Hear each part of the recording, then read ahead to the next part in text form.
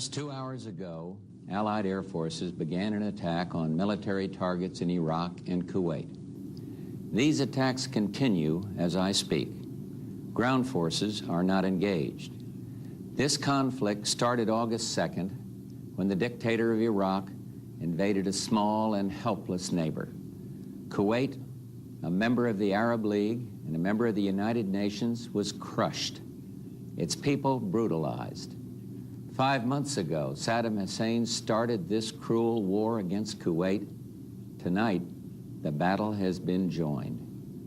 This military action, taken in accord with United Nations resolutions and with the consent of the United States Congress, follows months of constant and virtually endless diplomatic activity on the part of the United Nations, the United States, and many, many other countries.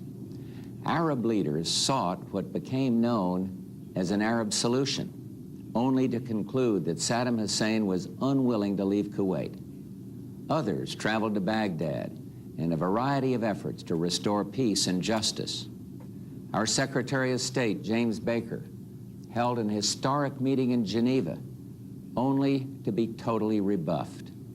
This past weekend, in a last-ditch effort, the Secretary General of the United Nations went to the Middle East with peace in his heart, his second such mission, and he came back from Baghdad with no progress at all in getting Saddam Hussein to withdraw from Kuwait.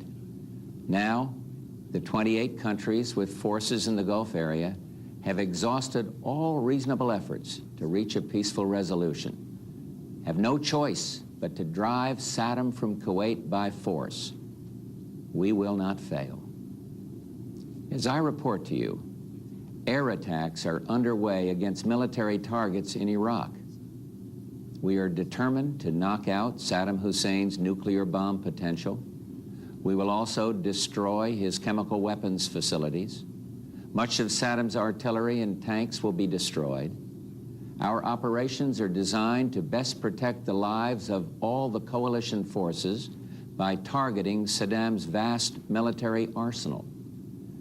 Initial reports from General Schwarzkopf are that our operations are proceeding according to plan. Our objectives are clear. Saddam Hussein's forces will leave Kuwait. The legitimate government of Kuwait will be restored to its rightful place, and Kuwait will once again be free. Iraq will eventually comply with all relevant United Nations resolutions, and then, when peace is restored, it is our hope that Iraq will live as a peaceful and cooperative member of the family of nations, thus enhancing the security and stability of the Gulf. Some may ask, why act now? Why not wait? The answer is clear. The world could wait no longer. Sanctions, though having some effect, showed no signs of accomplishing their objective. Sanctions were tried for well over 5 months, and we and our allies concluded that sanctions alone would not force Saddam from Kuwait. While the world waited, Saddam Hussein systematically raped, pillaged, and plundered a tiny nation, no threat to his own. He subjected the people of Kuwait to unspeakable atrocities, and among those maimed and murdered, innocent children. While the world waited, Saddam sought to add to the chemical weapons arsenal he now possesses an infinitely more dangerous weapon of mass destruction, a nuclear weapon. And while the world waited, while the world talked peace and withdrawal, Saddam Hussein dug in and moved massive forces into Kuwait. While the world waited, while Saddam stalled, more damage was being done to the fragile economies of the Third World, the emerging democracies of Eastern Europe, to the entire world, including to our own economy. The United States, together with the United Nations, exhausted every means at our disposal to bring this crisis to a peaceful end. However, Saddam clearly felt that by stalling and threatening and defying the United Nations, he could weaken the forces arrayed against him. While the world waited, Saddam Hussein met every overture of peace with open contempt. While the world prayed for peace, Saddam prepared for war. I had hoped that when the United States Congress, in historic debate, took its resolute action, Saddam would realize he could not prevail and would move out of Kuwait in accord with the United Nations resolutions. He did not do that. Instead, he remained intransigent, certain that time was on his side. Saddam was warned over and over again to comply with the will of the United Nations, leave Kuwait or be driven out. Saddam has arrogantly rejected all warnings. Instead, he tried to make this a dispute between Iraq and the United States of America. Well, he failed. Tonight, 28 nations, countries from 5 continents, Europe and Asia, Africa and the Arab League, have forces in the Gulf area standing shoulder to shoulder against Saddam Hussein. These countries had hoped the use of force could be avoided. Regrettably, we now believe that only force will make him leave. Prior to ordering our forces into battle, I instructed our military commanders to take every necessary step to prevail as quickly as possible and with the greatest degree of protection possible for American and Allied servicemen and women. I've told the American people before that this will not be another Vietnam. And I repeat this here tonight. Our troops will have the best possible support in the entire world, and they will not be asked to fight with one hand tied behind their back. I'm hopeful that this fighting will not go on for long, and that casualties will be held to an absolute minimum. This is an historic moment. We have in this past year made great progress in ending the long era of conflict and Cold War. We have before us the opportunity to forge for ourselves and for future generations a new world order, a world where the rule of law, not the law of the jungle, governs the conduct of nations. When we are successful, and we will be, we have a real chance at this new world order, an order in which a credible United Nations can use its peacekeeping role to fulfill the promise and vision of the UN's founders. Shut the fuck up, you fucking turd. You fucking turd. You dropped a big one in the toilet, and then we had fucking Bush 2.0. Welcome to the motherfucking News Underground, folks. How you doing? How you doing? How you doing? Hold on. 1 second. Liberation of Kuwait. It is my hope that somehow the Iraqi people can, even now, convince their dictator that he must lay down his arms, leave Kuwait, and let Iraq itself rejoin the family of peace-loving nations. Woo! Thomas Paine. Oh, yeah, Thomas Paine loved unnecessary wars of choice. You know it, baby. You know it. Welcome to the motherfucking News Underground, folks. I got my big pile of air-fried food. I got onion rings. I got tater tots. I got vegetable soup. I got my motherfucking salad. Hey, don't be doing that unironically, buddy. Come on. Simply Steve. You got to be careful with that one. Howdy, howdy. Do an Elon salute for me, buddy. All right. Okay. So, yeah, I just thought I'd show you, the announcement here that President Trump was making is this President? This isn't President Trump. Wait a minute. I'm sorry. I thought this was President Trump. 1 second here. Sorry, I thought I had President Trump. This is George Bush 1 announcing the Gulf War. Sorry, let me get the right clip for you here. We'll get the right one. Here we go. Here's President Trump announcing today's war. Years ago, on March 19, 2003, President Bush announced the start of military action in Iraq, Operation Iraqi Freedom. Yeah. Up next, his 5-minute address from the Oval Office. Yeah, no, this is the right one.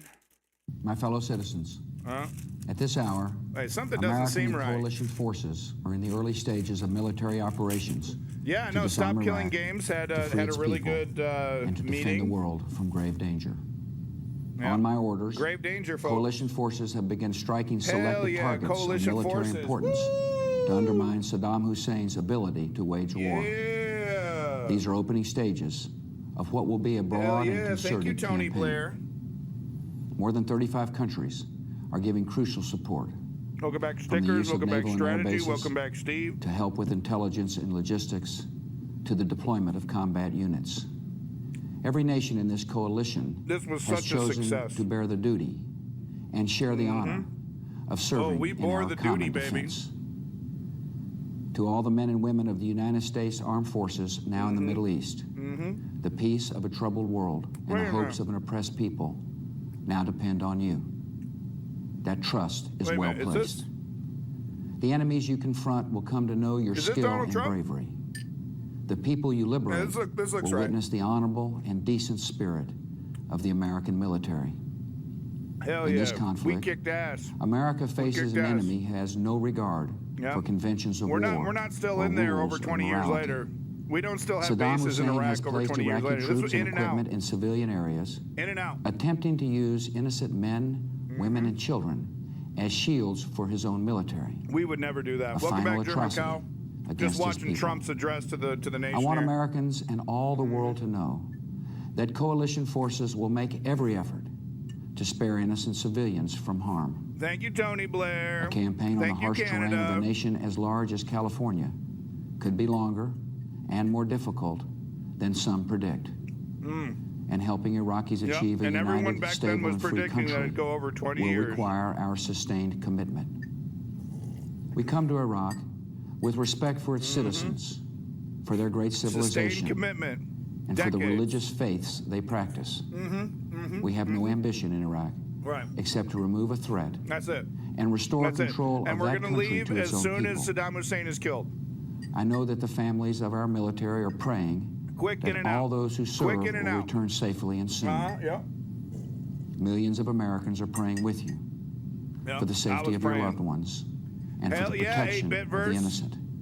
Hell yeah. For your sacrifice, Woo! you Israel have the loves gratitude this. and if respect Israel loves it, of that the means we American should all people. love it, or else you're an anti-Semite. And you can know Don't you do it. that our forces will be coming home as soon as their work is done. Our nation The enters this second conflict the job is reluctantly. done. We don't Yet our have bases purpose there is sure. still. Even The today. people of the No, we United don't. States and our friends and allies will not live at the mercy of an outlaw regime that threatens the peace with weapons threatened. of mass murder. We're threatened, folks. We will meet that threat now with our Army, Air Force, Navy, Oh, yeah. Coast Guard, and Marines, In and out. so that we do not have to meet it later with armies of firefighters and police Right, and you doctors do it now. on the streets Take of our care cities. of it now. And then you never Now have to that worry about it conflict again has decades come, later. The only way to limit its duration is to apply decisive Wait, force. is this Donald Trump? And I assure you, Wait a minute. this will not be a campaign of half measures. Donald Trump's daughter and we isn't will that accept hot. no outcome but victory. Who's this? Who's that in the bottom left? My fellow is that Donald citizens, Trump's hot ass? Is that the Donald dangers Trump's new to our girlfriend? country and the world will be overcome.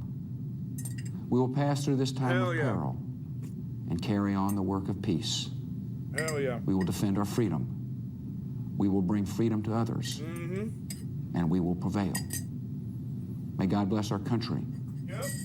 and all who defend her. Oh, hell yeah. Hell yeah. So there you go. That was Donald Trump. Wait a minute. What was that? That was Donald Trump announcing the that was President Bush announcing the start of the Iraq war. Oh, okay. Hold on. Sorry. Let me try this again. Here we go.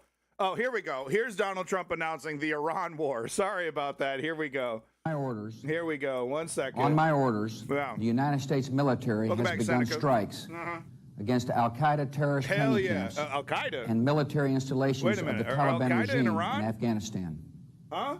These carefully targeted actions are Carefully designed targeted. to That's how I disrupt like the it. use of Afghanistan Just as a quick in and terrorist base out. of operations Just a quick in and out. and to attack the military capability of the Taliban regime. Yeah, get him. Oh, hell yeah. So that was, wait a minute. Wait a minute. Was that Iran? No. Oh, that was President Bush announcing the first strike on Afghanistan. I'm sorry. I'm getting all mixed up. Let me try again here. Here, let's cut to the news right now. Live news coverage on the Iran war. Here we go. Yeah, on the brink of war. Hell yeah. Woo! Just about 10 minutes away from a speech, President Bush addressing the nation on television, you mean President giving Trump? Saddam Hussein a deadline.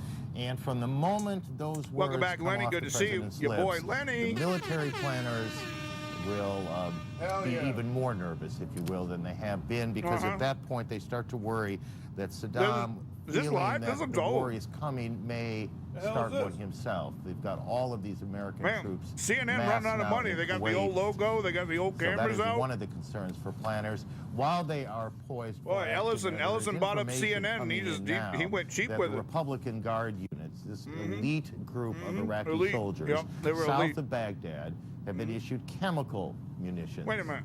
That's the report we're getting. We go live to our senior Pentagon correspondent, Jamie McIntyre. Jamie, I've never heard of these motherfuckers in my life. Credible a report is where's Caroline? Where's Carolyn Cotton Collins? Where's the weird this mouth? Comes from a U.S. intelligence gathering, and U.S. officials are quick to admit it is not conclusive. It's not hard proof. It's simply an indication that they believe one unit of the Republican Guard may have been issued chemical shells for their weapons. Iraq? They haven't seen the chemical weapons. Iraq? They haven't found the smoking gun. And this comes at a time we found the when smoking gun. Iraq So this is in making Iran, a number of what appear to be defensive moves, including dispersing Republican Guard units out of their garrison into areas where they could presumably try to survive. Well, I'm sure this ended well, and I'm sure that we're still not in Iraq. Active bases, active troops sitting in Iraq. I'm sure that's not what's happening over 20 years later, right? That's not the case, right? I mean, that would be ridiculous, right? If just the quick in and out turned into decades and decades and decades of war, right? I mean, that would be silly. That would be literally ridiculous if that was the case. I'm sure this ended well. No problem. All right, for real. Let's actually watch Donald Trump's rambling 8-minute fucking speech announcing the start of yet another Republican war of choice in the Middle East. You love them.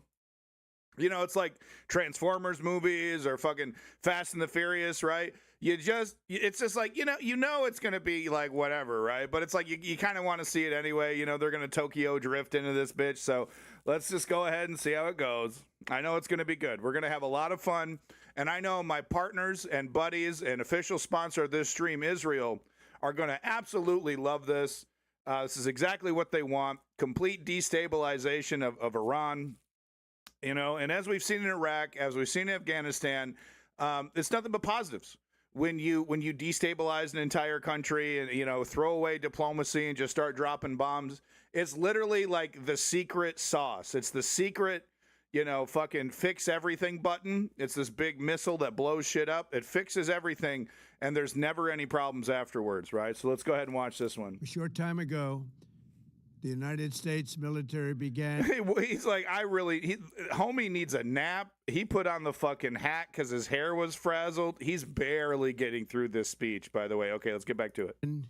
Major combat operations. Full volume CBS over here needs to get better mics. Our objective is to defend the American people by eliminating imminent threats from the Iranian regime. A vicious group of very hard, terrible people. Wow. Its menacing activities directly endanger the United States, our troops, our bases overseas, and our allies throughout the world. Right? For 47 years, the Iranian regime has chanted death to America and waged an unending campaign of bloodshed and mass murder, targeting the United States, our troops, and the innocent people in many countries. Among the regime's very first acts was to back a violent takeover of the U.S. Embassy in Tehran, holding dozens of American hostages for 444 days. Why would they do that? In 1983, Iran's proxies carried out the Marine barracks bombing in Beirut that killed 241 American military personnel. They just out of the blue. In 2000, they knew and were probably involved with the attack on the USS Cole. Many died. No reason. Iranian forces killed and maimed hundreds of American service members in Iraq. Yep. The regime's proxies have continued to launch countless attacks against American forces stationed in the Middle East in recent years. No reason. As well as U.S. naval and commercial vessels and international shipping lanes. It's been mass terror. Yeah. And we're not going to put up with it any longer. No, hell no. From Lebanon to Yemen, we're going to Syria use the magic, to Iraq, the magic fix everything button. The regime has armed, trained, and funded terrorist militias that have soaked the earth with blood and guts. And it was Iran. I love it. He's loving this. He's loving using the violent imagery now in all his speeches. Listen to this, dude. He loves the blood and guts stock. Soaked the earth with blood and guts. Get him. And it was Iran's proxy, Hamas, that launched the monstrous October 7th attacks on Israel. We all love a little slaughtering gore, more than 1,000 innocent people, including 46 Americans, while taking 12 of our citizens hostage. Oh, my God. And why would they do that? There was literally no reason. The world has never seen before. Never seen it. Iran is the world's #1 state sponsor of terror. Well, I mean, second to, number one, baby. But, they're close. They're close. They do stuff.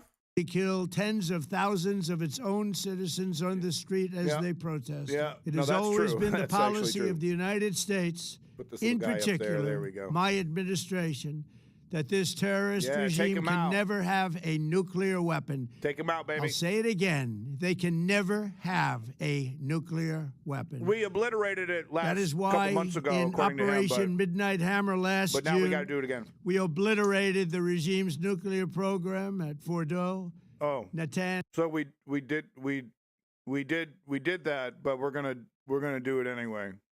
Don't think about it. Did we ever find the Yeah, we did. I mean, we didn't, but we wanted to, so that counts. Welcome back, female eunuchs. We didn't find the weapons of mass destruction, but we really, really wanted to. So it's like, A for effort, right? And Isfahan. Yeah. After that attack, we warned them never to resume their malicious pursuit of nuclear weapons. Don't do it. And we sought repeatedly to make a deal. We tried. They wanted to do it. They didn't want to do it. Again, they wanted to do it. They didn't want to do it. They didn't know what was happening. They just wanted to practice evil. They're so incompetent. They don't know what's going on. But Iran refused, just as it has for decades and decades. They've rejected every opportunity to renounce their nuclear ambitions. Right. And we can't take it anymore. Instead, they attempted to rebuild their nuclear program and to continue developing long-range missiles that can now threaten our very good friends and allies in Europe, our troops stationed overseas. What about our good boys Israel, the American homeland. Cool it with the Just imagine how emboldened this regime would be if they ever had and actually were armed with nuclear weapons. Could you imagine if a country as powerful as the United States had nuclear weapons and they were just going around any country like Greenland or Cuba or Venezuela or Iraq and Afghanistan, Vietnam? Can you imagine if a country had nuclear weapons and they were just like throwing their weight around willy-nilly, just doing whatever they want? That would be disastrous. Thankfully, that's not what's happening here. As a means to deliver their message.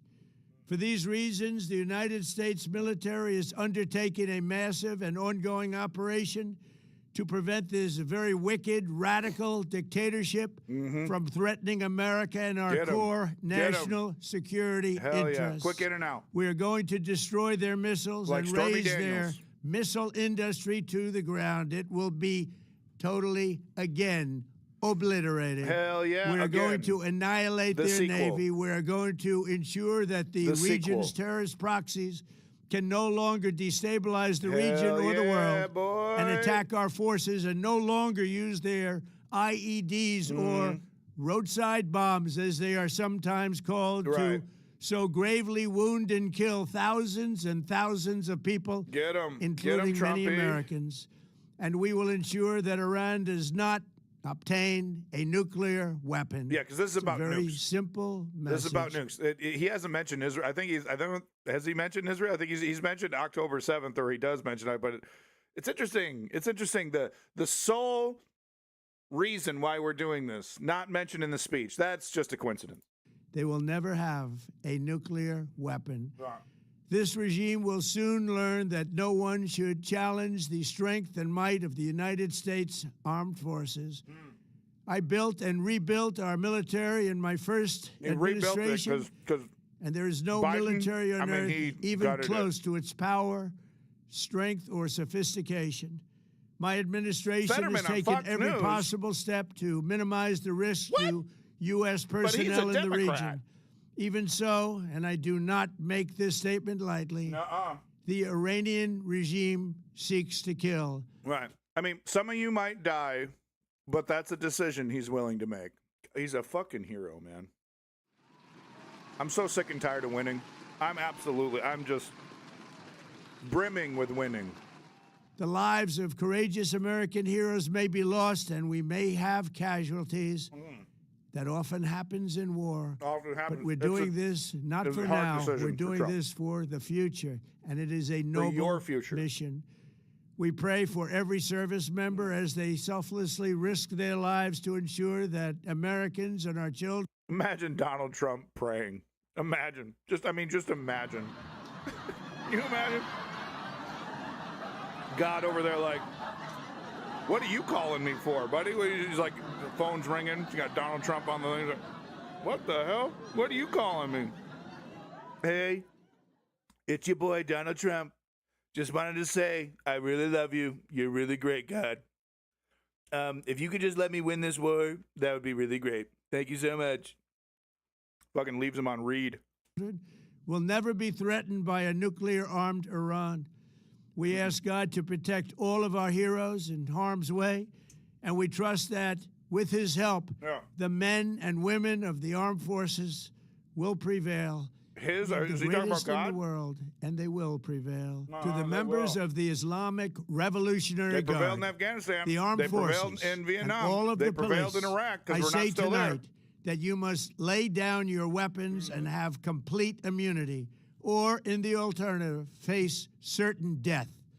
So, lay down your arms. You will be treated fairly with total immunity, or you will face certain total immunity, death. And he knows about that, right? Finally, January to the 6th, great, proud people he'll hand of Iran, you some January 6th I say tonight that the hour of your freedom is at hand. Stay sheltered. Don't leave your home.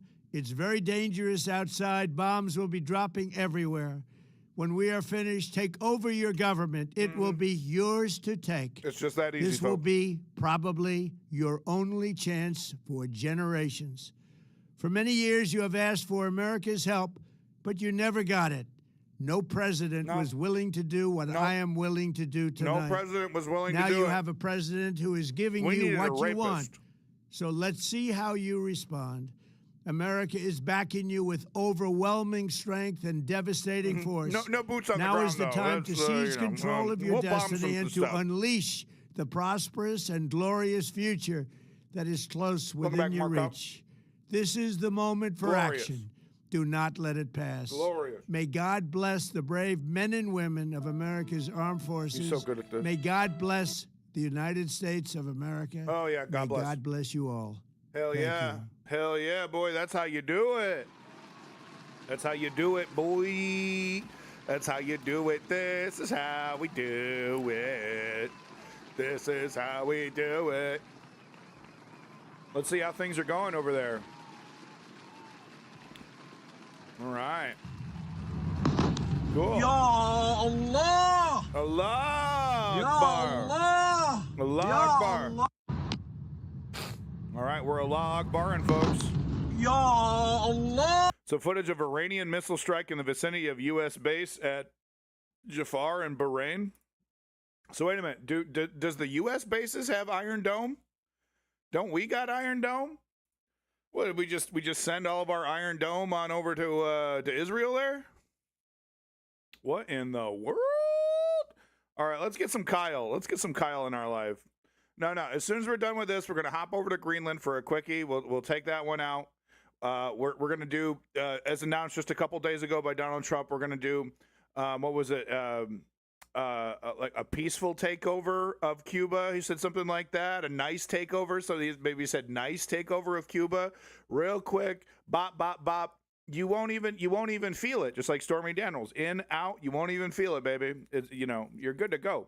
All right, guys, we have major breaking news here for you. It's official. Israel and the United States have now waged an illegal and I didn't hear Israel announced in Donald Trump's speech. Wait a minute, Israel has something to do with this? That's weird. I didn't hear anything about that. Offensive war against Iran. They are going for full regime change. This is not a little attack by any stretch of the imagination. I have a lot of stuff to get to here, so let's jump right in. And by the way, I warned you. I told you this was going to happen. I told you the negotiations were a total ruse. Israel does not want peace. The U.S. does not want peace. They were faking negotiations in order to, lull them into a false sense of security to then attack them.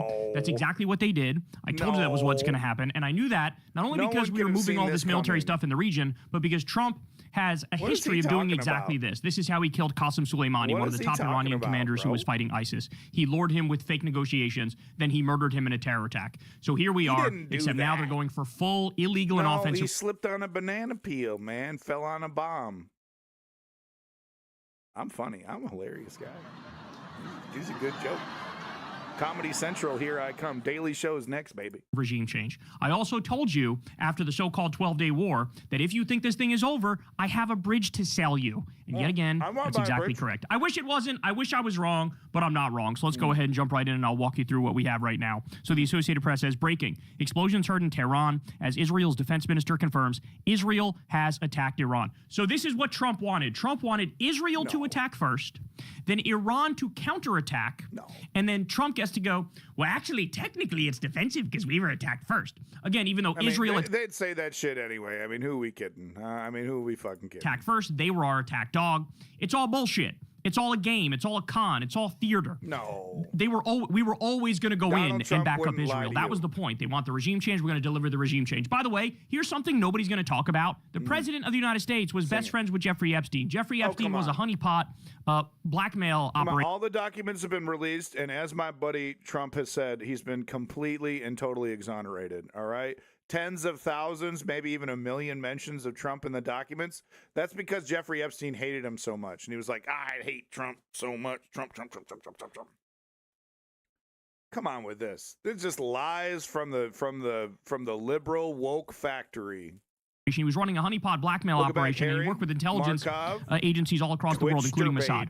There's no doubt that the Israeli government has videos. See, Twitch knows what's up. In between masturbation sessions, he watches Donald Trump videos, and he gets the straight dope. This is how you do it. This is how you do it. Let's fucking go! Let's fucking go, baby! Boots on the ground! Boots on the ground! Let's do it. Come on, Camel Tony. You know what's up. You know what's up. Quick in and out. Quick in and out. Boots on the ground. Come on, we can hype this up, baby. Woo! Pictures of Trump doing horrific things with underage girls. No. There's no doubt. You have no proof of that. And now Benjamin Netanyahu, how do we know he didn't blackmail Trump and hold it over his head, say, hey, you're gonna do this regime change or else, or these tapes. What? Like there's videos and tapes and, there's all this proof. Come on. It's liberal. I watched Alex Jones, and Alex Jones said there's no proof whatsoever. Kash Patel said there's no proof whatsoever. Come on, guys, with this. Come out. And by the way, the Iranians are saying if you do the attack, tapes will come out because they claim they have them.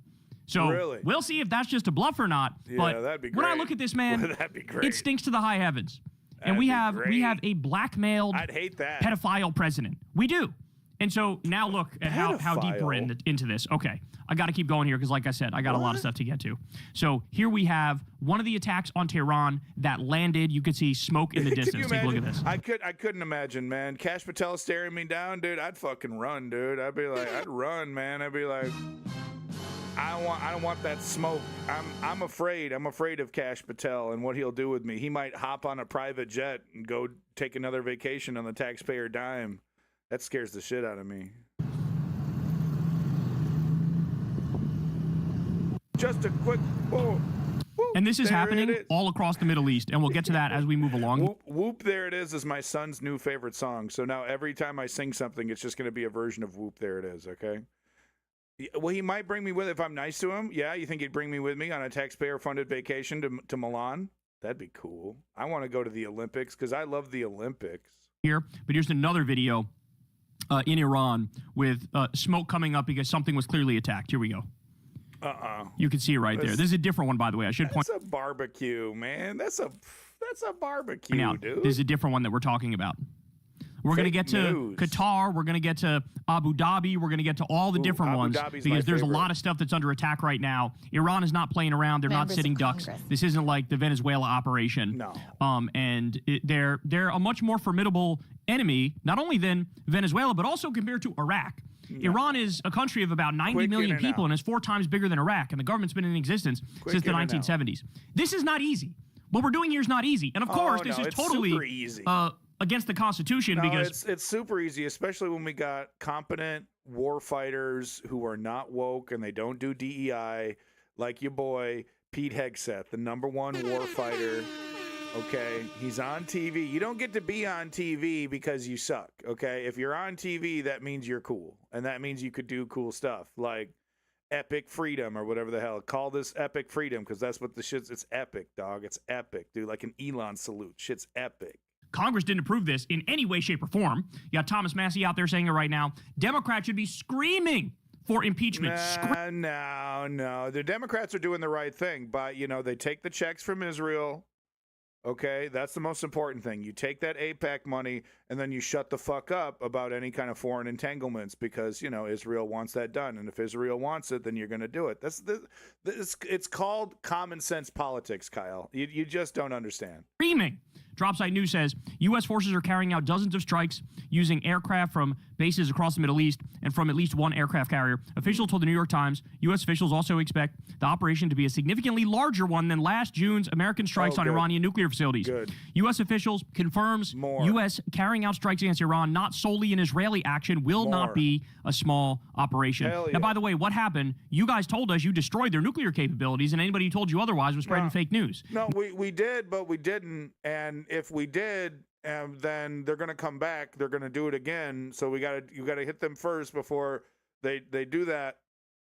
But we did. It was a success, but we're doing it anyway because just trust us, okay? Just shut up. Just trust us. Now you're saying we got to do this to destroy their nuclear capabilities. Jesus Christ. All right, so now let's jump right into it, bro. Here is Donald Trump. I'm going to try to get through his full statement. No, okay. We just did this. Whoop, there it is. Whoop, there it is. Come on. Whoop. Anti-Semitism spiked colossally. The argument you're making is like, hey, this illegal and offensive war against a country that didn't attack us, yeah, that's all about Judaism. That's going to make people go, well, fuck that then, right? Fuck that religion. That's what they're going to... that is so interesting. Like, criticizing any kind of criticism against Israel as anti-Semitism, basically you're saying all Jews, and conflating, of course, Zionism with Judaism. You're basically saying all Jews agree with the genocide in Gaza, all Jews agree with foreign entanglements, which is pretty goddamn anti-Semitic if you think about it. But no, it isn't. Shut up. They do. No, this is some anti-Semitic shit. And by the way, they literally mention Amalek in this article. Amalek is the shit you heard Netanyahu say to justify murdering all the men, women, and children and animals in Gaza. Okay? This is insane that they let this article run. This is insane. It's preposterous that they let this article run. No. All right, but I still have more for you. Tehran preparing for retaliation. The response will be crushing, said Iranian officials to Reuters. And we'll get to that in a little bit. Just in, Iran in total internet blackout with national connectivity at 4%. So they jammed up the whole internet before they did this. Breaking, Israel will target missile storage sites, production facilities, and launchers, while the U.S. will focus on the Iranian nuclear project and additional targets related to the Iranian Revolutionary Guard Council and Iranian government, according to a plan presented to Trump. Dude, the hotel prices in Dubai are gonna be cheaper. You should renegotiate. You should call up your hotel, call up your accommodations, see if you can get a cheaper rate. Yeah, I was thinking of canceling. Is there any kind of deal you could get me? Oh, yeah, no, there's a big deal. Oh, actually, yeah, there's a huge deal. Look, I don't have a comb handy, okay, and I'm in a hurry. I got to look at this. Look at the situation right now. I should have shaved it. I look like I should be begging for change. I have no choice, female eunuchs, okay? I got to bust out the old fork, okay, because I got a salad right here. I got to eat this salad. But no. You should reboot. You should call them up. See if you can get yourself a better deal, because maybe them prices are going down, baby. Is what this guy used to say when he wasn't president. Look at this. Trump said in 2011, in order to get elected, Barack Obama will start a war with Iran. 2012, Barack Obama will attack Iran in order to get reelected. 2013, I predicted President Obama will at some point attack Iran in order to save face. 2013 again. Remember that I predicted a long time ago that President Obama will attack Iran because of his inability to negotiate properly, not skilled. So understand, this is how he thinks. He's letting you know how he thinks. Blase. He thinks, oh shit, if your poll numbers are bad, just attack Iran and people will rally around the flag and you'll become popular again. What he doesn't realize is that's not how it works. Like, to do a war, it requires relentless propaganda. You have to build public support. You have to manufacture consent, as the phrase goes. You just push the, and he didn't do that at all. Push the whopper button. He didn't do that even a little bit. And so here we are. His numbers are going to collapse even further. He looks like a colossal idiot because he is a colossal idiot. But now you know. Is this an attempt to distract in part from the Epstein files, for example? Fucking absolutely. Welcome back, Blase. Is it an attempt to distract from the economic calamity? Absolutely. And again, this is only going to make that worse too. This is only going to make that worse too. And by the way, the Epstein files aren't going away. And the reason they're not going away is because, like I said, Netanyahu has... No, with Chuck Schumer and Hakeem Jeffries in charge, you can bet those fucking things are going to go away. You can bet. You know why? Because that's what Israel wants, baby. And if I know one thing about sensible, common sense, it makes sense government. Chuck Schumer, ooh, my balls are blue. If I know anything about common sense government, it's do whatever the hell Israel says. It's really just that simple, folks. Dirt on Trump from Epstein. Epstein worked with Mossad. That means they have a vault in Tel Aviv with pictures and videos of Trump with underage girls. Okay? It's very possible that they held that over his head to say, you're going to do the full regime change here. We have a blackmailed pedophile president, and nobody's talking about it. Nobody's bringing it up. No. Oh, my God, bro. Jesus Christ, dog. No, holy shit. Look, if you watch Dan Bongino, if you watch Alex Jones, if you watch, Jesse Waters on my favorite network, Fox News, it's a nothing burger. I mean, it's nothing. It's nothing. What? So what if Jeffrey Epstein says Donald Trump was the worst human being he's ever met in his life, that he doesn't have a decent cell in his body? That doesn't mean anything that the king of pedophiles thinks Donald Trump was terrible. That doesn't mean anything, okay? What about the evidence that there was cameras in every room and Donald Trump, according to Jeffrey Epstein, was with a 13-year-old girl for hours and hours on his compound?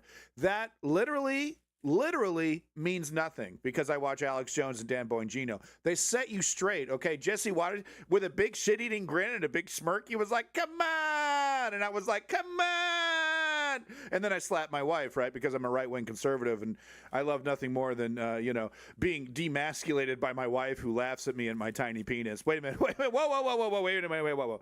I didn't say any of that. You need fake news. That's fake news. You didn't hear any of that. Bud Light, what do I think about it? I love it. Wait a minute. Bud Light's gay now. No, I don't like Bud Light. I don't like drinking, piss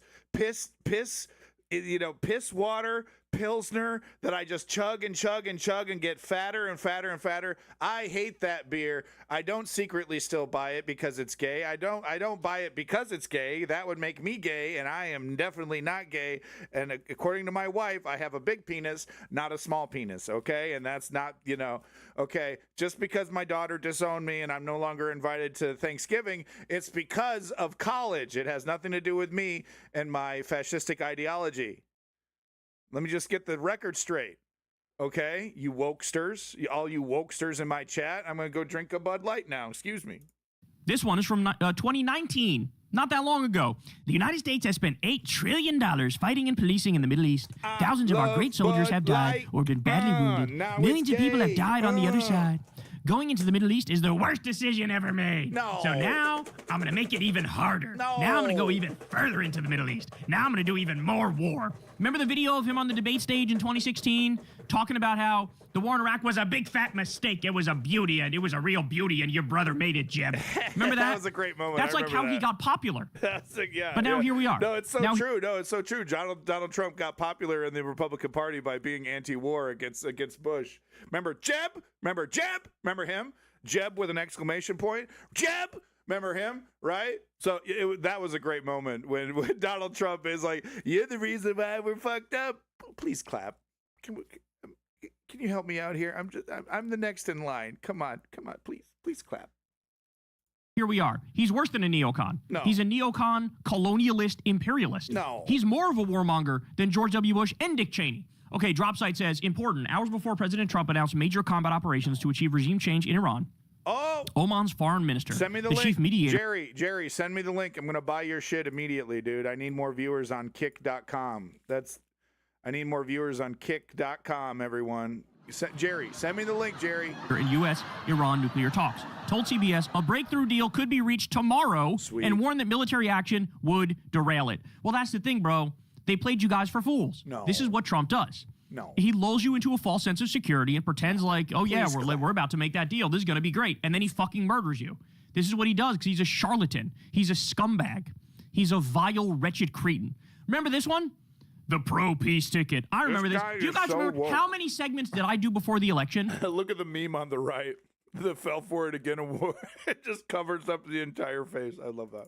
Where I was fucking screaming at people, going, no, Trump is a massive warmonger. No, I was going through his whole record in his first term, talking about all the hawkish actions he did, talking about, the increase in the drone war, 432%, talking about the assassination of Qasem Soleimani, the attempt to do regime change in Venezuela and put in Juan Guaido, talking about him hiring every neocon. Hilarious. Increasing the military budget every single year. You got it, I baby. went through with a fine-tooth comb. Hey, we bombed Somalia. We stayed in Iraq. We stayed in Afghanistan. His first raid as military president. His first raid as president. No, we got more coming. Military raid as president. Killed a young American girl. Okay? I gave all these. I said, he's a warmonger. Look at his record. Fucking fell on deaf ears.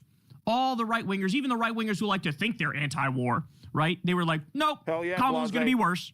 And it's like, they were making fucking goofy-ass memes like this, and I was telling him, you're wrong, you're fucking wrong. We're going to get into a massive war if he gets back in there. He's going to go nuts, and that's exactly what happened. No. The pro-peace ticket, my ass cheeks. Anybody who argued or thought Trump would be more anti-war than Kamala Harris should... So they're saying the supreme leader's gone, by the way, at mainstream news right now. That's what they're talking about. Just get your mainstream news update. We'll keep this going in the top left. Be tarred and feathered and launched into the motherfucking sun. No! They're calling it Operation Epic Fury. The conservatives. That's what they're calling it. Them. Operation Epic Fury is the goofy-ass, 4chan-ass, unfuckable dweeb-ass name that they've given to it. Cool like name. some loner 14-year-old white nationalist came up with the name. Jesus Christ. My name on You've got to vote for Trump, guys. He's the peace candidate. The one guy who will stop World War III. And we got Sneeko, we got Tim Pool, we got Tucker Carlson, we got Dave Smith. Yeah, there's a lot of them out there, aren't there? There's a lot of these types out there, aren't there? Holy shit. Remember this one? Stephen Miller, 2024. 2024. To anyone still gullible enough to fall for scummy media hoaxes, Trump said warmongering neocons love sending your kids to die for wars they would never fight themselves. Liz Cheney is Kamala's top advisor. Liz wants to invade the whole Middle East. Kamala equals World War III. Trump equals peace. Unfucking believable. No, it's true. Dean Withers is right underneath here saying, hey man, you should probably delete this. It makes you look pretty fucking stupid. Oh, we don't care. But that's the thing, Welcome Dean. back, Like, Smash. they were lying, and they knew they were lying. They don't care. They don't care. When you call them on it, when you show, hey, look at this, they go, who cares? I'm still in power. I got the guns. And by the way, their next trick is going to be trying to steal the U.S. election. As Trump just ranted against this vicious dictatorship in Iran, he's creating his own dictatorship of his own in this country. That's what's happening. Ready for this one? To make it fair. This one, again, was during Obama's term. Listen to what he said here. Our president will start a war with Iran because he has absolutely no ability to negotiate. He's weak and he's ineffective. Mm-hmm. Yeah. As Onion Person says, just run this on TV every day. Yes, they should. Dropsite says, important, an Israeli defense official tells Reuters the operation had been planned for months in coordination with Washington, and the launch date was decided weeks ago. As I told you, the negotiations were a ruse. They were never real. And everybody should have known that, because if you followed this thing from the beginning, we had a perfect peace agreement. No. It was done. It was over. Obama negotiated it. It was working perfectly. Trump violated it and ripped it up, and everything since then was just kayfabe and was a show because they wanted to. He didn't rip it up arbitrarily just because Obama did it. Come on.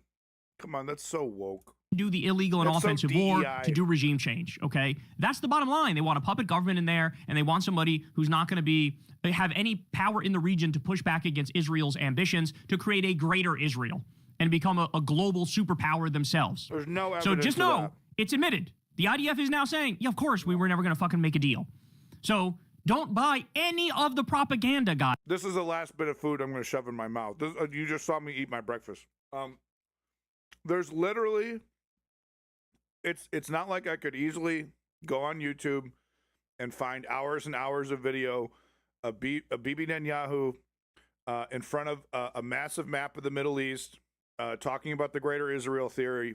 There's literally zero evidence of that. Please don't do that. Please don't look it up. Take my word for it. There's zero evidence of Bibi Netanyahu and Ben-Gvir and Smotrich and all the rest of them there. That's like the only three guys I know in the Israeli government. There's zero evidence whatsoever that they're interested in something called the Greater Israel theory, which is literally Israel taking over the whole Middle East. There's zero evidence of Bibi Netanyahu for decades talking about how Iran has nuclear weapons and they're going to use them any moment. Just take my word for it, okay? It's literally woke nonsense. We know who the baddie is in this situation. It's not that tough to figure out. Breaking, Houthi movement announces the closure of the Bab el-Mandeb Strait in the Red Sea and warns that they will target U.S. and Israeli ships. Simply Steve and knows what's they're up. literally saying now, like, we're shutting down the entire Red Sea. The entire Red Sea is being shut down. And that will lead to an oil supply shock here in the U.S. There's already talks about they're trying to shut down the Strait of Hormuz also. That, again, that'll lead to massive economic issues here in the U.S.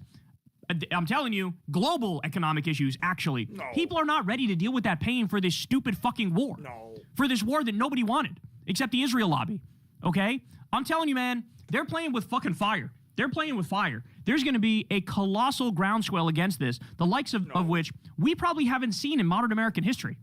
I mean, there's going to be... Joe Rogan loves this. People have not fully wrapped their minds around all of the unintended consequences as a direct result of this attack. Clash Report says, breaking, first wave of Iranian ballistic missiles launched towards Israel. 30 missiles reportedly fired. Support for attacking Iran. This was YouGov on February 23rd. Opposed 49. Support is only 27. Ladies and gentlemen, I've seen a number of polls on this question. The high number I've ever seen is 28%.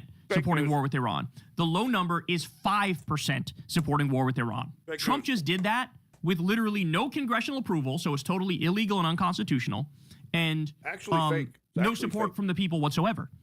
And so stop and think about this. You think that's going to end well, especially when we start seeing U.S. casualties, when we're already seeing U.S. military bases getting wiped off the motherfucking map, okay? So, like, you think, how, in what world does this end well? Where nobody wants this. You just did the attack. You had zero congressional approval. You didn't even make an argument as to why we have to do this. It's just incredible. This is amateur hour. Not only are they incredibly evil, they're also just stupid and incompetent. So here you have Mehdi Hasan pointing this out. This Noah Tishby lady who, it says, 2 times New York Times best-selling author and former special envoy for combating anti-Semitism. Okay. She posted a video. I'm in a bomb shelter in Israel right now. Sirens just rang across the country as an attack with Iran appears to be imminent. Here we go. Hi, everyone. I'm in Israel. We just got the sirens and went down to the shelters. They're just minding their own business. I guess it started. I will keep you updated. So Mehdi Hasan says, they illegally bomb another country without any justification for the second year running, and then they put out videos as if they're the innocent victims. Beyond parody. That's exactly right. And prepare yourselves. You're going to see a lot of this. This cry bully bullshit. Cry bully bullshit. The UK Navy says significant military activity is happening at the Strait of Hormuz right now. Al Jazeera, breaking news. Breaking, Israel attacks southern Lebanon in latest near-daily ceasefire violation.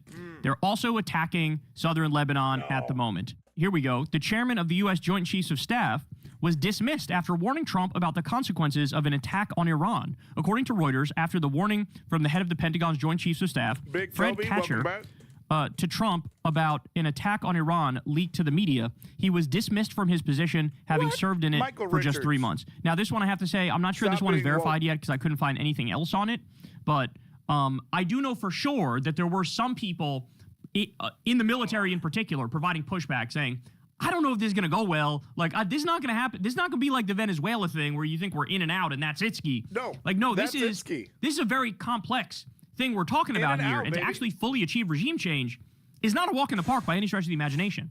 So clearly, those voices did not win out.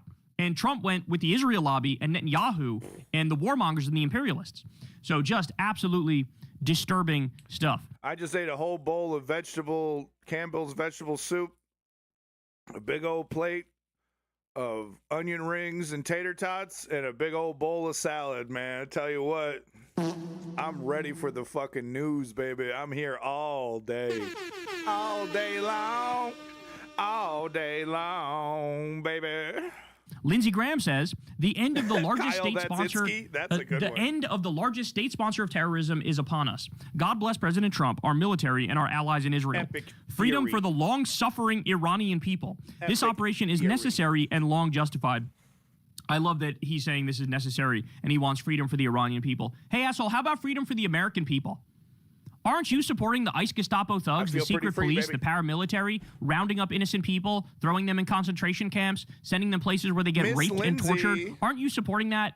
Aren't you siding with the agency as they shoot Americans in the face? Oh, yeah. Aren't you siding with them as they don't even abide by the I'm actually drinking something more gay than Bud Light. I'm drinking pear cider.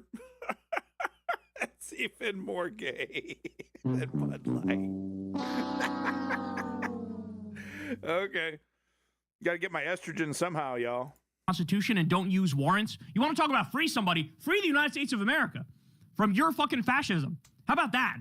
Jesus Christ, man. It's just so insane. The way that these people talk, the way they act. Oh, here we Netanyahu go. says, my brothers and sisters, citizens of Israel, just an hour ago, Israel and the United States embarked on an operation to remove the existential threat. Oh, please. You're the existential threat. No. Posed by the terrorist regime in Iran. No. I thank our great friend, President Donald Trump, for his historic leadership. For 47 years, the Ayatollah's regime has chanted death to Israel, death to America. It has spilled our blood, murdered many Americans, and massacred its own people. This murderous terrorist regime must not be allowed to arm itself with nuclear weapons that would enable it to threaten all of humanity. Oh, my God. You get a free butt plug with every six-pack of cider. Did you know that? They just toss it in the fucking bag. They give you a dirty look, and then they toss a cheap rubber butt plug in the bag every time you buy a six-pack of cider. It's true. It's true. Bro, your nukes are the ones that they have illegal nukes. They threaten humanity. You're the ones who threaten humanity. No. There's already been a number of stories.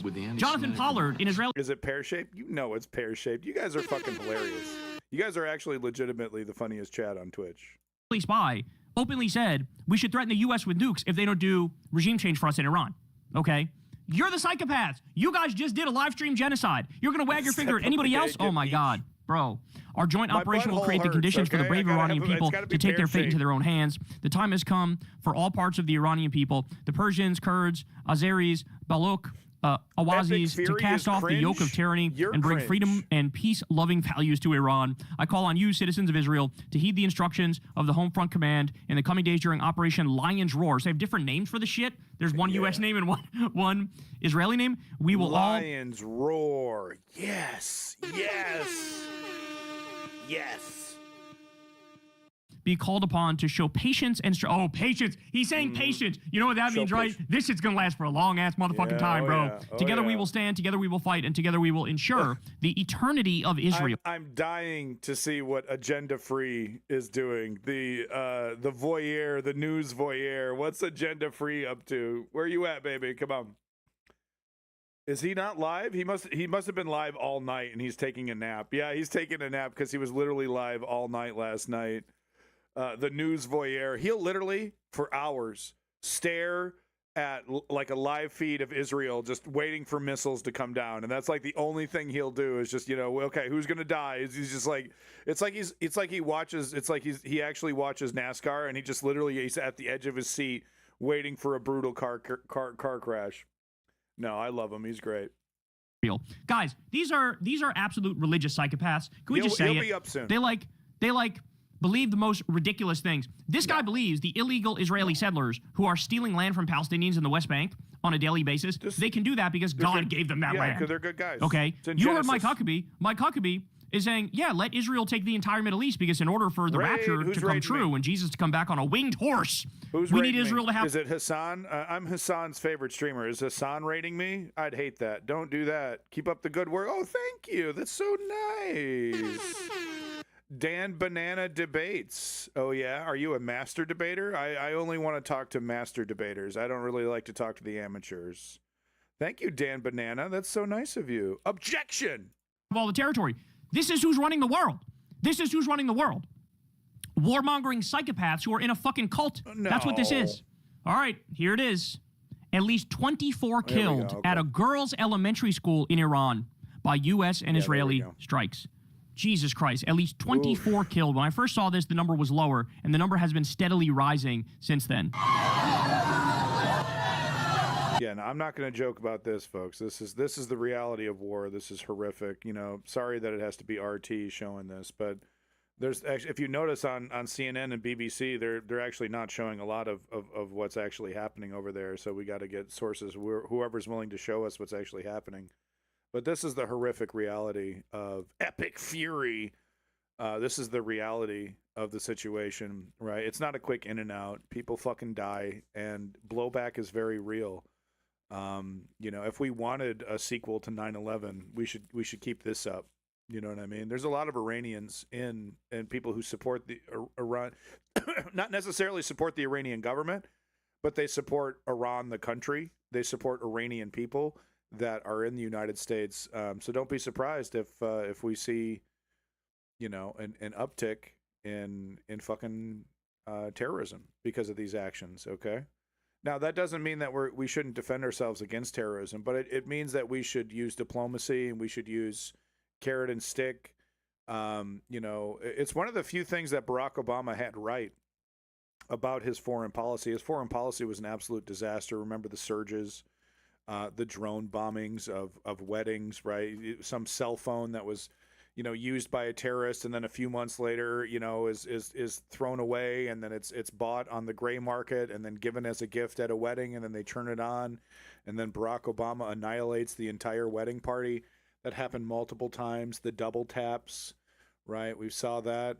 That was Barack Obama's foreign policy. One of his few actual smart moves was negotiating this nuclear negotiation with Iran, and simply because Donald Trump is a petty punk ass bitch, he tears it up. There was no strategic reason whatsoever, and it was really, of course, at the behest of Israel, who wanted him to do that. So he was getting extra, you know, hey, we'll help you out, we'll give you money. But what we're watching here is the reality of this warmongering.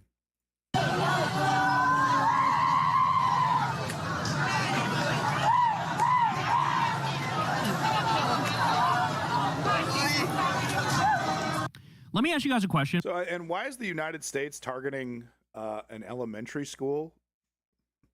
Why are we doing that? That's a military target? Or what are we taking tips from Putin? Why are we targeting an elementary school? Were we trying? Was there a missile launcher close to it? Was it something that was shot down, or what? Do we got tunnels? We got Hamas tunnels. You know what I mean?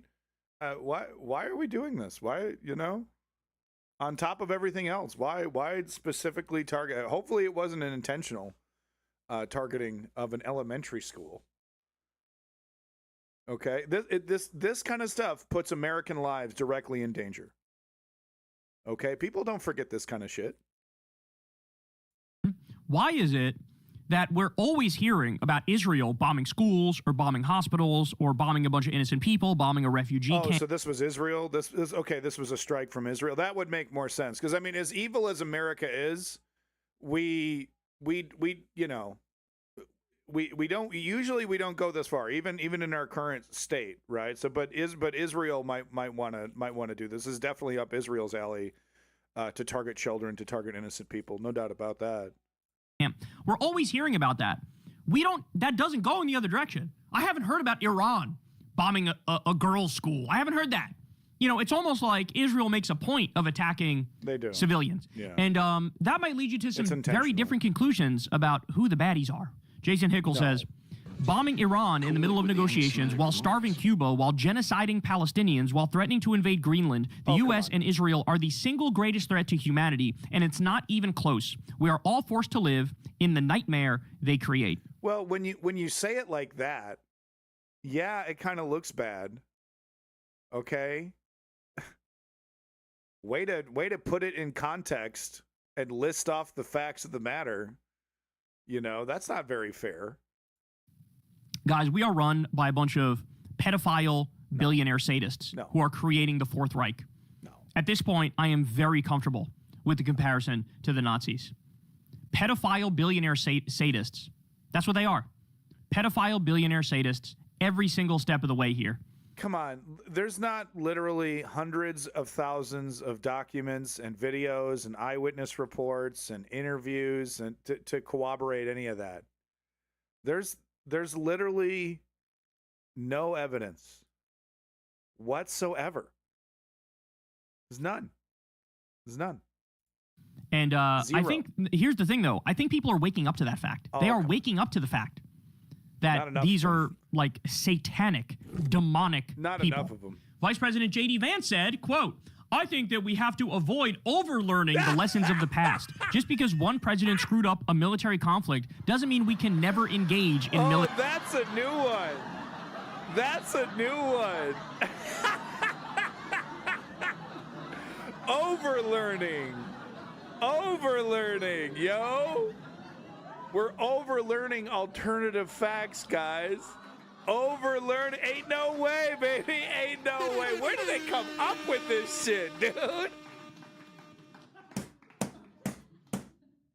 You can't. We're overlearning the lessons of history, guys. Shut the fuck up. Shut the fuck up, dude. Overlearning. Yo, that's a good one. That's going down in history, baby. That's a cha-ching right there. That's a fucking cha-chinger right there, baby. Ain't no fucking way, dude. Overlearning. Oh, military baby. Conflict again. Yeah, bro. That's the lesson of Iraq. The lesson of Iraq is let's not be too anti-war. The lesson of wasting over $8 trillion in the Middle East. Let's not be too crazy with our anti-war perspective. That's a good one. Has there ever been another human being this vapid, this vacuous, this empty, this much of a husk of a human being who believed in absolutely nothing, more so than J.D. Vance? I genuinely don't think so. Put that history book down, you wokester. You're overlearning the history. Well, there's a lot of parallels here. Put it down. Just put it down. You're overlearning, okay? Let me turn on some PragerU, little bit of Fox News. Okay. Oh, I feel stupider now. Oh, thank God. I might have been overlearning there for a second there. Yeah. I mean, come on. Come on. I think this is one of the most empty people in the fucking planet. Okay?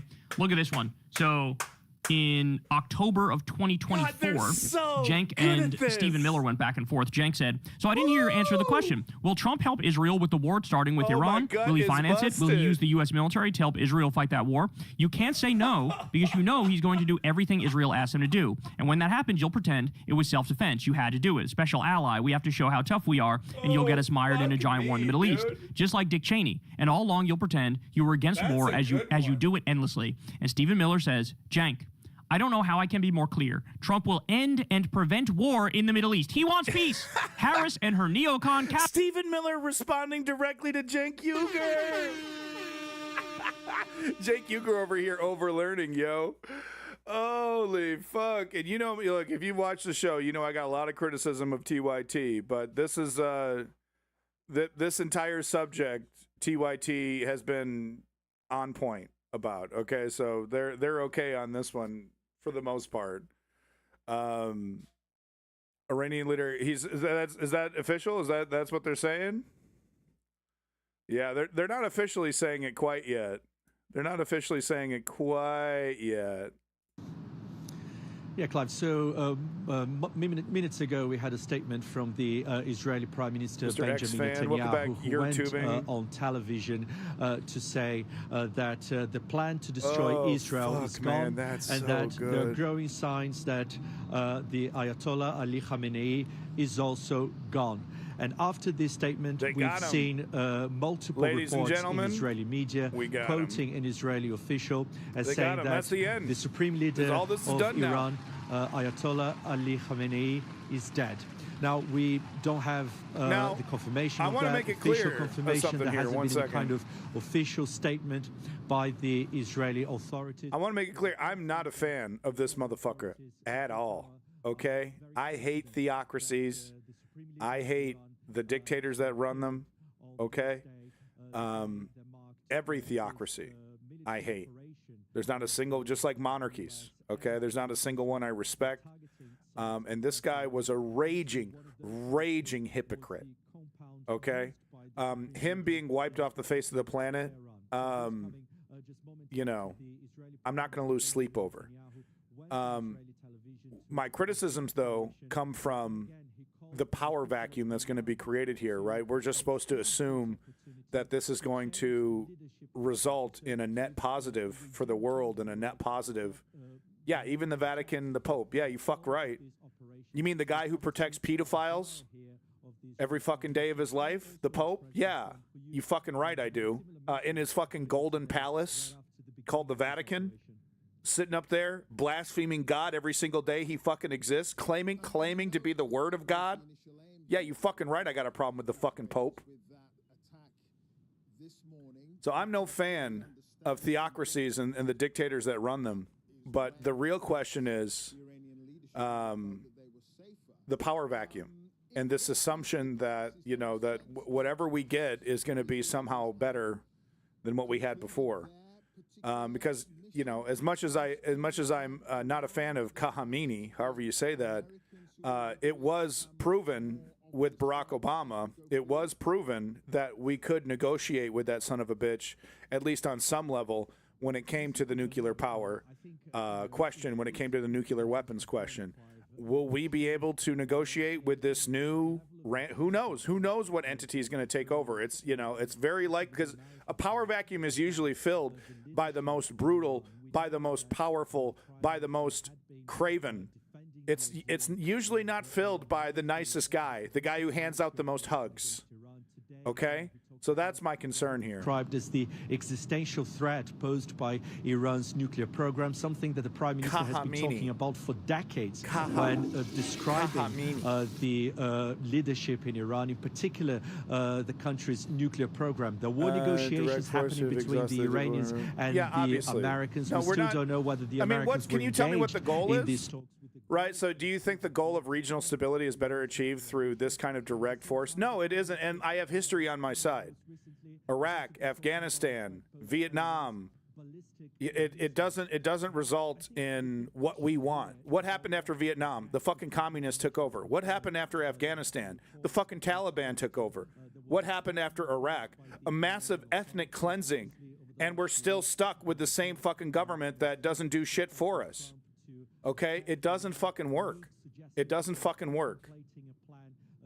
I'm overlearning. I'm overlearning history, everybody. I'm sorry. I'm overlearning over here. Huge military buildup in the Middle East, the largest American military buildup in the region since the U.S.-led invasion well, of that's 2003. A part of it, Traffic. But if this information is confirmed, that's a cherry on top. Who's that's going a nice, to replace him and what you know, kind that's of a nice leadership is going to emerge in Iran? That's a nice obviously, to have. You know, a lot of people have been saying that it is not guaranteed that if there is a change in leadership in the country, there will be all of a sudden the opposition in place or democracy emerging in the country. So it will be interesting to see what is going to happen is American next. From not only Chicago. in Iran, but I didn't also know that. That's in hilarious. terms of this military operation by the Israelis and the Americans.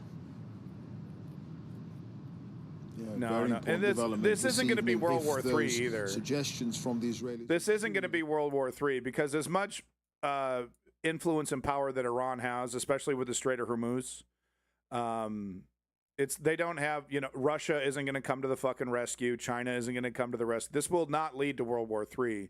What it will possibly lead to months or maybe years later is a massive terrorist attack somewhere in the United States. It will lead to blowback, maybe not just the United States, maybe in the UK, maybe in Russia. You know, there'll be, you know, the shattered remnants of Hezbollah acting out.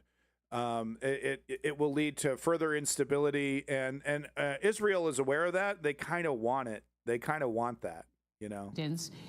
But if it is confirmed that he is dead, they have been preparing for this. We've had many reports I didn't know about from that, Krail. Tehran, I don't really pay attention to especially the pedophile after the Pope. 12-day war last year, where on the first night, June 13. You know, I say pedophile Pope, and he's actually one of the good popes. But has he, used his energy and power to weed out the pedophiles in his church and that are being protected by his institution? No, he hasn't. No, the fuck he hasn't. Okay, just like every other pope. He, says a few nice words once in a while and then doesn't do jack shit while his massive multi-billion-dollar religious institution protects pedophiles across the world. And that's the reality of the Catholic Church. I don't condone war, but let me condone war. That's cute, Electric Powerade. That's really adorable. The regional stability is referring to freeing the Iranian people from the... You think that's what's going to happen?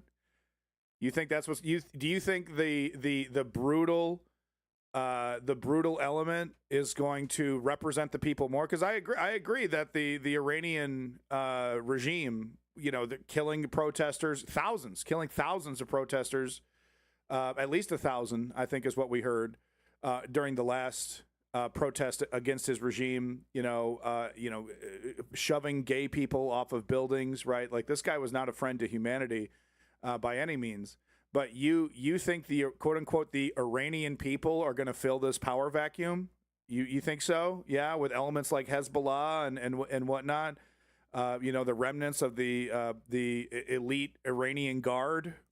It's good luck. Good luck. If anything, and Israel is aware of this, this action is going to result in a more radicalized, more militarized Iran. The end result is highly likely to turn into something like that. It's very low on the probability that a secular, democracy-loving, respect for human rights, respect for the rule of law, respect for the global rule of law, etc., is going to be taking over. Okay, highly unlikely. Okay, you're overlearning right now. It was Stop really overlearning. Raw. This is an extraordinary time, and it's very difficult to say how it will unfold. It is, after all, only day one. Of course, it will. Who knows? Who knows who will take over? But it's highly unlikely that the element that does take over is going to be Mr. Nice Guy and Mr. Friendly to the West, and and all of a sudden, because like this is not a Venezuela situation, where you could just decapitate and then be on your way with oil deals and things like that. Israel is well aware that this power vacuum is going to be filled by extremist elements.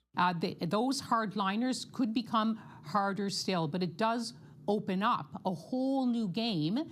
People talk about the Venezuela example. Could there be, to use the word that Adelcy Rodriguez, could someone else emerge who may want to take a different tack?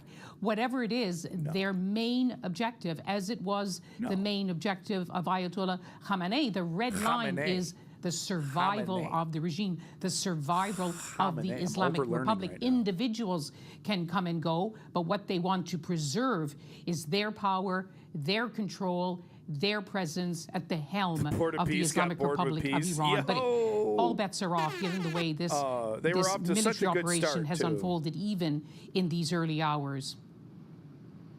I mean, Mr. X-Fan over here is saying, confirmed we got the body. Okay, if that were true, BBC would be talking about it. Now, maybe BBC is waiting for like a picture for confirmation. Okay, Mr. X-Fan over here. What do you got? Is the X that you're referencing fucking Twitter? I mean, come on, man. Come on, man. You got a Grok AI generated picture of a dead body, and all of a sudden we're confirmed. Let's give it a second. You're overlearning right now, Mr. X-Fan. Jeremy Bowen, our international editor. I'm using that for the rest of my life. I'm officially using that for the rest of my life. It is the biggest array of American power in the Middle East since the invasion of Iraq in 2003. Okay, they're buying time. The Americans believe that this time. Okay, they're buying time. What do we got? Okay, Kyle is over here going through some of the good stuff on Twitter. I don't go through Twitter anymore because it's a fucking Nazi-filled hellhole. So let's finish up with Kyle because he's trolling. He trolls Twitter for me. But I got plenty more. I got a clip from Tucker Carlson that I want to show because it is relevant. Unfortunately, it is. So let's keep it going here while the BBC confirms whether whether there's actual proof that Khamenei is dead. Want war, and more war. Well, you lie, and do more lies. That's what you do. That's what you do, because there is no doubt Kamala Harris would not have done all this shit. There's no doubt. Even if you have criticisms of her on foreign policy or on other issues, which I do, there's no fucking way she would have kidnapped or abducted Maduro in the middle of the night, stolen Venezuelan oil, and put hundreds of millions of dollars of their wealth in her own private bank account in Qatar. Wouldn't have happened. She wouldn't have murdered over 130 innocent fishermen in the Caribbean like Trump did. She wouldn't be saying, I'm going to fucking annex Panama, and I'm going to annex Greenland and steal it, and I'm going to bomb Mexico. Iran. And she wouldn't have bombed Nigeria, right? Like, let's stop. Wait, aren't we bombing both fishermen in where? What country are we bombing those guys from? Panama? Where we're killing some other folks or some other country as well, right? Where those fishermen, where are they from? Colombia.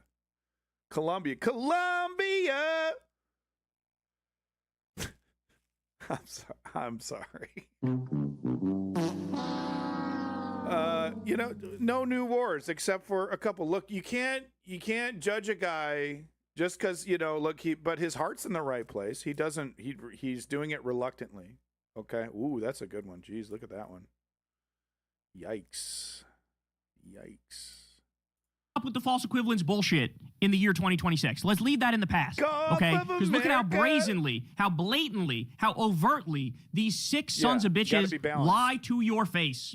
America has been at war for a majority of its existence. Do you know that? There's only like a couple of years gone by where we weren't officially at war with somebody. Do you know that? Kind of interesting. It doesn't have anything to do with this, though. Explosions in Jubair, Bahrain, where U.S. Naval Base and 5th Fleet headquarters is located. Here we go. Look at this. Missile threat warning. Carbon shelter immediately. Shelter in place. Missile threat warning. Carbon shelter immediately. Shelter in place. So I can confirm they've definitely hit a bunch of U.S. bases already. Yeah. Okay. But where's our defense? Where's our Iron Domes? We don't have Iron Domes set up on every one of these bases. How is it easier to hit our bases than it is to hit Israel? You know what I mean? Like, that is actually legitimately fucked. I thought we have the missiles, right?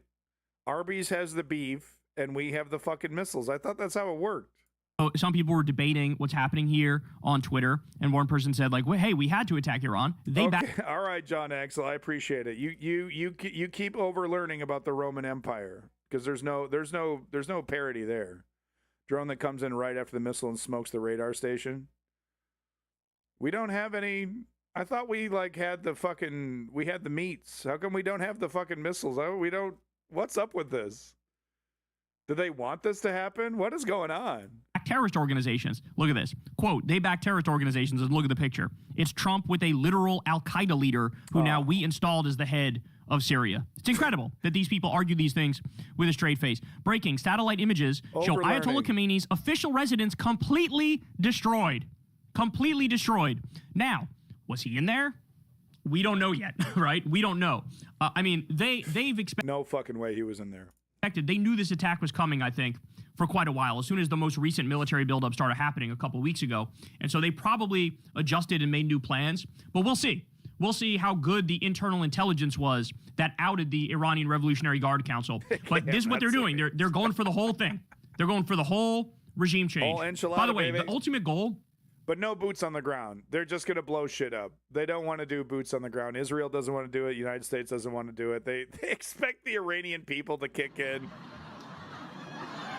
It's really something else. We got some real pros over here. Some real fucking experts. Is to just make Iran a failed state. That's the goal. Yeah. They want Iran to be a failed state. Exactly. Because then, like with Lebanon, they could just go in there and bomb it whenever the fuck they want. Yeah. There's no defenses whatsoever. It's what's called balkanized. It's sectarian. Yeah. So you have like warring clans from within the country. Yeah. And they want death and they want destruction, and they want nothing to get in the way of them creating a greater Israel. That's right. Okay? Yeah. Look at this one. Yeah, because as soon as this is done, you could expect maybe a ground invasion of Syria. And then if Syria is done, right, we start talking about Jordan or maybe Egypt. It doesn't. That's what this is about, because. Like it or not, and I'm no fan of Hezbollah, absolutely a terrorist organization. And I argue constantly that Hezbollah, especially Hamas and Hezbollah, are counterproductive when it comes to handing Bibi Netanyahu and the United States and other entities propaganda victories with their terrorism. Right? It hasn't really instilled fear. It really hasn't done a good job of preventing Western hegemony. Okay. It's been pretty counterproductive in their own stated goals, the things that they've done. But they were really the only resistance left, the major military resistance, organized military resistance against Israel was Hezbollah. With that out of the way, with the country completely balkanized and fighting amongst itself, Israel will be free to further expand its borders into other Middle Eastern countries. No doubt about it. This is from this guy, Scott Pressler, the MAGA Republican hack. He says, this is more relevant than ever. Hashtag Iran. Mom, I'm scared. I don't want to go to war. Honey, quit being selfish. I want a woman president. How fucking stupid do all of these people look? How stupid. Remember this? Netanyahu said, I want to present you, Mr. President, the letter I sent to the Nobel Prize Committee, nominating you for the Nobel Peace Prize, which is well-deserved. And Trump's like, wow, thank you, Benjamin. I appreciate that. These people are a sick joke. We're governed by the most... And the Nobel Committee, they didn't give Trump, this award, but they don't really... I mean, they gave it to one of Trump's puppets. And you're telling me the Nobel Committee had no idea that she was extremely friendly to the Trump administration, that she was going to, dedicate the Nobel Peace Prize and then literally hand it over to him, physically put it in a frame and hand it over to Donald Trump. The Nobel Committee, like the entire Nobel Peace Prize, should just be fucking thrown away. Like they should just, we're done. We're fucking done. Depraved lunatics in the world. Once again, Trump starts war with his Mar-a-Lago party house instead of the Situation Room. Yeah, so he's hanging out at Mar-a-Lago. That's where they're launching the war from, and this is the sort of shit that's been going on at Mar-a-Lago lately. Yeah. Remember this? No, the fucking animals, the eyes wide shut animal costumes. We covered this recently. There's this, party. Everybody's wearing these creepy dog masks. You want to talk about some eyes wide shut type shit? And that's what the Epstein scandal is. It's eyes wide shut to the max. Look at this shit. What is going on? This gives Great Gatsby. This gives 1920. No, you don't even need to give Great Gatsby. He did a Great Gatsby party before this one, dude. We're over-learning today, baby. He's right before the Great Depression. Oh, okay. This gives that dog's got tits. Extreme narcissism and greed and selfishness and the decline of the country. It gives all of that. How many hours of content would Alex Jones have generated if this was a Barack Obama thing? 200? 300? He'd probably still be talking about it. And again, eyes wide shut for the most part, which now we know that shit was basically a documentary. When you look at what Jeffrey Epstein did where do you even buy something like this? What is there a website for this kind of shit? Freaky rich guy party ideas? Where do you even come up with this shit, dude? Who comes up with this? Trump was best friends with Jeffrey Epstein. He was the head of the snake. In the Ghislaine Maxwell investigation, they were like, holy shit. Furries. This is the cornerstone. I kind of feel bad for furries, okay? Because it's I'm sure they don't want to be associated with, oligarch debauchery. Or maybe they do. I don't know. They're kind of debauched. Most furries are pretty debauched. Maybe they're into it. I don't know. The child trafficking. So think about that. This guy was at the core of the scandal. That's more and their now thing. Yeah, he's waging an illegal and offensive war against a country that didn't is. attack us, as he's surrounded by absolute hedonism and debauchery. How about this one? Kamala said that President Trump would get us into a war with Iran. She was projecting like usual. Oh, was she? Oh, was she projecting? Was she also projecting? Look, I mean, I'm not going to overlearn here and go with the narrative, but the Democratic Party and Kamala Harris herself, heavily captured by the Israeli government. I feel confident saying that it wouldn't have gone down like this, but there is very much a possibility that Israel would have dragged the Democratic Party, Kamala Harris, into something similar, right? Israel might have had to go harder, instead of just waving a VHS tape of Donald Trump getting a handy from a 13-year-old. They'd probably have to kind of, get the party started a little bit, maybe do a false flag, another October 7th, maybe, to get the Democratic Party into the mood to strike Iran. But, the idea that, she wouldn't have, there's absolutely no way that the Democratic Party, if they were in charge, would have ever flirted around with this. Like, let's not forget proud top Zionist Joe Biden, right? And, and of course, Kamala Harris lost her election because of her allegiance to Israel, because of her silence on the Gaza genocide. So let's not get it twisted that the idea that the Democratic Party would have just been squeaky clean and there's none of this would have happened under them, right? Obviously the right-wing narrative, she would have done this too, or she would have gone harder, or would have happened sooner. Like, that's pretty ridiculous. But the idea that they wouldn't have done anything is pretty silly as well. She said he's going to send the army after you in the streets of America. Was that also projecting, or was she just exactly fucking right? Senator Jack Reed, the top Democrat on the Senate Armed Services Committee, was not notified of the strikes in advance. Oh my God, bro. So not only did they not get any congressional approval, totally illegal and unconstitutional, they're not even telling them when they do the attack. We are the government. The United States is the government of Israel. Like, we're just another subsidiary of the Israeli government. It's legitimately hilarious. There's not even a briefing. If you don't understand how the law has broken down in this country and checks and balances have broken down in this country, I don't know what to tell you, bro. I don't know what to tell you. And then, of course, we have this. You have how many different examples of Benjamin Netanyahu this is great. Saying over and over, Iran is about to build a weapon of mass destruction. If not 95, 2006, 2012, 2025, 2018, 2015. Oh, Lordy. This is all overlearning, okay? This is all overlearning. Not stopped. Iran could produce a nuclear weapon in a very short time. It could be a year.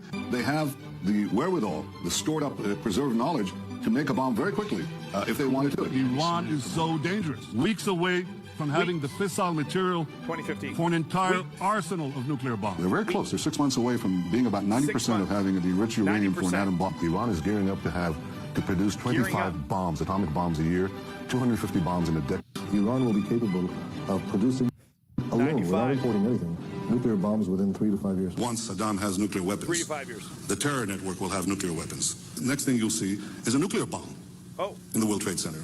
If you take out Saddam's regime, I guarantee that it will have enormous positive reverberations on the region.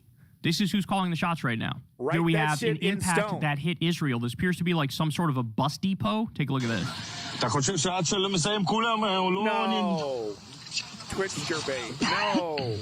So you can see the smoke billowing up from like a bus depot that got hit by the Iranians. Breaking, Iran launches strikes on U.S. bases across the Middle East. Explosion seen at the U.S. naval base in Al Jufair, Bahrain, confirmed by Bahrain. Alarm sirens followed. I mean, it works, though. It really works. The fear-mongering, the propaganda, it works. It fucking works. And one of the main reasons why it works is the oligarch-controlled, quote-unquote, mainstream media. They carry these narratives. They don't question these narratives in a way that actually, allows people to think critically about them. They launder the fear. They launder the propaganda. So it helps. It really helps these propaganda narratives to flourish. It really does. Like, the mainstream media is definitely to blame for the legitimization of the fear mongering of the propaganda. Up to 4 explosions in Kuwait. Massive explosions reported. No, people are dumb, but it's also a multi-trillion, billion-dollar, hyper-advanced, extremely advanced psychological barrage against people who are overworked, we're trying to have babies, we're trying to buy houses, we're trying to work our jobs, we're trying to do all these other things on top of this constant propaganda machine manufacturing consent, against our own interests. It's very, very difficult for your average quote unquote normie to sift through the garbage. It really is quite difficult. You got to be a fucking freak like me and like you folks in the chat, right, who are absorbing this information on a daily basis, who are seeking out alternate sources of information, who are able to see the forest from the trees. It requires a lot of work. I mean, I've thousands of hours every year of news and information I'm overlearning constantly. I'm never going to drop it. I fucking love that word. But I'm constantly absorbing this information, and really that's the only way that folks like us can even really truly see the forest from the trees. If you're trying to live your life and you're watching football and you're just trying to be a regular Joe, and you're not, fucking totally obsessed with this kind of stuff, it's very easy for the propaganda to just totally overwhelm you and convince you. In Abu Dhabi, in Qatar, an official source at the Ministry of Defense told Al Jazeera an Iranian missile was intercepted by the Patriot air defense system. Sweet. Iran had warned that any U.S. attack will be met with attacks on a... Okay, hold on. Let me see what this person's saying. The U.S. had assessed that there was also a significant threat from Iran's conventional weapons, from the ballistic missiles that they were refusing to talk about in those negotiations, and that's why they felt compelled to take action. Your average person on their lunch break, 5 minutes, they got 5 minutes to watch the news, they catch this clip, and they're like, oh, maybe there is a legitimate reason to be doing this, right? Because obviously from our perspective, this is bullshit. It's a narrative supported by Israel through the Trump administration, et cetera, but your average normie isn't going to be able to parse that out. For not least the lawmakers not too far from here on Capitol Hill. Yes, exactly. He talked about their menacing activities, Iran, and that they posed a threat to U.S. troops in the region and U.S. allies, but without giving any concrete example as to what the threat was or why the timing is now. So a lot of people are assuming it is the weakness of the Iranian regime that gave Donald Trump an opportunity to strike rather than it being a necessity to strike at this point. Now, we haven't heard from President Trump on camera today. So this is actually more critical than what I was describing. This is definitely they're hinting that there isn't any justification for it. There's no real legitimate justification. But, they're like, well, let's wait and see. Let's wait and see, and maybe we'll get something good. American bases and interests across the region with a goal of killing a minimum of 500 American soldiers. Before 12 o'clock. The IDF literally said Israel has the right to defend itself as they launched the attack against Iran. Brother. This person says, I had to check. It's not the parody account. I also had to check. As you can see here, 3.1 million followers. It's at IDF. This is not the parody account. They're actually saying Israel has the right to defend itself. Right. At this point, they're just trolling us. They're just playing with us. At this point, they're just slapping us around. They're just hitting the whopper button until we all shut up, right? They're just, they're just hitting the whopper button. With the anti-Semitic remarks. Just... preemptive wars of choice is defending yourself now, guys. Come on. All right, look, I'm gonna get in my private jet. I'm gonna fly to your house and I'm gonna fucking bitch slap you preemptively. Okay? From what? Little girls? No, Donald Trump's has that problem wrapped right up. They know, hey, we got away with the genocide. We can get away with anything, right? True. We can fucking nuke somebody if we want to. We can nuke somebody if we want to. It's true. They feel like that. And so when they say stuff like this, and God help us all if Ben-Gvir, achieves his goal of taking over, of governance of Israel over Bibi Netanyahu, because we will see nuclear weapons. We will see an acceleration of the ethnic cleansing in the West Bank and the finalization of the ethnic cleansing in the Gaza Strip. If Ben-Gvir ever does take over for Bibi Netanyahu, we will see. It's hard to imagine, but it will actually get worse. It will actually get worse, and no doubt about it. Nukes will be on the table. There will be a big temptation by Ben-Gvir to just use nukes, like a nuke on Egypt or a nuke on Jordan, a nuke on Syria. It sounds ridiculous, but if you see how if you observe Ben-Gvir, you could easily picture that scenario playing out. No doubt about it. I have no doubt in my mind that Ben-Gvir is interested in using nuclear weapons. No doubt about it. No, that they're not defending themselves. They're aware of that, but they don't care. They don't care. The fascist plays with the truth, like a cat plays with a dead mouse, okay? That's what they do. Just like Sartre. Because their whole ideology is based on lies. It all goes back to Sartre. They're comfortable in those lies. Whereas you and me are, we're burdened by trying to make sense and trying to be correct. They don't care about that. They care about power. They care about control. They care about racism. Okay, they care about militarism and imperialism. I gotta do it. They don't care. They'll lie all day, every day. Guys are sick of that it. doesn't bother them one bit, not even a little bit. Okay, I got to do it. As Jean-Paul Sartre famously said, never believe that anti-Semites are completely unaware of the absurdity of their replies. And anti-Semites could be replaced with, bad actors, conservatives, liars, warmongers, right? It all applies there. Really, the Zionist a political organization called Zionism could be considered anti-Semitic because it assumes that all Jewish people agree with the aims and goals of the Israeli government. They know that their remarks are frivolous, open to challenge, but they are amusing themselves, for it is their adversary who is obliged to use words responsibly. That's us. Since he believes in words, right? We believe in reality. We believe in facts. The anti-Semites have the right to play, and they do so. It's a virtue to them, hypocrisy. They even like to play with discourse by giving ridiculous reasons. They discredit the seriousness of their interlocutors. They understand that the things that they're saying are absurd and that make their allies and everyone else look absurd. Not the Onion like we just saw. They delight in acting in bad faith, and we've seen that big shit-eating grins from characters like Jesse Waters, since they seek not to persuade by sound argument, but to intimidate and disconcert. And we see that quite a bit. The PBD podcast is a great example of that, shouting you down, screaming at you, calling you a demon, calling you, immoral, things like that. If you press them too closely, right? If you put them in a corner, if you bust out your overlearning, you bust out your facts and figures, they will abruptly fall silent, loftily indicated by some phrase that the time for argument is past, right? Both sides, whataboutism, you're woke, fake news, right? This genius, Jean-Paul Sartre, had it all laid out, the conservative playbook, before we even heard of terms like Darvo, right?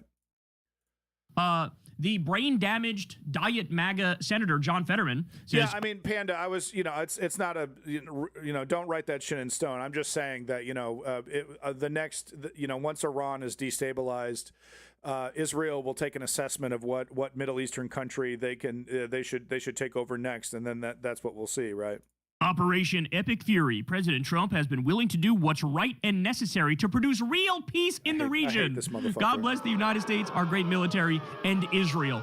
My God, bro. My God. Hate him. He said we're producing real peace in the region by doing. And he absolutely is going to want Donald Trump to steal the election because whenever his election is next, he is fucking toast. He is fucking gone like a fart in the wind, y'all. He is fucking gone. Okay, his constituency hates him. So he absolutely is going to want Donald Trump to subvert the elections and make it impossible for any kind of real democratic election to happen, because this motherfucker is out of power so quick you wouldn't even believe it. A massive illegal war? That's real peace? So are you also going to fuck for virginity? Is that what you're going to do? Heterododos, feel free to put that link in the chat. I'm sure people would like to see that video. Are you going to eat to fast? Is that what you're going to do? Do words have no meaning whatsoever anymore? Is that how this functions? Words don't mean anything at all, ever, exactly anymore, what Sartre right? said. It's exactly what Sartre said. He's going to bring about peace. By starting a war, like bombing a new country every week is somehow spreading peace? Okay, so it looks like the response from Iran about the death of Khamenei That's not how your allies are seeing psychological it. Warfare. As I mentioned, they have issued a statement condemning your attacks. The foreign minister, Abbas Araghchi, has been on the telephone to all of these capitals. What are they telling you? I love it. Yes. I love it. That's why they're attacked. They're literally attacked. They respond, and now they have to get on the media and defend their response to being fucking attacked. Isn't that great? By the United States just recently. Yeah, Heterodotos, I'll give you the invite here. The countries of the region were involved in this process because everyone understands that the security of the region, security of all countries of the region are Discord got their mind right. They're not going to do the police state what matters most Palantir is that scanning the countries of the quite region yet. Understand that the main threat I'll hold on to Discord for now. Collective security, to the future of the security of this region, is Israel, which is talking about the greater Israel, and now the United States is being dragged into its war of aggression against the whole region. So this is not only against Iran, this is against the whole region. It is, yeah. It's true. The Iranian Foreign Ministry spokesperson there, Esmail Baghaei, talking to Lise, and we're going to get a final word from Lise Doucet in a moment. But I just want to bring you the moment the Israeli Prime Minister, Benjamin Netanyahu... Yeah, do we need that?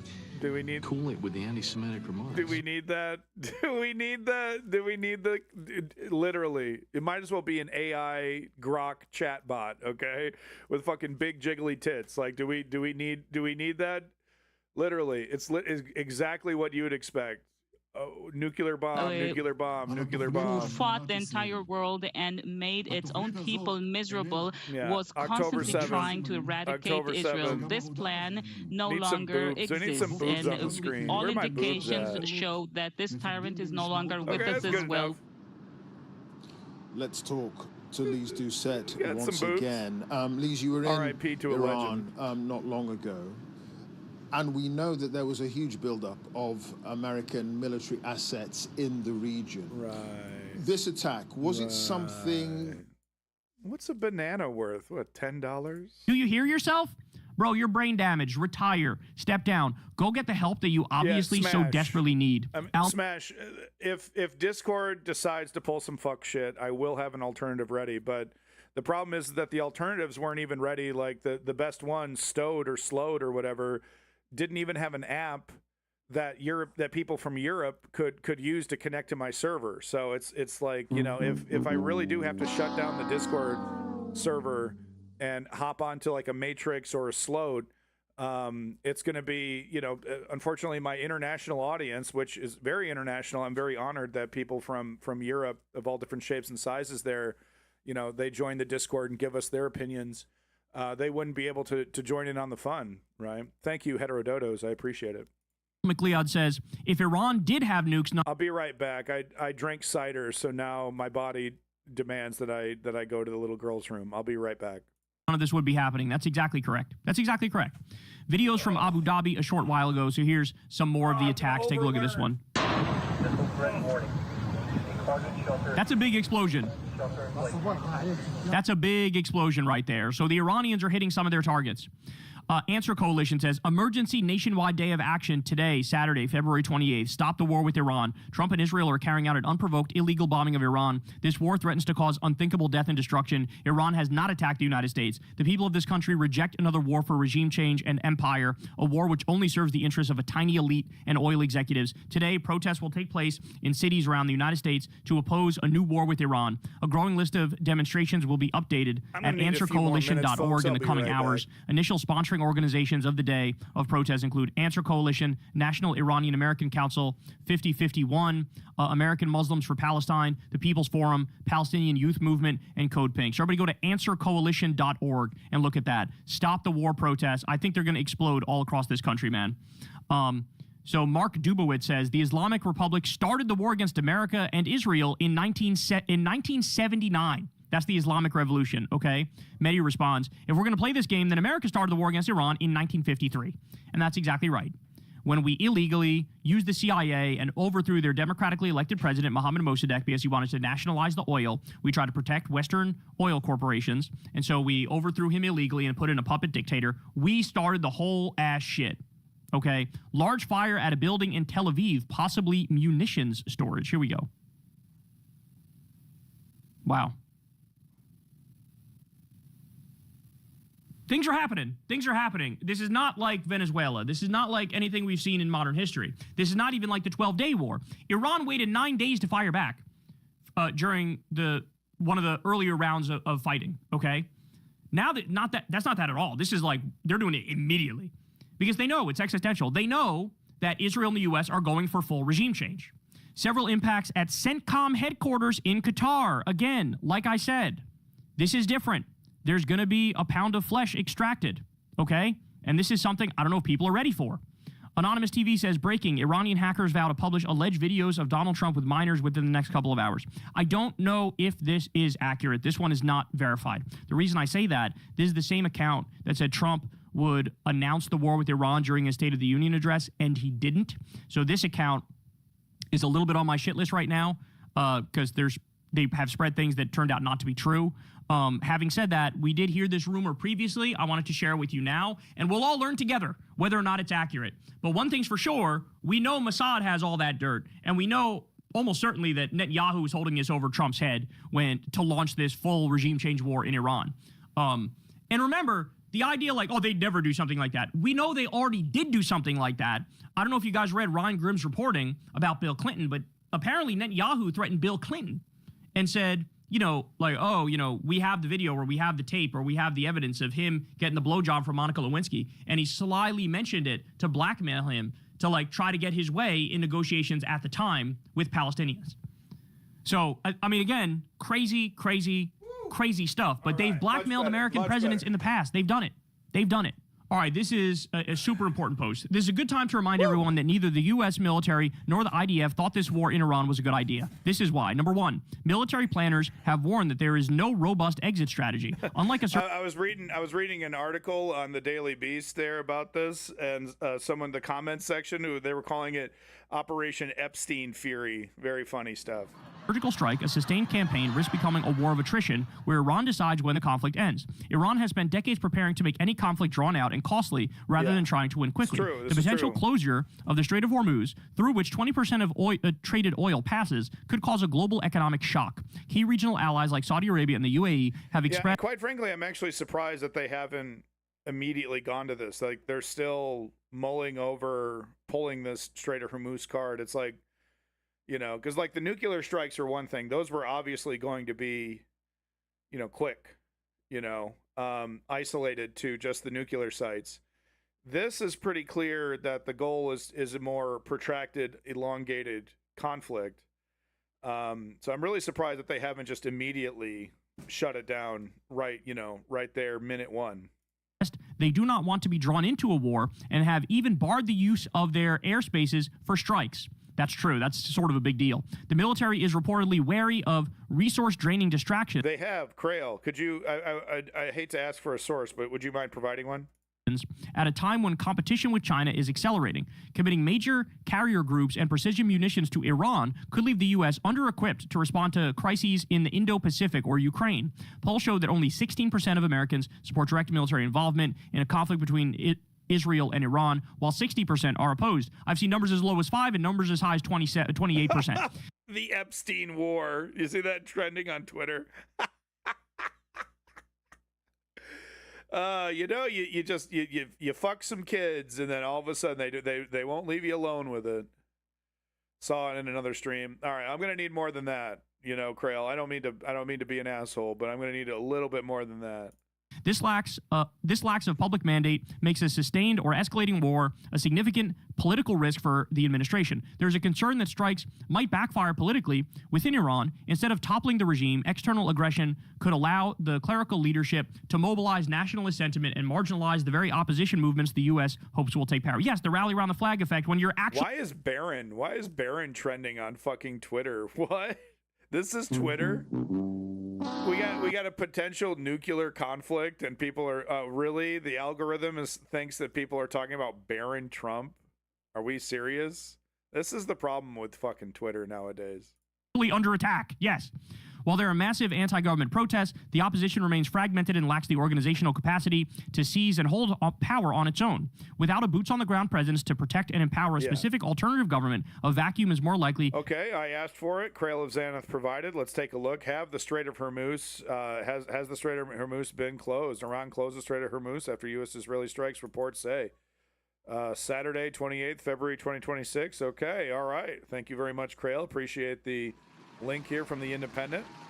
Iran has reportedly shut down the Strait of Hormuz in response to a joint attack of the United States and Israel. Several tankers owners, oil majors, and trading houses have suspended crude oil, fuel, and liquefied gas shipments, and terrain said it had closed navigation. Okay, so they've closed it down. Now, that, you know, the market won't respond immediately because, you know, they're probably expecting it to reopen. But if they continue to keep this shut down for days or weeks, then the market will kick in with a response. And, you know, we're probably already, your local gas station, gas prices have already probably increased, you know, already before even it's actually hit the oil market. Our ships will stay put for several days, one top executive of major trading desk said. So they're in a wait and see kind of stance for now. But yeah, if this, you know, happen, you know, if they close it down for weeks and weeks and then months, absolutely, we will see major dips in the market, no doubt about it. Thank you very much, Krail of Xanath, for this link. Very much appreciate it. To lead to chaos or a military junta rather than a stable new democracy. But that's the thing. They want a failed state, bro. Right. This war is political. It makes absolutely no sense politically, and the IDF and U.S. military warned about these problems. But as I said, Netanyahu and Trump and the neocons and the imperialists and the Israel lobby, they want a failed state. They don't want a democracy. Look what they just did in Venezuela. Okay. They kidnapped the sitting president, and they're stealing the oil, and they literally were asked, like, okay, so is there going to be a vote or is there going to be democracy? And they had no fucking answer because they don't care about that. We're done pretending, right? They're done pretending that, we're spreading freedom and democracy and the right values. Yeah, they don't even bother with that bullshit anymore. All about power and resources. That's what it's all about. A U.S. official says the U.S. has not previously faced such a wide range of simultaneous strikes targeting its overseas bases, and a lot of them are getting hit, ladies and gentlemen. U.S. bases are currently getting hit. CNN host, with the alarms going on. So Toby, that's how it works, right? So if a country, and I'm no fan of the you know, Khamenei and the theocracy, and I acknowledge that they were killing protesters, but that's how it works then. If a country starts killing its own people, other countries are, they're obligated to attack. And Toby, do you have some kind of information that the rest of the world doesn't have? How do you have the guarantee that this power vacuum, if it's created, if this Iranian government is toppled, that the entity that will replace the government will somehow be better? Toby, why are you so certain that what we'll get out of this situation won't be even worse? Because you know what I have? I've been doing some overlearning. What I have is history, and last time I checked, when we destroyed the Afghanistan government, the Taliban took over. When we attempted to destroy the North Vietnamese government to help protect the South Vietnamese government, the fucking hardcore communists took over the whole fucking country. When we decapitated the government in Iraq with Saddam Hussein, that led to an ethnic cleansing and a incredibly hardcore extremist government that continues to stymie our efforts to spread democracy. You know what I mean? So, like, what evidence do you have, Toby, that this is somehow going to lead to a scenario that's going to help the West anymore? Right. So it's interesting. You just totally ignore everything that I said, and you just barrel on with your bullshit narrative. By the way, do you support the genocide that Israel is perpetrating on the Palestinians? Just wanted to double check. I don't see a problem in a country taking down the government. So you just completely ignore all those other examples of our failed regime changes blowing back on us directly, and you're just going to barrel forward anyway. Do you support Israel's genocide? Helping the people, right? Because is that what we did in Vietnam? Is that what we did in Afghanistan? Is that what we did in Iraq? We helped the people. Is that what we did? Right? We're helping the people, huh? Toby, if you don't give me an answer to my question, I will ban you. Do you support the genocide of the Palestinians perpetrated by Israel? You have one more opportunity to answer before I give you the fucking boot. Yeah, that honestly has nothing to do with what we're talking about. South Korea, North Korea at the moment, that has nothing to do with what we're talking about. Do you support Israel's genocide against the Palestinians? Here suggesting we should seek immediate shelter. Wow, this is crazy. All right, let's take a look at this one. I'm Becky Anderson in Abu Dhabi with the alarms going off here, suggesting we should seek immediate shelter in the closest source. So we'll do that. Yeah, strategy. He's about to get the boot. Don't worry about it. Our breaking news coverage continues after this short break. Stay with us. Jesus Christ. So they're in Abu Dhabi. Jesus. Oh, no. Multiple explosions in Bahrain, Abu Dhabi, and Qatar. I don't know where they're recording this, but war has erupted now all over the Middle East, okay? It's erupted all over the Middle East because the U.S. has... Well, we're doing it for the people, though, Kyle. We're doing it for the people. And that's a good thing. That's what we should do. Hey, could someone do that to us? We got Donald Trump's ICE Gestapo literally murdering, kidnapping, and disappearing American citizens. Could we get a fucking, you know, could someone, I don't know, Canada? Could Canada do this to the United States? Help us out? Help us depose Donald Trump? Jokes. It's just jokes. But it's a good thing. It's a good thing to violently create a power vacuum and just assume that everything's going to work its way out, guys. That's how things work, man. You're over-learning if you disagree. Bases all over the Middle East, and Iran is firing at those bases and also firing at Tel Aviv. None of this had to happen. Again, illegal offensive strikes from Israel and the U.S. against a country that didn't attack us, wasn't going to attack us. Okay, so you don't support the genocide. Yeah, and I'm no fan of Hamas either. Okay, so you're just a dumbass. That's okay. At least you're not an evil dumbass. All right, that's fine. Hey, Toby Zero, would you mind like saying the N-word or something so I can ban you? That would make it really easy for me to do that. It makes it more difficult to ban you if you agree that what's happening in Israel is a genocide. I was really hoping that you would just give me that opportunity to ban you. Want to drop an N-word for me there real quick so I can just give you the boot? I'd really appreciate it.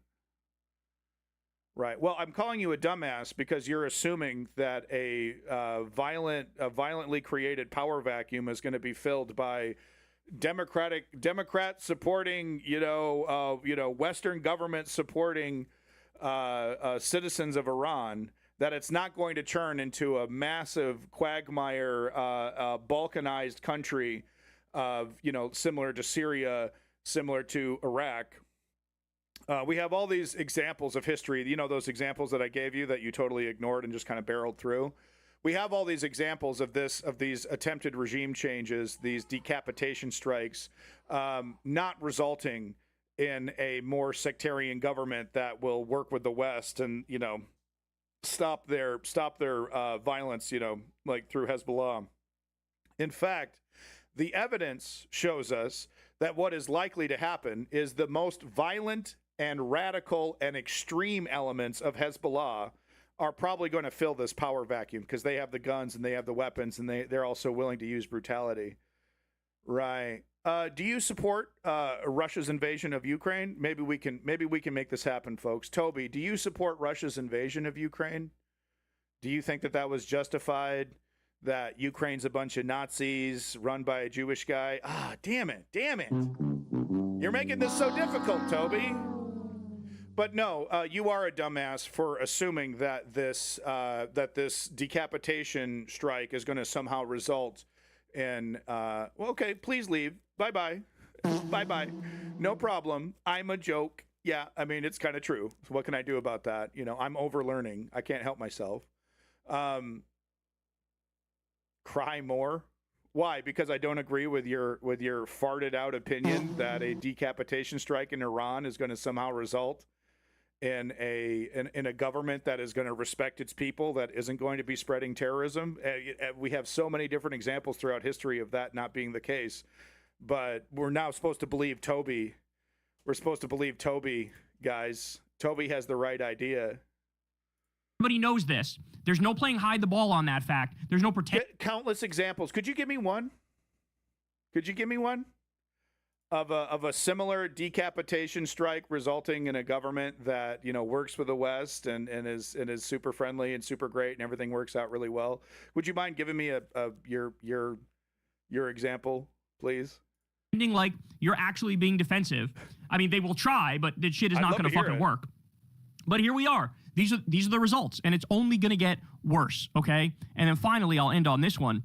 Anonymous says Instagram, TikTok, and Facebook. Toby, come on. Surely, because there's so many of them. There's so many examples, right? Surely you have at least one you can give me. Just pausing a little bit there because we've been keeping across it and we've heard signs. Where are we at, Toby? Come on, baby. Toby, come on. Toby. He's furiously Googling right now. He's like, ChatGPT, can you give me an example of decapitation strikes working? It's a long message. You just please give me an example. Can you just give me a country and not a novel? Come on, man. You got this. Yeah, waiting. Guys, regime change works. Okay? Blowback, you're overlearning. Come on. It's a long one, guys. It's a long one. All right. You just type in a country, type in a moment in history. That's really not that difficult. Hello? ChatGPT, come on. Give me something good. Come on. He's a joke. He's a woke-tard. Regime change works. Right? ChatGPT, does regime change work? Oh, there's plenty of examples, Toby. Here's a bunch of examples throughout history where regime change works. Lots of examples, guys. I swear to God, if this motherfucker busts out like a Genghis Khan example or something, dude, I'm gonna laugh my ass off. Come on, bro. ChatGPT is quicker than this. Come on, bro. Iran has launched a wave of retaliatory strikes across the region in response. That's going to be good. I can't wait. Seeing there, we will be keeping across those live images for you. But right now, let's get the latest from our international editor, Jeremy Bowen. Well, at least he acknowledges what Israel is doing as a genocide, and he acknowledges that Russia's invasion of Ukraine is illegal. Got to give him credit there, because usually those two things are like boom, boom, right? You're good to go, right? Dumbass alert. But at least he acknowledges reality on that level, but hasn't learned the lesson about decapitation strikes and regime change wars not really working out too well for the West. But yeah, because it's all going to work out really great, guys. So I'm no fan of the fucking theocracy. I'm no fan of Khamenei, right? No fan. But this idea that, creating a massive violent power vacuum with a bunch of scary motherfuckers like Hezbollah, and, shattering the Revolutionary Guard, who have access to all the weapons, who have access to, to all this power. Panama, U.S.-led invasion of Panama, literally removed the authoritarian, literally, okay. Okay, so Panama... that's similar to what's happening in Iran? Really? Okay. Panama, huh? Huh. Aren't we bombing fishermen from Panama? Didn't I just say that?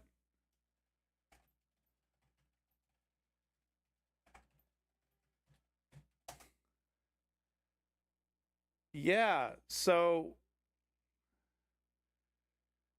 it's worked out so well that we're bombing fishermen from Panama. Uh-huh. Is Panama in here? Panama Canal, September 11th. Panama, Panama. Was it illegal for George W. Bush to take out Noriega in Panama? Was it illegal for Ronald Reagan to go? Yeah, no, I mean, it's not a really good example. But hey, look, man, how about this, Toby? Because you're being honest about Ukraine, because you're being honest about Gaza and Israel and Palestine, maybe can you do me a favor here, instead of getting your panties in a twist? How long, how many weeks into this decapitation strike are you willing to give it before you admit that it's turned into a quagmire disaster, right? That that Hezbollah takes over. Say Khamenei's dead and the Iranian government's gone. When will you admit you were wrong, that it was the right thing, right? If the terrorists take over the government, right, that this decapitation doesn't lead to this mystical magic people's revolution of Iran, right? How many weeks into this disaster will you then come back to me and admit that you were wrong? Would you be willing to admit that you were wrong if the Iranian people don't take over and it's the terrorist elements, it's the remnants of the Iranian royal guard, whatever they call themselves, the magical royal guard, whatever? Would you be willing to admit that you're wrong in a couple weeks if the Iranian people don't take over, right? Would you be willing to do that? Do you have the strength to admit that you were wrong about that?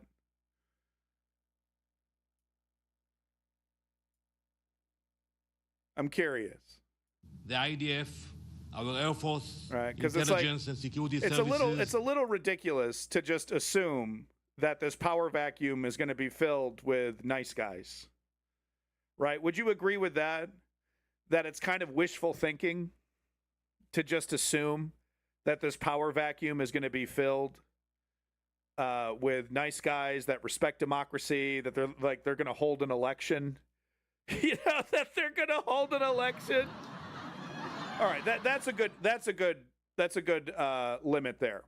How many weeks? Say the Iranian government is completely destroyed. How many weeks need to go by? Months, weeks need to go by when there isn't an election, right? Whatever entity takes over, and there's no election. How many weeks need to go by before you admit, yeah, okay, I was wrong. This did not lead to a people's revolution. It's pretty clear that the entity that has taken over is not interested in democracy. How many weeks need to go by, right? Because we're not going to get that election. We're not going to get a people's revolution in Iran. That's not what's going to happen here. How many weeks need to go by before you admit that you were wrong, Toby? We will continue to target the leadership of this radical regime, and we will do whatever necessary to enable the right conditions for a new future for the people of Iran, right, and stability for the region. Thank you. How long is this going on?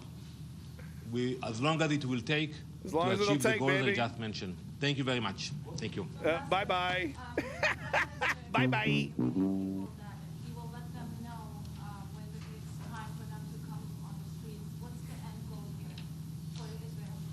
I think everyone sees what's happening on the ground and understand that the time for the Iranian people to take control of the future is very soon. They don't even have an entity lined up. This is fucking hilarious.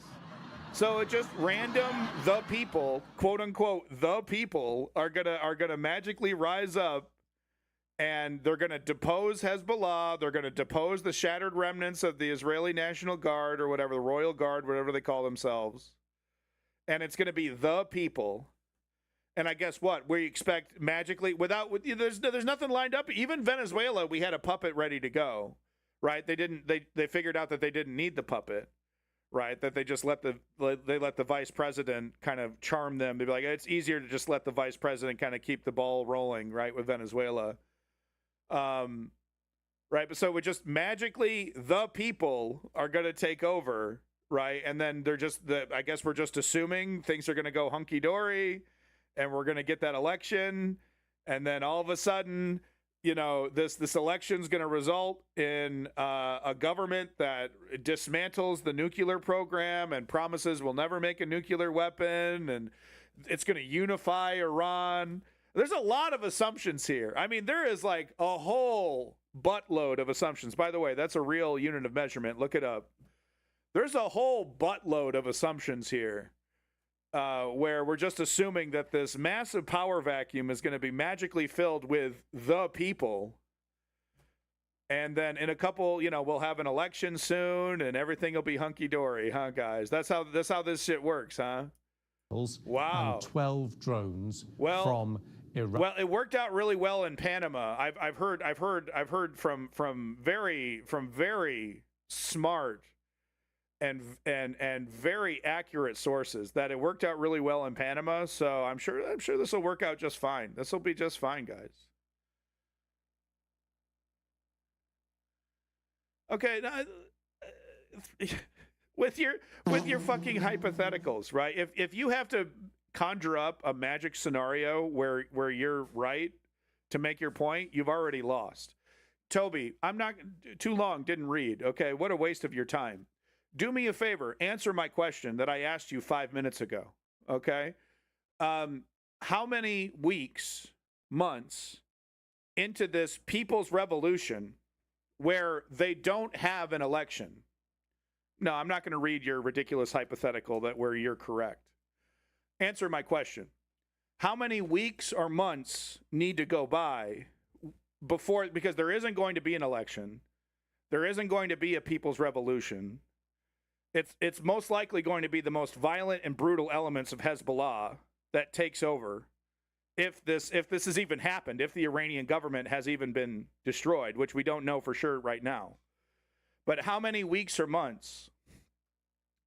Toby, I'm going to have to ban you unless you answer my question. If you continue to just completely ignore the host, you will be banned. Okay? So if you want to stick around and inject your stupidity into my chat, you're going to have to answer the question. How many weeks or months? We don't even know for sure if this government has been deposed. Okay? But let's just say it is. How many weeks or months need to go by when there isn't an election, when the people, you don't even know what entity you want to take over. You don't even have a name for the entity, right? You literally, it's just some fantasy. So weeks and months are going to go by. The shattered remnants of the most brutal, Hezbollah elements and Iranian National Guard elements are going to fill this power vacuum. There's not going to be an election. Okay, and it's certainly not going to be Western friendly. How many weeks or months need to go by before Toby admits that he was wrong? That maybe yet another power vacuum wasn't the right idea. How many weeks or months need to go by, Toby? But first of all, let's show you the night sky over Doha, where we just got those details. A couple of details for the first time from the Qatari Defense Ministry saying it's been attacked by 65 missiles and 12 drones from Iran. Let's head on now. So just to be clear, you have no idea what entity is going to take over. Can you admit that you're just kind of hoping things will work out? Right? What's the alternative? The alternative is what Barack Obama was doing, which was negotiations, carrot and stick, diplomacy. You seem to have bought the propaganda that this was some kind of emergency, that this needed to happen right away, that a nuclear strike was imminent. None of that was true. None of that's even remotely true. It's literally propaganda. The negotiations were fake from the beginning. Okay, there was never an actual honest attempt to negotiate with Iran. There never was. It's literally Israeli propaganda. Okay? So can you please admit that you're just kind of hoping this works out? Could you please admit that you have no idea what entity the people are? And you're just kind of hoping this works out in Israel's favor, basically? Because that's what this is about. That's what this is about. This is about Israel wanting to create chaos in Iran so that they can continue with the greater Israel theory. Okay. See, this is what happens with folks like this, right? If they're not clever like Toby, they just get one of these right off the bat. Right? That's what happens if you're not clever like Toby. Okay, yeah, it was BS, never urgent, and that's the problem. Right, so you admit that this didn't need to happen. It is put off the people suffering for decades. You have no proof of that this regime change is going to end the people suffering. Okay, so Toby, let me make this clear. You are admitting that you have no idea if this is going to work, and you're just kind of vibing it out, and you're just kind of hoping and quite frankly believing Israeli propaganda wholesale, which is a joke. Okay, and even you admit that what Israel is doing in Palestine is a genocide. So, Toby, can you please admit that you're just kind of hoping things work out in Iranian people's favor, that you really have no idea what this is going to do? You even admit, and I appreciate you admitting that there was no need for this, right? There was no emergency. There was no imminent nuclear threat about to befall Israel, right? Iran wasn't literally about to launch a fucking nuclear weapon. So you admit that this entire situation is unnecessary. I appreciate that. But can you also admit that you have no idea that if this is going to work out in the people, Iranian people's favor? Could you please admit that? You just kind of hope it works out, right? Are actively shutting down anti-Israel views or criticism of the illegal war with Iran. Twitter is manipulating the narrative by boosting MAGA and Israeli accounts while limiting the view of others. It's a full censorship regime on... I'm so wrong? About what? Even you have no idea what it's going to happen with the people. So we don't even know if the Iranian government has been destroyed. Okay. We don't know if what entity is going to take over if that happens. We have no idea that if that entity does take over, that it's going to be Western friendly, that it's not going to double down on the nukes, that it's not going to double down on the antagonism against Israel, that it's not going to double down on the Hezbollah strategy. You have no fucking idea. It's literally Israeli propaganda to believe that. You won't admit that you have no idea, that this is just vibes. Toby, just admit that it's vibes, man. That you have no idea what's going to happen here. Okay? That nobody knows. Nobody can know what's going to happen here. And that you're just kind of hoping it works out. Can you admit that, Toby, please? All right? That you're just kind of like crossing your fingers and hoping that whatever entity takes over, if that's even on the table right now, is going to be in the Western, the Western friendly in some way. It's going to be friendly to the people.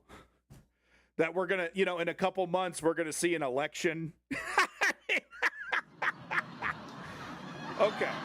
All right. So, Toby, unfortunately, now's the time where you go into the timeout box. There you go. You're going to get a little 10-minute timeout. Oh, well, poor Toby. Literally, I'm the one who's admitting that this is total chaos.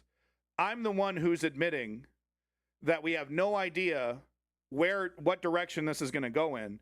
You are literally the only one who believes in the vibes, who believes Bibi Netanyahu, right? Who believes the Western government that's like, well, this is a good thing. This is going to help the Iranian people. You have no evidence of that. You have zero evidence of that. So you get the dunce cap, time out for 10 minutes, go to the corner and think about what you've done, okay? Because you have no fucking clue, except for the only word of certainty that you have is the Israeli government. Okay? Not exactly the best bedfellows there. Okay? So you're taking the word of the Israeli government that this is going to somehow result in a positive outcome for the Iranian people, and assuming that because it's going to help out the Iranian people, it's going to help out the situation with Israel and the West, et cetera, et cetera. And you're like, no, I'm not. No, I'm not. You're the one that believes in vibes. You're literally just vibing this out and crossing your fingers, dude. Okay? Iranian strikes. And as we wait for everyone to take their seat and those initial addresses to get underway, we'll keep okay, on Crail those of Xanath, pictures, I'll repost it for you. Here's my Toby's colleague, Katrina message. Perry, who's live for us So outside are the White House in the U.S. So, Katrina. You see, here's the thing, is that my speculation is based off of history. Okay? Iraq, Afghanistan, Vietnam. How many? I mean, like, there's definitely some others. Venezuela is a great example, actually, a modern example, right? We kidnapped their president, and it's literally the same regime running the whole fucking thing. We haven't gotten better, oil deals. The Venezuelan people haven't been freed of the Maduro regime. Okay, I'll give you Panama. I don't believe you on Panama that it was somehow everything has been made better, because we're literally supposedly killing fentanyl dealers coming from their country. But like your assumption is ridiculous. It's totally fucking ridiculous. That, oh, well, things are going to work out. Just trust me, bro. Things are going to work imminent out. Attack likely for the United States. Okay. There's an imminent threat to national security here. Now, they haven't given details about the nature of that imminent threat. Here we go. How UN Security Council Emergency what Summit, exactly baby. it was made up of, whether that was troops in the region, whether that was some targets here in the United States. We just simply don't have that level of information. And there's a Is Israel in charge of the UN right now? Is like what we had with the Russian invasion when Russia was the head of the UN? Because it goes to a new country every time. Wasn't that great when they were leading the Security Council in the UN, Russia, while they were invading Ukraine? That was some fun shit. Emergency meeting there. One nation cannot attack the sovereignty of another nation like this unless they're acting within self-defense. And the question being asked is, where was the act they were defending themselves from? And that's what the US is going to have to explain to the international community, but also to their own. We have no proof whatsoever. We have no proof. Of course, the Iranian government spokespeople are coming out and saying it's not true. The source that we have is Trust Me Bro, Twitter, Israel, right? So, very dependable sources, The need to minimize any threat to the U.S. to attack Iran. So Discord actually has a full, I recommend reading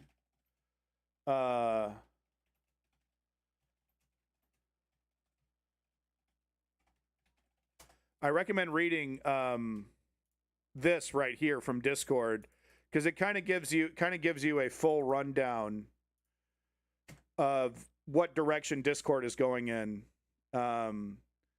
Definitely recommend reading that. It's not a guarantee that we're out of hot water yet, but in the meantime, it's pretty clear that they're going to back off, at the very least working with Palantir, working with those elements. And they're making a promise that they're going to be much more transparent about the age verification stuff, that they're not going to try to just run through it. The big thing that is most reassuring to me with Discord is that they're making a pledge that whatever service that they do go with is not going to be a service where you upload your personal information onto a foreign server, right, into some other company's server.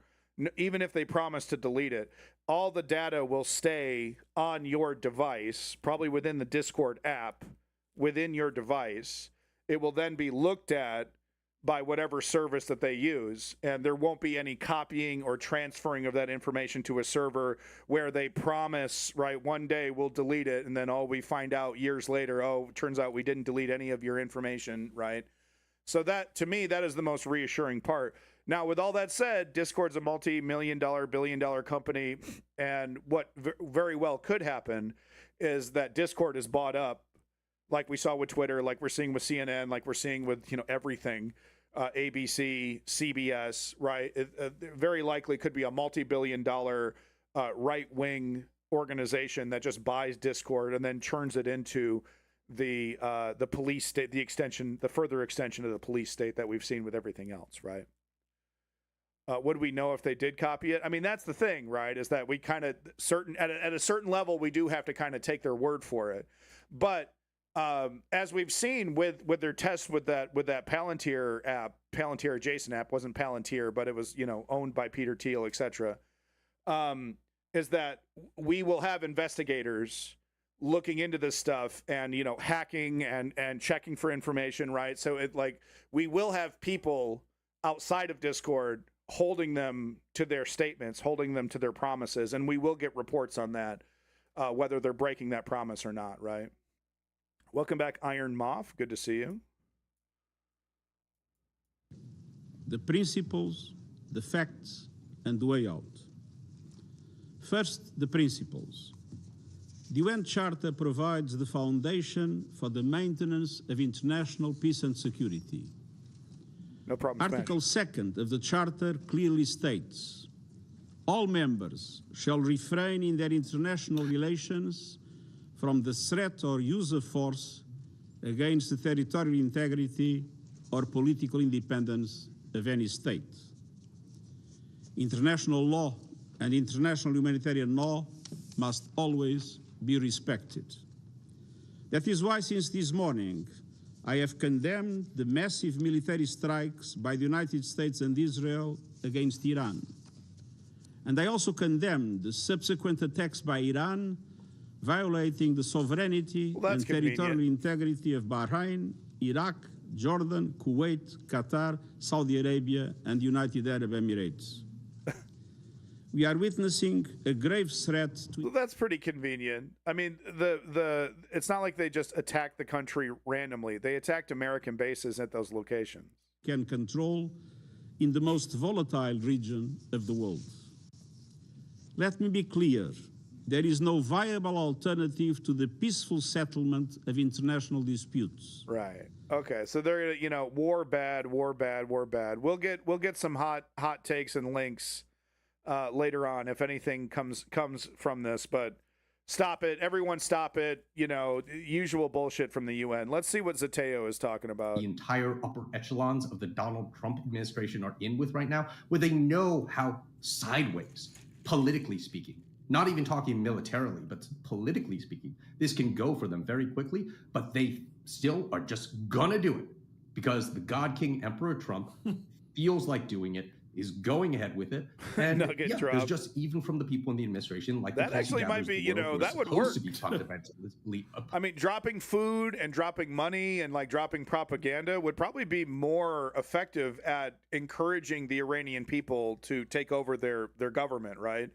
Certainly more effective than dropping bombs, which actually makes the case for the Iranian government for them, right? Because they're basically saying we're being attacked by the great Satan, we're being attacked by the West, you know, like this is the, you know, come together, protect your government, protect your country against the great Satan, and then having Trump and Israel, you know, bomb all these locations in Iran, it actually helps make the theocracy's case even stronger for them. It would make it weaker if the great Satan was dropping chicken nuggies and, you know, and fucking, you know, and like, come on over. Like, you get a free, if you're an Iranian citizen that's sick of the Iranian government, come on over. You'll get a chance at American citizenship. You'll get a chance at Israeli citizenship, right? Come on over here.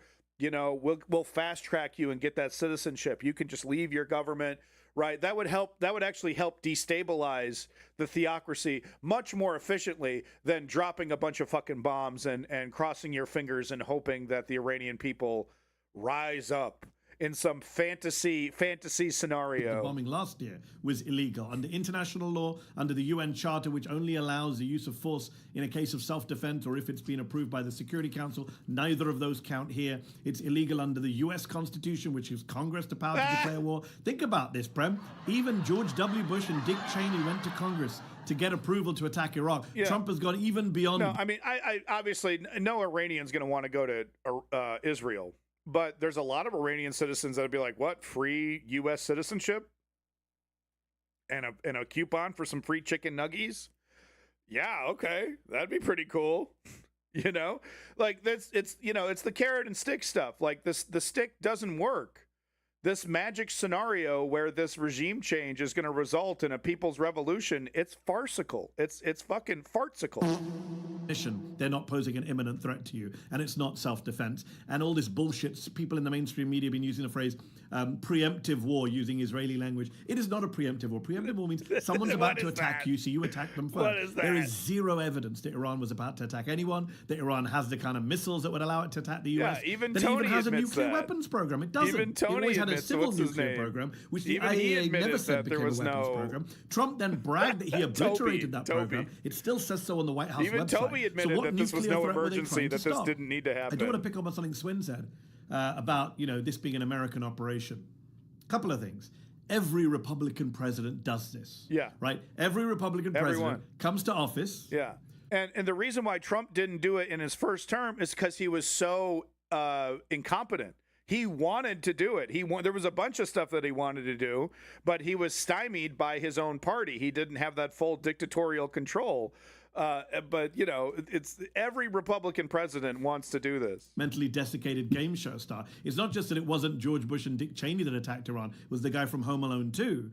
It's also the fact that he ran as the anti-war president, the anti-war candidate, the no more forever wars, the no regime change wars. Yeah. Again, sorry to plug our excellent Zateo content today, but we just put out a piece at Zateo listing out all the times Donald Trump and J.D. Vance and Tulsi Gabbard and RFK Jr. and Stephen Miller and David Sachs, all of these Trump people said, vote Trump. He's the guy who won't take us into any more Middle East wars. Kamala Harris will send your boys to fight and die, Stephen Miller said. Not us. Donald Trump said there'll be no new war on my watch. He bombed 7 countries in 2024. And you're being anti-Semitic. He started 2026 attacking Venezuela, and now here we are with this major conflict in Iran. We don't know where it's going to go, and it was all a lie. And I'm sorry, I've got to say this. They Swin needed said, to do this. we all knew. Well, many This was of a us big knew, emergency. but we also had a bunch of people on the right and sadly This was on a the huge left too, emergency. who bought into this bullshit line that Donald Trump would be an anti-war candidate. They did. He They would so be a did. candidate of restraint, of isolationism. Donald the Dove. It was. Oh, it's so true. Fox News, all the, Benny Johnson, all the rest of these fucking hacks. They were like the peace president. Kamala Harris is the war president. It fucking worked. It was one of the feathers in Donald Trump's campaign's cap was that he was able to successfully claim that he was the anti-war president. And we all knew it was bullshit. On Substack. A few questions, but broadly, they're wondering, and I'm curious to ask America you about first, this, because I'm baby. curious if your America sources have given you a first good sense on of the this, invasion. of process within of logistics. D.E. Niger asks, do we have a clear and attainable objective? Have the risks and this costs is fun. been fully and frankly analyzed? Have We there get been another other Middle Eastern nonviolent war. God, policy it's just, means that are just like the pursued? old Is there a days, possible exit you know? strategy? Have any of these Like questions we got the whole actual gang back genuine together, yo. care Where's for how this Rumsfeld? happens, been at least entertained Where's even your by boy good Rumsfeld? faith people within the administration, or Let's start good faith interviewing people, I George should say? Bush. Let's What's your get, barometer let's on dig that? up The some look Dick on my Cheney. face Come answers on. every single question that user or viewer asked. But look, I will say this. In the run-up to this, and we did report. Okay, I mean, this is the kind of shit, like, this is not a military target, right? This is not a U.S. base. Yeah, Dick Cheney just rises from the grave to just go, just to like a little tear coming down his cheek, like, oh, this is beautiful. So this isn't a U.S. base. This isn't a U.S. base in Bahrain, however you say it. This isn't a U.S. base. This, the Iranian government sucks. They're so bad at this. They really do suck. The Iranian government. Counterproductive. They don't have the right strategy. Vengeance and violence over smart strategy. You know what I mean? Like, this isn't a U.S. base. Some apartment building, okay? Now, is there some kind of military target in this building? Maybe we'll find out later, but the Iranian government fucking sucks. To that. Okay, fine. They're but just beyond not good that, at this. Why are you doing this? I gave Toby a 10-minute timeout. I gave him the dunce cap because he wouldn't admit that it's just vibes. He tried to tell me that it's just vibes. Okay, he got a 10-minute timeout. If he doesn't want to come back after 10 minutes, that's his own choice, okay? This is of the Bush era, and I am not by any means handing it to the Bushes or the Donald Rumsfeld or the Dick Cheneys of the world, but they pretended, at least, put a patina of like respect to process or democratic value or spreading democracy as a neoconservative administration, things that sounded pretty at the time. We gave all the good shit to Israel, and we left our bases on this, naked. Chat right now could see through at the time that it was just a lie, that the words were nice, but look at the actions, look at the bloodbath. Here you have the bloodbath, the rampant MAGA imperialism, and a degree of lawlessness, both at home and abroad, that you did not have. 3 interceptors failed to intercept an Iranian ballistic missile targeted at a base in Qatar. Into that, and obviously the Bushes and the Cheneys were plenty lawless, and mixed into that, you have this just jettisoning of even pretending to care about norms or spreading democracy or any of this bullshit that American imperialists are supposed to pretend to care about on live TV. So we gave all the good shit to Israel, man. Might want to be cute with their argument about how, oh, well, isn't that better? It's unvarnished. The American empire is no longer pretending to care about you, blah, blah, blah, blah, blah, blah, blah. I would argue, and I will leave this to you guys to discuss. It's all those Allah Akbars that's doing every single metric. Oh, another whiff. It is another whiff. Both substantively and oh, God damn. We have to duck out. Thank you so much. Appreciate your time. God damn, dude. Whiff after whiff. Those Allah Akbars are really working out really well. There's one, there's two. No machine guns, no tracers, no nothing. We just hoping a couple missiles will do this. Iranian technology is old, by the way. Right? So okay, here's the missile coming in. Come on, So we got all the advanced shit. We got all the good shit. No, whiff. Whiff. One more.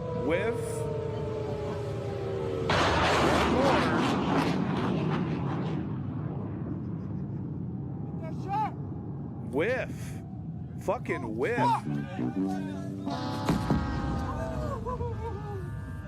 Ooh. Damn. It's really weird to hear American voices. That's so bizarre. D-Zam! Holy D-Zam! Oh, she's dead! Yeah, guys, you're kind of in danger, okay? This is, how can we, where's our golden dome? Where's our good shit? What? No. Holy D-Zam, boy, what the hell? Some 20-year-old fucking cruise missile from the theocracy in Iran was able to get through our tech. Yeah, you should maybe worry about that. I'm just going to pick up there, Prem, on what Swin said there about the... Yeah. I mean, I agree with Swin in the sense that the burning down of international law and norms is something that will be felt by the world for a long time to come, and I don't think we can overstate that. Israel and Gaza, the missiles to attack the bad guys. It's confused. He mentioned the projection of power, wanting to look like a tough guy. There was a neoconservative writer, Michael Ledeen, he's since died, but he said around the Iraq wartime, he had a quote attributed to him. He said, every few years, America should grab a small, crappy little country and throw it against the wall just to show the world we mean business. And unfortunately, that is what a lot of American presidents, not just Republicans, but mainly Republicans, have done. And that is clearly what Donald Trump is doing here. I mean, we could talk about the goals. The goals are Trump wants to look strong and distract from his bad ratings. By the way, you know who said that? I mean, Blase, Creole Azan, the source that he provided, those were American voices. Okay, those were fucking American voices, no doubt about it. With his low ratings and unpopularity, a foreign war is always a good distraction. It's also obviously in Israel's interest to be doing this. This is a war on behalf of Israel. American interests. Americans are not gaining from this war. Americans were. Hey, Toby, can you please keep crying? Can you fucking please keep fucking crying for me, huh? Just admit it's vibes, man. You have no idea that this magical people's revolution is going to take over. Keep fucking crying, man.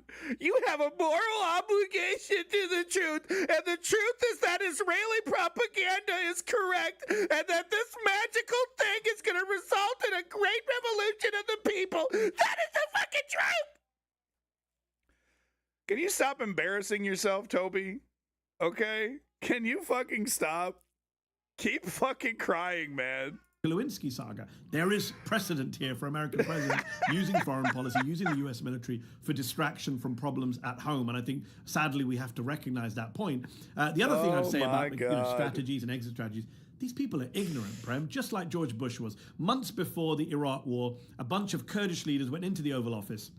And they came out and they told Peter Galbraith, an American diplomat at the time, that they were shocked that talking to George W. Bush, he didn't know anything about Shia, Sunnis, and Kurds in Iraq. This is a few months before the invasion. Bush had no idea about what Iraq was demographically, ethnically.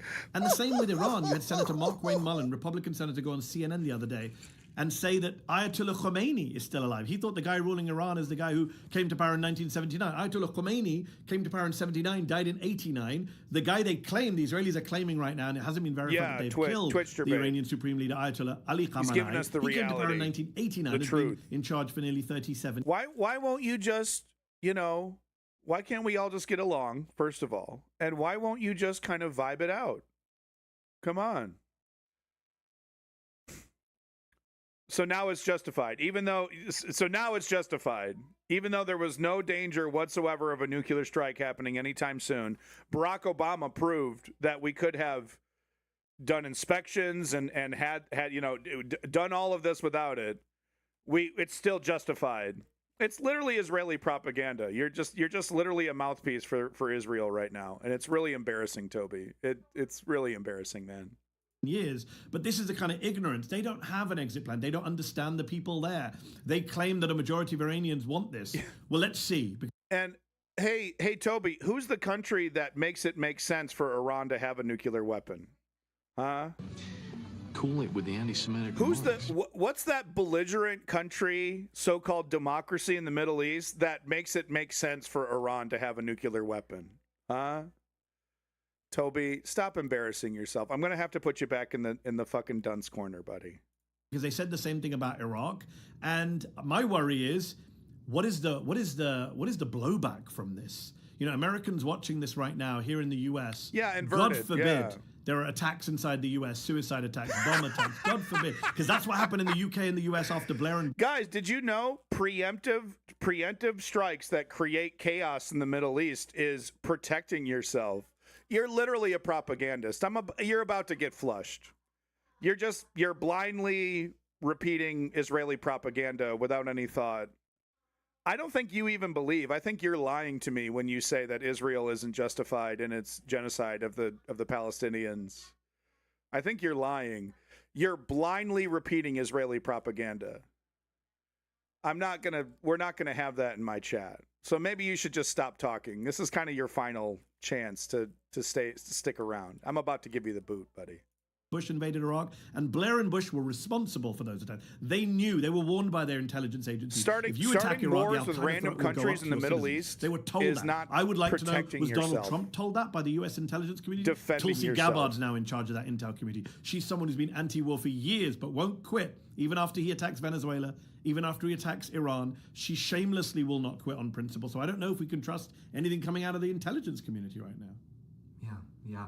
Swin had brought up as he was leaving this idea that, at least the Bushes had this commitment to process, to procedure in some respect. Of course, there were other places they totally flouted it. There are a few questioners, including Marion Pryor on Substack, that bring up the Democratic response. And as we've seen a range of responses from officials like Zoran Mamdani and Ruben Gallego, who have actually been very, very clear and so when America invaded Iraq and when America invaded Afghanistan, when America invaded Vietnam, this was just America defending itself. And their stances in different ways. And then you've had individuals like Gavin Newsom, one of the Democratic leaders in the primary for 2020. I'm going to go ahead and let my chat tear you apart one more time, and then I'm going to give you the flush, Toby. So go ahead and just give me your propaganda one more time, and then you're never going to be welcome back here again. Blindly repeating Israeli propaganda, you're not welcome here. 28 that hedge much of their statements in these questions of process and more specifically so their hatred of gay people justifies another country to bomb them, so that must mean that it's justified for another country to bomb America because of what we're doing to trans people. You don't care about the logic of what you're saying. All you are doing is defending Israel's narrative. first stating, we believe it was right to do so, or insinuating that, but this is not the way to do it. I'm curious what your reaction has been to the Democratic responses, and if there have been some that you've been fans of and ones that you've found to be troublesome. It's a good question because, look, I feel sometimes like we're living in a one-party state. Donald Trump and the Republican Party control the House, the Senate, the White House, the Supreme Court in some ways. And it does feel like that. But we do actually have an opposition party, folks. It's called the Democratic Party, supposedly. But it's led by two men, Hakeem Jeffries and Chuck Schumer, who in general are feckless, spineless, weak leaders. We know that. 65% of the Democratic base want to replace Chuck Schumer and Hakeem Jeffries. They are useless people who write sternly worded letters when Trump does fascistic things at home.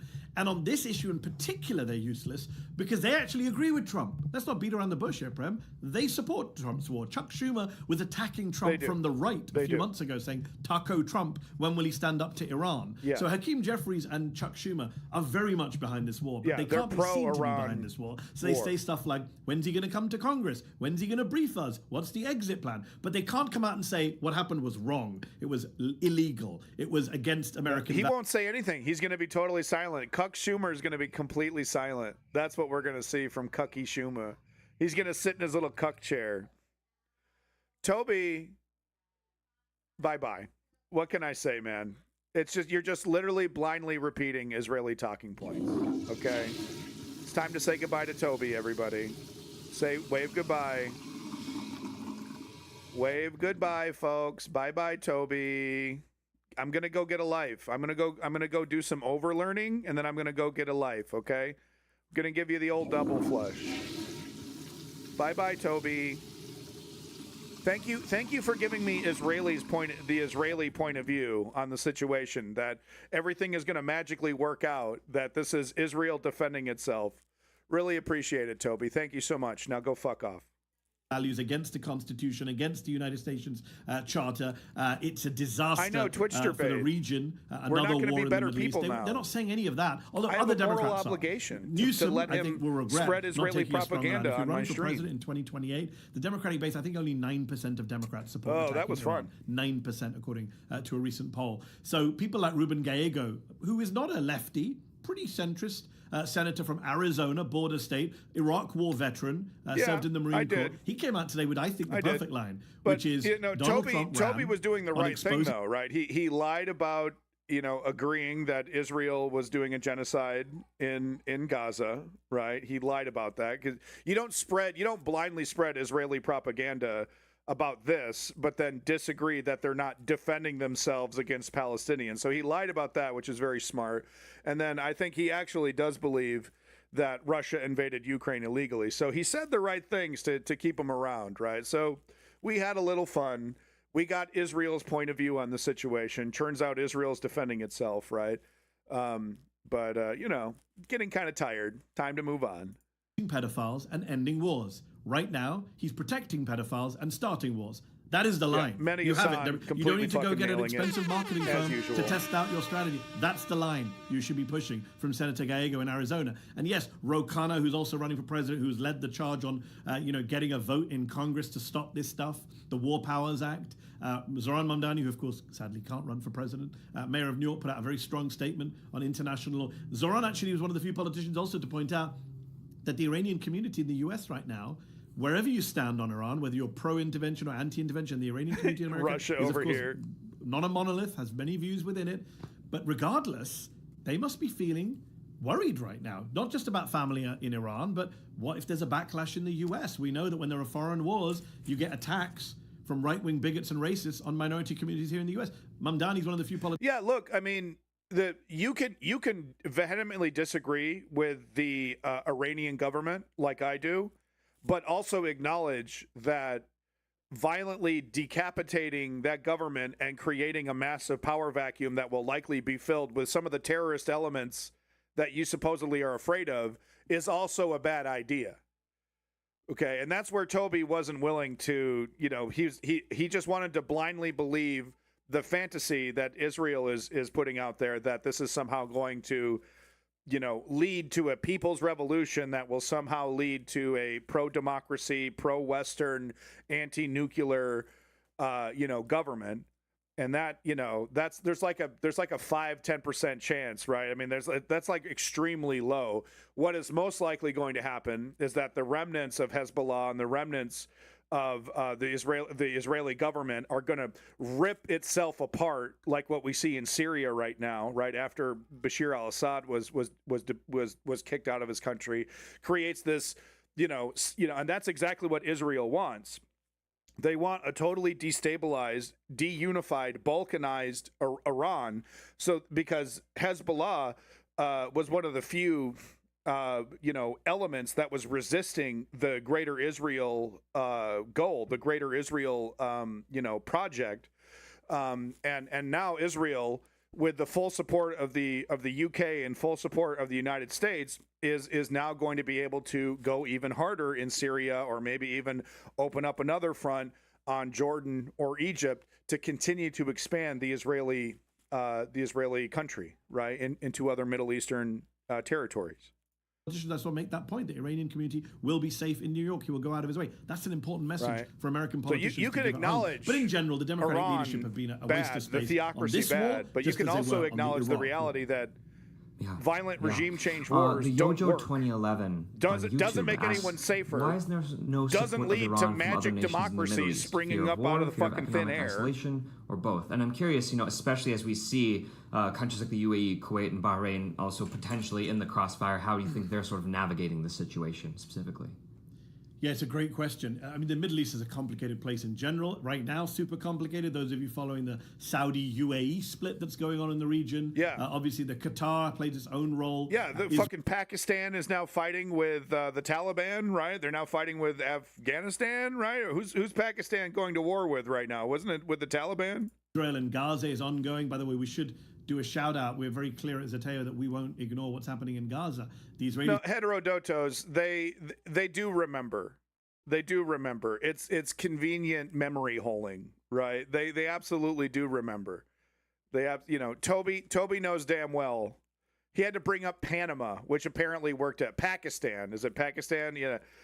He had to bring up Panama, which apparently was a wild success in regime change, in regime, decapitation and regime change, right, to justify it. But all the other examples that are more relevant, like the Middle Eastern ones, of course, those are Panama. They're using this war to crack down on Gaza and aid going into Gaza. It's such a good song. Right now, as we speak, of course they are. I think Middle East countries is a very good question. First of all, they all have different agendas. There was a time when the Saudis wanted the US to attack Iran. There was a time when they were saying, cut the head off the snake. Recently, those Saudi-Iran relations much improved. Qatar-Iran relations have always been strong. Panama? I don't know. Attacked Qatar last year in a kind of symbolic way after they were attacked during the 12-day war by the US. They attacked a kind of empty base.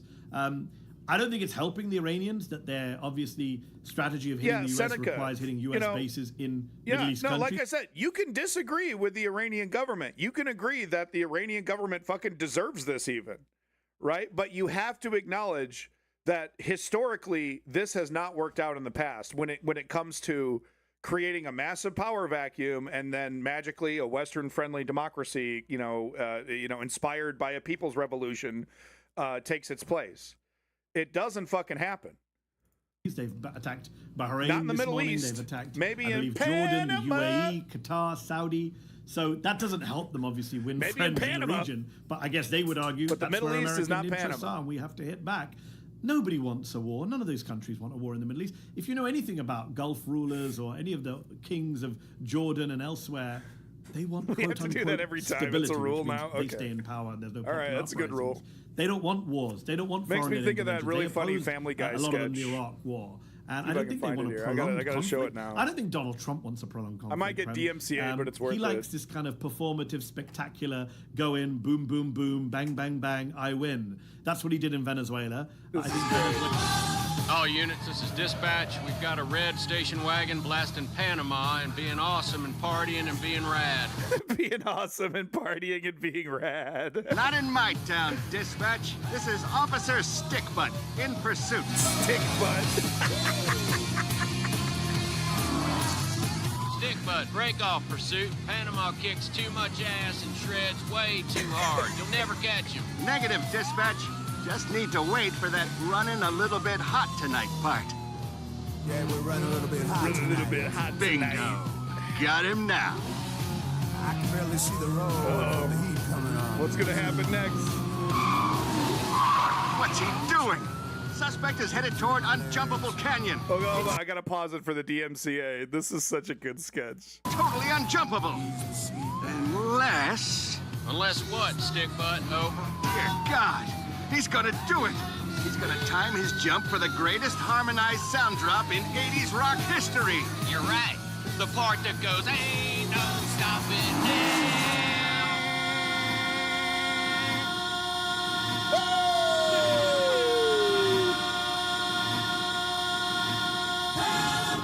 Damn it! What happened? Get off this channel, Joe. Come on, I want to be an outside cop.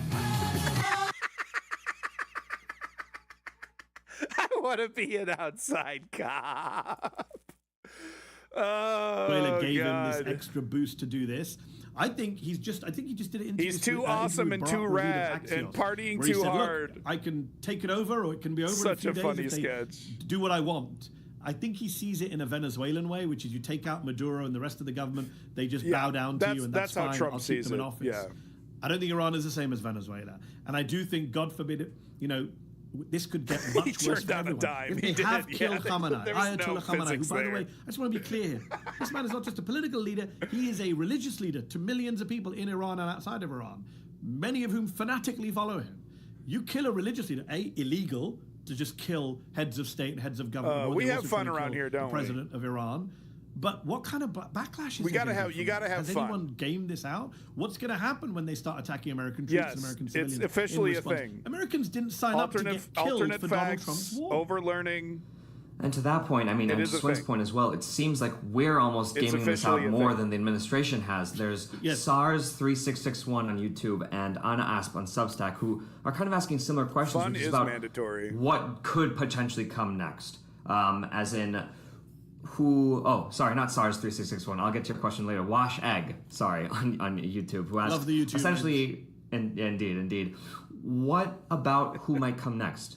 With regards to the Western attention 'cause I'm overlearned. and I capture know of all these Reza Pahlavi references. to potentially other possibilities. Like, who do you think may rise to become the new leader if indeed the regime is overthrown? And Anasp also asks about just the heartless recklessness of this attack being coupled with this other task that some have of freeing the Iranian people from what they see as a repressive regime. Yeah, I love how this is being framed as a liberation. I have to This, duck out it's in a moment. adorable. Your next two guests are going to be better answering that It's question. it's like Frida and it's Negar. like But let me blast just from the say this. past. I can barely predict who's going to be the Democratic presidential candidate in Yeah, 2028. blasé. The Yeah, idea that any definitely. of us know who's going to take over Iran if and when this government, this regime falls I'm George is Bush. absurd. I'm going to do a liberation of the Iraqi and Afghanistan the people. Shah's son, It's going to work based out in the really US, his supporters want him to come back. They claim that there's popular support for bringing back the monarchy that existed till 19... Hey, say what you want about George Bush. I don't think we've seen a single bit of evidence that he was hanging out with Jeffrey Epstein, right?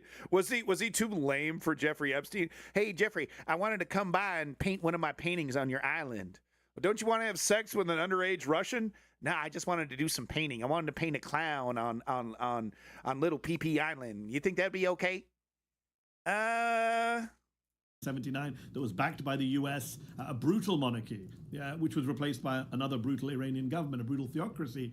But who knows? My big concern is that there won't be one singular government. My always concern has been, yes, what's happening in Iran is bad. I'm not denying that there are human rights abuses in Iran. I'm not denying that people were killed recently, innocent people. Yeah, fully agree. But the idea that Blasé. you just do regime change, you click your fingers and everything becomes better, Decent? is just defied by all of the experience of the last He's 25 years in the Middle East, from Iraq to Afghanistan, to Libya, Syria in many ways, a prolonged civil war. And let's see what happens in Syria I don't know now. about that one, Iran Ice is a King. very diverse place. It is a very He can paint historic better than I can. civilization. I'll say but that. what if it turns into a civil war? That's maybe what the Israelis want. They want to be surrounded You by have a weak fart states degree. that are all internally fighting each other, leaving Israel to dominate the quote-unquote greater Middle East. We saw what Mike Huckabee said recently. We saw what the Israeli opposition leader said recently. They're all fine with taking as much terrain and land in the region as they can get away with. So if they're surrounded by weak states that Heterodotos, are great plagued point. by civil Great war, point. and Iraq, a Lebanon, a Syria, Yeah, and now cremation Iran, of care, great for Israel, not so great for the Iranian people.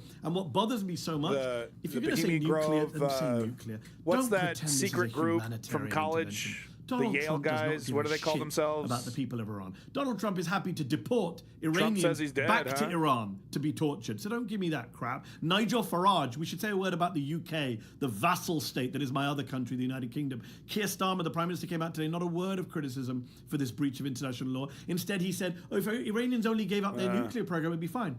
They've Skull agreed. and Bones. They've Yeah, told thank you. First of all, German. it's not a Skull nuclear and weapons Bones. program. Yeah. I'll say that again and again. Second of all, Look, okay.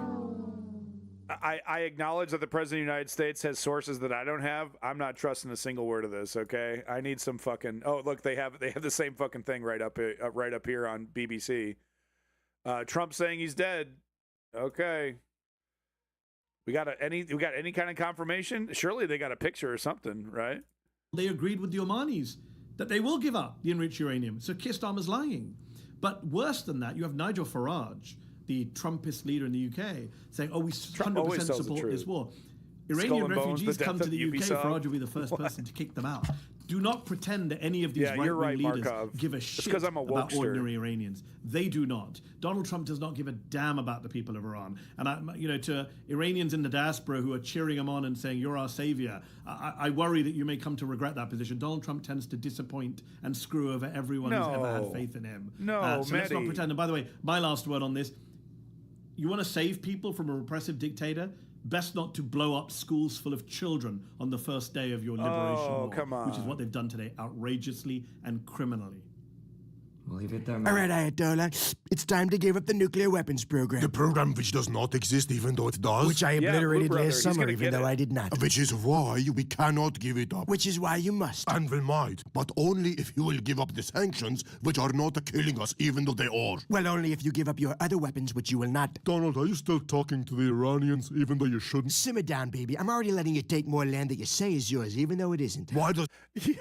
Yo, it's literally a phone case. There's literally not even a phone in his hand. It's literally just a phone case. Even though it isn't. Why does he get to be the only country with nuclear weapons that don't exist even though they do? I mean, you keep saying this country shouldn't exist even though it does. Boshe, but... Hey, wait a minute. What's that sound? The sound of people who are not protesting even though they are. Maybe I'll promise to help them again, even though I didn't. Donald, enough. You can't win a prize for ending a war that you didn't start unless you do. You mean the prize that was given to me even though it was not? Well, now we're talking. Now we are really talking. I love it. More puppets.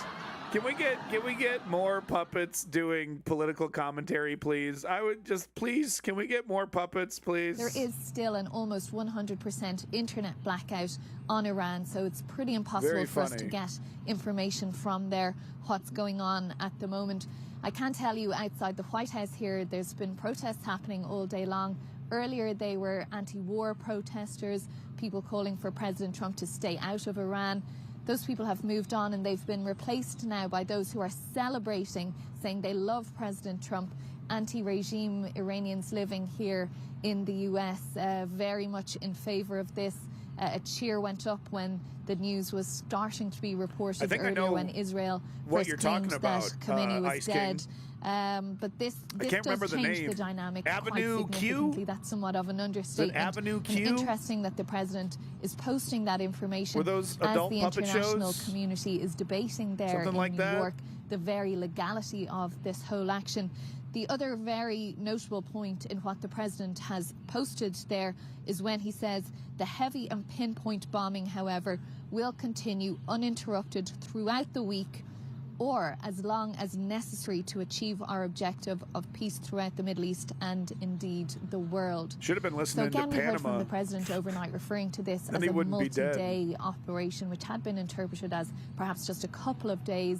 Some of his administration officials briefing that it could be longer than that, and here we have the internet is for porn. Yeah, that was their viral thing. Yeah. German cow. That's quite a significant statement from the president for the people of this country as well and the lawmakers here. Yeah, Katrina, earlier on we were hearing from Lise Doucette, our chief international correspondent, talking about the fact that there is believed to be a succession plan or a series of plans in place without knowing specific mechanics of what happens next. Yeah, Blue Brother. Who takes... You know, that's a great point. You can't say that you've ended a war if you haven't started a few, okay? Because he's doing so much winning. The internet is really, really great. Oh my God.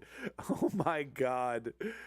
Okay, this is the Avenue Q song, but done through World of Warcraft. I got a fast connection, so I don't have to wait. For porn. What? There's always some new site. For porn. I browse all day and night. For porn. It's like I'm... Okay, you get the point. You get the point. Okay. We got the world. Thank you for the World of Warcraft clip. Donald Trump hasn't provided any evidence of it at Oh, the moment. Khamenei's but body he found. feels Whistling, you hear the cheering. confident People enough for the usually first do time this now. out of their balconies from inside their homes. And what you hear there is, they're saying death to the Islamic Republic. Okay, are we long looking live at the his Shah. body? Is that what we're looking at here? Really or? remarkable bravery by the... Donald Trump now confirming Iran Supreme Leader Ayatollah Ali Khamenei was killed in the U.S. and Israel's joint military strikes on Iran earlier today. Iranian state media saying at least 200 others have died. Hundreds more have been injured. I got to be careful here. I better get my 85 of those deaths are from a strike better on get a my girls' fucking school in southern Iran. blur going here just in case. I do want to bring in CNN Chief National Security Analyst Jim Shooter. We don't have any. I've seen no pictures of the body yet. Okay. We know a number of other officials were killed in that strike as well. And by the way, him dying doesn't. I don't mean to be the bearer of bad news here, but him if he is dead, it's not the end of the Iranian regime. It literally doesn't work that way. Okay, this isn't a video game. Of course, to the regime at multiple levels, at the senior level, right up to the supreme leader. But there are other levels that remain, and there are others who could then slide into those. And I'm also I don't live in an African country, and I don't live in Russia. I promise you, I don't live in India, and I love Mr. President Trump. Those are open questions. And also, what would the U.S. be willing to accept, right? If this does not topple the regime, if the people don't rise up and do it themselves, would the U.S., for instance, be willing to accept someone from inside the regime, a la what we saw in Venezuela, right? You remove Nicolas Maduro. Literally doesn't work this way. Literally, like, history shows that this shit doesn't work, and the news media just kind of goes along with this, like, oh, well, maybe you could, hey, we're just trying to be positive here. Now that we have the president confirming Ali Khamenei's killing in this, the supreme leader, that folks at home understand what his leadership was for Iran, but also... Trump won't even delete the tweet if Khamenei comes out and does like does a press conference, right? He won't even delete the tweet. He'd be like, well... Yes, he is. Fake news. He's actually dead. Enormous power inside Lebanon. It backed up the awful Assad regime in Syria before it fell, which carried out just years and years of crimes against its own people, bloody crackdown. Whoopee. Of course, it backed Hamas, which has attacked Israel repeatedly, most notably on October 7th. For this it guy. Backs the Houthi rebels in Yemen, which has been disrupting shipping in the Red Sea. But specifically from a U.S. perspective, during his reign, it was Iran that was supplying those very powerful IEDs with the shaped charges that were able to penetrate the armor of U.S. military vehicles in Iraq that caused so many casualties there, so many deaths and so many wounds that American service members are still living with. So this is a leader who had tremendous power and impact around the region and against U.S. interests. And finally, I would just say against his own people. Multiple. Look, he's voting. He's a Democratic guy. Oh my God, look at that. I love it when dictators vote. It's cute. To put that in context, thank you so much. We really appreciate it. And stay with CNN. Our breaking news coverage continues after this short break. Appreciate it. Great job. Great job, CNN. I'm talking broadly for the Middle East, but just staying with the Iranian people for a second. So they keep showing this image here. In the Middle East, as many as 7 countries have been targeted by Iran, including Bahrain, where an area close to a U.S. naval base took... That looks like some kind of radar dome or something, maybe. Other U.S. bases in Kuwait, Qatar, and the United Arab Emirates are also on high alert. Retired Lieutenant General H.R. McMaster is joining us now. He served as National Security Advisor in the Hey, how about we get a CIA person from the CIA to give us the official CIA narrative here? That's really going to help us out. And get your thoughts. Since we went on the air 2 hours ago, a lot has happened. We now know, based on Israeli sources, that the supreme leader is dead there in those strikes this morning, those strikes that were conducted jointly by the U.S. and Israel. What is your initial reaction to the scope of these strikes, the effectiveness of this, and where this might be going now? Well, Jessica, my reaction is that this is a great day for the Iranian people and the people in the region, as well as the United States. And the reason is, the Iranian regime has been able to really act with impunity for decades. I mean, they've been essentially fighting a 47-year-long proxy war against, the great Satan, us. This is a great day for America. It's a great day for the Iranian people. They love getting bombed by us. They love getting bombed by Israel. This violent power vacuum that's going to create chaos and, ruin millions of people's lives. This is such a great day. I can't stress this enough. This is so awesome and good, and nothing bad could happen from this. Nothing bad has ever happened from doing this kind of nonsense. Such a great day, folks. Such a great day. Media post. And this is the post. It's a lengthy one. We are winning. This is a moment of huge significance for Iran and indeed across the region of the Middle East. That first sentence there from Donald Trump, Khamenei, Iran's supreme leader, and in Donald Trump's words, one of the most evil people in history, is dead. And let me tell you, folks, I know evil. So that is the first. Donald Trump, one of the most evil people in history, telling us that Khamenei is one of the most evil people in history. By the way, did you know he's been totally exonerated from the Epstein files as well? Like, I love the BBC carrying this like this is a legitimate source. Okay, what do you put on Benny Johnson next, huh? How about a fucking quote from Vinny from the PBD podcast? You know what I mean? How about Toby? How about we get Toby up there? Toby is a more reliable source than Donald fucking Trump. 10 years earlier, becoming political and religious leader for life. Ali Khamenei is said to have been his preferred choice of Blue successor, Brother. It's nothing but towards win. the West. It's nothing but a He'd win, grown up baby. in the holy city of Mashhad and became a cleric at a young age, but not one of huge consequence. And as supreme leader, he had to build his power. All right, we got the enforcer here talking about this. I'm a little curious to see what he has to say. The enforcer is definitely not a trustworthy source. He very often, blows things out of proportion.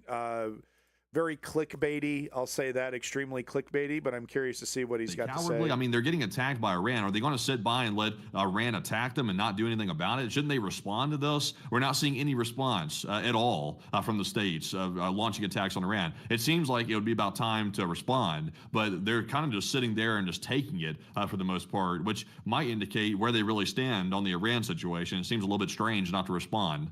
It is kind of odd. I also have to add into our news coverage here, folks, a fairly large story where you're now hearing from eyewitnesses on the ground that protests have broken out in Karaj, Tehran, Shiraz, and Mashhad, which are some of the largest cities within Iran. Security forces are firing upon the protesters in Mashhad. I should make it clear, though, even though I truly believe that there's a very, very small chance that there will be a people's revolution in Iran, that is what I would like to see. I would like to believe the lies, right, that the Iranian people take over and it turns into a legitimate democracy, like the one that existed before the United States deposed the Shah, right? I'd love to see all that. I'd love to buy into the fantasy, but I don't, because I have a brain. But with that said, hey, I want to believe. I want to believe that. I'd love to believe the lies, right? I'd love to believe it. Republic of Iran. So we'll be covering that development now, as that's also going on in the midst of the U.S. and Iranian fires and counterfires that are currently going on across the whole Blue region. Brother. Interesting. No, so Donald that Trump's is trustworthy. fascinating right there. We are seeing as well that apparently there are continuous explosions being reported in Bandar Abbas even right now. They're still getting hit in Bandar Abbas. Also, Hormozgan is also getting hit as well in that province as a whole. Also, I believe Bandar Abbas is in that province as well. But we're also seeing that apparently there's more explosions happening across that province right now. So, Enforcer, what are we looking at here? Okay, so they're literally just speculating. They don't know what the fuck's going on over there at Enforcer.com. Big surprise. I will, props to Enforcer for, defending Ukraine. On top of these actions by the UN, American diplomacy was Not a trustworthy attempted source. repeatedly and in good faith. President Trump, Secretary Rubio, our special envoys Witkoff and Kushner were relentlessly dedicated to diplomacy. But diplomacy cannot succeed where there is no genuine willingness to cease aggression, where there is no genuine partner for peace. As President Trump said today, and he spoke directly to the Iranian people, he said, quote, "To the proud, great people of Iran, I saw tonight that the hour of your freedom is at hand. The entire world has witnessed the regime's wholesale slaughter of innocent civilians. The sad irony is that this same regime will attempt to lecture us today about human rights and the rule of law. Its presence here in this council makes a mockery of this body. But where the UN lacks moral clarity, the United States of America will maintain it. Indiscriminate and unprovoked attacks by the Iranian regime today against our regional partners, Kuwait, the United Arab Emirates, Bahrain, Qatar, Jordan, and others, reinforce precisely why such actions are necessary. The regime has not only struck military assets, but civilian infrastructure as well. That's a good one. Those who stand with us must know that their security is not negotiable. Get some the puppets safety to of say our it. allies is not conditional. It is assured. The bottom line is this, colleagues. Yeah, Blue our Brother, allies no, and it's partners quite impressive, can count right? on the United States and can count on President Trump. So we're just pulling away there from the United Nations Security Council emergency meeting Like on a those strikes in 13-year-old Iran. girl, We're you listening can to count the on United President States. Trump. We had that significant announcement Yeah, just a Corwin, few minutes maybe, ago maybe. from Donald Trump We'll see. posting on social media that first sentence. What Israel and the United States would prefer is a couple days or weeks of blowing shit up and then just letting Iran figure it out, right? And completely destabilize the entire region, and then just let Iran, right? No boots on the ground. Just let the chaos sow. Let the chips fall where they may, and then Israel moves on to the next part of the Greater Israel Project. That's ideally what they want. They don't want an Iraq, Afghanistan, boots on the ground invasion situation. They don't want that. On social media there, Donald Trump posting that Ayatollah Ali Khamenei has been killed. This is BBC News. Wow. Could we get a better source? Seen on social media there. Can we get Elmo? Can we Welcome get Ja to BBC Rule? News. I'm Sumi Somaskanda to our breaking news at this hour. The latest on the U.S. and Israel's attacks against Iran. We are tracking the very 50 latest Cent, with our correspondents around anybody, the region and literally Iran anybody. strikes on countries Toby, across can the we get Middle Toby East back in here? response. Now, U.S. President Donald Trump has just we said in a know. social media post in the last half hour. I love the picture. This is the picture that he uses on his social media, by the way. This evil-looking comic book picture that he literally looks like Nuke from the comic books. Look up the character, type in Nuke comic book character, and that's literally what he looks like. Is the single greatest chance for the Iranian people to take back their country. Now, Iranian state media says Mr. Khamenei is still alive. Source, a known liar. A liar who lies every single The day U.S. and Israel doesn't struck stop targets the lies. across Iran early Saturday morning. Exactly. President Trump told U.S. news outlet Axios he decided to undertake the operation because the so negotiation.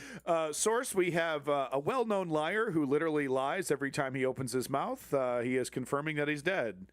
It's politically advantageous for him to say this, and he lies every single time he breathes. Let's go ahead and repeat that over and over and over and over and over again. Trump had to get the idea from somewhere. No, that's what I'm saying. But like, where's the picture, right? Because it's like, okay, we got all we have is his word. Okay, that's all we got, and that is not good enough. Okay.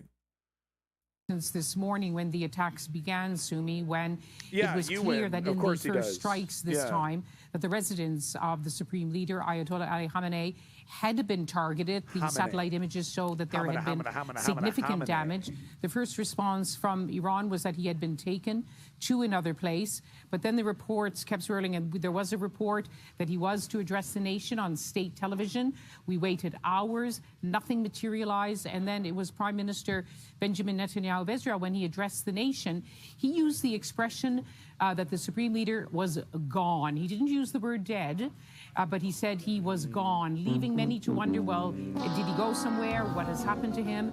And then a whole series of reports on Iranian and American media quoting unnamed officials who said absolutely I don't that believe he had Jeffrey been, Epstein's best friend. He had been Okay, I'm killed. sorry, Even a report I don't. on one media that President Trump had been shown a photograph of Corwin. his dead body. But all the while, as you mentioned, okay. Iranian officials continued to deny. All right, so I mean, we're getting a little closer to maybe it being real. So now we're hearing reports that he's making his conclusion off a picture that he saw, but we don't get to see it yet. Okay, so maybe they're going to release the photo soon. All right,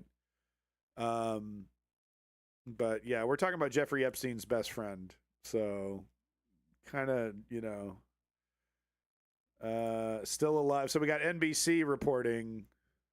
Well, yeah, so that's, of course, the Iranian government is saying that he's still alive. Iranian foreign minister, Iran's supreme leader, is still alive as far as I know. Pretty interesting qualifier. Pretty fucking interesting qualifier there. So all the liars are lying. All the liars are lying, and that's what we got right now. A new Supreme Leader once the incumbent is no more. These are absolutely defining moments in the tortuous history of the Islamic Republic of Iran, and of course that turbulent relationship with Iran and with Israel and the United. You're overlearning. You're too overlearned. Do I like Trump?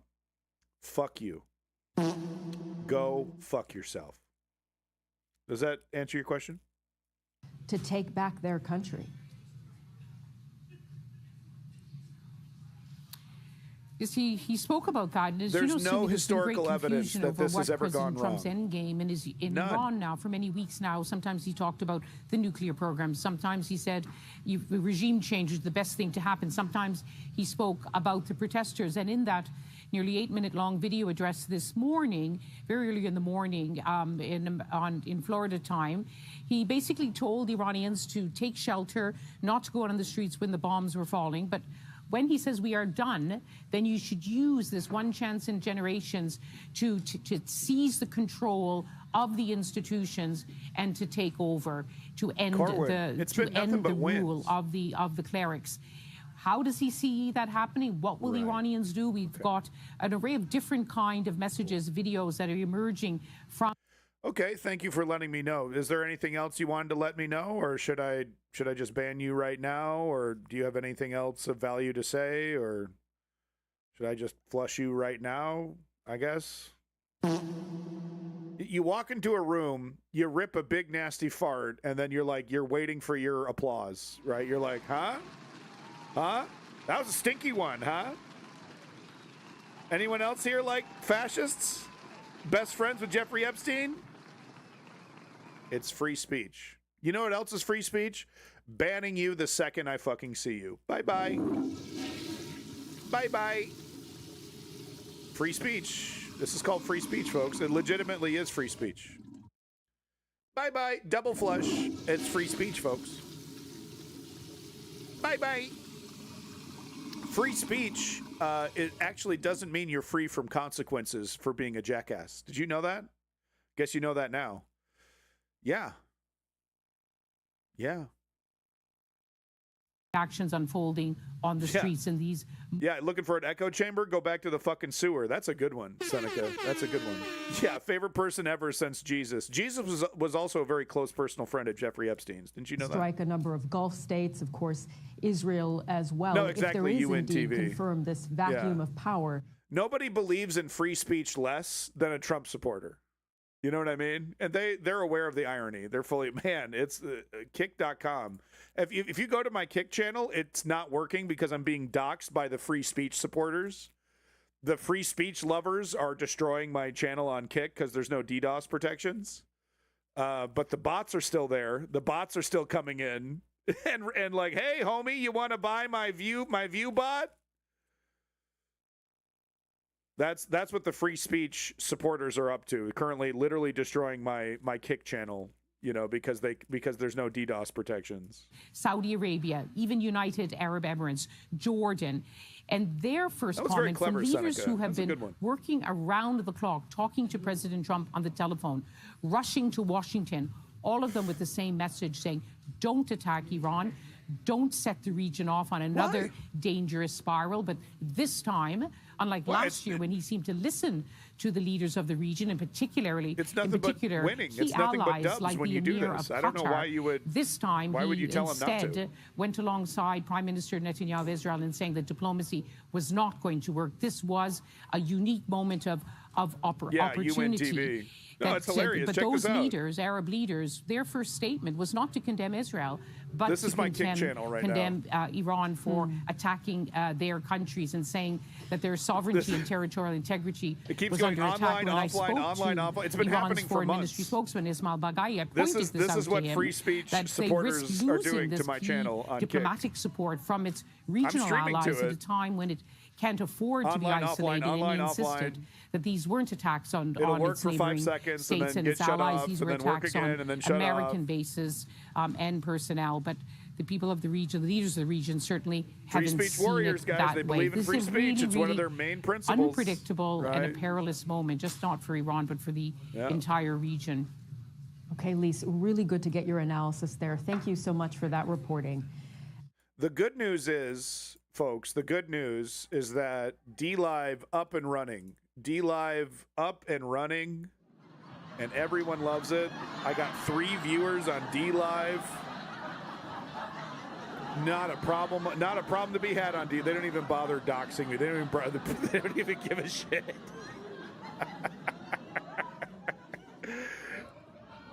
Everything's going great over there at DLive, folks. Everything's going. I'm killing it on DLive. I'm the top streamer right now on DLive. I'm number one with 3 viewers over there at DLive. I got nothing to worry about, man. They love me over there at DLive.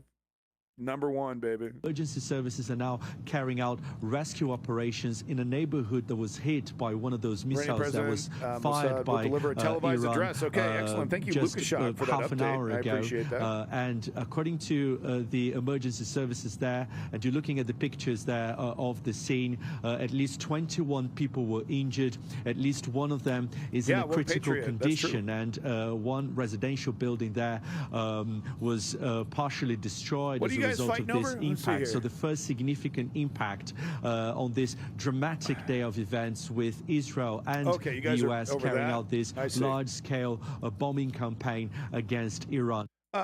Russia, you're saying Russia is dependent on Iranian oil? Russia is not dependent on Iranian oil. I mean, I don't know. I mean, are they... I'm not quite sure how the quid pro quo is relationship right now with Russia and Iran and the oil situation. Isn't Iran buying Russian crude? Isn't that the direction that the oil is going in? That Iran is buying oil from Russia? Isn't that what's happening? I'm not quite sure.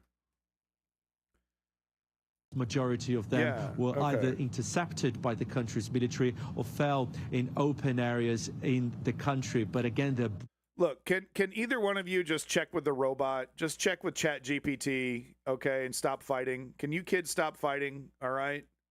Don't make me pull this car over. Is that schools are closed, workplaces have also been closed, the airspace has been shut down, Yeah, can you and check the obviously robot all public gatherings have been masturbator, banned. And Twitch masturbator? the population here is stay alert, to follow the instructions, All right, and to can you stay stop close fighting? to shelters, because they Why believe can't we that all just get this along? threat coming from these missiles fired, these attacks by the Americans and the There we go. Israelis is going to continue.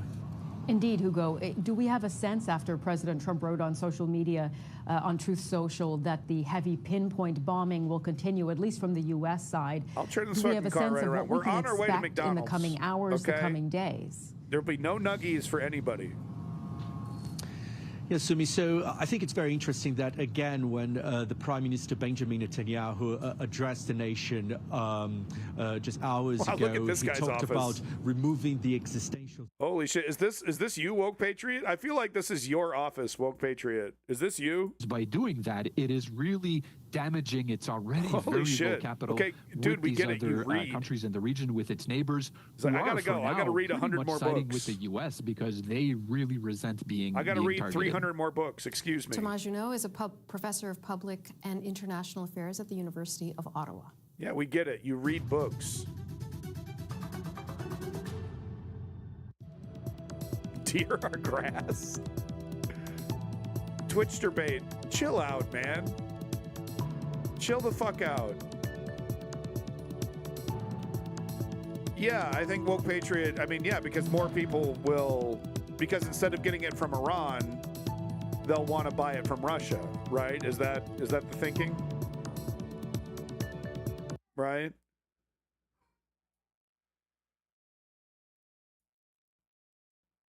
I know. I'm gonna turn this fucking car right around. I was gonna get a 20 nugget for every one of you, and now you're not even gonna get a McDonald's toy. I was gonna go to a McDonald's with a play place. I was gonna sit on my phone for 40 minutes while you crawled around in the play place in the disgusting ball pit, and you're not gonna get any of that now. By Because of the Twitch masturbator. Iranian government. So there is, a lot of discontent at home as well. Questions Durham? about the legitimacy Right. of the No, you Iranian can't. government. Also, a huge economic crisis One in Iran. black So the coffee, Israelis father? probably. You're too young for coffee. I don't care that you're a 45-year-old man. Hugo, thank you so No, much for you that get an reporting apple from the juice. region.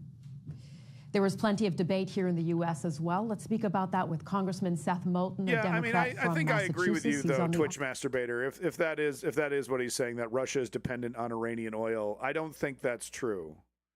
I think, if anything, Iran is the customer to Russia. I think that's true.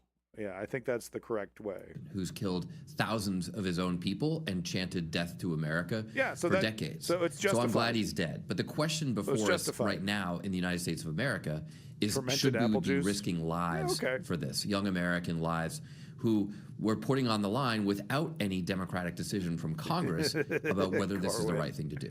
What guys are making me information want have chicken you nuggets now. received in the House Armed Services Committee, for example, What are you about the gonna do about that? justification to this point of why President Trump has taken this line? Hassan promised you a McFlurry. Well, the ice cream machine's broken, so you don't get shit anyway. There you go. He was lying to you. Hassan was lying to Heard any further information from the White House, from the Secretary of State, on why this attack would have taken place? Literally nothing. I mean, I've seen what you've seen on the news, but Trump has not come to Congress at all. Guys, The administration get married, has not okay? briefed us. Get yourself a wife. Get yourself a wife. Look what my honey just gave me. A bowl of melty, delicious queso and some fresh chips, y'all. Queso and chips, baby. To make that case, as he did with Venezuela. And All right? No, you can't marry my wife. No. She's already married to me. Can I ask you about the push for a war powers? No, you can't have her. She's mine. Some of your fellow members of Congress on the Democratic side of the aisle who support these strikes. And I want to ask you about what one of your Republican congressman colleagues, Mike Lawler, wrote on social media. He said, Simply, the Steve, president must you're notify screwed. Congress within 48 hours of deploying troops. The president must then withdraw troops within Khamenei. 60 to 90 days unless Congress declares war. In this instance, Congress was briefed in advance. And he goes on to CBC's say, Catherine Cullen has more on the Prime Minister's reaction to the strikes and what Conservative Party leader Pierre Poilievre is saying about it. The Canadian government is backing the United States. The Prime Minister says Canada supports Yeah, the there's US some truth to that acting strategy. prevent There Iran is. from obtaining and security. Now, Mark Carney is in India as part of a 10-day international tour focused on There trade. is some and he truth to told that. the audience at a business reception Mark Carney's going to wanna have nothing to do with any of this. Get Iran to stop enriching uranium. And while there's been episodic progress, Iran's efforts have continued. Those efforts intensified in recent weeks without resolution. It's led us to this. It is a serious conflict. You can't have my in a mom serious either. Conflict, you have to make choices. Choices because these strikes were clearly not what the Canadian government wanted. Just minutes before word of the attacks broke, Foreign Affairs Minister Anita Anand was telling journalists here in Mumbai that Canada believed the best solution would come through the negotiating table. Still, the Prime Minister says the Canadian government understood this was a possibility. He called on all parties to protect civilians. Corwin, I'll let her know that you're defending her honor, okay? She'll appreciate that. Did say he doesn't expect Canada to actually get involved in the conflict. He also stopped short of calling for regime change. She put it in the suggesting microwave, Iran too. could She still put my choose queso to in the de-escalate. microwave. Though in a statement, conservative leader Pierre Poilievre did call for the people of Iran to topple the regime. Catherine Cullen, CBC News, Mumbai. So that's cute. Carney did make a statement saying, yeah, okay, go for it, Iranian people. Gathering in Richmond Hill, Ontario today, that's just north of Toronto. Thousands of people are there to show solidarity with the people of Iran. Earlier in the day, we spoke with Nellie. She says the demonstrators are worried about their family and friends in Iran, but they also want a democratic future for their country. I have 80 million friends and family in Iran, Natasha. Wow. And I haven't been able to speak to anyone today, but 80 from the videos that I million? have been seeing coming out, they are dancing in the streets. They Get are off the phone. celebrating this day. And even in the 12-day war that we had going on, I heard a lot less people that actually died. I personally knew a lot less people that actually died versus when the Islamic regime actually attacked its own people and massacred many of my countrymen. They do that. I No, know the a lot Iranian of them that regime, died terrible. under the regime, but I didn't know anyone Terrible. that died in the 12-day war. Slaughtering protesters. Right, and there's That's lots such of an footage important of it. distinction. And this is very targeted. So Yeah. I'm obviously hoping President for Trump a lot support less people of casualties than Iran. there needs to be. Boy. But everybody is. But it, These poor idiots, these poor fools. Okay, this is not going to create a democracy. But you know, I'll be the first to admit that I'm wrong if I see evidence to the contrary. Didn't happen in Syria. Didn't happen in Iraq. Didn't happen in Afghanistan. Didn't happen in Venezuela. Didn't happen in Vietnam. Okay. I'll be the first to admit it, and I will hate to admit it because it'll mean Donald Trump was right. Okay, but this poor foolish woman and these poor foolish, look at this, Israeli flags are along with Iranian flags. I want the fucking nuggets. Your family here in Canada, have you spoken to them? And what has the conversation been like today? this is my brother right here. He's actually standing behind me. He has a shirt that I custom made for him. Turn my around, I God. want to show the shirt. It says in Farsi, Farokh Zad These poor Buland fools. Yek Ruzi Emruze. And poor that fools. this Farokh Zad is actually a legendary man that was murdered by the regime in Paris in his home. And this shirt says he had always been saying, Farokh Zad had always been saying that a day will come where these people will be gone, the regime will be gone, and today is that day. And this says, Farokh Zad, wake up, that day is today. Okay. Nellie is a protester in Richmond Hill, Ontario, at a rally of the Iranian diaspora time to duck, exactly. celebrating the strikes on Iran. Look, Ongoing I mean, I'm serious, though. I'm 100% serious. I'll even unban Toby. Okay? I'm serious. I'll totally unban Toby if this leads to a people's revolution, right, that turns into the, you know, like the government that Iran had in the 70s before the United States decided to meddle. Okay? I'll be the first to admit it. I would love to see it. I'd love to buy the bullshit. I would love to. Okay? I would love to. I'll give him some free chicken nuggets. I'll give him some chicken nuggies as well. Blase. I'll rename myself to Toby Nihilism, okay? I would love to see that happen. I really would. No one hates theocracies more than me. I fucking despise them. Okay? Religion in general is holding humanity back. Religion as government is holding humanity back even harder. Okay? I'm right there. I'm right there. Ice cream machine's broken. I'm right there. But we have something called reality getting in the way. Okay? Israel is not doing this because they want a stable government in Iran. Israel is doing this because they expect chaos to follow. That's what they expect, because they understand that that is the highest likelihood of what's going to happen in Iran after this. Elements of Hezbollah, elements of the army, remaining elements of the government, of people that are still loyal to the old government, fucking clashing, ripping this country apart, right? Setting new lines, maybe even talking about new countries, right? Like with what's happening in Somalia, with Somaliland.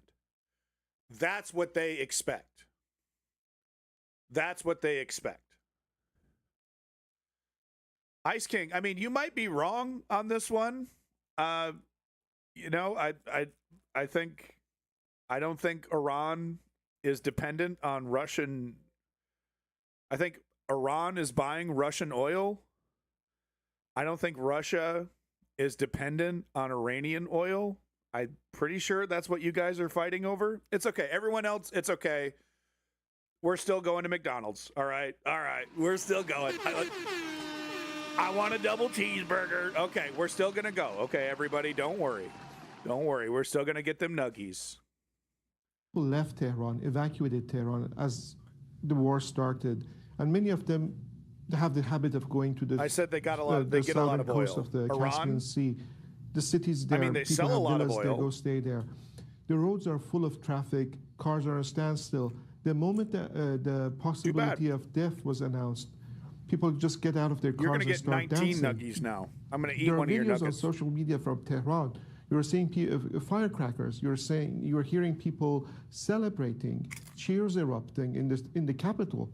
So many people, they haven't forgotten that last month, thousands of people were killed while the government tried to suppress the protests. They haven't forgotten this. And that was the last chapter of Ayatollah Ali Khamenei's leadership. 36 years of leadership, I don't really care as Lise verify. just said. So that was the closing chapter of his rule, if it's verified. What I will say is that whatever this turns into, will disrupt the oil market, right? Will affect oil prices, not in a positive way. It's going to make oil prices go up, no doubt about that, especially if the Strait of Hormuz continues to be locked down for weeks, months. Then we're going to see oil prices shoot way up, like $1, $2, $3. We're going to see that go up because 20% or so of oil trade is going through that strait. But not just oil as well. Like, this could have ramifications across the economy in a myriad of ways. Lots of stuff is going through the strait, not just oil. So that I feel pretty confident saying, right? His comments in the video, I should say, the one he posted earlier as military female operations eunuchs, against the Islamic Republic were underway. Yeah, The Ice King, that's a great last part, point. He actually alluded to something that the Iranian people could do to take back their government. Much of that will depend on the nature of the targeting. If Israel and America pushes through or pushes past what's left of Iran's security state. Make no mistake, Ali Khamenei was the region's longest-serving autocrat. He was the second supreme leader in the Islamic Republic. When two nachos are stuck together, that's one nacho. US for those 30-plus years was institutionalizing his power. So now it'll remain to be seen if Washington, if Jerusalem will go after that apparatus of repression, will go after what's left of command and control, will drill down to foster defections from below so that unit-level cohesion of these security forces, so that local initiative is taken over by local fear, and that the guns go to the sides rather than continue to be turned against the population or turned against Israel, America, and perhaps even more importantly, we should say here, Iran's Arab neighbors. There are some here who are taking a premature victory lap that potentially you could have a military government come in, something a la South Korea, and engagement with military governments. Back from the brink. He urged the Security Council to do everything possible to prevent a further escalation. And he warned, and I quote, that the alternative is a potential wider conflict with grave consequences for civilians and regional stability. So there is really a huge concern here about the spillover of this action taken by Israel and the United States into a much wider That area. is an interesting question. Well, to that point, Edith, we also heard from the Secretary General, as he said in his own words, that this was an opportunity that was squandered in terms of peace and diplomacy. How were those words received by the Council? Well, it's hard to say because members of the Council are still speaking, but certainly Russia and China were strongly condemned what Israel and the United States have done. And demanded an immediate return to talks between the United States What are you talking about? Israel Fake news. To I'm getting fake news over here. Nuclear program. The French ambassador urged Iran's leadership to return to those talks to ensure that Iran is never able to produce a nuclear weapon, and that, of course, is also is that what I gotta add a fake for the United States, for Israel, and is that what I gotta do? For quite a number of other Western and non-Western countries. Fake news, dude. I'm getting gaslit. Press of the United Nations. Thank you, Edith. Thank you so much. Okay, folks, before we move on to the European Union, I do want to share a new post that's just come out from Air Canada seconds ago. This is important to Canadian viewers. They are saying, this is from Air Canada, due to the military situation in the Middle East, we have canceled flights from Canada to Israel until March the 8th. How do I gotta do this right? Air Canada is not flying to Israel and to Dubai until March the 3rd. They're monitoring the situation and will adjust the schedule accordingly. They're telling people go to the Air Canada website for any updates. So again, if you're flying from Canada to either Israel or Dubai in the next couple of days, you might have to rethink your plans. They're canceling those flights. So watch for further updates on that, certainly. And we know how flights have been impacted throughout the region as a result of what's been going on. The reaction continues to pour in. Let's talk about the European Union now. They are saying the strikes on Iran are being met with mix of caution and apprehension. In a statement, the EU said it is concerned about the events unfolding today and wants to maintain regional security. Doesn't queso just mean cheese? Now, that's Germany's foreign minister meeting with government officials. The country's chancellor released a statement saying Germany supports the right of Iranians to determine their own future. It also noted that Berlin is coordinating with the United States, Israel, and other partners in the region. Give me the pronunciation. Stay with us. Much more news coming up right here. Give me the pronunciation then. Write it out. Write it out, Heterodotos. Okay, I don't have a sombrero. Okay, I'm sorry. It is hard writing. You are gaslighting me, dude. You are fucking gaslighting me. Position in condemnation this unlawful act. I'm getting gaslit over here. And it is regrettable that Some members of this body, in a blatant double standard, disregarded the flagrant act of aggression committed by the US and Israel on Iran and condemn Iran for using its inherent right to self-defense on the UN Charter. Mr. President, this morning the United States regime jointly and in coordination with the Israeli regime initiated an unprovoked and premeditated aggression against the Islamic Republic of Iran for the second time in the recent months, while deliberately attacking civilian populated areas in multiple large cities of Iran where millions of people reside. As a result of this brutal armed attack, hundreds of civilians have been killed and injured. Heterodotos, give me a link. The aggression and atrocious crime of the United States regime and the Israeli regime and the deliberate and persistent targeting of civilian infrastructure are going. In addition to the numerous civilian residential buildings, the aggressors have also targeted a school in the city of Minab, Hormozgan province, killing more than 100 children. I was not expecting this to happen in the chat. The number of innocent civilians continues to rise. This is not only an act of aggression, right now, it is a war crime and a crime against humanity.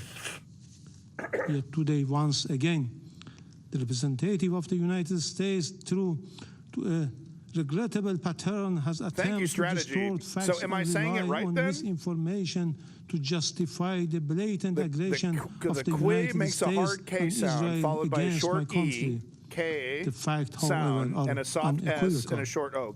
So the justification advanced by the representative of the United States today are illegal and entirely devoid of legal foundation. The baseless allegation. Shut up. This is more important. This is more important. Okay, hold on. This is more. Queso. Shut up. I'm saying it correctly. Queso. The only thing I'm not doing is adding a fucking fake Spanish accent. Queso. Queso. So.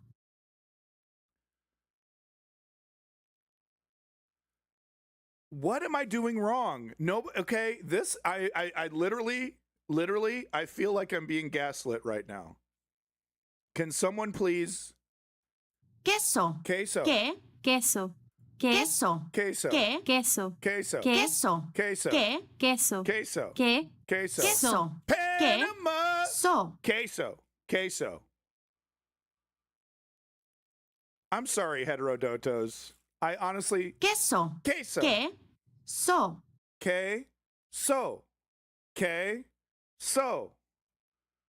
What am I doing wrong? Capable admission of their intent to violate Iran's sovereignty and territorial integrity. The President of the United States has falsely described this aggression as necessary to neutralize an imminent threat to the American people. This is nothing more than a deliberate attempt to mislead the international community and the U.S. public opinion and manufacture consent for unlawful war. One second. Similarly, the representative of the United States has cynically sought to mislead this council. 1 second, hold on. Yet history provides ample documentation that the foreign policy of the United States has repeatedly relied on unlawful force, covert intervention, and political manipulation to alter the governments of other member states. This record is well established. The reality is clear and undeniable. What is taking place today against my country by the United States and the terrorist regime of Israel is a blatant act of aggression, a full-fledged violation of international law.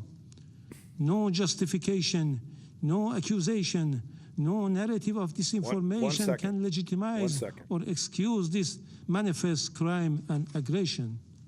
Mr. President, we have communicated on several occasions with this Council and the Secretary General about warmongering statement and interfering actions in the internal affairs of Iran by the President of the U.S. in a blatant violation of the UN Charter and international law, and called for the Council action, Regrettably, all were unanswered.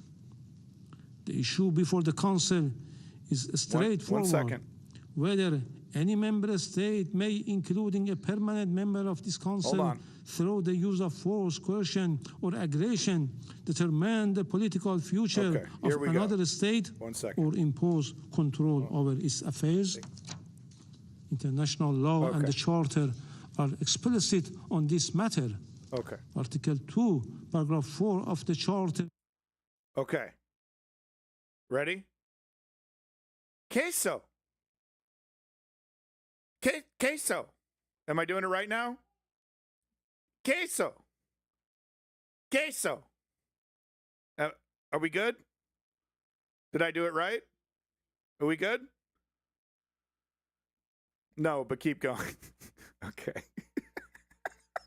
Yeah, exactly. Spoken like a like a kick streamer.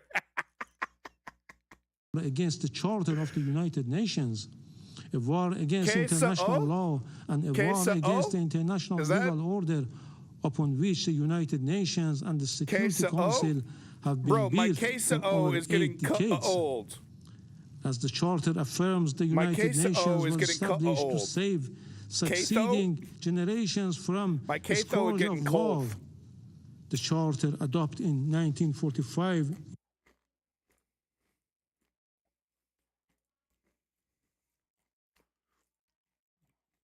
Queso, queso, queso, queso, queso, queso, queso, queso, queso. There's no winning. There is literally no winning with you fucking people. The invasion carried out by the United States and Israel satisfies none of the criteria of lawful self-defense. Accordingly, the action of the United States and Israel but around the world as a result of the coordinated strikes by the United States and Israel on the state of Iran. So much is moving. We've heard from both the Israeli Prime Minister and the U.S. President that the Supreme Leader, Ali Khamenei, has been killed. The Iranians are denying that and saying that he's still the head of the regime. We are hearing reports from Reuters Maybe it's like a that North people Korea in situation cities throughout Iran are celebrating upon hearing that the U.S. president has declared that the supreme leader is dead. The UN Security Council is meeting as we speak, and we've heard from the Israeli representative there that any condemnation of their strikes on Iran are hypocrisy. There are counter-protests taking place in Los Angeles. Many in the Iranian diaspora celebrating what is taking place, and then anti-war protesters saying they gave me we cannot have regime change with another war in the Middle East. There is so much to pull apart in this story, and so much that we still don't know. Let's turn to someone we often turn to for clarity in moments like this, and that's our next guest, Kaveh Shahrouz. He's an Iranian-Canadian lawyer, a human rights activist, and a senior fellow at the Macdonald-Laurier Institute. Kaveh, I am very glad to see you, sir. Good to be with you as always, Natasha. Kaveh, big day. I'm sure your phone's been ringing off the hook. I'm sure you've been calling friends and colleagues everywhere.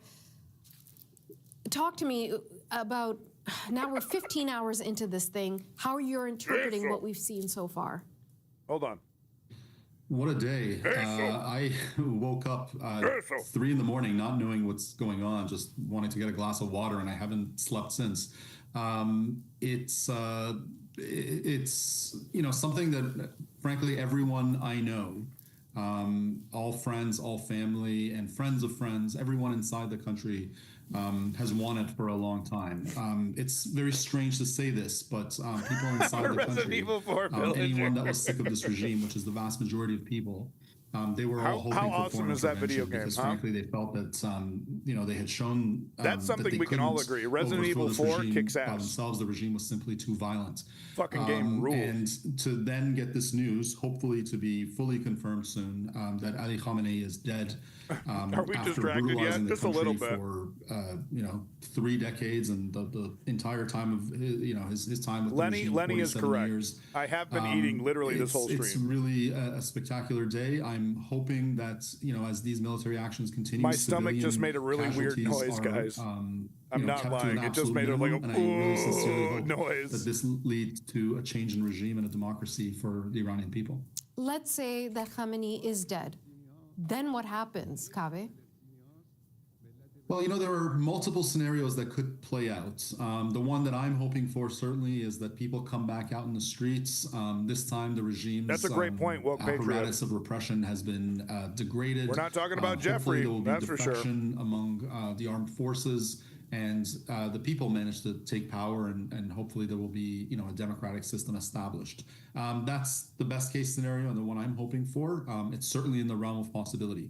But there are other possibilities. One is that some faction of the regime negotiates with the Israelis, with the Americans, and the regime basically stays in power, and there would be some version of the Venezuela model. And the other possibility is, regrettably, civil war. There what could is the be, Venezuela model? Separatist groups across the country that feel like this might be their moment. Donald Trump stole an oil tanker. Countries in the region might feel that Iran stole the money, sold the oil, I guess, and stole the money for himself, put it in an offshore bank account, play out. And nothing else all has these changed. Are possible at the moment. Is that the Venezuela model? 3 or 4 days will really be decisive, and it will tell us whether or not this regime stays in place or it implodes. What's your assessment of the U.S. president and the Israeli prime minister calling on Iranians to seize this moment? Well, I think once the bombing actually stops and people feel safe, I have no doubt that they will take to the streets again. In early January, as your viewers well know and you well know, hundreds of thousands. That lady, she's got like 8 million friends. Called for an end to this regime. She's all telling them to get in the streets. I know, as I said at the outset, a lot of them were hoping that there would be military action against Iran's regime to simply give them the opportunity to come back out. I don't think anyone's asking for Israeli soldiers or American soldiers to do the work for them. Iranians have shown incredible bravery. They're ready to go out there and take over their country again. I have no doubt that they will actually heed the calls of it's President literally Trump and delicious. Remind us, Kaveh, if you could, about the state of the economy, that the real has been decimated, that the challenges before the strikes took place, because now they're being told, gather up supplies and get food as much as you can. I totally agree, It was so hard for people to do agree. that before the strikes took place. So just put that into context for us. Absolutely. I mean, the message has gone out that you should gather supplies for a week or so. I don't know the exact number of days, but something like that. And the message that's come back from a lot of people, you see this on social media, is that we can't even get food for one day. Right. There's just low availability. There's inflation's through the roof. We can't afford things. The economy in Iran for 47 years has been mismanaged. There's been incredible corruption. Money has been siphoned off to pay for terrorist activity abroad. But really, in the past year or so, there has been a tailspin because of international sanctions returning, because of the anticipation of war. Inflation's Israel, through the roof. The United States, is basically they don't have the Iranian people's back. And so, at all. Again, I think part of what has motivated people to come out and face those bullets that they did is the idea that, they can't put food on the table. And on top of this, and sort of very closely connected, is that the environment is just being destroyed, such that the country is running out of water. In Tehran, they don't have water to drink, and they can't put bread on the table. So all the basic necessities of life are missing for Iranian citizens. Today, at least, we can hope that maybe tomorrow will be a little bit better. Kaveh, I'm much like yourself, keep checking in on the phone with friends and colleagues of Iranian descent with links to the region. And while many are hopeful and optimistic, many are joyful, there's still this, at what means? At what means? Do we want to be bombed out of this regime? And what if this means more loss of life? And what if the regime stays and it takes out its rage once again on the people of Iran?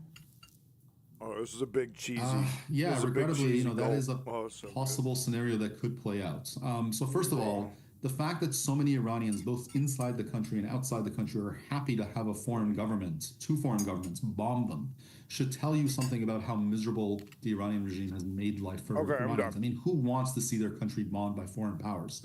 But the fact that they want it simply means that this is better than the alternative, which is to live under the Iranian regime. That was literally fucking delicious. I am praying that the bombing is. I'm full now. We're not going to go to McDonald's. We're going home. Targets only military targets, that it leaves civilians alone. So that's certainly something that I worry about.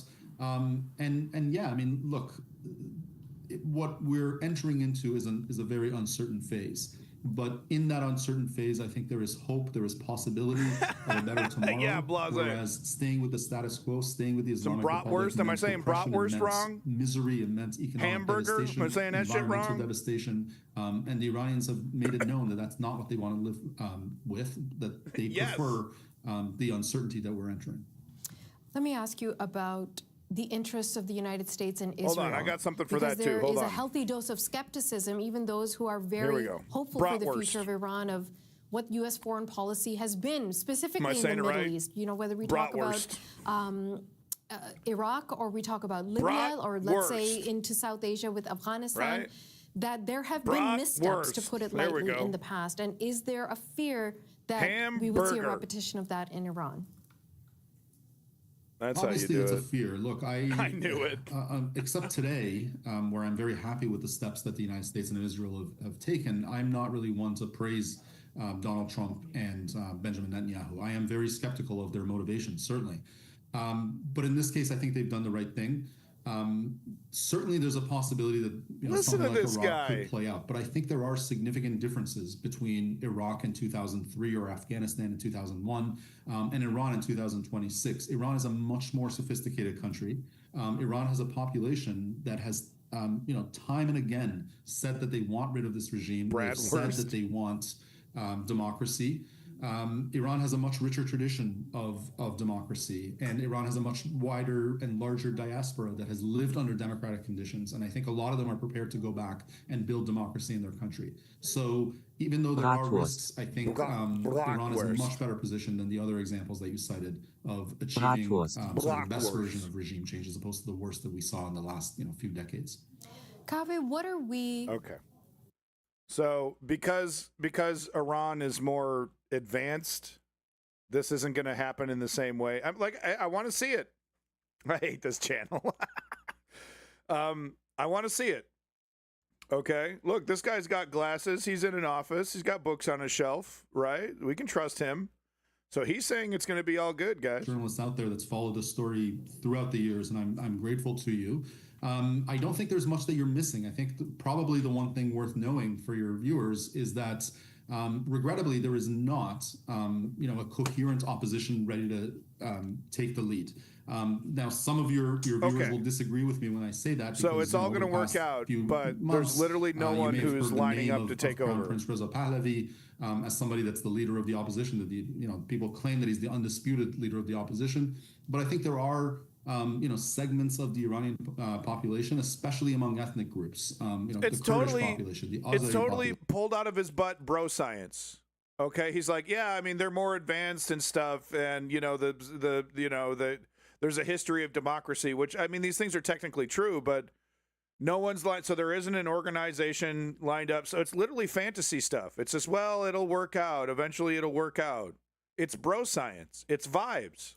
And others who would dispute whether or not he is actually the leader. So I think there are significant fractures among our democratic opposition. And I think that's something that's worth exploring. So if this regime is to fall, I think the different opposition groups really need to either sit together voluntarily or be forced basically by outside powers to sit together to come up with a... So outside powers are not going to act as a mediator because Israel and the United States are not actually interested in, peace in the Middle East. They're not actually interested in Iran having a secular democracy. They're not going to put in the work. They're not going to, offer up, carrots to make this happen. They literally just want to, they're literally, they're the bully. There's a snowman built. They destroy the snowman. They throw all the toys everywhere, and then they leave. Then they leave with their mommy. There's no interest whatsoever to rebuild Iran. There's not going to be any help. There's not going to be any mediation between fantasy groups that don't exist, and the so-called experts don't even know who the fuck they are. That's not going to fucking happen. Plan to come up with a coalition so that they can actually implement democracy on the ground. Off-world, you're going to have to give me a link or something, man. If the regime falls, literally the first I've heard of it. What does justice look like? That's a great question. And, you know, I'm somebody whose family members have been slaughtered by this regime. By the way. Regrettably, I'm by no means the only one. There are tens of thousands, hundreds of thousands. Yeah, this regime is murderous. Killed a lot of innocent people. You know, these people are fucking monsters. They're ghouls. Regrettably, you know, I'm very happy that he's dead. But I really wish that he'd been captured and put on. Bro, Jeffrey Epstein's buddy is not the fucking source here. What justice will require is that these folks that have been responsible for decades. So this is okay. So this is the exiled guy that I've seen before, right? This is the pro-Western guy that the United States would like to see installed. Prince Reza Pahlavi says he's ready to lead transition. So this is not going to happen.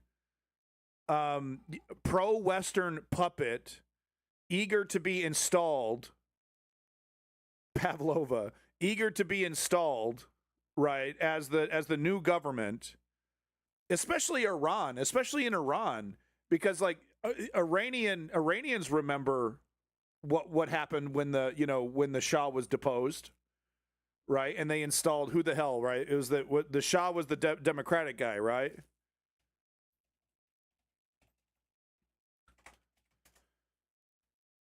Right, there was the Iranian Revolution. The Pahlavi destiny. So this is the guy. This is the guy that we installed last time. So the Shah was the monarch that we installed. So we installed the Shah. The Shah was the motherfucker. Okay, yeah.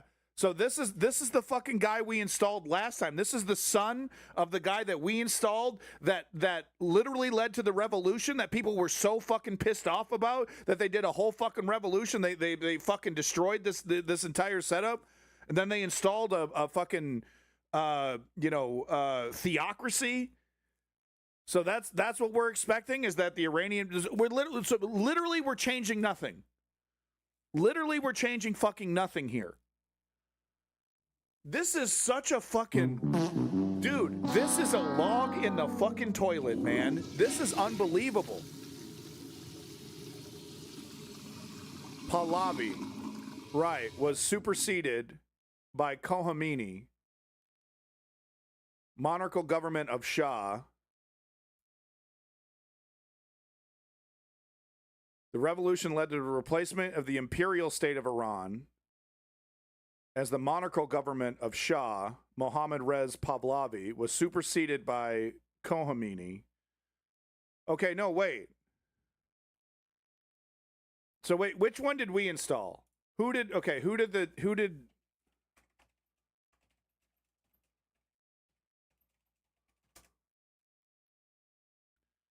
Yeah, the United States via the CIA and the UK orchestrated the coup known as Operation Ajax to overthrow Iran's democratically elected Prime Minister Mohammad Mossadegh. Okay, so that's where it is. So Mossadegh was the pro-democracy guy. The operation reinstated Mohammad Reza Pahlavi. So it's literally the same shit. It's literally the same fucking shit, man. And this guy, this family pissed off Iran so bad they rose up and destroyed him. They destroyed his family. They destroyed his kingdom. The operation reinstated Pahlavi as the absolute monarch, the Shah of Iran, solidifying his power and ensuring pro-Western influence. So they literally just want to take Iran back to the state. Yeah, it was. Yeah, the Mossadegh was communist friendly. This is not happening.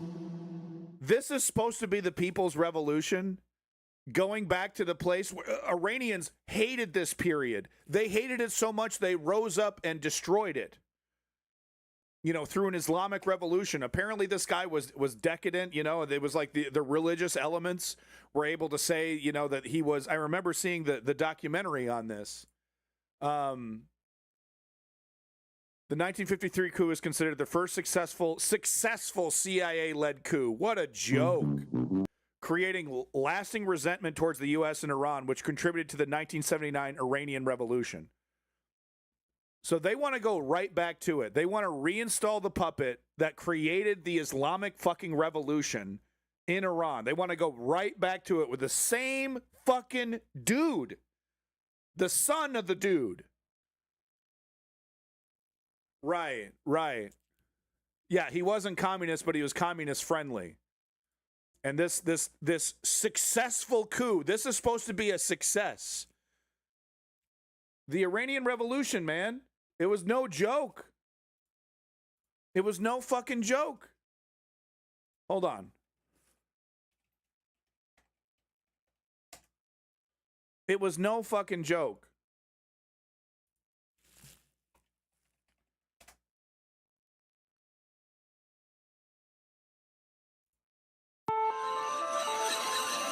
All right, can we get anyone else besides fucking...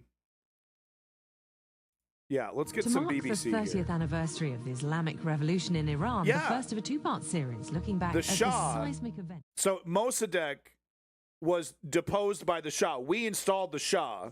The Shah did purges and fucking and killed tens of thousands, disappeared tens of thousands, creating the environment for the Islamic Revolution in 1979, and we want to go right back to it.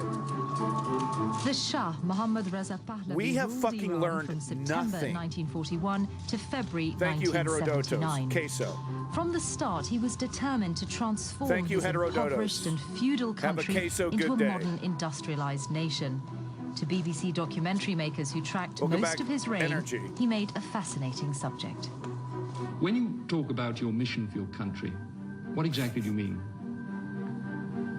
Thank you, Heterodotos. To bring our country within the limits of its possibility, natural-wise, population-wise, our intelligence. So this murderous son of a bitch.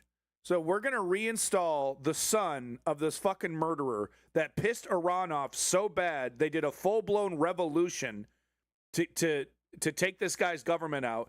The whole reason why we have a theocratic nightmare in Iran is because of this son of a bitch, and they want to go right back to it.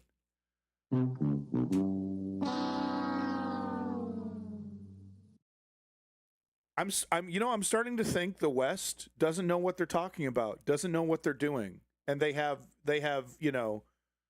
bad intentions on the Middle East. I'm starting to think that the West, the United States and the UK and Israel, they have bad intentions for the Middle East. That's what I'm starting to think, guys. Are you kidding me? Anybody else, dude? Anybody else, bro? Anybody would be better than this. Ready to lead the track, because I've seen this guy talked about on Western media as a viable candidate to install. Holy shit. I mean, holy shit.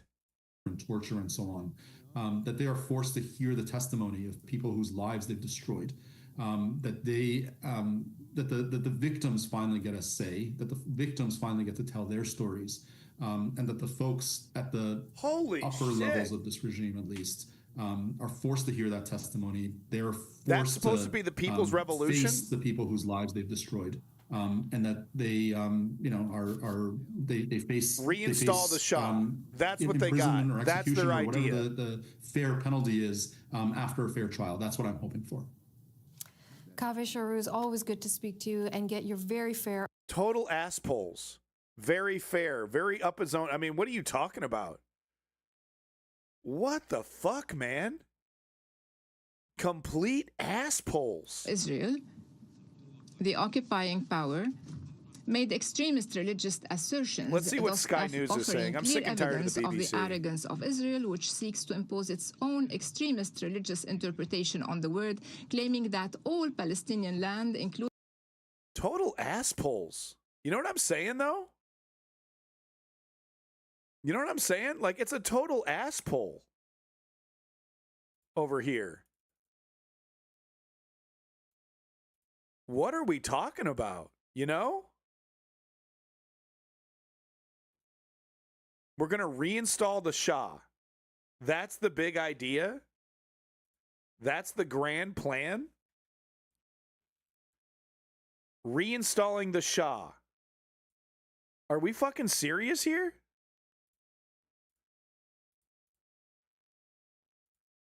I mean, holy shit. It's the worst idea on the planet. It's literally the worst thing you could do. It's literally the worst. You know what I mean? It's total garbage.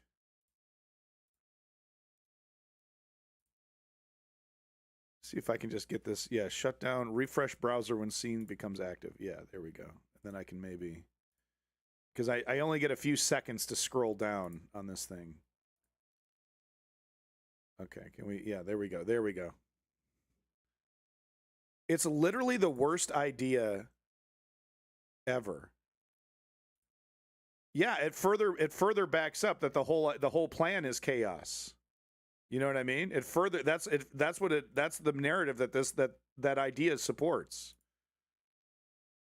That what we want is chaos. Oh, come on. You can't give me no Sky News? Sky News was working earlier. Oh, that's a shame. Sky News isn't working anymore. Let's see what I24 is doing. Probably a bunch of celebrity crap. Well, that isn't working either. All right, fine. Wow, what a garbage idea. I'm actually shocked at how bad the idea is. You know what I mean? Like, that is dookie. That is dookie-doo. So yeah, Sky News can't get that. Okay, let's I'm curious. All right, let's see what we got here from the US. So we got CNN, CBS. Let's see what NBC is up to. I'm a little curious.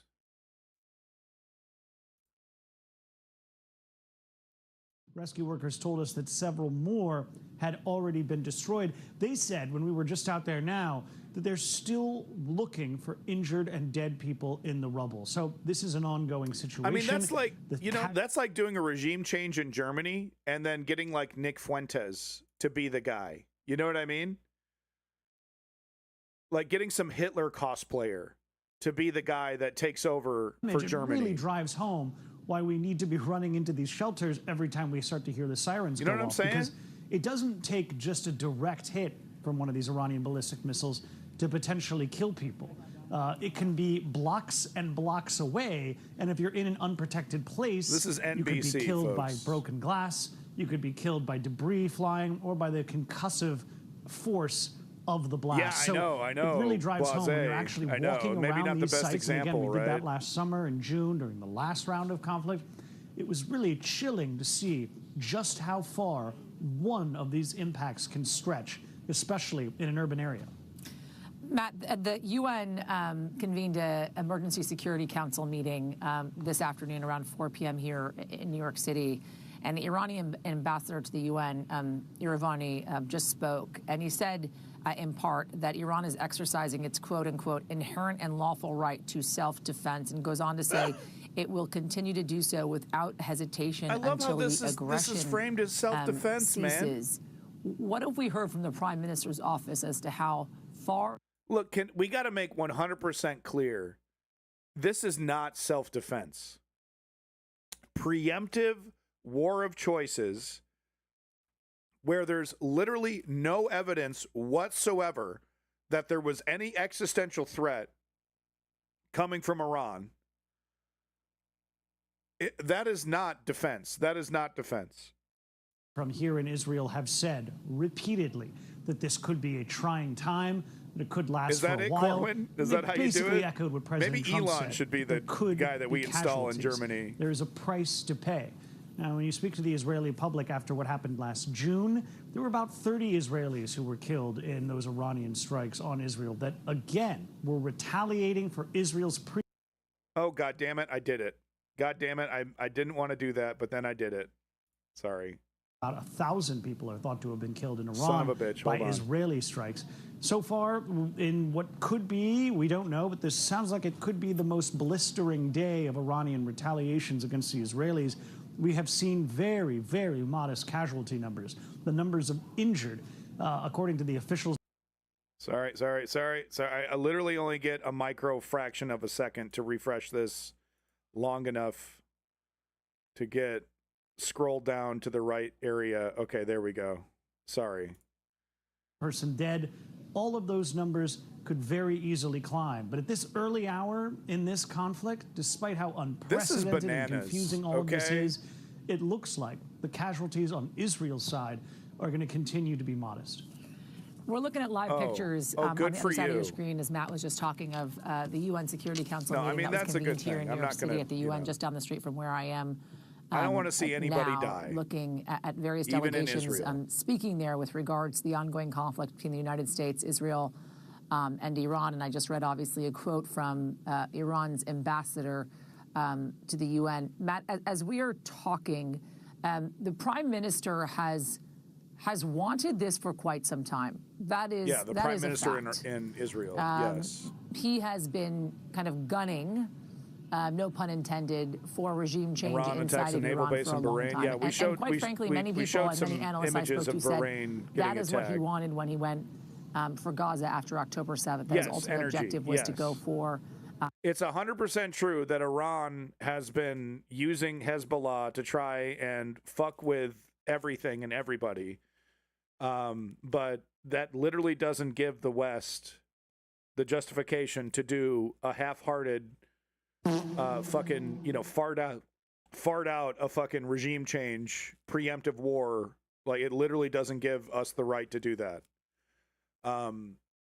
Now, Iran building a nuclear weapon, putting a missile on their border, pointing it towards Israel and saying, in fucking, if you don't do what we say in 24 hours, we're going to pull the trigger. That's justification to go in there. Iran was nowhere remotely close to that, especially after Donald Trump obliterated their nuclear capabilities, because they still had the uranium. They still had the enriched uranium. They were able to move that. But a lot of their equipment that was in those labs, that was in those deep mountain labs, was destroyed. They had to, start from square one or square two, wherever they were starting from again. So they still had the enriched uranium, but they didn't have all the other pieces. There's no nuclear weaponry on the fucking table here. And, you can disagree with the government. You can disagree with how they were treating their people. You can disagree with the Shah up and down. That still doesn't give us the right to completely destabilize this country.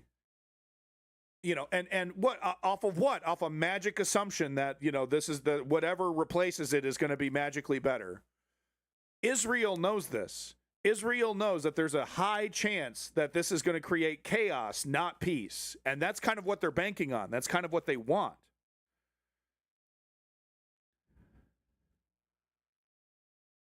Oh, shut up! I knew you were an Israel defender the moment you fucking came in here. I just had that vibe off of you.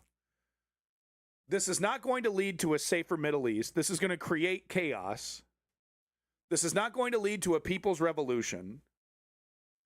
And we would have 24 hours or longer notice, because you can't build a nuclear weapon without everyone else knowing. North Korea doesn't get away with it. Even Israel, who claims to not have nuclear weapons, isn't able to get away with it.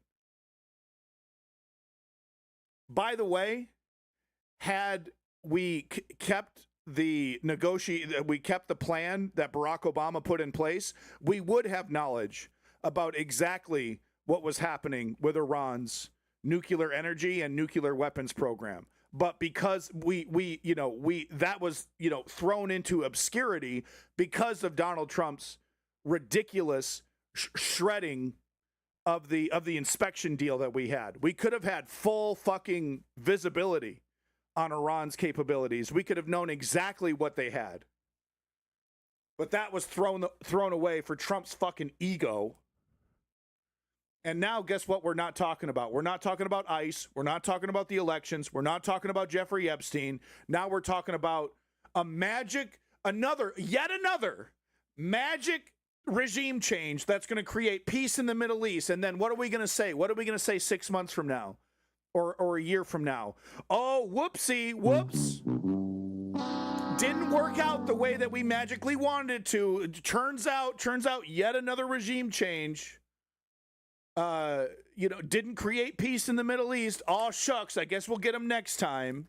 We had the best of intentions. How many times have we got to go through with this? They're not even trying anymore. George Bush had to build the fucking propaganda for 2 fucking years to justify going in Iraq and Afghanistan. He had to convince everybody that, they got to get them over there before they get us over here. Donald Trump, he's just literally farting out, I don't know, nukes, I don't know, nuclear weapons maybe, I don't know. And we're just fucking chugging it down, huh? We're just slurping that shit up. If they're not even trying to lie to us.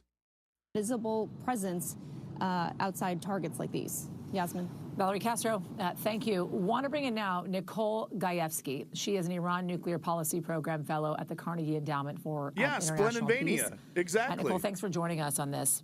I think what's interesting about this, and I'm glad we have you on, is there was a discrepancy as to what was left of Iran's nuclear program. And one of the reasons they were going into these negotiations, the president said, was because they wanted to negotiate a way out of Iran's nuclear program. But if we had rewound to 8 months or so ago, the president had said that Iran's nuclear program had been obliterated. What was the state of Iran's nuclear program? They're not even fucking lying to us anymore. Yesterday, at this time, before the Americans and the Israelis launched on them. Well, we can actually really just talk about the state of the Iran nuclear program today. Goody. Agenda Free is back. And look what he's doing. Iranian nuclear facilities. Agenda Free is back, guys. He's waiting for the nukes. He's waiting for the fucking nukes. He will stay at this screen for 4 fucking hours. All he wants to see is a missile flying down into Iran. Or is this Iran or Israel? This is Israel, of course. He doesn't have the Iranian live stream. There probably isn't one that he can get. But it's just, that's literally all he wants to see is the death and destruction. He's not covering anything. I do think he leans left. But this guy, you know what I mean? Like, if, he just wants to see the missiles. That's all he wants to see.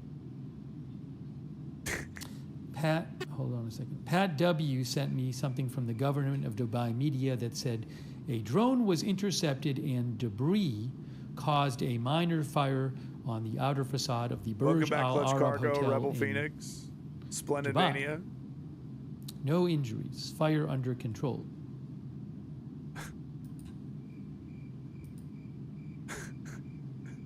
Every time, man.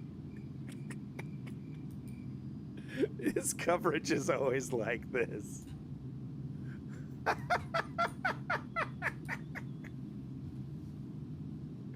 Okay, bro. You can cut back to this, This is live video They'll clip from it. Tel Aviv. This is a live They'll clip video. it for you, bro. You don't have to do this. People will clip the missile parts. That kind of sounded I have like a different missile. video from Tel Aviv. This is a better one. Oh, here we go. A better live stream where nothing is going on. You could just play the clips, man. You don't need. He's just. I'm gonna get it live. We're gonna see it live. Haifa available if we need it. I laugh, but one of these days he's gonna get like the nuke shot, right? He's gonna get one of these beautiful, and then right in the center of the live stream camera is gonna be the fucking nuke, right? And he's gonna blow his load. He's gonna literally fucking come. Is gonna rocket out of his fucking chair. Here. Rebel Phoenix, that will be hilarious. That will be absolutely hilarious. Trailhead, the United States has started yet another regime change war. And would you believe it's defensive? And would you believe it's going to magically result I don't think I've played in a you. Western-friendly Netanyahu made a government speech. in Iran? Yahoo.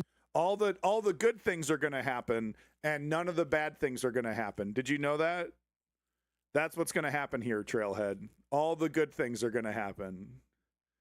Yeah, he'll be the one that catches the mushroom cloud. It's like his whole life's goal is to get the nuke, is gonna get the live nuke, dude. He's gonna blow the fattest load when that shit happens, man. It's gonna be fucking hilarious. Because that could have. I like him. I really do. I like him. But every time his coverage is like this during a major like conflict, you know, he did this in Iraq or he did this in Ukraine. You know, it was just literally hours and hours of staring at a live stream. Okay, here we go. He's going to show a clip. You going to show a clip? Statement got released a couple hours ago. Here we go. Let's see what the captions say. A good week to you, my brothers and sisters, citizens of Israel. Show some of the missiles, dude. There's literally hours of missiles and missile interceptions right now. Show some of that shit. Okay, whatever. Whatever. You know what? He's got his own thing going. He's much more popular than I am. So, you know, he's clearly doing something right. Though I have seen, you know, reports of strikes around those provinces. Steve's the best we get. And Natanz, those are pretty much destroyed facilities. There was some concern about a new construction of a complex right by Natanz, and I haven't seen evidence of that actually being targeted in this salvo of strikes. We got some new Kyle, it's very folks. Possible that these will be targeted tomorrow. He's our new Walter Cronkite. Do you imagine Walter Cronkite just quietly sitting, waiting for the missiles to launch? Any day now. Any day. We're going to get it. What was his catchphrase? What did he say? What was Walter Cronkite's catchphrase? And this is the news, or something to do that. You should do that stream, yeah? Just stare at a fucking live. Okay, I can do that, no problem. This is how Steve does it, okay? Live Israel live stream with a cigar. No, come on. Here we go. Here we go. This is a 12-hour stream, guys. Here we go. Ready?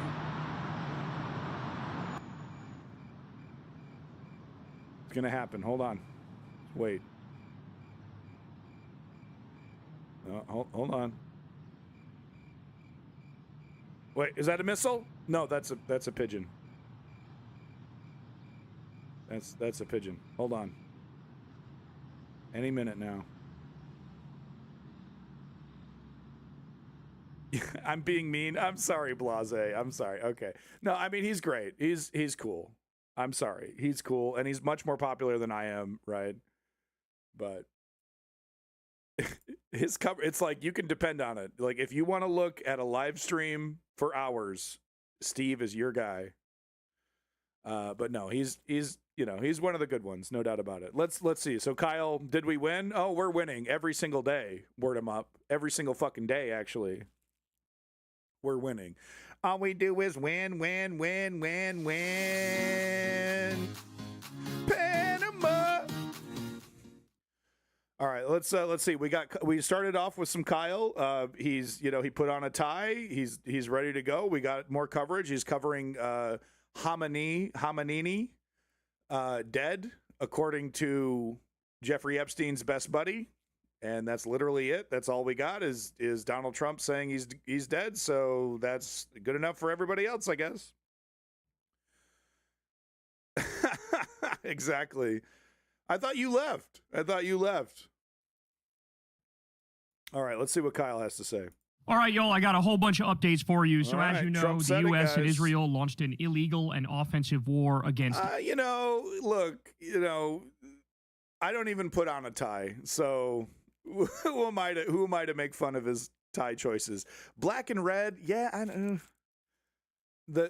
There's a part of me that's a teenager that really appreciates it. Then there's the adult part of me that's like, I don't know. That's kind of like, not for me.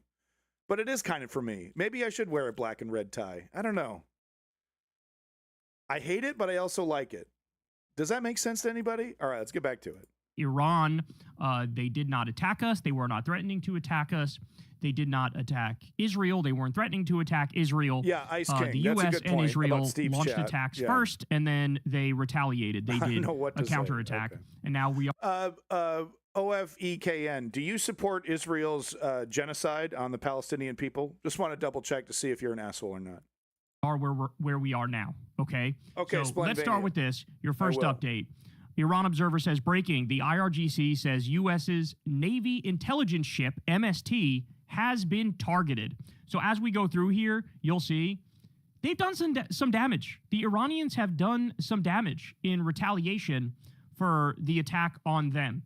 All right, we also have this. Breaking, Iran launches the first wave of ballistic missile retaliation. More info coming. So you can see that here.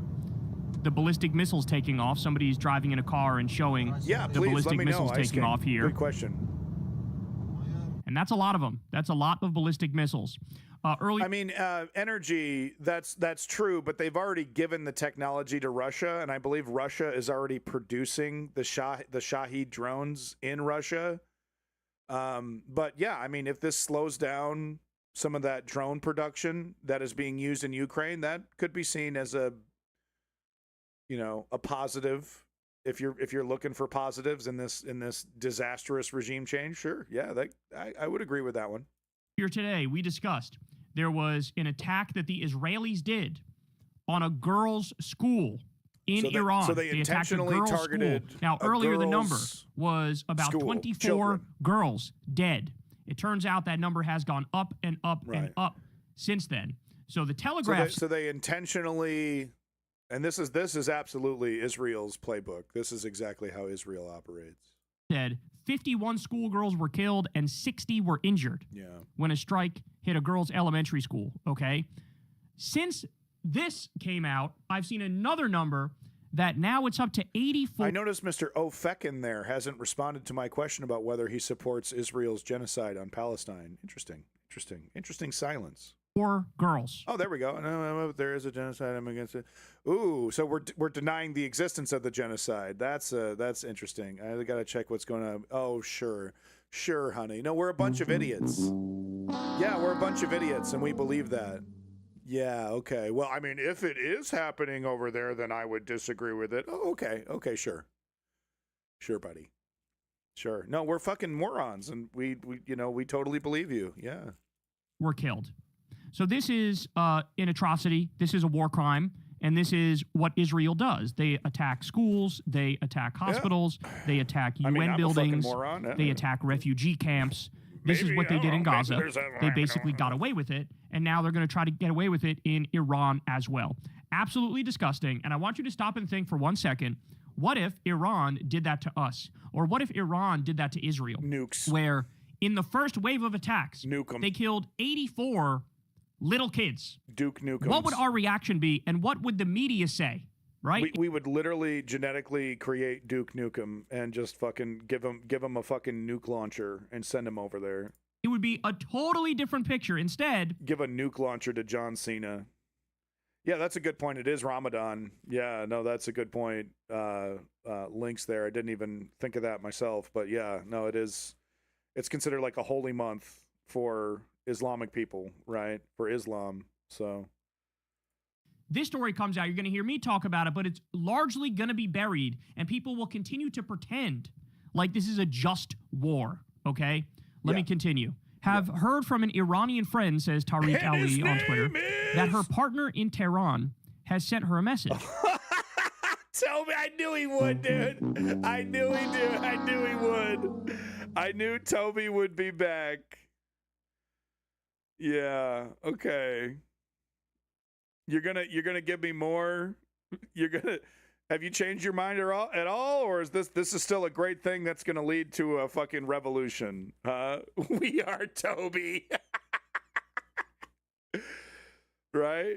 You're gonna give me more Israeli propaganda? More Israeli propaganda, right? Okay. Yeah. Guys, I was wrong. This is actually going to work out great. This is going to go so well. It's going to be so great. You have no idea. A lot of benefits. A lot of fucking Toby Queso. He should have named himself Toby Queso. There's going to be a lot of benefits. Yeah. Look, I'm not denying that there's a shit ton of Iranians that would like to see this. What I am denying is the central premise that this power vacuum, if it's even been created, we don't even know. All we have is Jeffrey Epstein's best buddy telling us that that's what's happened. And even if Khamenei is killed, his government is not killed. That's not how the Iranian government works. I'm disagreeing with the central premise that this is going to lead to a people's revolution and this is going to go so great. With that said, though, Toby, if you are the same Toby, I would like to see that happen. I think there's an extremely low chance. In fact, I don't even think Israel believes that that is what's going to happen here. I believe Israel is banking on the country becoming balkanized and becoming, factions fighting amongst factions for who knows how long, like Syria is right now. The Syrian government that took over does not have control over the entire Syrian country. I mean, there's like 10 different factions fighting for power in Syria. If Israel were, they could barely hold on to the portion of the Golan Heights that they still have control over. If Israel wanted to, it'd be a great opportunity to take the rest of it, and maybe even take even more. The Syrian government is not unified. They want the same situation in Iran. So that's what I'm disagreeing with, and that's the kind of bullshit that you're serving up hot and steamy. That this is going to magically lead to, fucking a people's revolution, like a Cuba situation or something, right? What we do have is we have the grandson of the grandson of the Shah offering himself up as the puppet, being interviewed on Western media and whatnot, as the willing puppet. Hey, let's reinstall the Shah. Let's recreate the scenario that literally created the Islamic Revolution. That's what we have. People hate him. They hate the fucking current government. Who knows what's up with Hezbollah? How many members of Hezbollah are there? Who knows what's happening with the Iranian government? You're wrong. You're wrong, but only time will tell. And I asked you straight up, if you're wrong, will you admit it? And you were like, no. Okay. And that's really all I'm asking is for you to say, look, if this doesn't turn into a people's revolution, I'll admit it. Okay, because I'm willing to say if this does magically turn into a people's revolution, I'll be happy to admit that I'm wrong. Right? I'm willing to say that. You're not willing to say that. Say it right now, Toby. Thank you. Jesus fucking Christ. Thank you. Thank you. So you will admit that you're wrong if this doesn't turn into a people's revolution and the country balkanizes and it's factions fighting amongst factions.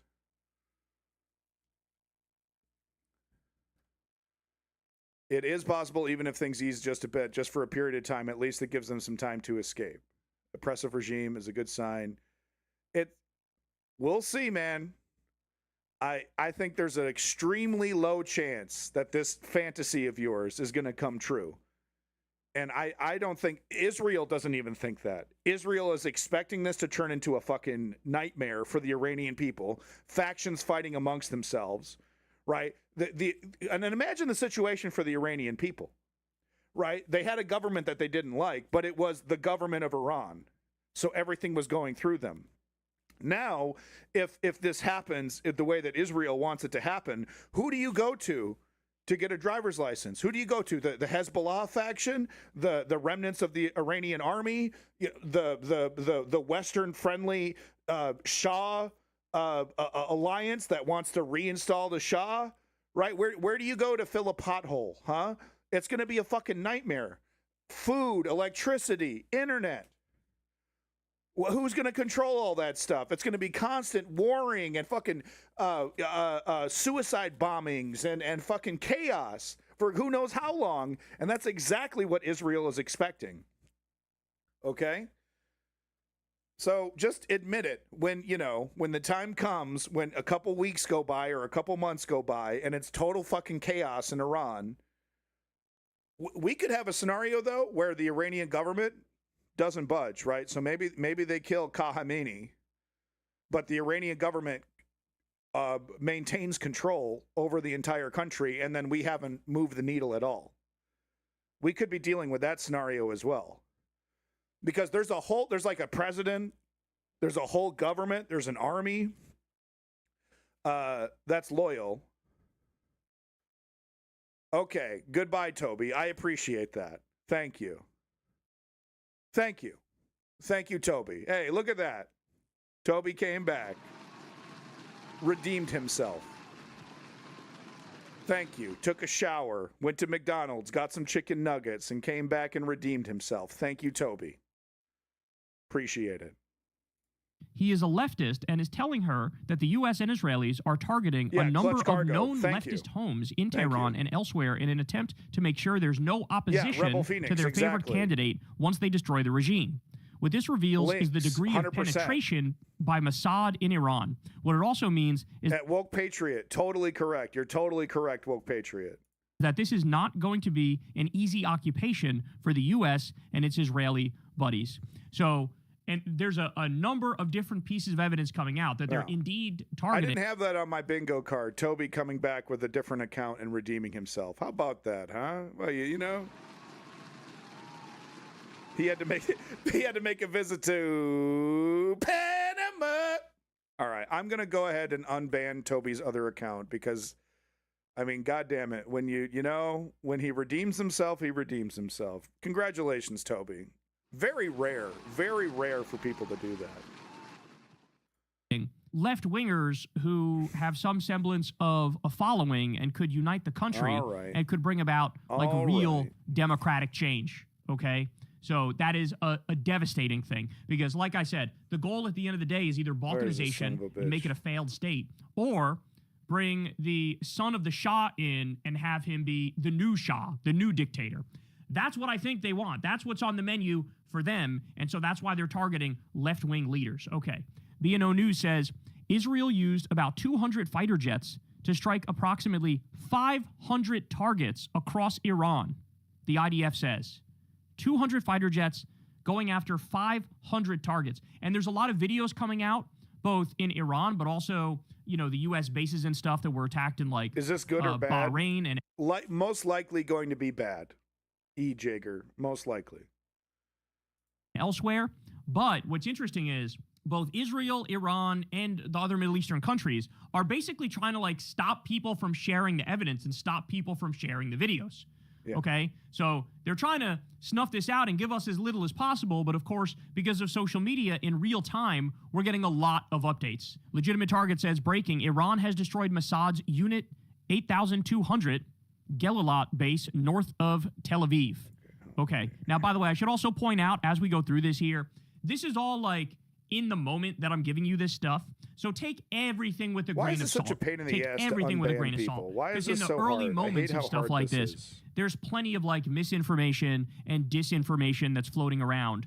And so, whenever something seems a little bit sketchy, just bear in mind it is a little bit sketchy. Okay, so I haven't seen anything validate this, but then again, it's kind of tough to tell because I don't think Western outlets would freely report on the fact that, a Mossad unit was hit. Ban chatters. So, but either way, asterisk by this one. But let's continue here.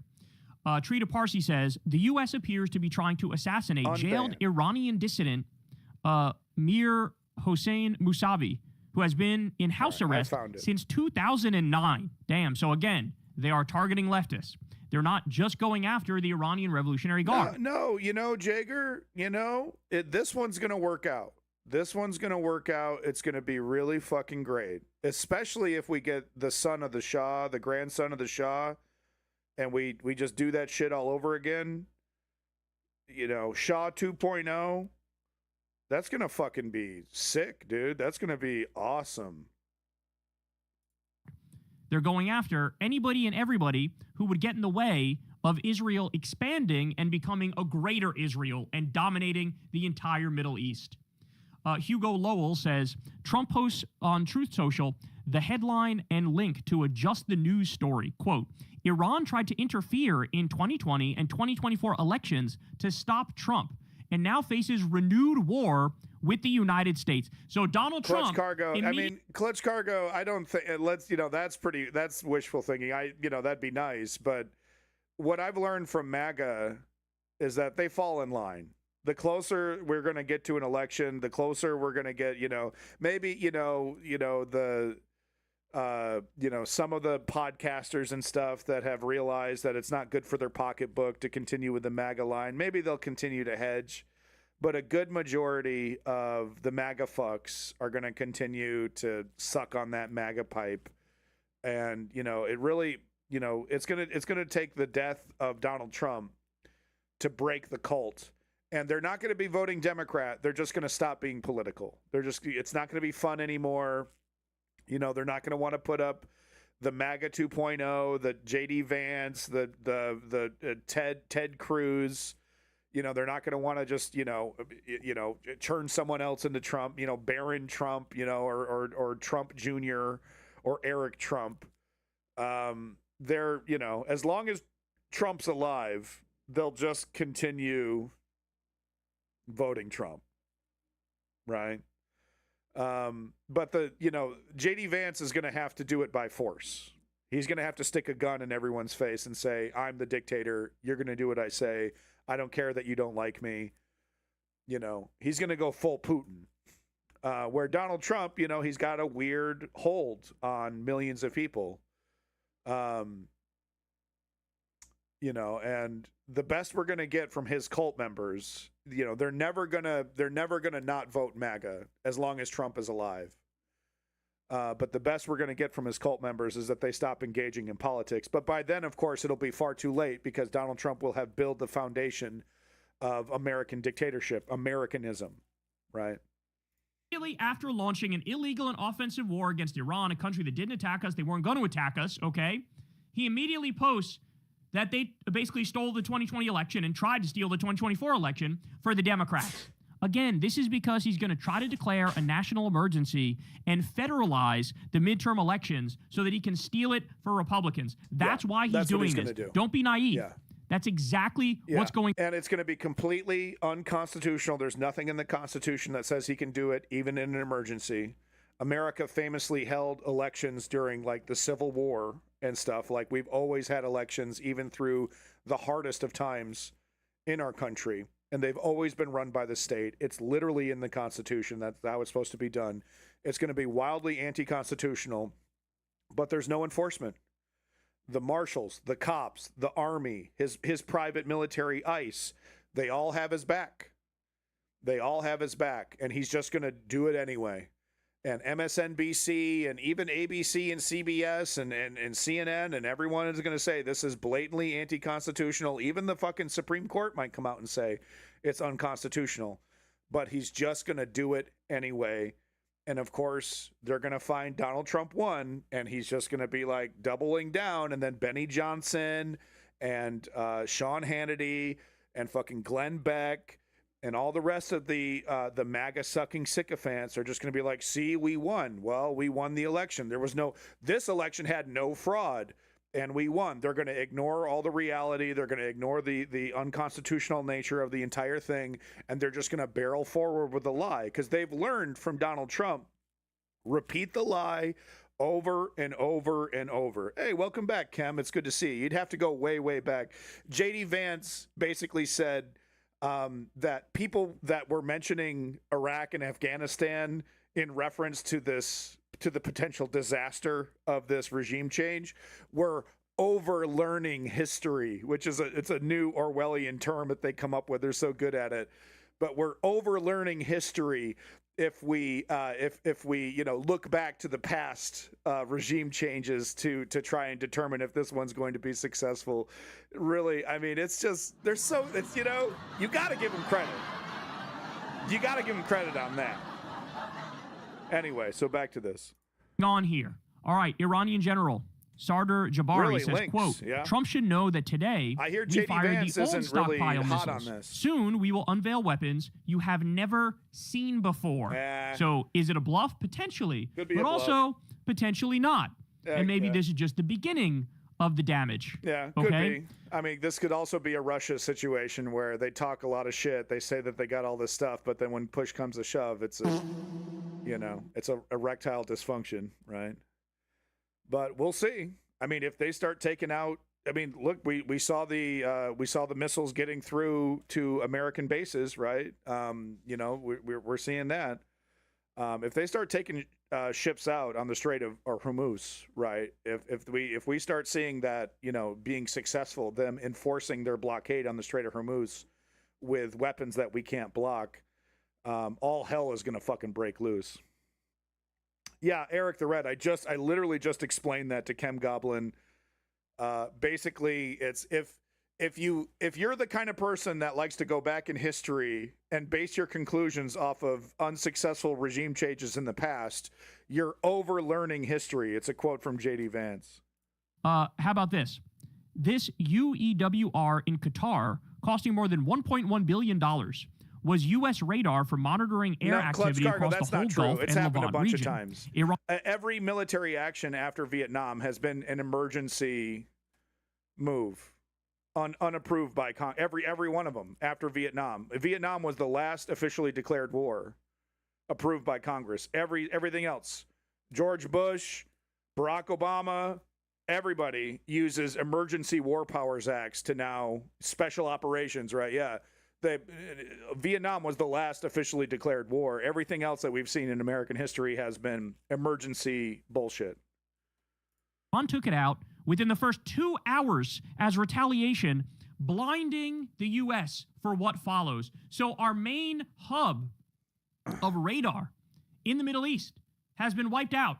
And now we're flying blind. The U.S. is flying blind in the region. No, Lynx. That's that's a great point. Is that we really didn't need to do this. The Iranian government was on fucking edge already. They had to move. I don't know if they officially did it, but the capital of Iran, Tehran, was out of water. I reported on that. The reason why they cracked down so hard on the protesters is that it really started to gain momentum and really started to gain traction. So we didn't need to do this. We just needed to, like I said before, drop some chicken nuggies and fucking, make it sweeter for the protesters to continue going. We didn't really need to do a decapitation strike. It was highly likely that the Iranian people were going to stand up and push back against this anyway. That is devastating, and that has devastating consequences for how they move forward in this war. Okay. Now, is it possible they have some sort of backup system? Sure, it's possible. But if they do, we don't know that. If they do, we don't know that. There's no evidence of that, I should also say.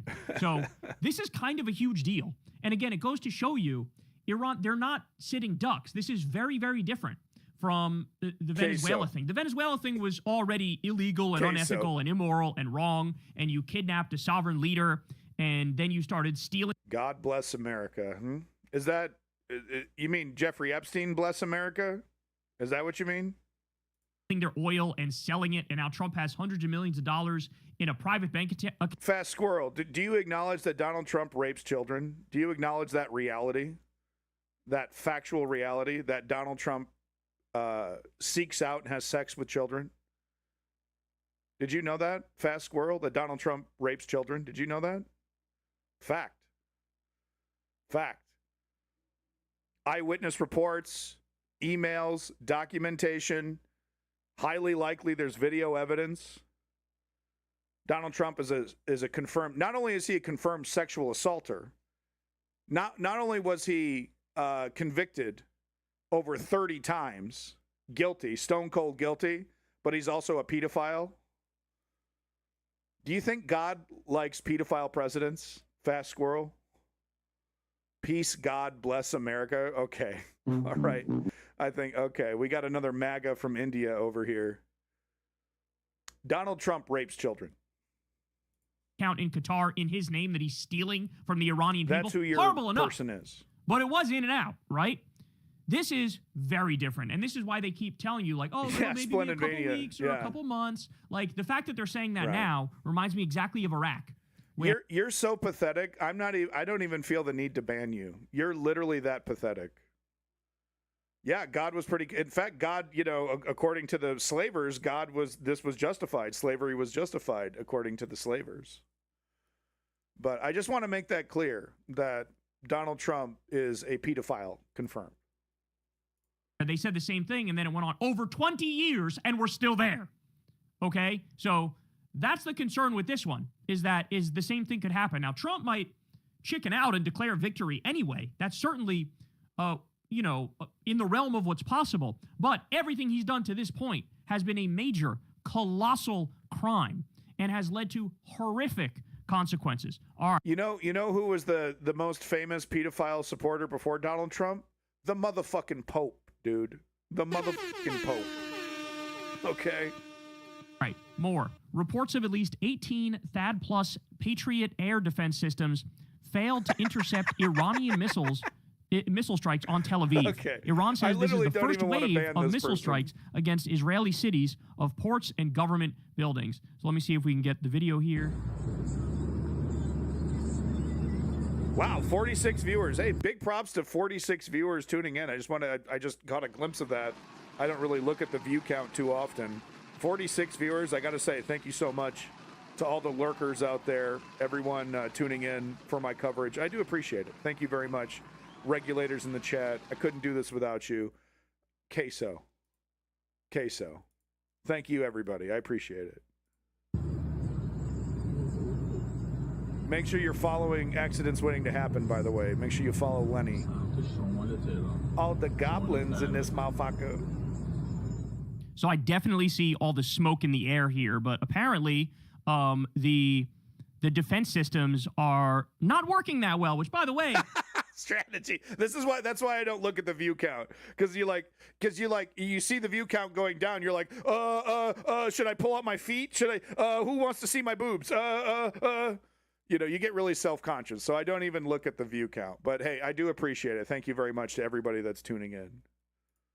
That shouldn't be that big of a surprise, because in the previous war, the same thing happened. Splenvania, Iran 100%, was able to pierce 100%. through the defense systems in Israel. And by the way, again, they knew all this was going to happen to one extent or another. They knew that Iran would fight back. They knew there would be casualties on their side, and they still proceed. Why? Because, again, they're trying to create a greater Israel. They're trying to fulfill, biblical prophecy. Yeah. Okay? All the psycho death cultists are all in on this, and they don't care about the human toll. They simply... Dude, I love the special edition of the Iliad that he has up here. He's got the Odyssey up here, the special edition version of it. Looks sick, dude. Looks like it might even be illustrated. Fuck, man, that's cool. Huge ass copy of the Iliad right up there. That's nice. To my understanding, the majority of Israelis are secular.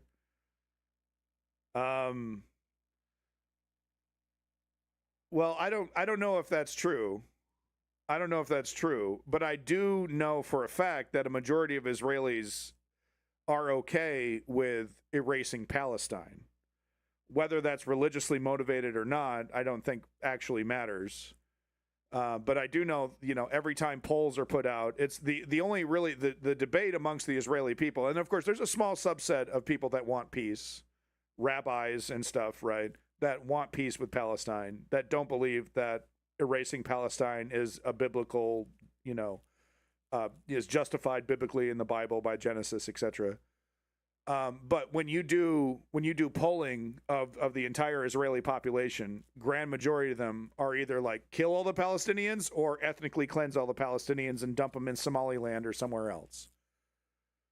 Right. And to me, that's the most concerning element, is that a good majority of the Israeli society wants to see Palestine completely erased one way or the other.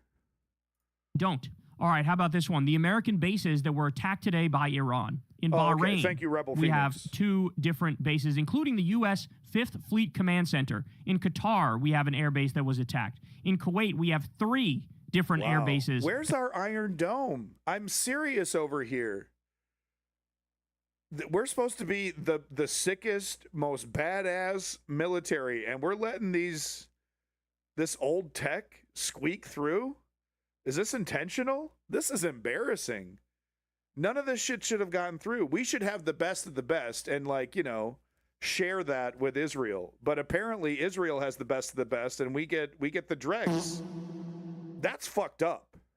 That were attacked. In the United Arab Emirates, we have 3 different air bases that were attacked. And in Saudi Arabia, 4. So that means we're taking more care of Israeli soldiers and Israeli citizens than our own soldiers in our own bases. I'm okay. I'm okay with Iron Dome and giving Israel defense against rockets and whatnot. I'm okay with that. I'll live with that. If that was the only thing that we gave them, I'd live with that. But I'm certainly not okay with them getting the best of the best and then we get nothing. Or like we get, Cold War dregs over here. That's fucked up. 4 different air bases. Jordan 1, Iraq 1. And so you also have like Hezbollah and different Shia militias. They say they're tooling up and they're about to go after the U.S. and Israel as well. Oh, by the way, it really has already spiraled out of control into a regional war. And remember, our allies in the region made a point of trying to say, we're not going to let the U.S. use our airports because they wanted to protect themselves from this exact reaction. But it didn't protect them from this reaction in any way, shape, or form. And these U.S. bases in these countries are being hit. And then also, as you'll see, you have like civilian stuff as well being hit, even if it's just like the missile systems, the defense missile systems knock something out of the sky, but it ends up falling in like a civilian area. That's also happening in different places throughout the Middle East. All right, how about this one? Iran state-affiliated news agency, Fars, claims the following officials are safe. I love Kyle's content. I literally don't need a Twitter account. He's the Twitter filter. I love it. Big props to your boy Kyle Kulinski, folks. Make sure you're liking and subscribing to Kyle Kulinski. Do me a favor. He's one of the realest motherfuckers in the game. I have a lot of respect for Kyle Kulinski, okay? Make sure you're checking out Kyle Kulinski. Give him a like, give him the subscribe, put that motherfucker in your algorithm. He's one of the real ones, for sure. Big props to him, because he's filtering through the Twitter bullshit so I don't have to. So I very much appreciate this. So they have the senior security official and former parliament speaker, safe. Mohammed Bagher Kalibaf, Speaker of the Parliament, safe. The President, Masoud Pezeshkian, his son and deputy, safe. Chief Justice Gholam and Hossein. Yeah, but Trump said it's all good, and he won, and he's seen a picture, and we're good to go. Jeffrey Epstein's best bud just confirmed it, guys. So what are we even talking about? Okay, safe. General Amir Hatami, Commander-in-Chief of the regular army, safe. They did not put the supreme leader on that list. Now, we're going to talk a little bit more about this. Well, you're wrong, Energy. You're wrong. And if you're a right-winger, what the fuck are you doing here? I fucking despise you. Later, but I saw some Israelis... Straight up, Kyle Kulinski is one of the best top 3 in the game right now when it comes to honest commentary, keeping it real motherfuckers. Sources saying he's dead. Then I saw some Iranian sources saying that's fake news, he's alive. Then I saw them say, oh, he's gonna give a speech. But then that was like a few hours ago. I haven't seen the speech yet. Okay, I despise but it's a little bit up in the air to what's going on with the Grand Ayatollah. No. But nonetheless, honestly, in my opinion, Zateo is probably number 1 now in terms of independent news, independent media. I'd give it to Zateo right now. They're absolutely killing it. They're doing a great job right now. Yes, I have no doubt that this did not go as the U.S. and Israel wanted because so many of the regime figures are still alive, okay? Breaking Iranian... The Iranian government has not been crippled. The Iranian government has not been destroyed. Even if Khamenei has been killed, the Iranian government appears to be totally functioning. Energy, conservatives are not moderate. We do not have a moderate disagreement. Conservatives support pedophilic fascism right now in the United States. That is not just a simple political disagreement. That is a fundamental moral disagreement that I have with your movement. Okay? This is not a fucking joke. Conservatives are destroying America. You are pissing on and ripping up the Constitution. You are destroying the rule of law, and you're fucking up our elections. Claiming fraud, claiming like you're fixing it, when what you're doing is you're rigging it for your fucking side. That's what the conservative movement is doing in America. This is not a moderate political disagreement. This is a fundamental break in American values. In American values. So don't try to tell me that, conservatives, that some difference I have with conservatives is just some moderate political thing and I'm the one flying off the handle. Motherfucking conservatives are destroying American way of life for everybody. White, brown, immigrant, non-immigrant, born here, whatever it is. It's not a minor disagreement. It is a fundamental moral difference. Your movement supports it. So fuck off with that bullshit.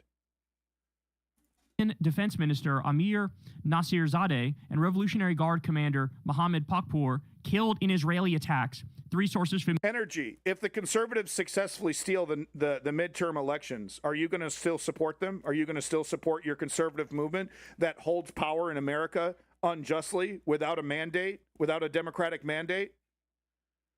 Good. I'm about to give your ass the motherfucking boot. Don't give me that bullshit. Fascists can absolutely slob my motherfucking anus. I despise conservatives. Anti-democratic, pedophilic motherfucking bastards. Familiar with the matter, tell Reuters. So they have gotten some people, this is not a some moderate Iranian difference. Revolutionary Guard Council people. But as of right now, at least, the majority are still alive. You're pretty funny. Israel assesses the assassination was successful. The likelihood that Supreme Leader of Iran, Ali Khamenei, survived the Israeli strike is slim to none. So again, that's the thing I just referenced that Israeli media was saying. Iranian media was saying the exact opposite, okay? Now, you're watching this because you're educated and you want to know the truth. So shout out to all you watching this. By the way, while you're here, subscribe and click that bell icon so you get a notification every time we drop a video. But the rest of the media is absolutely, positively, mega ultra cooked. They are barbecued. They are deep fried. They are boiled and broiled. They are whatever way of cooking you want to bring up, that's what they are, okay? Because look at this from David Klein. A minority of Americans want a regime change war in Iran, but 100% of CBS's top billed experts do. Totally so the agree. Coverage that they're doing on CBS of course, is filled wall to wall with everybody who supports regime change in Iran. Of course. They're not. I mean, did we have any doubt what CBS was going to turn into? Right? Did we have any doubt what Barry Weiss's CBS was going to? Of course, it's literally Fox News, pro-Israel, anti-democracy. Israel can do no wrong. If Israel drops a nuke, CBS will 100% have their back. There will be no criticism whatsoever. It'll be justified. They had no choice. They were fearing for their lives. If Israel were to drop a nuke, CBS and Barry Weiss and all the rest of these fucking hacks would completely have the back of the Israeli government. I have no doubt about it. I'd put $1,000 on it. If I had $1,000 in cash, which I do not. Okay. But you know what I'm saying? Like if I had $1,000, I'd slap that shit on the table and I'd say, let the nukes fly, baby. I guarantee you, write that shit in stone. CBS would have Israel's back if they were to drop a nuke on Egypt, on Jordan, on Syria, on Iran, on Palestine. CBS, day one, second one, would have, if they did it, then they must be justified. And they clearly had no choice, and it was going to happen. Did we have any doubt whatsoever that this is what Barry Weiss was going to turn this fucking network into? Even pretending. They're not even trying to be neutral or be objective or be truth tellers. They're not even putting in a little bit of effort. They're not even putting up a smoke screen or a veneer. It's literally just grab your pom-poms and everybody come cheer Mossad and Israel and this illegal and offensive war. Okay? No surprise. It's absolutely grotesque. Breaking, Iranian drone hits high... Chilinja, it's going to require far more than killing Khamenei to take down the Iranian government. Way more. Way, way more. You're going to have to kill a lot more people, and you're going to need legitimate on-the-ground resistance from other groups that may or may not even fucking exist. So, yeah, we're not even close. Like Donald Trump thinks that this is, and Bibi Netanyahu, they think that they're just going to fucking, quick in and out, kill a couple people, blow some shit up, and then let everything else, let the chaos reign and let everything else take care of itself. No, no. This is not the government in Afghanistan. This is not the government. This isn't Saddam Hussein in Iraq. We're dealing with a different beast here. Building in Bahrain. Okay, thank Jesus you, Blase. Christ. Whoa, that guy does look like Hassan. Bro, that video is crazy. Look at this shit. Look at this shit, y'all. Oh, where'd we go? Where'd it go? Oh, here he is. Yeah, so I already showed this clip. By the way, the tallest building in the world. Is it in Qatar? Dubai? No, I mean JavaScript. We were talking about that earlier. How, the fucking relative, the son or grandson of the Shah is, being groomed by Western governments to replace it. It's unbelievable that they want to do the Shah 2.0. The whole reason why Iran hates the West is because of the Shah, and they want to do the Shah 2.0. I mean, they've literally learned nothing. And quite frankly, it's so cynical. I think even they don't believe that it's a possibility. You know what I mean? I forgot where it was. It was somewhere in the Middle East, the tallest building in the world. They had to evacuate. Okay, they had to evacuate. Yeah, Clutch Cargo. Iran foreign minister says Khamenei is alive, as far as I know. So again, we're going back. The legality of this stuff is it's kind of a joke, right? I think you're probably technically correct, right? You're probably technically correct, but we did almost 20 years of Iraq and Afghanistan, and it was like legality, constitutionality. What are you talking about? Barack Obama, the constitutional lawyer, Barack Obama, didn't give a flying rip about any of that shit and got away with it. They consider him a fucking hero now. On the Grand Ayatollah, at least as of this moment. Fuck nihilism. Jeremy Scahill says, the Gulf countries and Jordan are issuing condemnations of Iranian aggression as the U.S. uses their territory. Nihilism is the cancer that's destroying the world, not just America. To coordinate command, control, and unprovoked regime change war of actual aggression. They offer zero condemnation of the offensive war launched by the U.S. See, so that's the crazy thing is they weren't allowing the U.S. to use their bases early on here. Okay? That's what all the reporting said. And then they still got hit because there's so many U.S. bases in these countries. And that, of course, they were going to be the first thing that were up to be hit by Iran when the actual war popped off. But then in their comments after, they say nothing about who started it. They don't blame Israel. They don't blame the U.S. If nihilism had a child, it would be MAGA. It would be MAGA. Chilinja, no, there was a small group of Democrats, and I think Thomas Massie, Republican, who tried to pass a resolution that Chucky Schumer and Hakeem Jeffries used all their political power to prevent from happening. And it wasn't even to stop it. It wasn't even to stop it. It was just to literally say whether you agree or disagree. So it was not a resolution that was supposed to actually stop Donald Trump from doing any of this. It was just a resolution that says, do you agree or disagree, yes or no? So, no, there's the Democratic Party. No, a good majority of the Democratic Party is bought and paid for by Israel. No exaggeration. Like over 90% of the Democratic Party completely bought out by Israel. And they are staying silent on this. And if you corner them, if you were to ask them, do you agree with it? They wouldn't say yes or no. They would say they want to see what Donald Trump's plan is.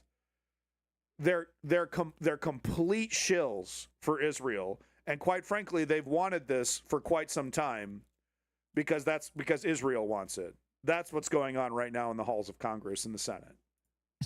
They go after Iranian aggression. So I don't know what these governments think they're doing, because, by the way, there's going to be a popular revolt from within these countries, because the population is not stupid. They know that this is, Israel's doing. They understand that. They're aware of that. And so it's very strange, these like puppet Western regimes, these Gulf Arab countries, like there is not even the thinnest layer of seriousness to these people. Like, everybody knows what they are. Everybody knows they're puppets. Totally corrupt. This is true. Yeah. And that, I imagine in the long run, there's going to be consequences to that fact, that this is leading to a sort of regional instability that we haven't seen since the Arab Spring. Okay. So how about this one? Maybe. British Prime Minister Keir Starmer condemns Iranian attacks on Middle East. Such a tool. He is such a fucking tool for Israel. He's destroying his own political career for Israel because of the Palestinian Action police state that his own version of the Supreme Court basically shut down and said it was illegal for him to arrest people holding up Palestine Action signs.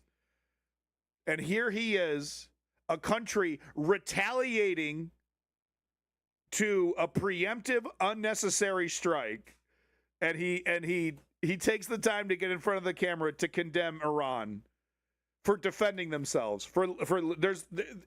Whether you agree or disagree with Iran, there's no question that their response to being attacked for no reason is legitimate, is totally legitimate.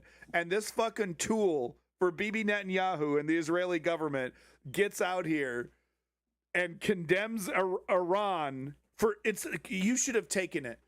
It's like a wife that's been beaten, and then you get out there and you're like, well, what did you say to him? Well, did you not make him dinner? Right? I mean, there had to have been a good reason why he would beat you, right? I mean, he wouldn't just come out of the blue and just do it for no reason. Did you make him mad?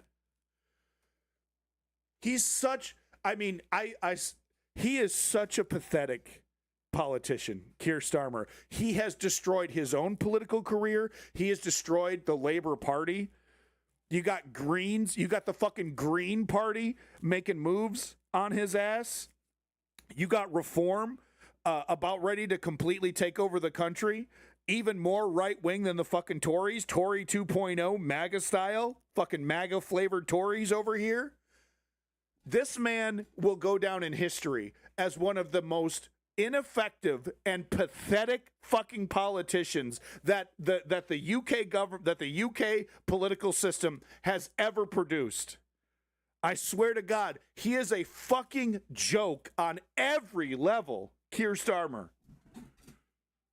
If this man doesn't have a leadership contest by this time next year, I will be fucking shocked. I can't stress enough how fucking pathetic he is on every fucking level. He might as well be in the shape of a massive L. Eastern countries. So yet again, now they're not partaking in the attack, at least that I've read to this point, in any way, shape, or form.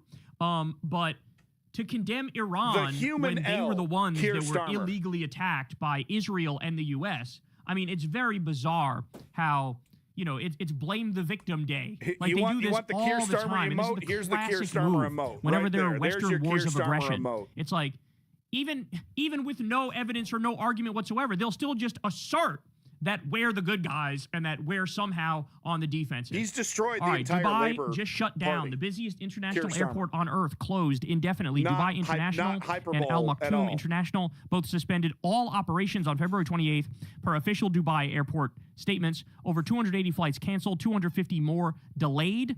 The airspace that handles more international passengers than any hub on the planet went dark this morning because Iranian ballistic missiles were flying through it. Now read the airline list and understand the scale of what just broke. Emirates grounded. Etihad grounded. Qatar Airways suspended all flights to and from Doha after Qatari airspace. Yeah, so this is bad news. The real... okay. You're not supposed...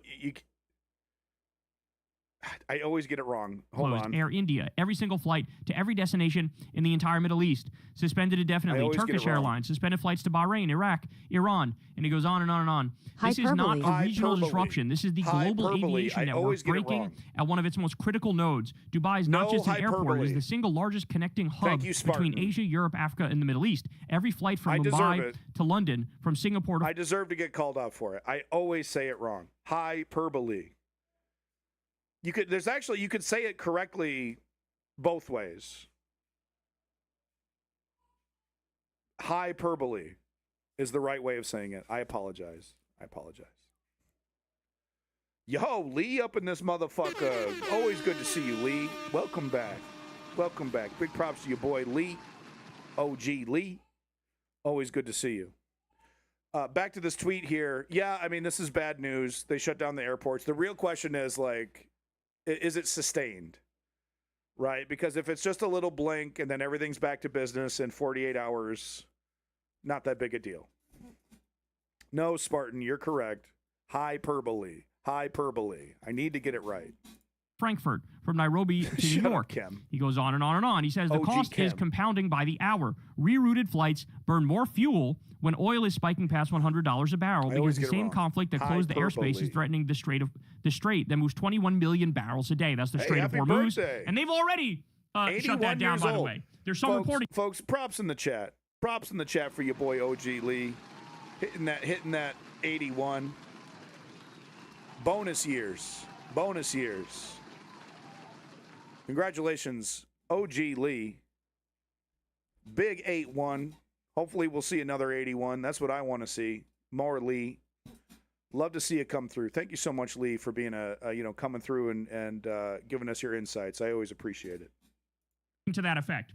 Airlines are paying surge prices for fuel to fly longer routes around a war zone that did not exist yesterday morning. Every hour the airspace stays closed, the losses multiply across carriers already operating on thin margins. And here's what nobody is calculating yet. Dubai's economy runs on connectivity, tourism, trade, finance, logistics. All of it depends on DXB being open. Yeah, the UAE just absorbed an active war on its sovereign territory with a civilian killed in Abu Dhabi from missile debris. The country that built its entire economic model on being safe, neutral, connected hub of the Middle East is now closed for business because the country it had no quarrel with fired missiles through its airspace. Iran did not just attack military bases this morning. Iran shut down the economic engine of the Gulf. That is a cost Tehran cannot afford to repay, and the UAE... Big props to the youngsters in the chat. OG Lee, your boy Lenny, and Woke Patriot following quickly behind.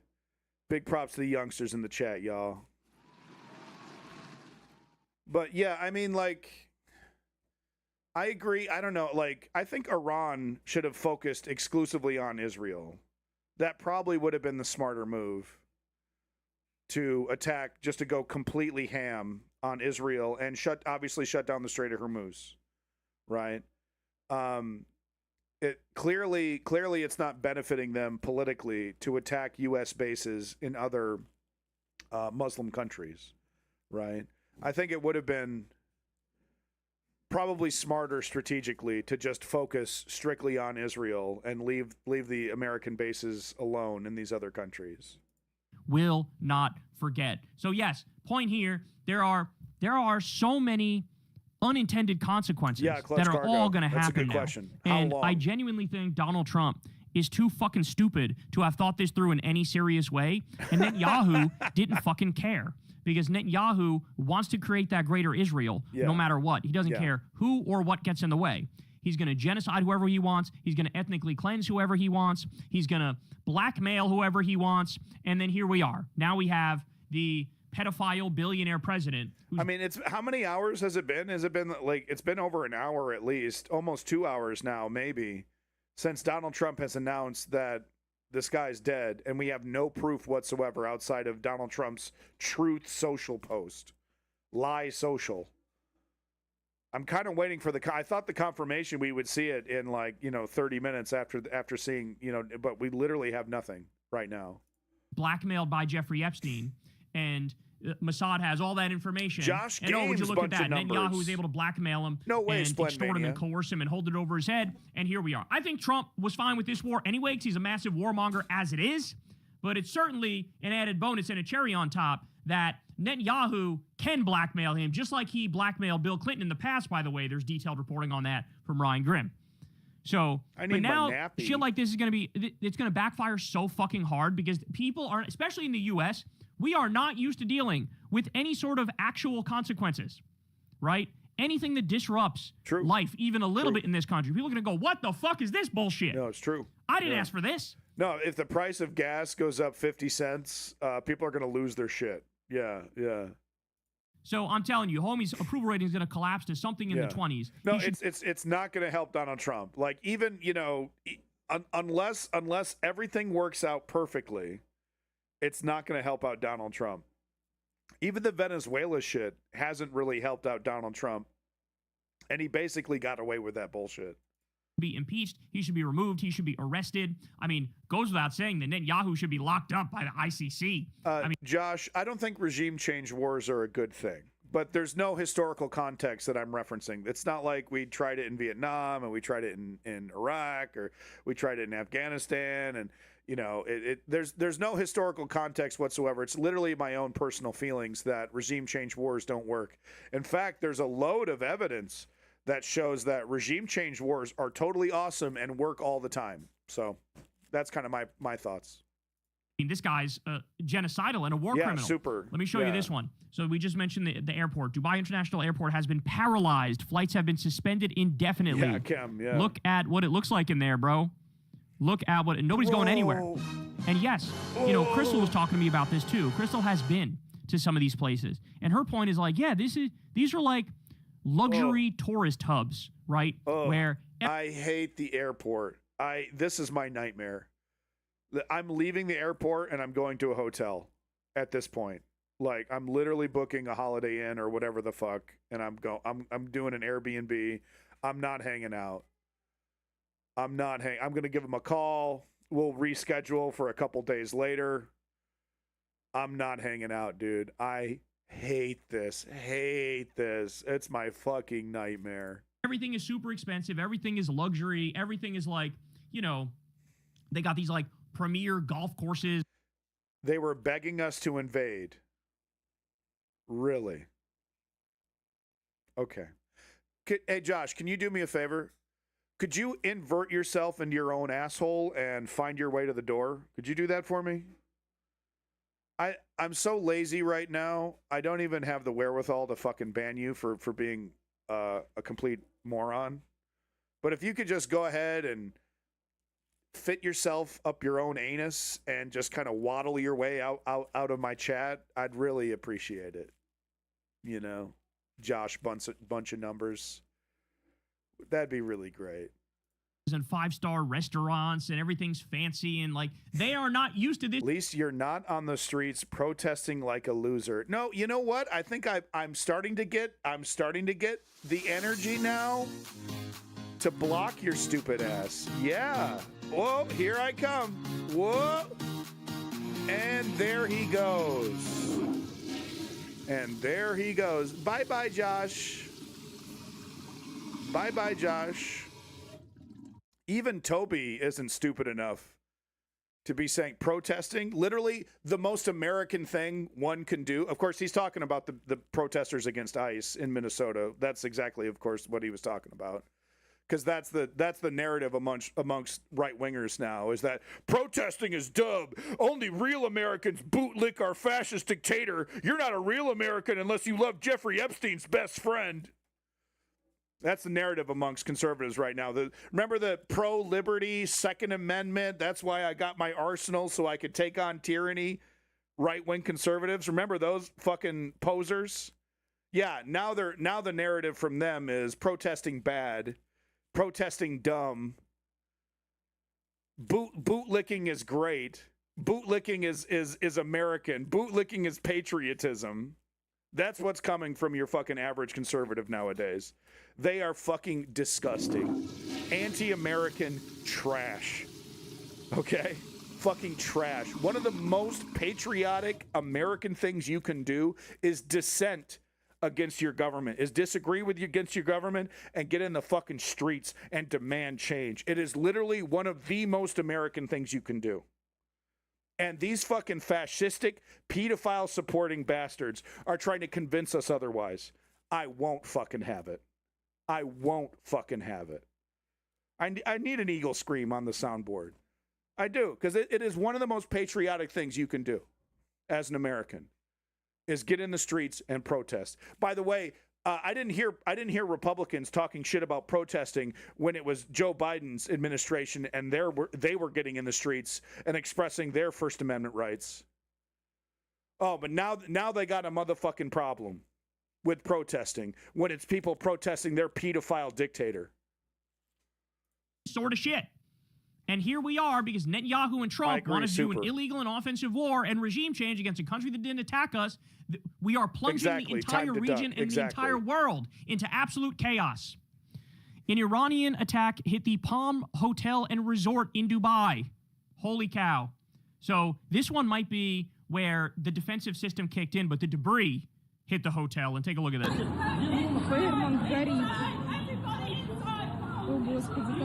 Is that true, Blase? I didn't hear that. Is that true? That's interesting. But yeah, this isn't helping Iran at all. They really should have kept their response to Israel. I personally believe that.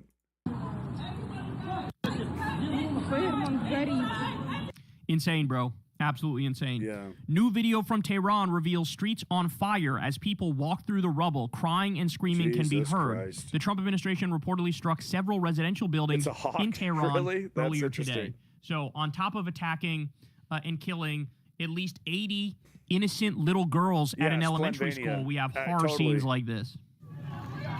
Jesus.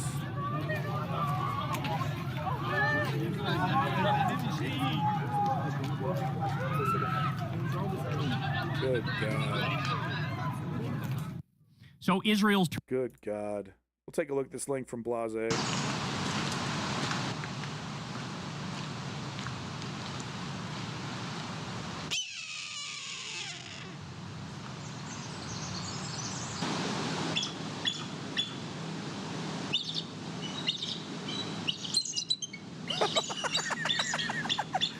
That's adorable, dude. That's adorable. That's the American bald eagle right there.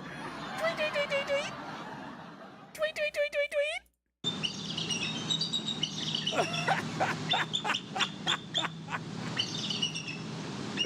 'Cause I'm proud to be an American. Tweet, tweet, tweet, tweet, tweet, tweet, tweet, tweet.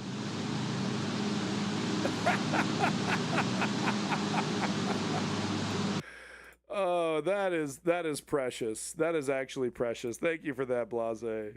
Turning the world into Gaza. Israel's turning the entire Middle East into Gaza so they can steal more territory. Yeah, that's true. What they're doing. Yeah. Iranian missiles could potentially strike world's largest $3 trillion oil company, Aramco, in a retaliatory plan as Saudi Arabia allowed the U.S. and Israel to bomb Tehran.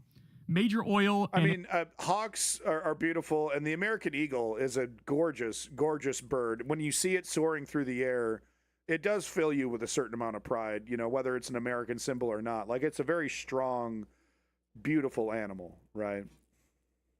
Energy crisis incoming across the world. So this is one of those, like, nuclear options that Iran could potentially do. Metaphorically nuclear, of course, I mean. Whereas, like, the Strait of Hormuz, that's a huge deal, right? That's pretty Shutting big. down the Strait of Hormuz is a huge deal. Shutting it down for a couple days ain't no big thing. Like, we'll see the oil, you know, we'll see gas prices go up moderately. If they successfully shut it down for months, that's going to cause a straight up crisis. High shock around the world. Yeah. The price of gas is going to skyrocket. It will. Okay? Not that's just really gas, serious. though. This is potentially even more serious. If you just... Yeah, so Lenny, we've been watching through BBC. We've been watching some of the UN Security Council stuff, and it's the usual: war is bad. You know, don't do war. Finger wagging. They haven't really done or said anything that really surprises anybody. You know, blow up all of the Saudi infrastructure, oil infrastructure. Oh my goodness. Yeah, oh my goodness! Cargo. But it's absolutely on the table. It is absolutely. They're not. It's existential now to them. They're not going to go down without a fight. They're just not going to go down without a fight. China and Russia have requested an urgent UN Security Council meeting on Iran. So there are big questions here, bro. There's big questions about what's going to happen from here. Will China and Russia back up Iran and sort of take a stand here? Will they take a stand against the West? No. Will they, at the very least, keep sending them weapons and keep sending them missiles and keep sending... Russia doesn't have the juice right now. All their juice is going into Ukraine. And if China does, it'll be quiet with, you know, smaller things here and there. If they do help out at all. Iran is on their own. I don't think China and Russia are going to do anything more than squawk like a bald eagle. Like, they don't have the fucking juice right now. I mean, China does, but China, you know, what's China going to lose if it doesn't back up Iran? Like, it's always a geopolitical calculation for China. And of course, even if Russia wanted to have Iran's back, I mean, they're out there with donkey carts. You know what the latest headline out of Russia was? Is that they've started to send their doctors and therapists and other people to the front lines. They're so low on troops. They're starting to the people that are supposed to be in the back, like, patching up their troops. They're starting to send those guys to the fucking front lines now. Like, they're in dire situation right now with the war in Ukraine. They do not have the juice to be sending that shit over to Iran. And like I said, China, they're going to heavily weigh the pros and cons. They're going to sit back in the cut for several months before they do anything substantive. And then even then, it's going to be a very calculated, careful decision about what they actually do to help Iran if they do it. Them bombs and keep sending them defensive support, right? And look, if I had to guess in this moment, I would say yes, they're probably going to do that. They probably realize whatever happens with Iran is going to happen beyond just Iran. China, I truly believe China believes that they can take down America economically. Like, they don't really need their military to be hurting America. And they can take their time with Taiwan as well. Obviously they want to take Taiwan. They're going to wait for the perfect moment. And I believe that that perfect moment is when America experiences the next Great Depression, right? I think that's what China is waiting for, is America's big economic flop, that we lose the reserve currency, or, something major happens in the market, and then they're going to make that move. And I think they realize that we can just wait it out. Just wait it out. Wait for America to hurt itself enough, and then push. They don't. They're buying all the gold right now. They're increasing their gold reserves. They absolutely expect the dollar to have some kind of major flop, and then they'll make their move on Taiwan, and maybe even take a chunk of Russia if they're feeling bowdy. But yeah, that's my opinion on China, is that they're just waiting for America to fuck itself up. They don't need to, escalate that, militarily. They don't need to do that. That effectively what you're dealing with when it comes to the U.S.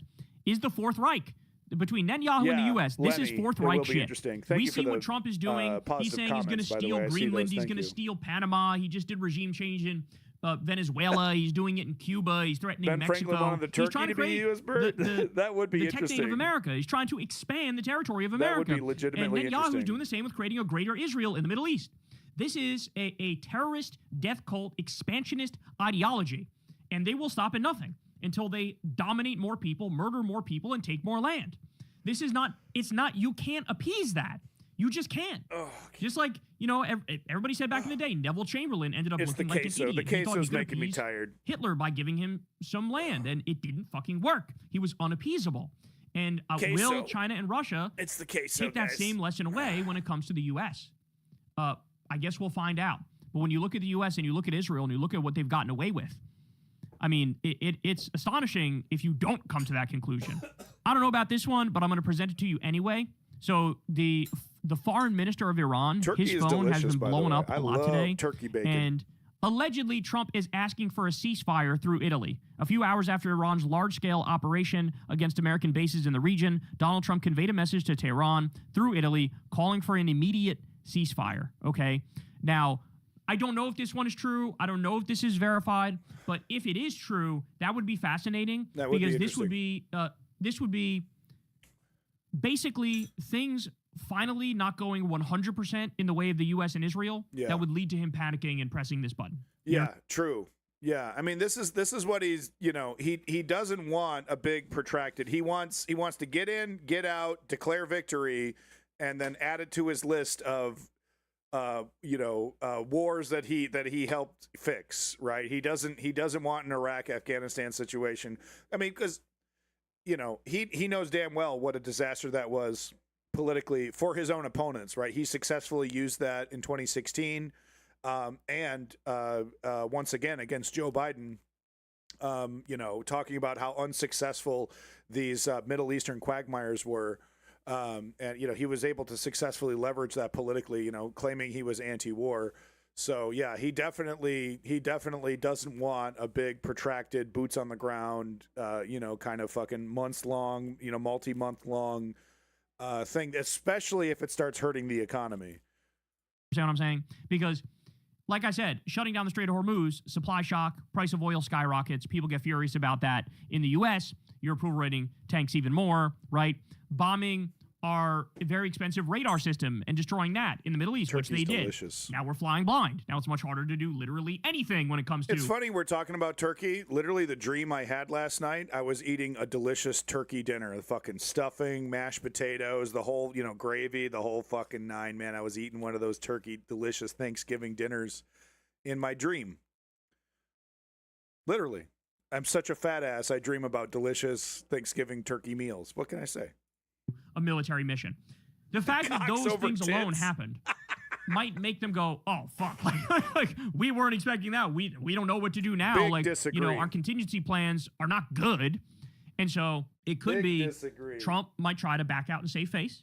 He might try to back out and say, we were able to take out 90% of all the regime, like lie and say some shit like that and pat himself on the back and say, it's done. It's concluded. We figured it out. We guaranteed they're not going to be able to build a nuclear weapon, and we took out most of the government. Like, it's possible. It's possible. But we'll have to wait and see. But certainly the rhetoric leading up to it was the opposite. Was like Trump was saying, yeah, American service people might die. Yeah, German. And that's a price I'm willing to pay. So it's possible he's getting cold feet now that it started, and there's the dream was totally bully bizarre. Just got punched in the fucking jaw. It's possible, but there's it's a also lot of possible crazy that things about the dream that's cope last and that's night, wishful thinking, and Trump is in this for the long haul. haul. There was a delicious Thanksgiving turkey dinner in the dream. He's cooked because we all know, like I said, they got those tapes of Trump with underage girls. He does not want those shits coming out. They do. But the question is, we know Netanyahu has it and he can release it, but as we discussed as well, it's possible Iran has those tapes too. So he's damned if he does, damned if he doesn't, in a sense. We're going to get to some reaction. I really do feel like Iran would have leaked something. We would have gotten a screenshot or something if Iran had that shit. You know what I mean? And like, we wouldn't be seeing this if Iran had that. I don't really feel like there's any juice to that one. I feel very confident that the Israeli government, they got something. They got something that, that no one's seen before. I feel very confident saying that. Hey, here's your girl, Kat Abu Ghazala. She's great. Actions too, sprinkled out through these updates. Here's one from Kat Abu Ghazaleh. She's course, great. Running for Congress as a Democrat. She says, the morally bankrupt Trump administration has partnered with another morally bankrupt authoritarian to declare an unprovoked war on Iran, already killing scores of civilians. We need an immediate vote from Congress on a war powers resolution, then articles of impeachment. We are attacking Iran because we believe we can with zero accountability. It's fucking disgusting, and so many of our leaders in both parties, by the way, are applauding this. The people of Iran are the ones who determine their fate. The U.S. and Israel's obsession with regime change is abhorrent. This won't stop Iran's nuclear weapon development. So awesome. It won't stop the protesters. It won't lower your costs or fix American healthcare. It will murder countless civilians, destabilize Iran and the region, and drag us into another forever war. The United States has now bombed 7 countries in the past 12 months. Venezuela, Syria, Iraq, Nigeria, Somalia, Yemen, and Iran. Now, remember, this is the guy who lies and says, I stopped 8 wars. I stopped 9 wars. He, adds a new war every other week, right? No, he actually stopped 0, literally 0. It's all a lie. If you go and read the specifics, it gets debunked immediately. But he started 7 wars. That's what he actually did. He bombed 7 different countries. So, we're dealing with a madman. We're dealing with a madman, potentially with Alzheimer's. I love this. So Thomas Massie, earlier today, in the middle of the night when this happened, Thomas Massie tweeted, acts of war unauthorized by Congress, the U.S. is attacking Iran, according to the Associated Press. So this guy makes the claim, wait, how did he know this? He tweeted this basically before the attacks happened. I'm waiting for the confirmation on this guy's death. We still got nothing. We still got nothing but the Truth Social post. And so then Laura Loomer, the Zionist extraordinaire, chimes in and says, Thomas Massie needs to be investigated. Who is leaking to Massie? Laura Loomer needs to start starring in horror movies. Whatever she is doing to her body, she just needs to be in the next A24 fucking creature feature. I mean, what the fuck is she doing to herself? Leaking classified information is a crime. At Pete Hegseth, at Donald Trump. Do you see how crazy this is? We're currently witnessing a totally illegal, totally unconstitutional, and offensive war against a country that's no threat to us whatsoever. Like, that alone is impeachment worthy. That alone is a high crime. That alone should lead to both Netanyahu and Trump getting locked up. Okay? But she's like, ignored that. But let me go cry to the refs and cry to mommy, cry to the war criminal refs and say, excuse me, sir. Massey got some information before he was allowed to have it, so maybe you should lock him up and then complete your illegal war. Yeah. Open brazen fascists who are trying to set the standard that if you go against dear leader in any way, that you deserve to have your citizenship stripped and that you deserve a lifetime in jail. Like, literally right out of Putin, right out of Russia, right out of China, kind of shit. If you disagree with dear leader, fucking right out of fucking, Stalin's Russia, if you disagree with dear leader, you should be lined up against the wall and shot. Like, Benny Johnson would get rock hard at that concept. He'd love it. Like, it's just bro, German, I saw it. I'm all over. I bought the poster, dude. I bought the poster. German. I bought the fucking poster. I'm so stoked. I am unbelievably stoked. I bought the fucking poster, dude. I am ready. I am ready for that movie, dude. I cannot wait for the Backrooms movie. Amazing. The brains of Zionists. Sweet Summer Child, how dare you? How dare you? There is a long and storied history of preemptive wars working out really, really well for America. Okay? Don't give me that overlearning. Don't give me that overlearning. I'm so stoked for the Backrooms movie.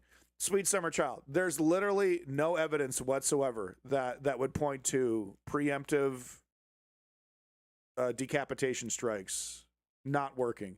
This shit works every single time, dude. Okay, it's like the Panther cologne in Anchorman. It works 10% of the time. It works 100% of the time, baby. Need to be studied. Like, it has to be studied. You people are not right in the head. Like, this is genuinely not right in the head. This is like you watch somebody commit a murder and you cheer them on and then you yell at somebody for jaywalking. That's the equivalent of what you're doing here, Laura. Flashback. We've seen this movie before. Right after Bush launched Shock and Awe in Iraq, here he was on March 19th, 2003. We have no ambition in Iraq other than to take out a threat and restore control of that country to its people. This is exactly like the shit that the Israelis and the Trump regime are saying now. We come to Iraq with respect for its citizens, for their great civilization, Jesus Christ, and for the religious faiths they practice. This is the poster. We have no ambition in Iraq. Get it today. Except to remove a threat and restore control of that country to its own people. I bought this shit. Over 20 years later, fucking $8 trillion later, hundreds of thousands of innocent people killed later, millions of people displaced later. Splendvania, no doubt. I mean, he doesn't really depend on YouTube's revenue anymore because of that reason. He really gets most of his revenue from his Patreon now. That's really the only way. If I ever do start taking donations, it'll be through, I know, Chem Goblin. I know basically I did. But yeah, that's if I ever start taking donations, I won't depend on Twitch. I won't be depending on YouTube because it's fuckboyville. Like, they just totally fuck you over if you do news. If I was talking about Kim Kardashian, I'd be able to ching it all day. Right. But no, the only way you can do it is through Patreon. And by the way, folks, make sure you're supporting Kyle Kulinski and his Patreon. He's got it right here. Support on Patreon. Help him out. OG motherfucker, dude. He absolutely deserves the support. He deserves every penny. So if you want to help out leftist, a real leftist, a real motherfucker, a real true one, make sure you check out his Patreon. Country totally broken, leading to the rise of ISIS. Yeah, Splendvania. It's because you can't sell bleach. You can't sell toys and fucking erectile dysfunction medicine. Because advertisers they don't like to hear that, right? They don't like real news. They don't like real information. They, it's Orwellian. It's fucking Brave New World, really, more than anything, right? Later. Here we are. Bro, we're just looking out for you, dog. We're just trying to help you out. You know what I'm saying? It's going to go great. This will go great. How's this for disturbing? Jesus Yes, that is a blood-stained little girl's backpack. This is one of the little girls who was murdered by the attack on the school. Again, I want to reiterate. Imagine these weapons. Israel knows this. Every government knows this. They rip people to shreds. Okay? And these were children. These were children. Israel took this opportunity to specifically target a girls' school. It was approved through the chain of command. Kill those children. And then they push the button, and then, you know, some beautiful, innocent child, you know, multiple, over 50, shattered. Shattered. You ever seen a child exploded? How traumatizing that would be if you saw that?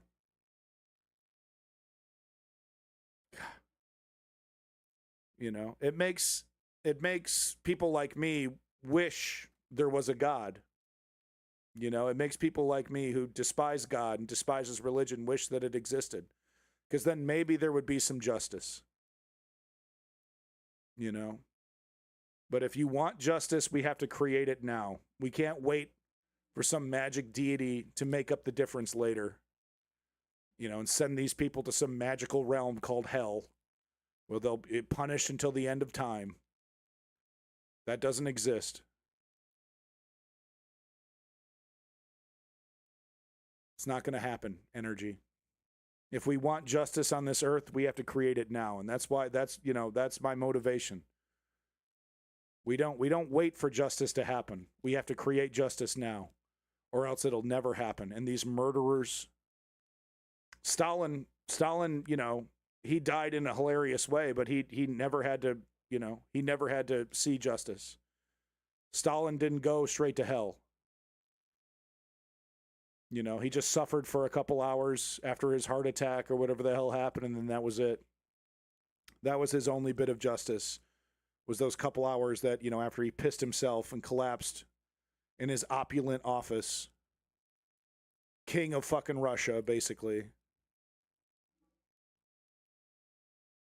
If we want justice for the tyrants and the murderers and the bastards, we have to create it now. We have to create it now. That's why that's why we do what we do over here on the News Underground. I want justice now, in my time, in this fucking reality. I'm not waiting. God, it's just so sick. The roles were reversed, and Iran killed a bunch of little elementary school girls in the U.S., or Iran killed a bunch of little elementary school girls in Israel. How would the media be reacting right now, and how would our politicians be talking right now? But instead, water off a duck's ass for most of the political class in this country. They won't even mention this. They won't even mention this, bro. Won't even make like it. I said, I've had NBC, I've had BBC on the screen this entire time. I haven't seen a single second that image was shown. A single second. Hour after hour after hour of justifying this preemptive war of choice on NBC and BBC and all the rest of them, CNN.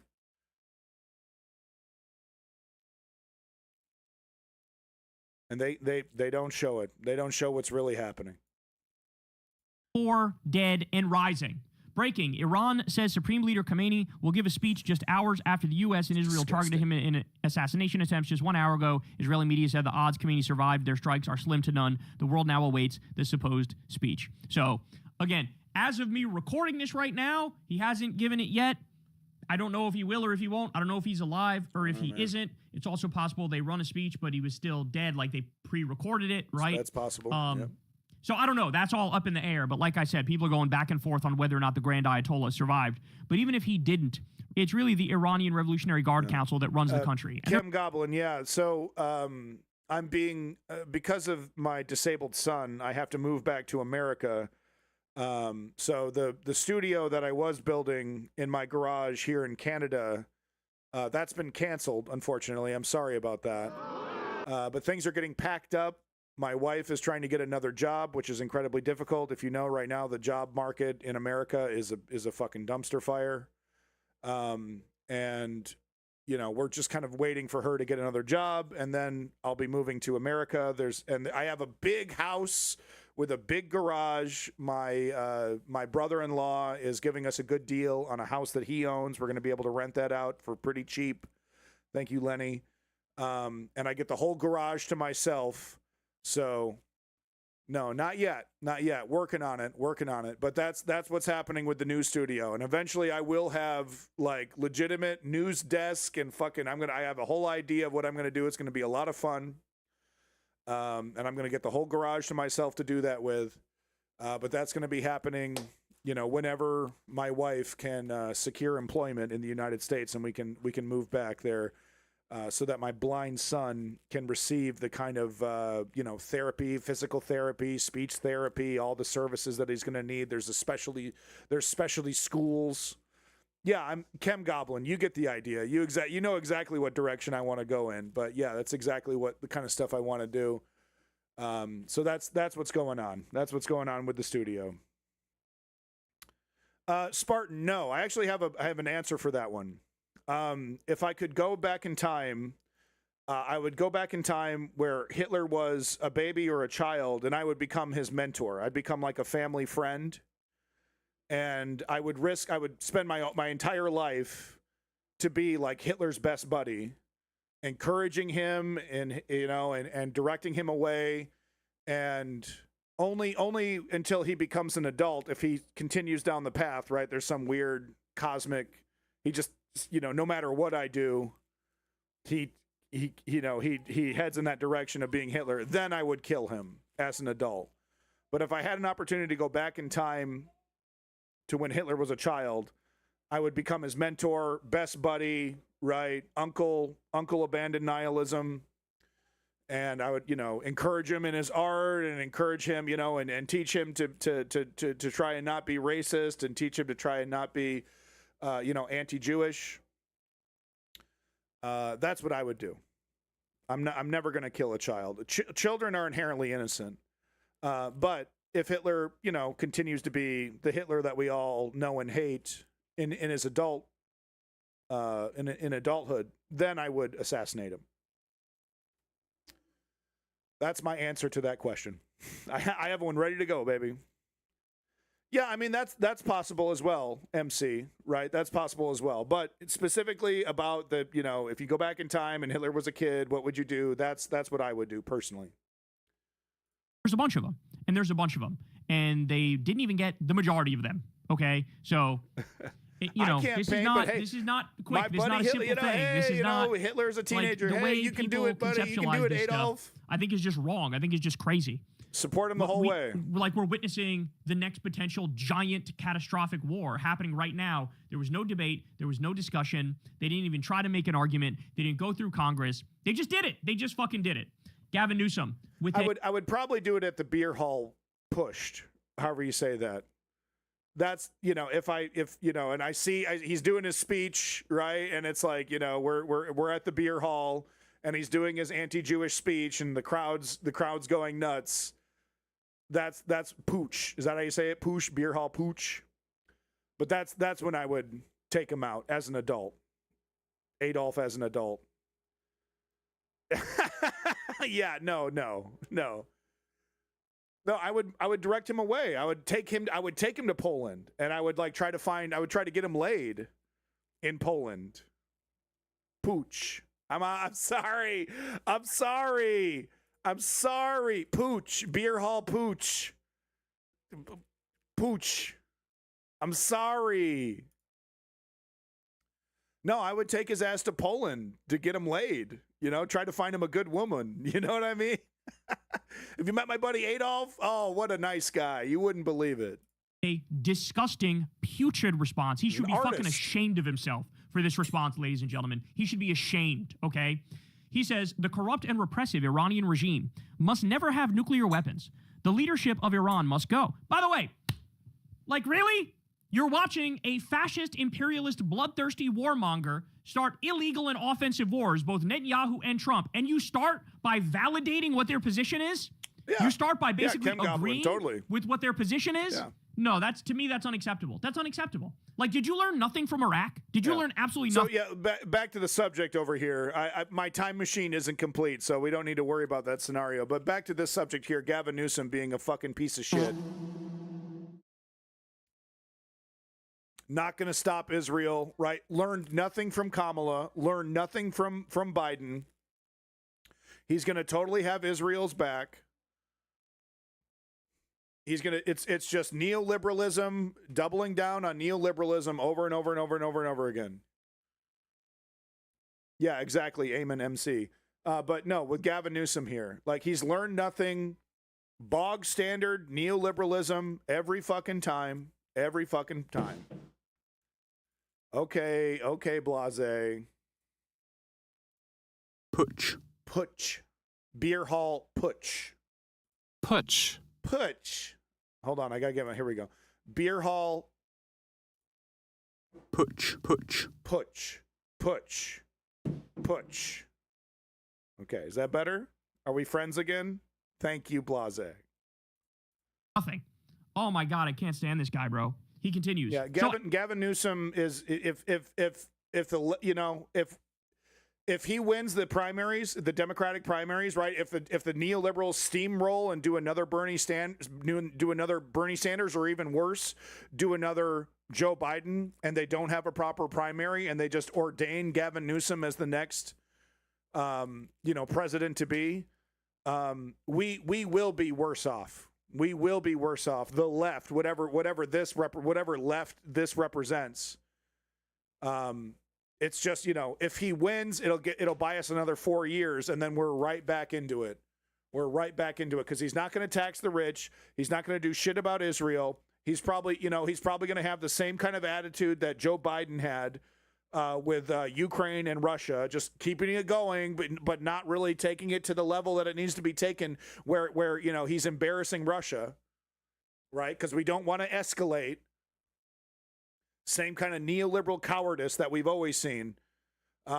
We are fucked. We are absolutely fucked. It'll be a miracle if the election actually happens and it's not another January 6th and then Donald Trump completely, subverts the whole thing, or J.D. Vance most likely, if somehow, it gets to that. However, we don't know what'll happen, right? Donald Trump every single day looks worse and worse. But if by some miracle we get Gavin Newsom, he's going to change nothing. He's going to change absolutely fucking nothing about the neoliberal Democratic Party. And it's just going to be more of the fucking same. More of the same corporate neoliberalism that has straight up led us to this moment in history right now. After agreeing with them completely, but that does not justify the President of the United States engaging in an illegal, dangerous war that will risk the lives of our American service members and our friends without justification to the American people. President Trump is putting Americans at risk abroad because he is unpopular at home. No, I'm sorry, Gavin. I also give a shit about those 84 innocent little girls who were just murdered in an Iranian elementary school, okay? You might not care about them. Right. I care about them. Right. And humanity demands that you give a shit about them. Those lives are just as precious as the lives of American kids, okay? Because I actually believe in humanity, and I actually believe in equality, and I'm not a fucking American supremacist. So I like Adam Johnson's response here. He says, the entire basis of this war is good and morally justified, but the process is suboptimal. Neoliberals. That's basically Newsom's comment. Thank you, Gavin, for running the football 95 yards, then turning around and insisting you strongly oppose touchdowns. Yeah. He's so right. Like, I'm sorry, we're done with this. We're not doing this bullshit anymore. If you're a Democrat and you're like passively low-key in agreement with Trump. And let me tell you, don't be surprised if Hakeem Jeffries and Cucky fucking Schumer do another Joe Biden anointment. They're like, oh, it's too important. It's too important for us to have a Democratic, primary. It's too important to have a process where people get to choose their leader. We can't have that. It's anoint Gavin Newsom. I guarantee you they're going to try. They're going to fucking try. They're going to do another Joe Biden. They're going to do another Bernie Sanders, and they're going to sabotage the entire thing and say it's and make the excuse that it's too important to have a real democratic process to choose. Thank you, honey. To choose, our next Democratic leader in the Democratic Party. They're going to say it's too important. I fucking guarantee you. get the fuck out of the party. Resign, get the fuck out of the party. We don't want you. You're not a real Democrat. You're a Democrat in name only. You're Diet MAGA, okay? And this shit too. Do not, bolster the argument of your opponent and rationalize and justify an illegal and offensive war committed by total psychopathic war criminals. Oh, shit. And then say, but the way you're doing it is not right. No, fuck that. Wrong. Fuck that. Hold on. You better make a strong, bold argument against imperialism. That's what we want to hear. Wrong one. Against these fucking madmen who are torching the entire world right now. What a loser. I fucking hate it. Breaking, Iran's defense minister, Amir Nasirzadeh, has been killed in Israeli strikes, Reuters reports. Iran has closed the Strait of Hormuz, Israeli media reports. Now, to be fair, they've gotten some things wrong also, so maybe it's still a little up in the air, but I'm starting to see more and more chatter about the Strait of Hormuz shutting down. The global oil market could face serious disruptions. Such a move could threaten a sharp rise in energy prices. Nearly 1/5 of the world's oil and gas passes through the Strait of Hormuz. The strait is strategically vital, as it is a key route for supplies from the Middle East. Reports say that oil tanker traffic has already been halted. So like I said, I'm seeing more and more chatter here that that this indeed is happening, that they are shutting down the Strait of Hormuz. And that is an amount of economic pain that the U.S. and the world is These two have like 50 guitars between them, Chem Goblin. Woke Patriot actually made a guitar recently. It looks sick as hell. If you're in the Discord, in the general section, you can take a look. He's been posting pictures. Woke Patriots made a guitar, and it looks awesome. So make sure you check that out, folks. Prepared for. Nobody asked for this war. Guys, I told you, the highest number of support I saw was 28% in one poll coming out of the U.S., okay? I see them go as low as 5%. So you're telling me you got a war here that's between 5% and 28% popular, and Trump thinks I can do this, and then when there's actual consequences, everybody's just going to roll with it? Yeah. Everybody's going to be cool with it? It is just insanity that he got himself to that place. But again, maybe he was just blackmailed into doing it, because we know they have the blackmail. Yeah. Here's what this guy used to sound like when talking about these issues. They said, he will start a war. I'm not going to start a war. I'm going to stop wars. They said, he will start a war. I'm not going to start a war. I'm going to stop wars. How many times have we heard him do all this like anti-war rhetoric, the I'm the pro-peace candidate rhetoric, the Kamala's the warmonger rhetoric. And here we are. As Matt Stoller pointed out, if you voted for Trump, at this point, the only thing we want to hear from you is, I'm so sorry. That's all we want to hear. And maybe sprinkle in a little bit of, you know what, Kamala definitely would have been a better president than this. Yeah, I agree. Let's start there, and then we can maybe move on after that. Right. Maybe. We'll think about it. We'll get back to you. But let's start with that, with the bare minimum shit. Yeah. It's astonishing to me. No, his voice, his image, everything about Donald Trump. And it's ironic because he is one of the most American creations ever. He's everything that America stands for right now. And it's disgusting. It makes me ill.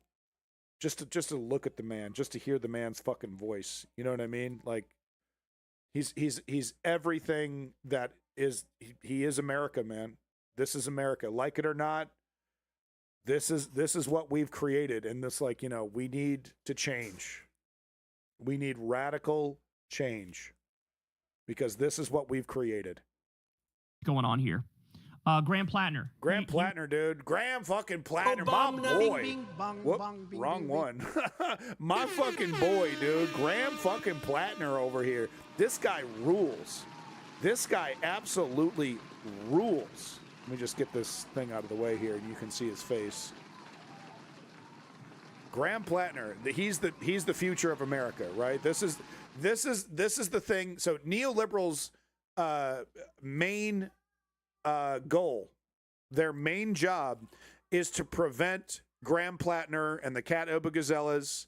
He got rid of it. He came out. He did the right thing.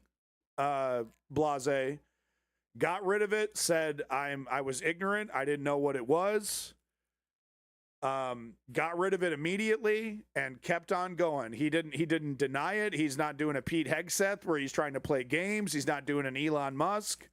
He's like, I got it when I was younger. I didn't know the context of it. I got rid of it immediately. I'm sorry. I apologize and move on. He's done everything right when it comes to that stupid fucking tattoo. But these are the elements that Chuck Schumer and Hakeem Jeffries and the rest of the neoliberal corporate Democratic Party, this is their number one job, is to prevent real progressive elements from taking over. That's their number one goal. Released a statement as well. Here's what he said. Once again, in the space of less than 2 months, we awake to find that Donald Trump has illegally and unconstitutionally... I mean, blasé, yeah. If you're a German and you're getting those kind of symbols on your body and you're trying to claim you don't know, you're a liar. But the sad truth about America and Americans and our education system, we don't learn about this kind of stuff. It's unbelievable. It's almost unbelievable, especially for a German. But it's actually true. You can be a child in America and have no fucking clue about history, about anything. You can be completely and totally ignorant to so many things. By the time you get out of high school into college, I mean, look at your average American, right? Like the stereotype that we're fucking idiots. There's truth to it. There's fucking truth to it. So yeah, if you're a German getting that kind of shit on your body, trying to claim, oh, I've never heard of that, you're a fucking liar. I believe, you know me, I'm one of the realest motherfuckers in this streaming world, where whatever you'd call this universe. If I thought this guy was faking the funk, I would be telling you, and that'd be the first thing I'd say.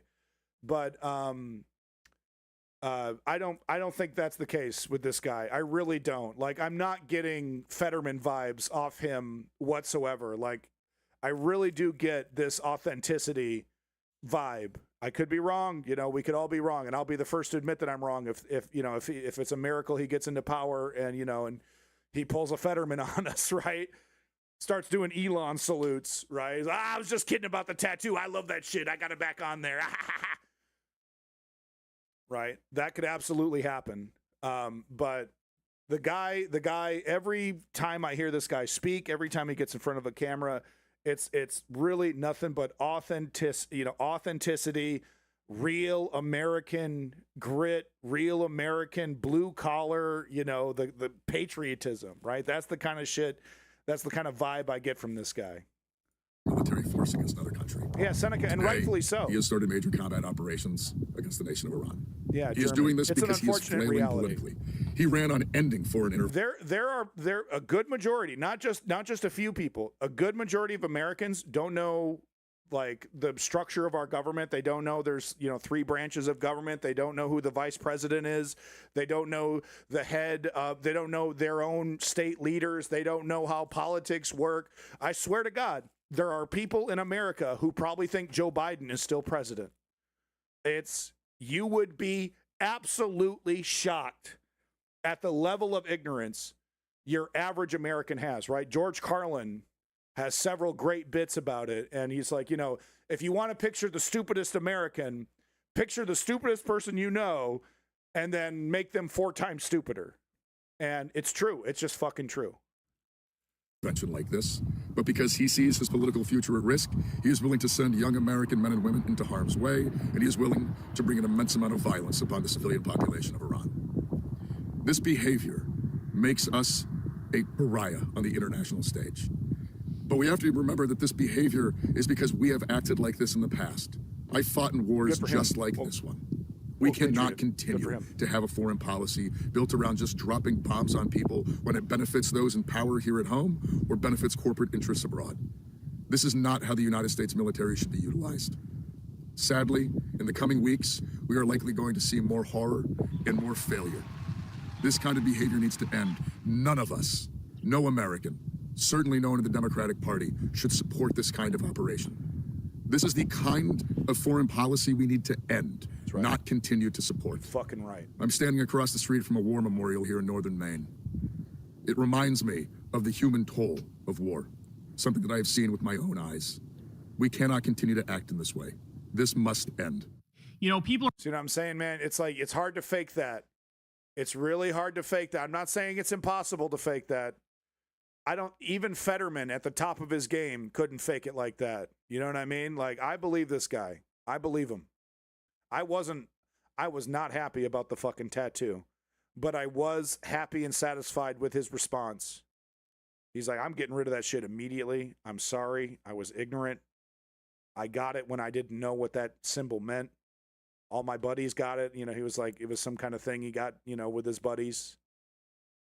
I was not happy about that, but I was happy with his response. He took full responsibility for it. He didn't deny it, didn't try to bullshit about it.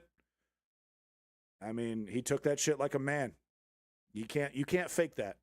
We're calling this Operation Epstein Fury. And I think that's right. I think it should be called that. Some people are calling it the Epstein War. The Epstein War. Because again, are we in this place hilarious. Because the president is a blackmailed pedophile and Mossad has those videos and they're being, basically he's being threatened with those being released? It's very possible. Like I said, Trump himself is a warmonger, so he could just want this war like he's wanted all the other wars and all the other... All right, folks, one more hour. I'm going to wait one more hour to see if we can get, I got to take over for my kid here. You know, I can't leave it. I'm not, these other streamers who just abandon their family for the entire stream fucking 13 hours. I have no choice. I got to take over for my wife who deserves a break. She's been giving me food this entire stream. So we're going to do one more hour until 6 p.m. PST to see if we can get a picture of the body, to see if we can get some confirmation. And then we'll call it a day, okay? Would he have been shirtless at a wedding with a tattoo for if he knew what it was? I believe him. Yeah, Splendvania. Yeah, I mean, yeah. I'm sorry, Simply Steve. I know you guys get to play video games. You guys get to go, I got to know. But I really love doing this. If I didn't have my family, if I didn't have responsibilities, you'd be so sick of me. You'd be like, this guy's still streaming? Bro, it's 18 hours. Take a fucking, take a break. I'd be like, no.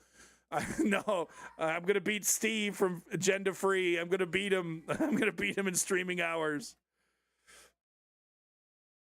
Well, excellent, Mr. Agent Mizaki, Master Agent Mizaki. I appreciate that comment. Bombings that he's done, but it's certainly possible that this is because they were like, no, you're doing this. And Master Agent Mizaki, I understand why someone who lived under that regime would feel that way. But you have to understand that, there's a very small chance that this will lead to the Iranian people liberating themselves. It's actually very likely that this will help Khamenei's government, that this is going to help the current Iranian regime stay in power. This fuckery. Okay? I'm no fan of the theocracy. I've said it a million times just today. I hate those motherfuckers. They were killing protesters. They kill gay people. They got their little morality police running around causing trouble and cracking heads, if you don't wear your hijab right. Right? They make me fucking sick. Which is why I would like to see them be overthrown. I would like to see them be overthrown by the people. I truly believe that this regime change fuckery is not going to result in that. Don't do this. Here are the consequences. Operation Epstein Fury. That's a great comment here from Graham Platter. Congresswoman Rashida Tlaib, she says the American people do not want a war with Iran. Trump is acting on the violent fantasies of the American political elite and the Israeli apartheid government, ignoring the vast majority of Americans who say loud and clear, no more wars. She's right. The American people do not want a war with Iran. Trump is acting on the violent fantasies of the American political elite and the Israeli apartheid government, ignoring the vast majority of Americans who say loud and clear, no more wars. The Trump administration and Israeli regime's illegal war of aggression on Iran has already killed dozens of children, and more horrific death and destruction will come. These acts of war threaten to ignite a catastrophic regional war that will make no one safer while unleashing unconscionable suffering. President Trump will pretend this is about democracy and the rights of the Iranian people. Don't be fooled. Trump does not care about the Iranian people. The Iranian people are not pawns for the interests of foreign powers. Our government has imposed brutal sanctions that have destroyed the Iranian economy and the lives and livelihoods of millions of people. You cannot free people by killing them and destroying their country. Congress must stop the bloodshed by immediately reconvening to exert its war powers and stop this deranged president.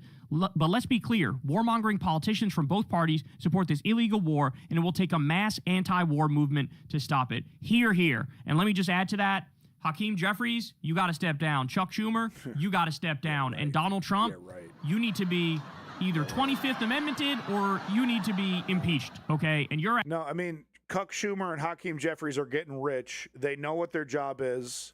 They love doing it. They love being a bulwark against progressivism. They love serving Israel. They love destroying progressivism. They need to be primary. That's our only... They're never going to step down.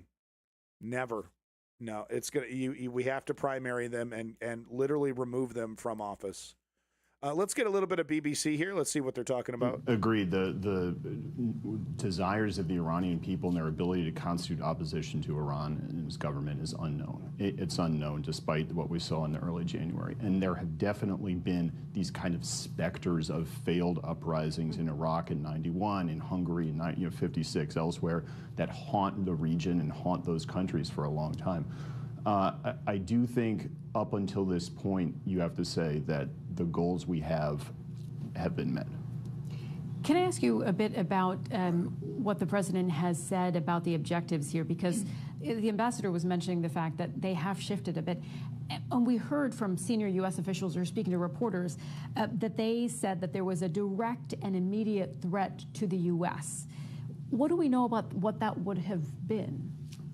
Well, of course, sitting here, we can't talk about the intelligence. Once again,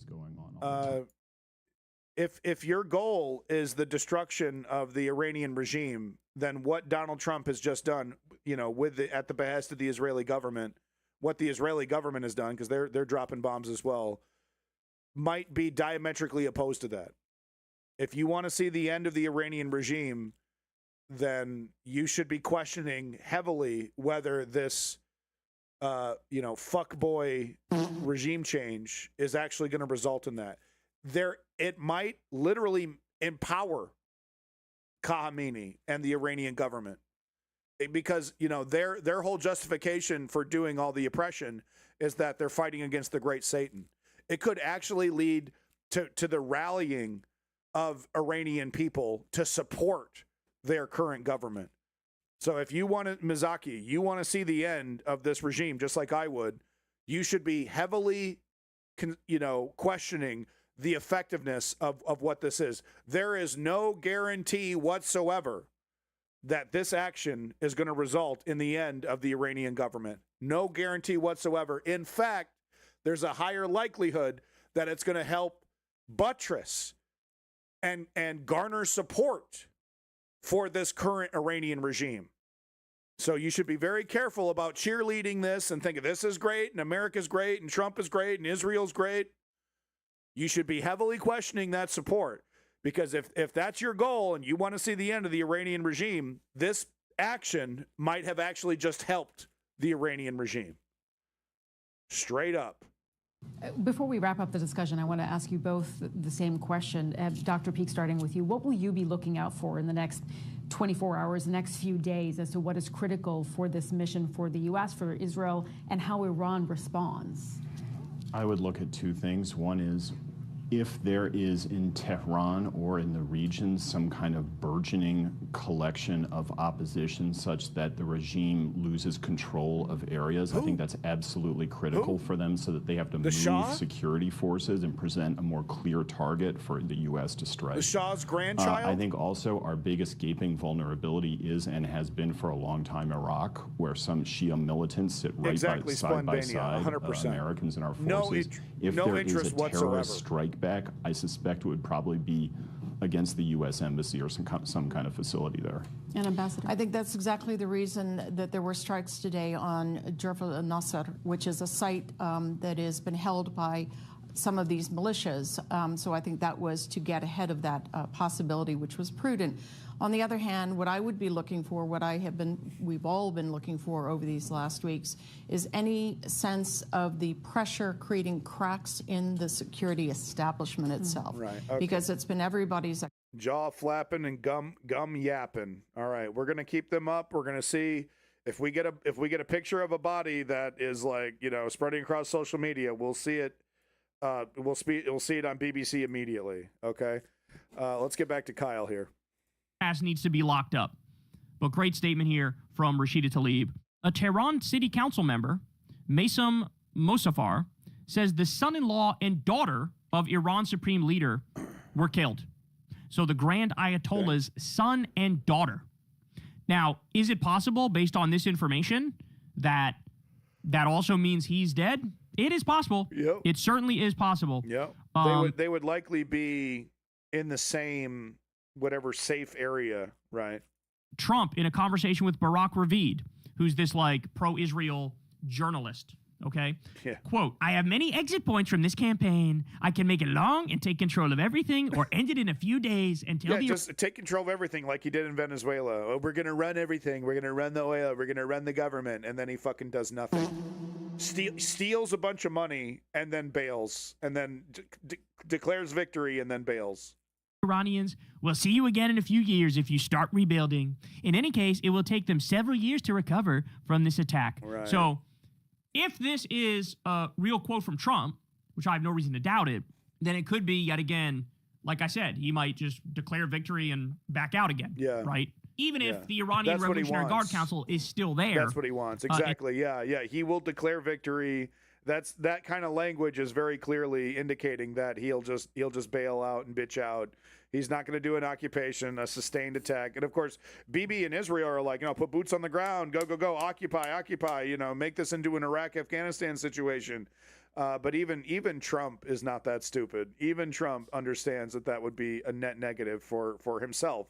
And what's the most important thing to Donald Trump? Himself, right? He still run the show. It is possible he goes, all right, I'm just going to declare victory and back out a little bit here, because he might realize, hey man, this is going to be a total disaster for you. Dojo, do you acknowledge that Israel is perpetuating a genocide against the Palestinians? I mean, if you just disliked Bibi Netanyahu before, I'm actually wondering if you were refusing to acknowledge that. I already think it's a total disaster for him, even if they killed the supreme leader. Right? Because again, the way people in mainstream media talk about this, oh, did the intervention work? What does that even mean? Why do we have a right to illegally and offensively attack a country that didn't attack us? They weren't going to attack us. Right. They're no threat to us whatsoever. Like, why do we get to go around bullying whoever we want for whatever reason or non-reason that we want? Why does Netanyahu get to determine which governments get overthrown casually, willy-nilly, nonchalantly, like it's nothing? These are innocent people's... Dojo, I asked you a direct question about the reality of Palestine. Currently, Israel is wiping out the West Bank, and they've almost completed their ethnic cleansing of the Gaza Strip. Do you acknowledge that what happened in Gaza, just like every other international qualifier, every international body that's an expert on genocide has acknowledged that what Israel has done in the Gaza Strip is genocide? Do you acknowledge that reality, or do you deny that? Lives that we're talking about here, and like we already discussed, there's at least 84 innocent kids who've been killed, innocent little girls. Maine says, reminder, while he's launching an unauthorized war in Iran where he expects and accepts American casualties, Trump is hosting... This is Mar-a-Lago? It's like a piss filter. It's like Deus Ex Human Revolution in there. Look at how gaudy and ugly this is. This is what he wants his ballroom to look like? Okay, thank you, Dojo. I appreciate that. Look at the everything gold. Everything. I mean, it literally looks like it's soaked in urine. There's nothing classy or money about this. It's gaudy and ugly. It literally looks like some child applied a gold filter to everything. A $1 million per person candlelit dinner fundraiser at Mar-a-Lago. This is so true, and the juxtaposition is mind-boggling. Ugh. Look at the gold everywhere. Mar-a-Lago shining like it's crystal. Look at this. And as they're doing this like massive corrupt orgy, at the same time, death and destruction occurring across the world because he casually... He's cutting. Minnesotans just had health care cut for them. He's trying to cut. He already let Doge violently cut health care. For Americans all over. USAID the effects of the cuts on USAID are resulting in literally tens of thousands of starving children across the world. That's, USAID was essential in keeping people fed. People are starving all over the fucking world. And this is what Emperor Trump is up to. Jesus fucking Christ. And the most pathetic thing, you know, your average MAGA fan, $30,000, $40,000 a year, barely getting by, if that, can't afford a house, can't afford college, can't afford medical care if there's an emergency, and they support this. He's just like me. I like him. He's just like me. Is this just like you, Bubba? Is this just like you? You know, if they have some kind of major issue with their fucking car that gets them to and from work, it breaks them. I remember because I was there. I was raised in that kind of poverty. Right? Your whole life depends on your ability to get to and from work. And then you have, you know, your transmission goes out and like, oh, I need, you know, $700 or $1,500 to replace this major part of my vehicle, or else I lose my fucking job. Right? You break an arm, you break a leg, you crack your skull open. Right? You get cancer, you get some kind of major medical issue. It ruins your fucking life. Donald Trump is not only, you know, approving of that, he wants to make it worse. And that's your average MAGA fan. That's your average Trump supporter right now in America. And this is the reality of this teetotaling fancy lad from New York. He just like me. He just like me.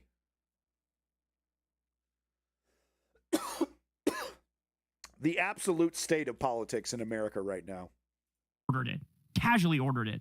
By the way, Trump is about to speak to the Saudi leader and Qatari leaders right now. So it's still, as I'm talking to you, there's a new round of missiles that has been launched by Israel. Israel's doing another wave of attacks as totally I talk to you right now. Breaking, 201 people have been killed and 747 injured in U.S.-Israeli attacks that struck 24 provinces, Iranian state media reports, citing the Red Crescent. So as of right now, we're already at about 200 people killed and almost 1,000 injured, okay? They bombed a number of different sites all throughout Iran. Here's Zoran Mamdani's reaction. He says, today's military strike on Iran carried out by the United States and Israel mark a catastrophic escalation in an illegal war of aggression. Yep. Bombing cities, killing civilians, opening a new theater of war. Americans do not want this. They do not want another war in pursuit of regime change. They want relief from the affordability crisis. They want peace. I am focused on making sure that every New Yorker is safe. I've been in contact with our police commissioner and emergency management officials. We are taking proactive steps, including increasing coordination across agencies. Sexiest man in U.S. politics right now, Zoran Mamdani, okay? This guy, he's going to convert me. I'm going to go full-blown gay because of Zoran Mamdani. The guy is so fucking sexy. And enhancing patrols of sensitive locations out of an abundance of caution. Additionally, I want to speak directly to Iranian New Yorkers. You are part of the fabric of this city. You are our neighbors, small business owners, students, artists, workers, and community leaders. You will be safe here. The GOAT, dude. Now compare this statement to fucking Gavin Newsom. This is how you do it, Gavin. Not your bullshit fucking mealy mouth. I agree with the Republicans, but also the way in which you're doing this is slightly uncouth, might I add. Yeah. This is something people have been posting. You know how Trump did the Board of Peace. By the way, isn't that amazing?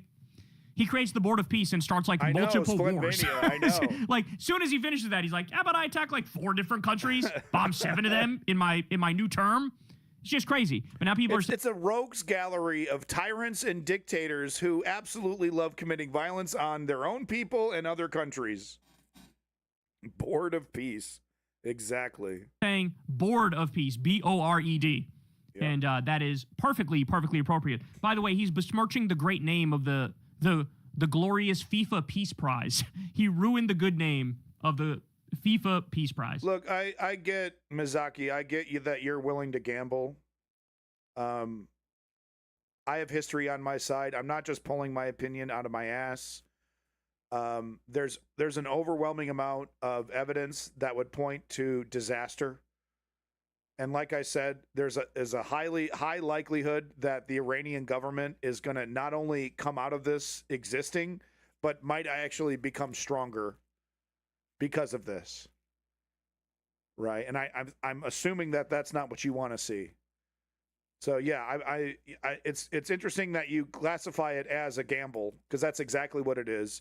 It's a losing gamble. It's a gamble that's highly likely to not turn out to benefit the Iranian people.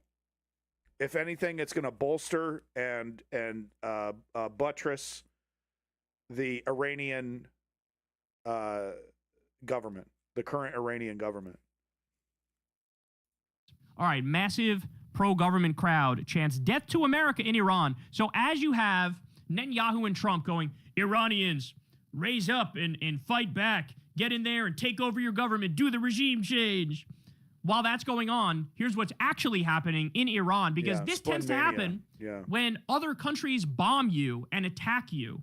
When you're directly under assault, that's when you get a real rally around the flag effect. Watch this. Now, at the same time, you know, as we saw Tony or Toby or whatever the hell his name was point out, there's people that are pro-America, pro-Israel, that are chanting against the Iranian government right now as well.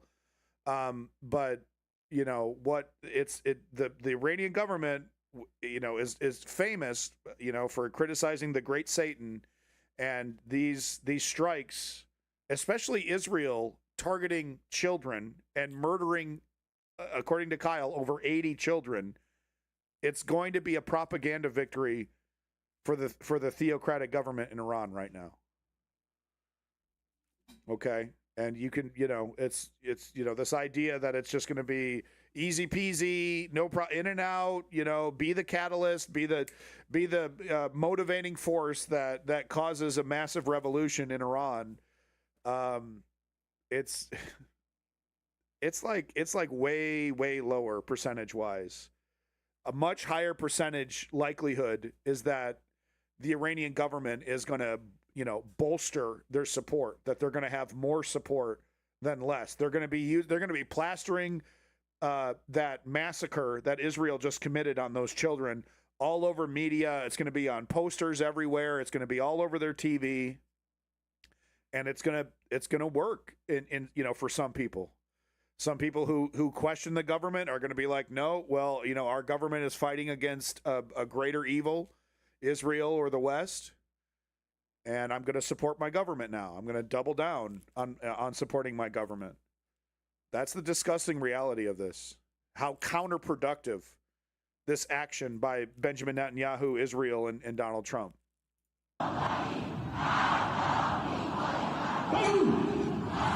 Mizaki, I'm clearly not going to convince you that it's counterproductive and that there's a high likelihood that it's going to result in the exact opposite of what you want. So I'm just gonna go ahead and just ignore you from now on. I don't mean to be disrespectful, but it's pretty obvious that I'm not going to be able to convince you. So maybe you should find a different stream that wants to believe in the fantasy of regime change. Okay?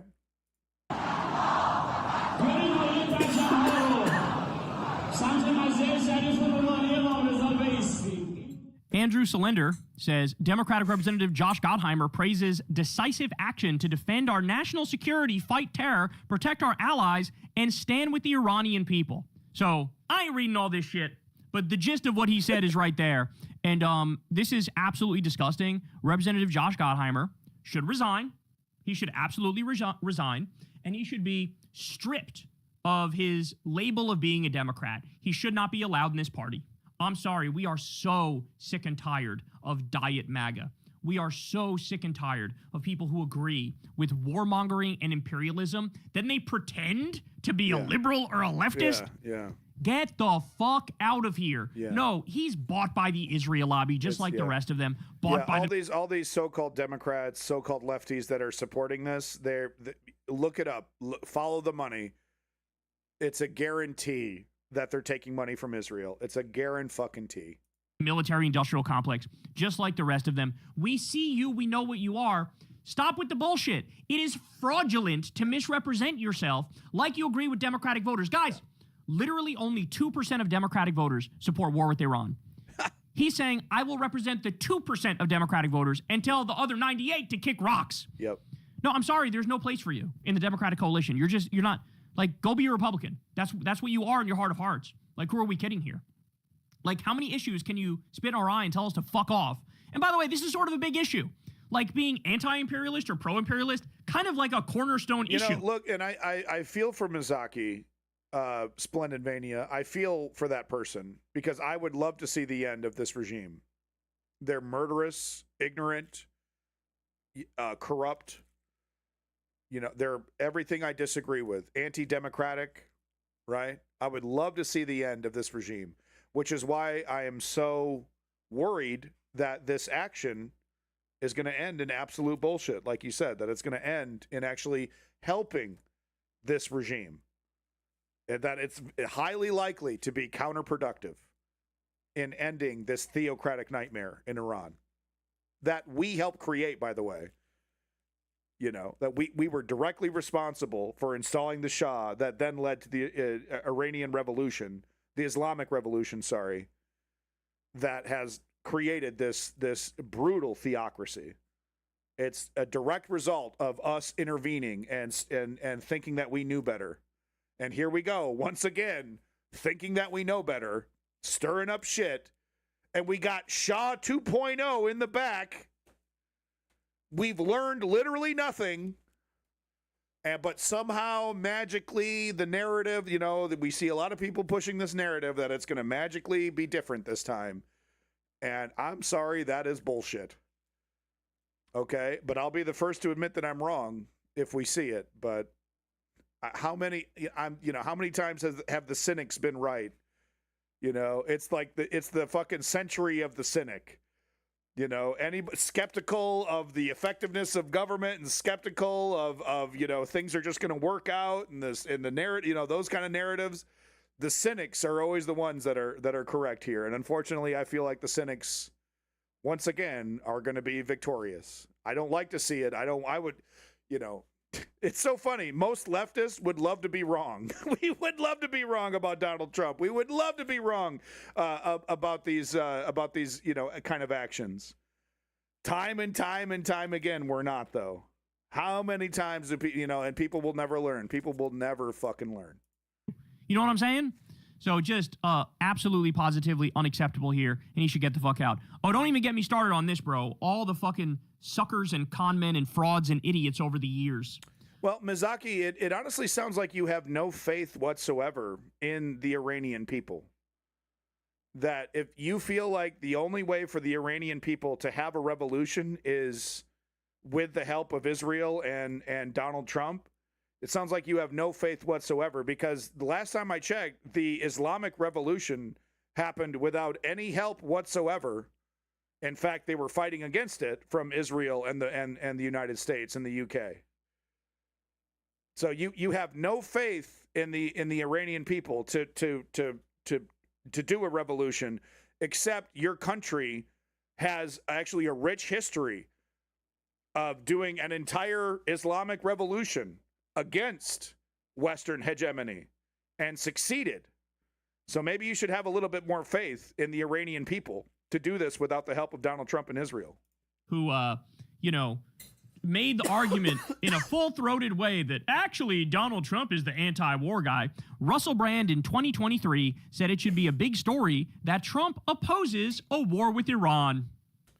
Jesus Christ. Thank you, Post Left Watch, for grabbing this. But I have to say, I don't have it in me to actually press play. Seneca, exactly. I can't listen to this guy. Are you fucking kidding me? Yeah, do us a favor. My mental health is already struggling with the world falling apart. Russell and I'm going to have to Brand. listen to this guy, this Brand. fucking shirtless, creepy pervert.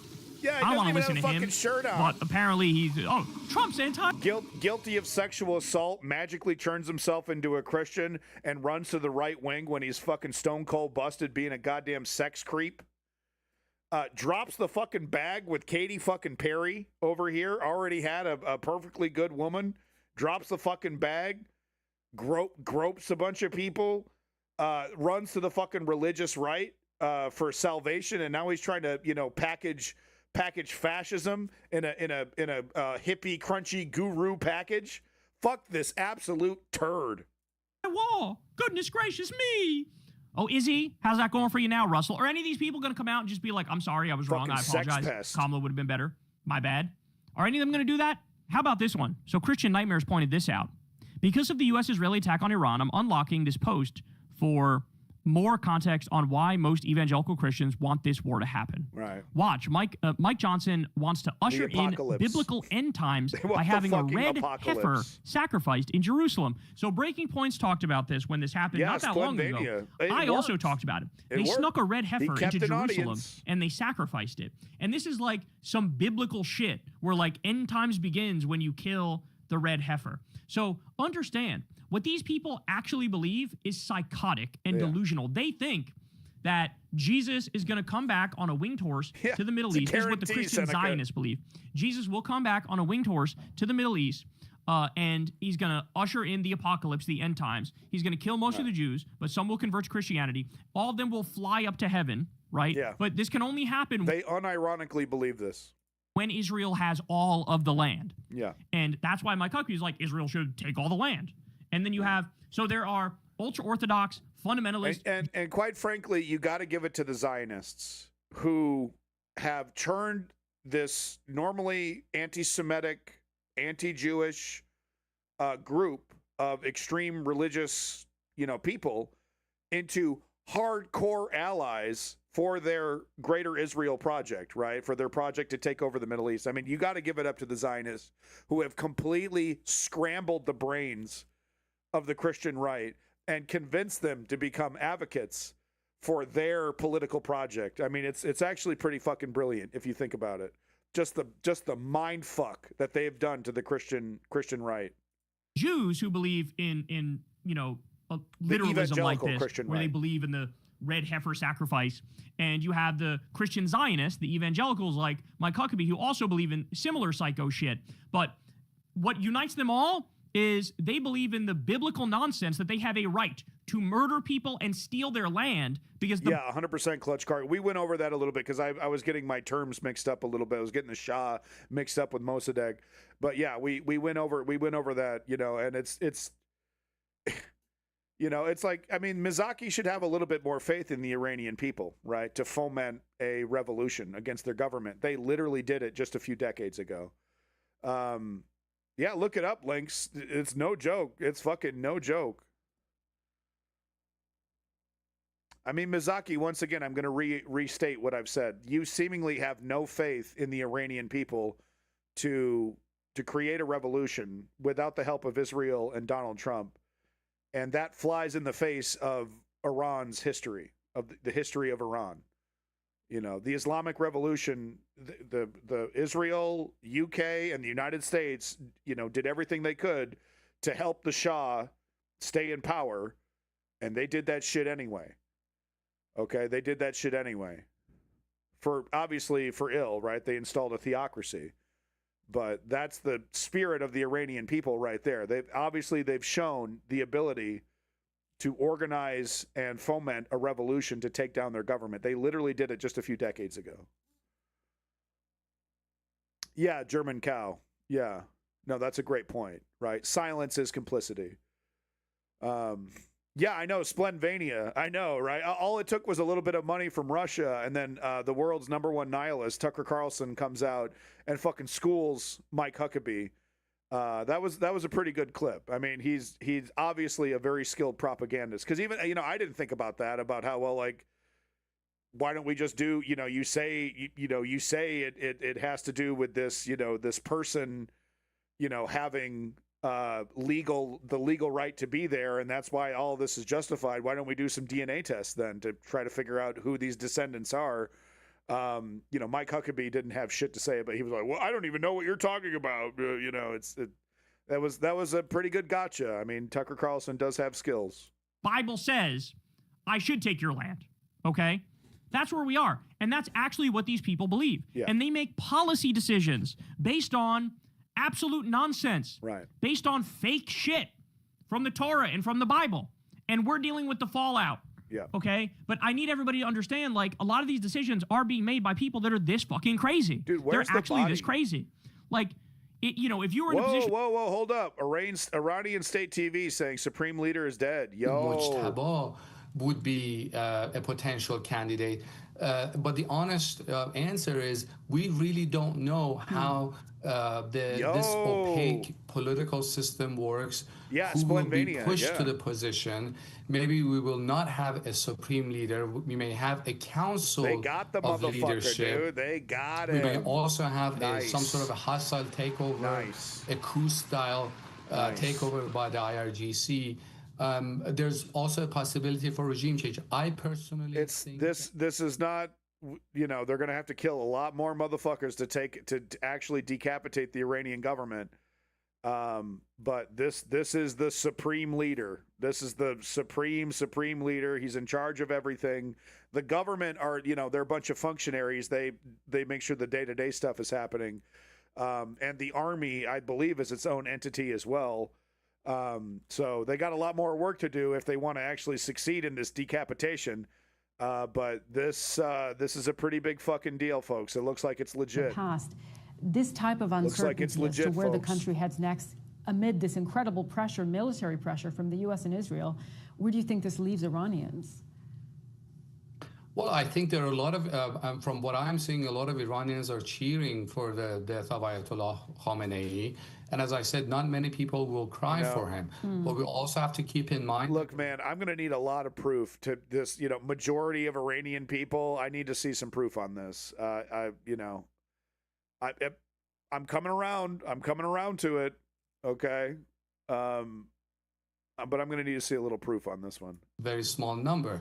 But I would say that the majority of people are happy that he's no longer, that he has left the scene.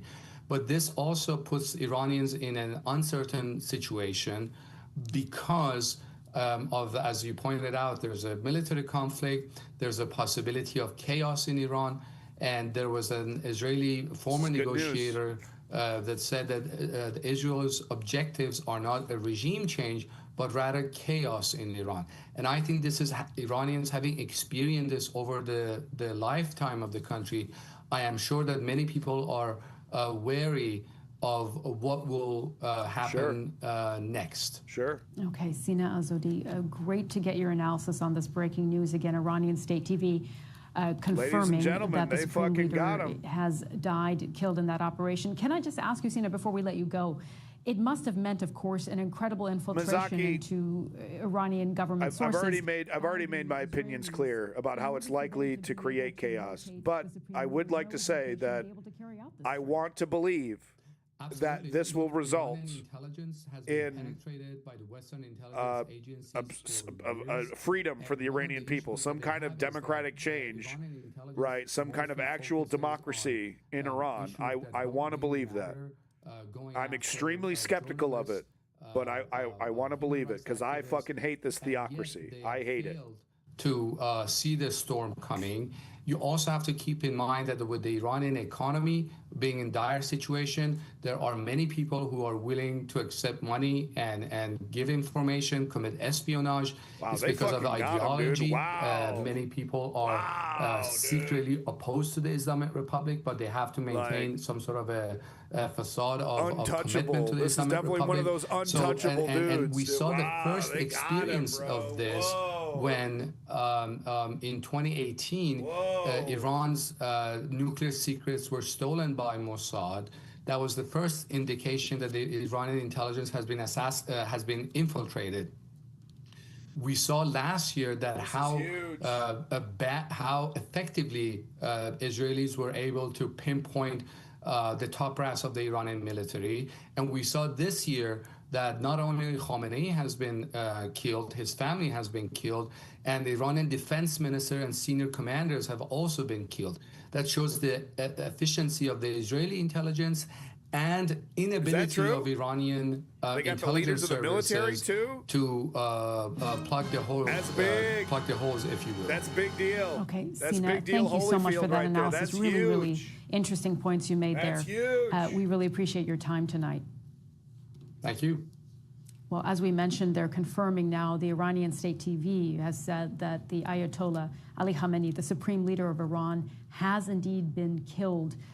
by these operations, by the joint U.S. and Israeli strikes on Iran that started early in the morning on Saturday. We have this report now look back at the Ayatollah and his reign, his supreme reign. Ayatollah Khamenei Brutal had dictator. the final say on everything in Iran. The most powerful figure in the country. No, it's true, Mizaki. Who saw No, himself man. as God's representative. No, I mean, you know, it sounds like you know better than anybody. The Iranian state media isn't going to be saying this guy is dead unless they are 100% certain of it, right? It's one thing for Jeffrey Epstein's best buddy, Donald Trump, to be saying that shit, even though we know he has sources, you know, that are pretty high up, right? Obviously. But if it's being broadcast across Iranian state media, state TV, that's it, dude. That's it. They fucking got him. They fucking got him.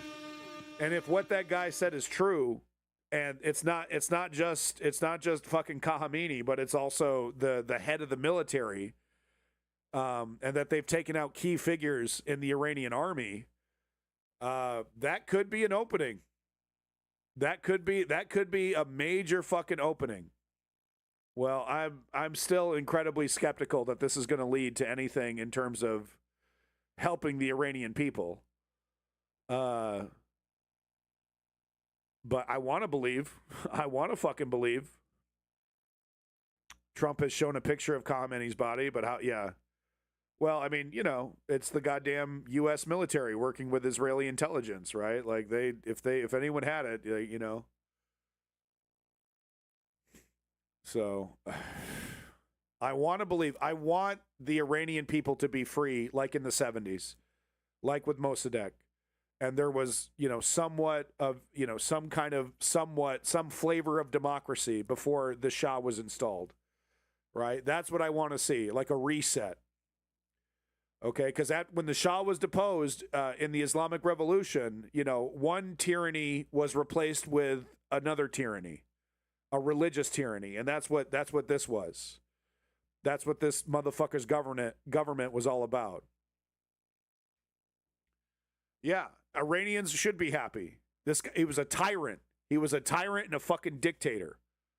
He was a disgusting religious bastard and a hypocrite. You know, telling his country to be, you know, to be holy and to be frugal and to, you know, and to not have any excesses, you know, while he lives in total opulence, wearing, you know, $50,000 Rolex watches and, you know, driving in Bentleys and living in palaces and, you know, and being a complete and total dictator over his country, making sure that, you know, he's spreading violence and terror throughout the fucking world using Hezbollah, you know, his counterproductive strategy of fear. So yeah, I mean, yeah, Iranians should be celebrating. A freedom-loving Iranian should be celebrating. It's the power vacuum, though. Who's going to fill it? Are democratic elements and entities going to fill this power vacuum?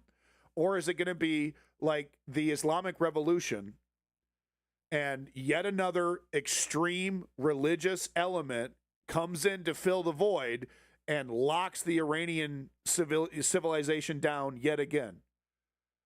Okay? Clearly, what we don't want is a repeat of the Islamic Revolution. Clearly. But Iranians are incredibly religious. They're incredibly Muslim. Right? On that latest news, Iranian state TV confirming that the supreme leader, Ali Khamenei, is dead. We've heard from state TV that the supreme leader was killed at his office in the early hours of Saturday. Of course, we know that's when the U.S.-Israeli strikes began. And in the past 2 hours, the Israel Defense Forces announced a new wave of attacks, saying it is targeting the Iranian ballistic missile array and air defense systems. The IDF told the BBC the strikes were aimed at targets in western and central Iran and include several launch sites that had not yet been struck. President Trump said in a social media post earlier today, he said himself they want a fragmented state. They don't want he went on to say a democratic, he was unable to unified avoid our intelligence and highly people's sophisticated revolution. tracking systems and working closely with Israel. There was not a thing he or the other leaders that have been killed along with him. Because if a legitimate democratic revolution takes over and starts working with the UK and starts trying to work with the United States government, right? Instead of spreading Hezbollah-style terror through Hamas, they start negotiating with the United States and they start negotiating with the UK and you know, becoming an ally. It's going to make it much harder for Israel to justify what they're trying to accomplish there, the Greater Israel Project. So no, they want another extremist element to take over. They want a balkanized Iran to create. They want another Syria-like situation, right, with a bunch of factions pulling at each other, making it hard for them to even defend themselves, making the country weaker. They don't want a unified democratic revolution to fill this vacuum. They want more chaos. They want more pain for the Iranian people. Yeah.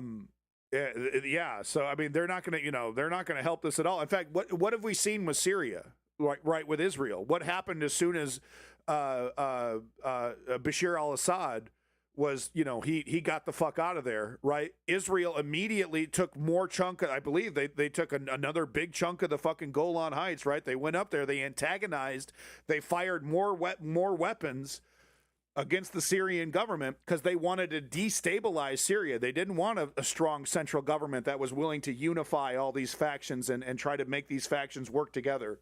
They want chaos, and it's the same thing in Iran. After the Israelis and President Trump reported the death of Ayatollah Khamenei in an attack, we were expecting the regime to first make sure that it's on a solid foundation regarding the succession, and then later announce this. I remember when Ayatollah Khomeini died, the leader, the person who established the Islamic Republic 36 years ago. They waited all night and announced his death at 7 in the morning. Now, Khamenei's death has been announced even earlier. It was about 5 in the morning when they officially confirmed his death. So there should be some sort of confidence. Of course, they knew that this was coming. They knew after the 12-day war, if this time you're going to be targeted, it's going to be more serious than the previous time. So it has been reported that a successor has been designated for the leader, and of course the top brass of the military have been also targeted in these attacks. We know that there have been reports that General Shamkhani immediately becomes enemy number one to Israel and Donald Trump, and the head of the Minister of Defense. These are people who have. Israel would love nothing more than to smoke that dude the second he's considered whoever the successor is. Israel, I guarantee you, Israel and Donald Trump are like beep beep beep beep beep beep beep beep beep, pushing that fucking missile button, because that would be a massive moral or morality. I'm sorry, it would hurt the morale of the Iranian government, right? Like, oh, okay, we got a successor. Here's the new guy that's taking over. Fucking smoked, right? Oh, fuck, right? It will destroy morale in the Iranian government. On the protests, people came out to celebrate. People who were stuck in the traffic on their way to the Caspian coast, trying to evacuate Tehran from the start of the very early morning, from the start of the war. They were stuck in traffic. The traffic was standstill. Yeah. They came out of their cars to celebrate and dance. It would be an undeniable military victory, no doubt about it. The regime should have felt that it's very weak, but they probably have some confidence in themselves that they're coming out now and announcing this. This is unusually fast for the Iranian regime to announce such an important news. We were indeed showing just a moment ago some of those images of those celebrations, Kashyar. What do you think that confidence tells us about that they're who desperate the successor might be and what line they might take as this military operation continues? It's really difficult. So what's in it for MAGA? Donald Trump gets to say, I did it again. I fucking did it again. I'm the best. I'm the greatest. No one else had the balls to do this, but I did, and I'm the fucking winner. But for Bibi, if a stable government, stable democratic government is created from this, it might not be seen as the big victory that he wants, that him and a lot of Israelis want. The successor of Khamenei was Ebrahim Raisi, the former president who was killed in a helicopter crash. So it's really difficult to say, but more important than Khamenei at this moment of war is the leadership, the command structure of the IRGC. So no matter who becomes the leader, without a strong command at the armed forces, specifically the IRGC, they won't be able to continue to fight.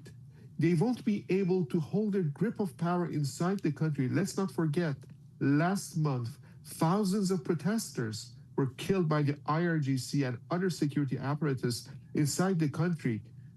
That's the final chapter of Ali Khamenei's 36 years of rule. 36 years rule. That's true. It was a bloody chapter. Murdering his own people. And he finished his reign, 36 years of... those were not very happy years in Iran's recent history. Well, but he finished from that Bibi's point of view, it's a gamble. With those bloody days last January, and he will. And, you know, he's racist and he hates Islam, right? So he doesn't think the Iranian people will be able to avoid We just have chaos. about a minute, Khashar, but do you anticipate we will see the remaining regime institution continue to strike? He thinks Gulf it's going to be states Syria in the region? It very much depends if there is a command structure in place. And, you know, the IRGC is an ideological organization. Yeah. And the leadership, the hardline core of the clergy are also very ideological. It depends who successes Khamenei. That's a cherry on top for Donald Trump, the fact that we're not talking about Epstein. They're happy to talk to the Americans. Of course, what Americans are expecting from them is capitulation. They have to let everything go. But the regime is weak as also is weak and shaky now. And let's not forget, there is another important factor here, and that's the Iranian people. Yeah. The Iranian people came out in masses in January. Students were out on the streets, on the campuses last week. People are not happy. And if they find a chance, as President Trump has said, they will go and take over the institutions Greenland, of the government. Hop on over to North trying Korea. to seize power and change the situation in the country. Okay. Khashar Janadi, BBC Persian Washington correspondent. Really important analysis you just gave us. Thank you so much. I'm going to stick around for at least another really half hour. I have and to. again, just that note, we came with you the last half hour is that the Iranian state TV Quick little trip has to now Cuba. confirmed. What did he say? It was going to be a leader nice. He's going to do a nice takeover. Operation. My colleague Carl Nassman is taking over at the top of the hour. Stay with us. What did he say about Cuba recently? That it was going to be he's going to do an easy or quick takeover, a real quick one? In the government, you would be thinking, okay, well, how do I limit the damage, make sure people don't get hurt, make sure we protect everybody's rights, try to find a reasonable way out of the situation. No, that's not how they think. They're like... Let's check in on Steve here. Just so you know, a drone alert in northern Friendly Israel, takeover, is that northeastern what he Israel, said? Golan Heights area, maybe? Close to the Syria border and Lebanon border. I don't have a camera there. Israel attacking Syria now? I mean, come on with this. Come on with this. They're like, we got to take advantage of this. We got to go right now. We got to do it right now, baby. Just letting you know about that. That is from the SOFAR Red Alert. By the way, Americans and UK citizens are paying for this fucking Israeli nonsense, right? It's coming out of our fucking pocket. Okay. In the meantime, let me just go back to what Netanyahu said. He said... no, Cuba being the 51st today, state would not be nice. He said this fateful operation will continue. You know what would be nice? If the United States respected the sovereignty of other countries. You know, this American exceptionalist idea that people would be so happy to be American is fucking ludicrous. That's what would be fucking nice, if America respected the sovereignty of Cuba. Now, see, it's already happening. It's already, we haven't even confirmed that this regime change has been a success, and everyone's already saying regime change is the solution. Just because we disagree with the government, just because we disagree with how the government's being run, does not give us the justification to do a fucking regime change anywhere we want.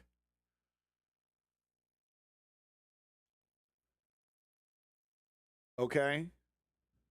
Holy shit. We're already learning all the wrong lessons about this. Oh, well, it worked in Iran. How come let's do it in Cuba? We'll do it in North Korea.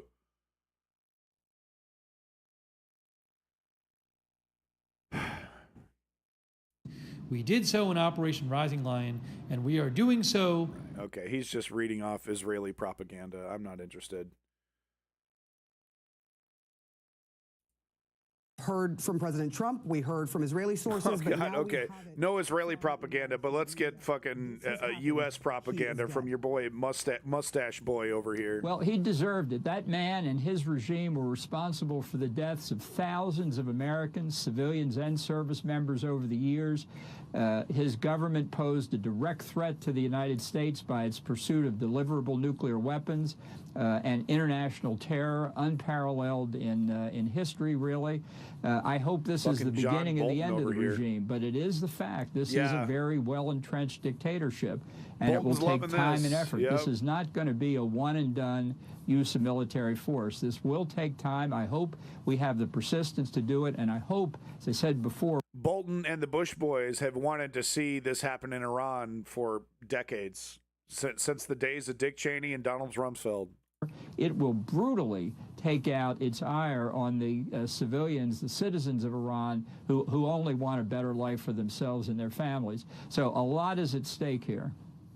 A lot is certainly at stake. There was also the thousands of Iranians who lost their lives as they were protesting the difficulties of living under this regime, who are pleased to hear this, and there's no doubt about that. I do want to remind everyone of what has just happened. But before we just had the word of Jeffrey Epstein's, best friend. Now we have the Iranian media confirming it. That's a big difference. We have a development for you. This is an urgent development in the U.S.-Israel military operation against Iran. Iranian state media has confirmed that Supreme Leader Ayatollah Khamenei has been killed in his office after the U.S. and Israel engaged in large-scale strikes across Iran. Bismillah ar-Rahman ar-Rahim. Inna lillah wa inna ilayhi raji'un. Better put on a good performance, buddy. روح بلند پیشوای ملت بزرگ ایران و پیشقراول امت اسلامی حضرت امام خامنه ای. Yeah, that there was the moment that please cease your defense of Israel murdering children. Beard, do you support Israel's genocide against the Palestinians? There will be no defense of Israel massacring children in my chat. So I'm asking you a direct question. Die without a beard. Dawi without a beard. Do you support Israel's genocide against the Palestinians? I asked you a direct question. I didn't ask what you think other people. Do you support Israel's genocide against the Palestinian people? You just defended Israel killing over 80 children in a school. I'm asking you a direct question. Answer it or be banned. Other countries there in the Middle East and the Gulf region, as well as U.S. military bases. Thank you. And the conflict shows no signs of slowing right now. Keep your opinions about child murder to your fucking self. Thank you. Iran. That took place in just the last few hours. We'll bring you more updates and more analysis, of course, across the next hour. First, though, here's a look at the life of Ayatollah Khamenei. Ayatollah Khamenei had the They keep showing this shit. Ministry complex in northern Tehran. Video geolocated by CNN from another angle great point, appears to show the same area. Then retaliatory strikes by Iran began hitting across the region. First, missile attacks on the U.S. Navy's 5th Fleet base in Bahrain. Soon after, Iran fired short and medium-range missiles at the Al Udeid Air Base in Qatar, the largest U.S. military installation in the Middle East, and at the U.S. base in Erbil, Iraq. Within hours, the United Arab Emirates announced it had closed its airspace as missiles struck the capital city, Abu Dhabi, and heavily populated neighborhoods in Dubai. Israel itself was next, as sirens erupted in Tel Aviv and Jerusalem. Iran launching dozens of ballistic missiles in Israel's direction. Israeli air defenses working to intercept them. Stories of casualties quickly emerged. Iranian media says dozens of students were killed after a missile struck a school near the town of Minar. And by the way, there's no evidence whatsoever that there were military facilities next to or underneath or around this school. So far, every indication that we have seen is that it was an intentional targeting of children, of civilians, with the intention of creating a massacre. There's no evidence whatsoever to show that there were military installations around this school. Airlines are canceling flights all over the Middle East, and governments warning their citizens to take immediate shelter as the deadly back and forth continues with no apparent end in sight. Jim Sciutto, CNN, Washington. Okay, CNN's Nick Payton-Walsh is following the very latest from southern Israel for us. Give us a sense of what you have been seeing and hearing throughout the day and what is happening now. It is just 4 o'clock in the morning, your time. Yeah, sure, Sarah. We've just literally crossed the border into southern Israel here, and it is utterly momentous news to have Iranian state television confirm what President Trump, Prime Minister Netanyahu here had been saying was the case for hours, that Ayatollah Ali Khamenei, dictator of 47... Your random ass-pull opinion about a conversation you had with your buddy, even if it was true, does not justify targeting a school. Okay? So keep your fucking opinions to yourself. Give me a source. But even if you had a source, that would not justify Israel murdering over 80 girls, small, young girls, children. And essentially rise up. Many, I think, provided some element of skepticism about how likely that may indeed be, given how entrenched the security structures are across Iran. But they have taken extraordinary blows. There is no justification for it. Of individuals taken out, according to Israeli officials, is extraordinary. The defense minister, the national security advisor, the head of the IRGC. You're welcome to leave. I'm about to show you the fucking door. Why don't you go find another stream that celebrates and cheers on and justifies and makes excuses for the massacre of children. Find yourself a different place. You're not welcome here.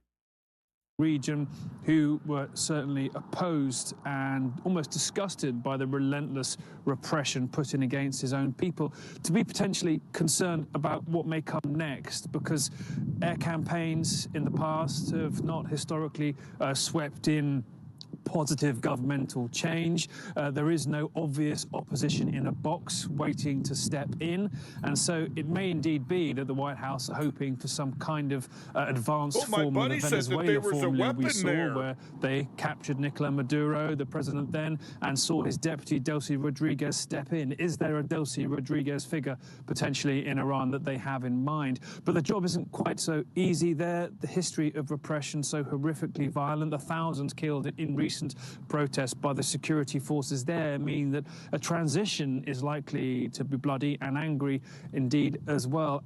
Of course, the airstrikes have not stopped yet. We are hearing reports of more ongoing in Iran's skies across the cities there, as it seems like missile sites and security apparatus continue to be hit.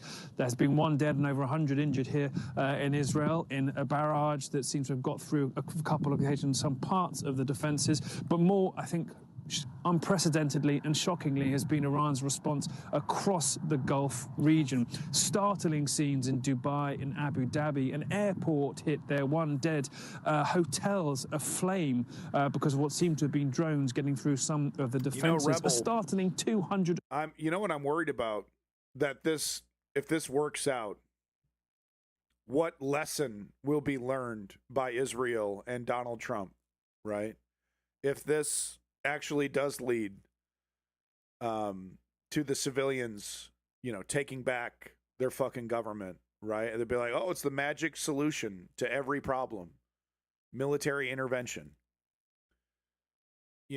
But I'm conflicted though, because I would love to see the Iranian people take over their country, right? And, take over this government, and install a democracy, right? And have a democracy in their country like they used to have in the 70s. I would love to see that. But the lesson that Donald Trump and Bibi Netanyahu would take from this is that it's a big winner. It's a big slam dunk. We could do this all over the place. No problems, right? And it always ends in disaster. Maybe not always, but a good majority of the time it ends in disaster. Civilian areas were hit by Iran. Nick Payton Walsh, thank you so much. We'll see how that all unfolds. We are just at the beginning of this. Perspective He's now dead, from confirmed. Former Deputy Director of National Not Intelligence, just him, but Beth Sanner. leaders first of the to you, military as well.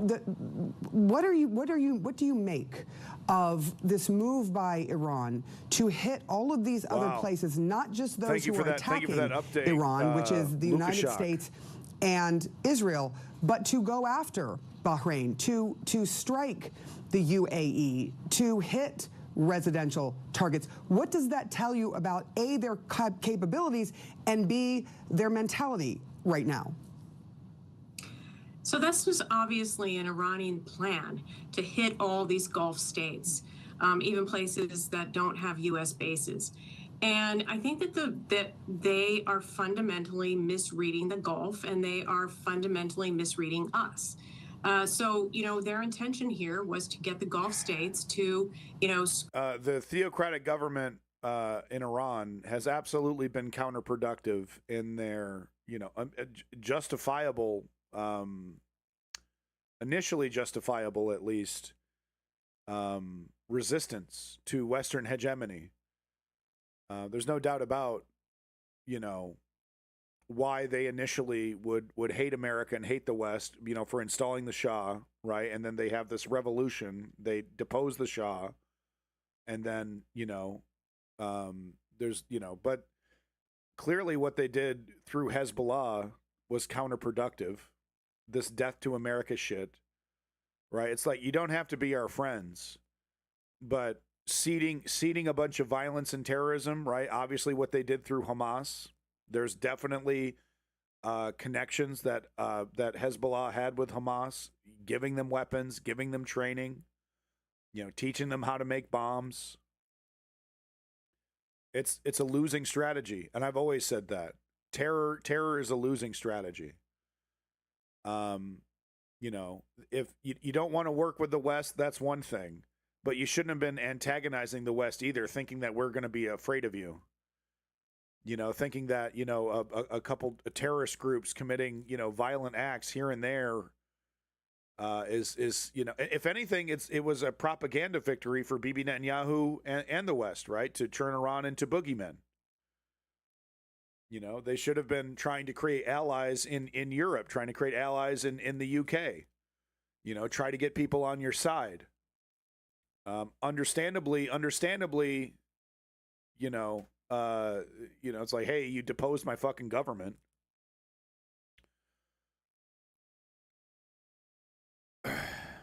What? Palestinians have no right to self-defense? That's not what I'm talking about. I'm talking about realpolitik here. I'm talking about how counterproductive Hezbollah and Hamas have been. Whether you support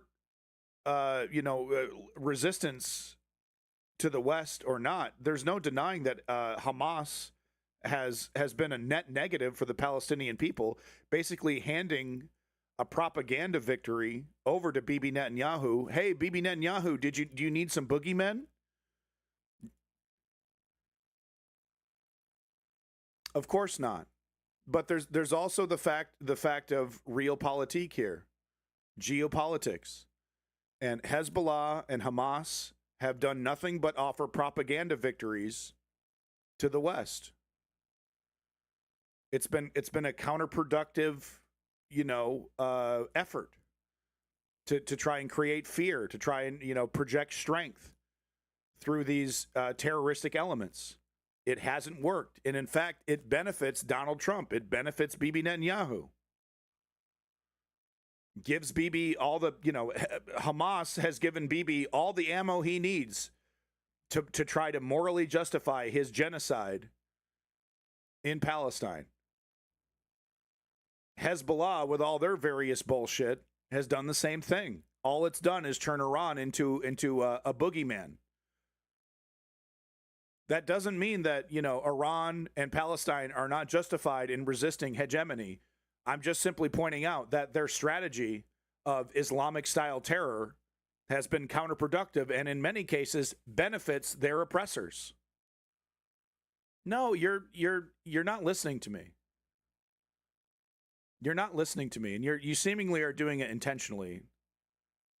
There's more than one way to resist the West. You don't have to do Islamic-style terror to resist the West. You're refusing to acknowledge how counterproductive Hamas and Hezbollah have been for their own countries. Let's not get into 9/11. 9/11 was likely an inside job. But if you're to agree with the official story, then 9/11 is a blowback scenario that was created by the United States itself. If you're going to believe the official story, the pilots were from Qatar, which I don't believe. But you're refusing to acknowledge how counterproductive, right? What you want to characterize Hamas and Hezbollah as legitimate resistance to Western hegemony. What I'm trying to school you on is that there's actually more than one way to resist Western hegemony. You actually don't need to fire rockets. You actually don't need to do a bunch of, suicide bombings and the like. You actually, there's more than one way to do that. We're not going to have a fucking debate about 9/11, but if you want to, I assume that's what you want to do is agree with the official story. And if you want to agree with the official story, then it's fucking Saudi Arabia and obviously blowback. But let's avoid the entire discussion about 9/11. Because what I'm trying to school you on is that the strategy that Iran implemented through Hezbollah, that Hamas, not the Palestinian Authority, by the way, who's in the West Bank, but Hamas in the Gaza Strip has implemented with October 7th and other incidences, have been counterproductive. Hamas has not helped the Palestinians in the Gaza Strip with their campaign of terror with October 7th. It was a big giant gift to Bibi Netanyahu. Giant gift to Bibi Netanyahu. Smiling ear to ear. What you're consistently, intentionally conflating resistance, which doesn't necessarily have to be terror, with actual resistance, actual effective resistance. What you want to do, this is what Hassan does quite a bit. This is what Norman Finkelstein does with Hamas, is that you want to assign legitimate resistance to these groups without acknowledging how counterproductive they've actually been. October 7th was a fucking gift-wrapped present to Bibi Netanyahu to further his genocide in the Gaza Strip. And so many leftists absolutely refuse to acknowledge that Hamas has been counterproductive. If that's and so many leftists refuse to acknowledge that there's actually other ways to resist Western hegemony than just October 7th style terror, Hezbollah style terror.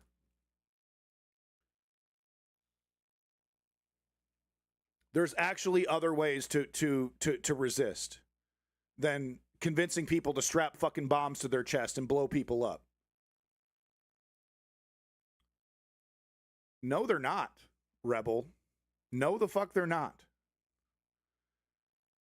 October 7th was a gift-wrapped present to Bibi Netanyahu. Gift-wrapped present to Bibi Netanyahu. Completely worked contrary to their supposed goals. October 7th. And Hezbollah, with all of its fucking various adventures, did not help the Iranian government project strength.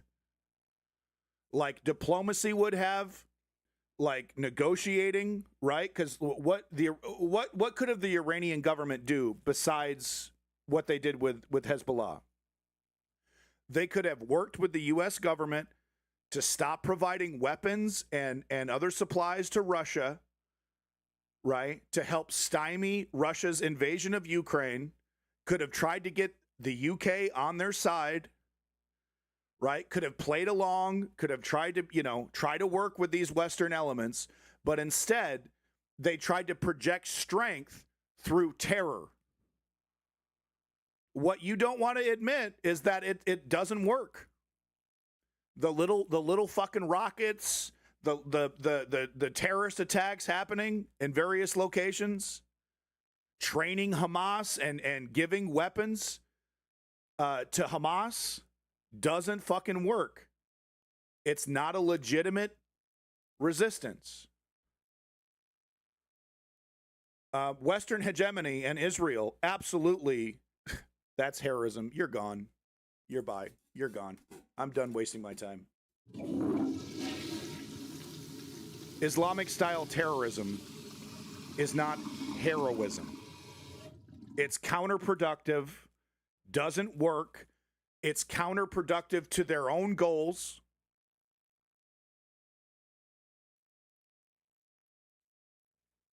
Hamas has done nothing except helped Bibi Netanyahu with its so-called resistance.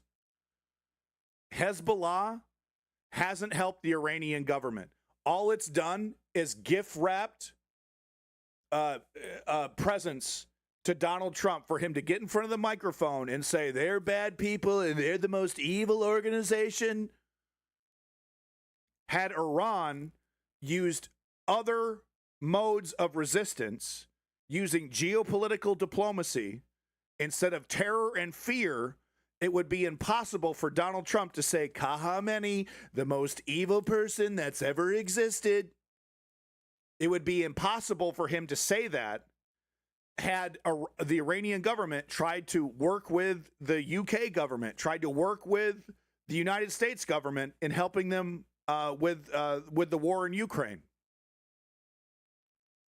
What a lot of leftists can't wrap their little noodle around is the idea that, resistance, the only way to do resistance is with an AK and throwing bottle rockets across the fucking border. October 7th was a gift-wrapped present to Bibi Netanyahu. Gave him everything he needed to finish the job and do a genocide in the Gaza Strip. Okay? Hezbollah, with their terror campaigns and seeding Islamic terror throughout the region, has done nothing but help Western elements in destroying them.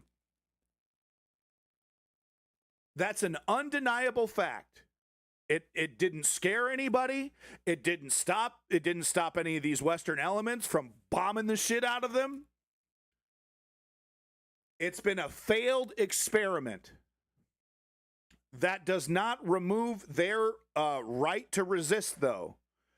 The Palestinians have an absolute right to resist their domination by Western elements and the Israeli government, obviously, and so does Iran, even though they're a theocratic dictatorship. But this idea that the only way to resist is with fucking suicide bombers and fucking Islamic-style terror, throw that shit in the trash. Throw that shit in the trash. I'm not saying everybody has to be Gandhi, okay, and you got to throw your weapons down. But the reality of the situation is that this style of resistance, using overt violence, terror incidences, suicide bombs, fucking kidnappings, and massacres at music festivals, just helps the bad guys, just helps Bibi, just helps Trump. Like I said before, it would have been much more difficult for Donald Trump to say Khamenei is the most evil motherfucker in the world if he was trying to work with the UK government, if he was trying to work with other Western elements, you know, even while he was getting spit in the face by these Western elements. He's like, I don't want to kill anybody. But instead, they fund and support this group of fucking maniacs who plan all these terror attacks all across the world. I believe it was Hezbollah who attacked Russia a couple years ago. Right? And what you're doing is you're gift wrapping the justification for these hegemonic Western influences to fuck your shit up. It's counterproductive. Doesn't fucking work. There's more than one way to resist Western hegemony. You know, I've asked for the classified briefing. I'm open to learning more about whether there was some exigent circumstance. It just doesn't fucking work. That prevented the president from doing that. But based on the reaction from the Gang of Eight, who was informed, it doesn't seem to be the case.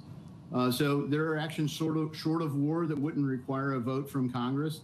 And I don't need to hear what this Republican has to say. You are. Thank you very much for that update. Let's just come back to our panel now quickly. And Andrew Peak, I think, maybe the word could be, chaos, escalation. But at this point, where do things stand in Iran? Because it's now officially without a leader.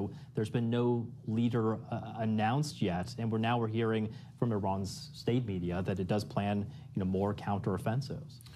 Yeah, so again, this is the best chance the Iranian people have. This is why the Shah's son is talking about going back. This is why the opposition is likely frantically trying to create a white space for them, create some kind of area where they won't be attacked by the security forces. Trying to bring during the revolution, Shah back. Ayatollah Khomeini very effectively knitted together opposition in Iran to the Shah by being Trying to bring the everything fucking to Shah everyone but back. a symbol above all. The Shah's son is really the only symbol the opposition today in Iran has, and that's why really he's going to be a key part of this. Yeah, a lot of support we've seen in streets like Los Angeles, even in Canada, protests around the... Are they fucking serious? Are they fucking serious? We're going to bring back the fucking Shah? We're just going to redo the mistakes of Mossadegh, of overturning Mossadegh and installing a brutal Western-friendly dictator? We're really just going to repeat the fucking mistakes all over again? And who's going to be surprised if another Islamic state,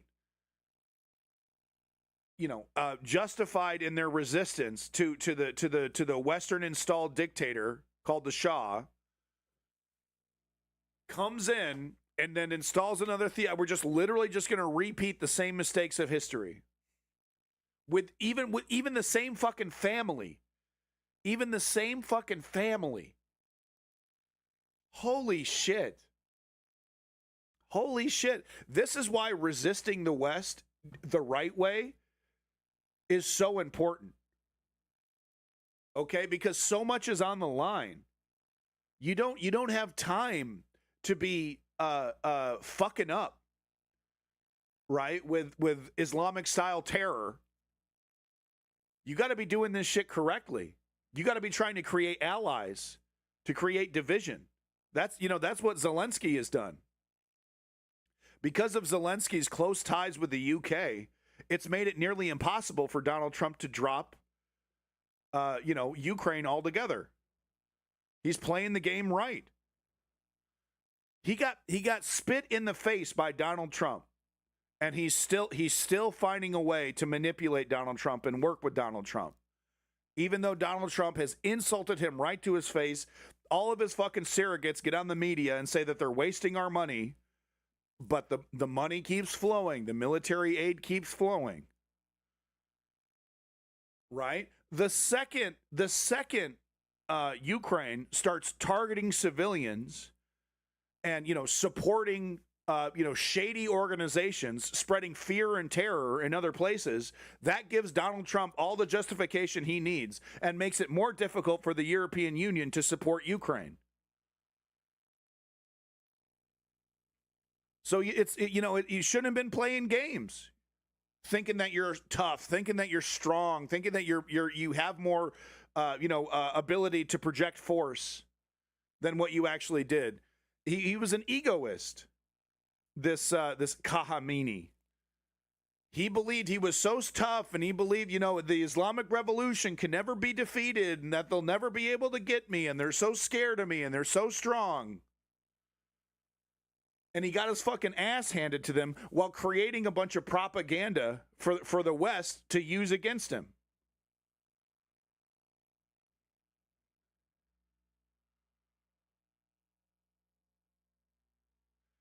Splenenvania, two things can be true at the same time, right? That Israel is not willing to listen to logic, right? That Israel, that they are going to be attempting violent overthrow and sowing chaos regardless of what happens.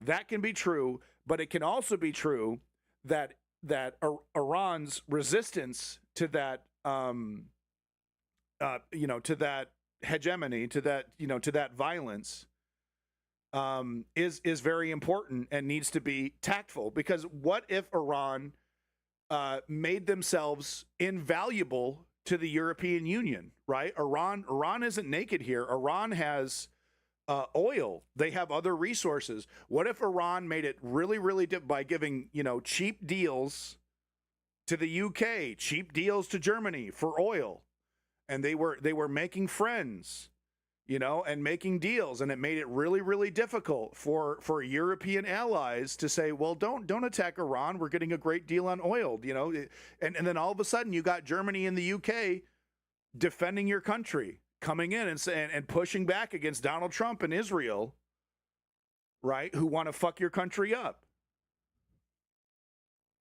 But they didn't do that. They were working with Russia, working with America's enemies, right? Going into Africa and trying to fuck up that place. They had the wrong strategy.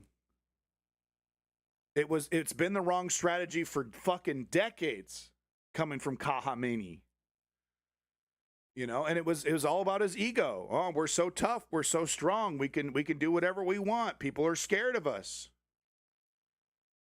And all it did was hand Donald Trump and Bibi Netanyahu, because no one's shedding a tear, right? European Union, fuck it, I don't care, right? Fuck them. No one gives a shit about this brutal theocracy. That was an intentional strategy by Iran. It did not work. It did not fucking work.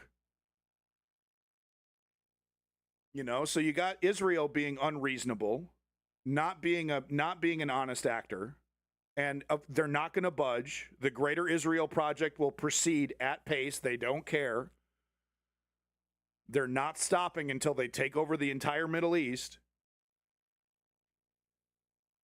Right? How do you do it? How do you churn Israel's allies into your allies?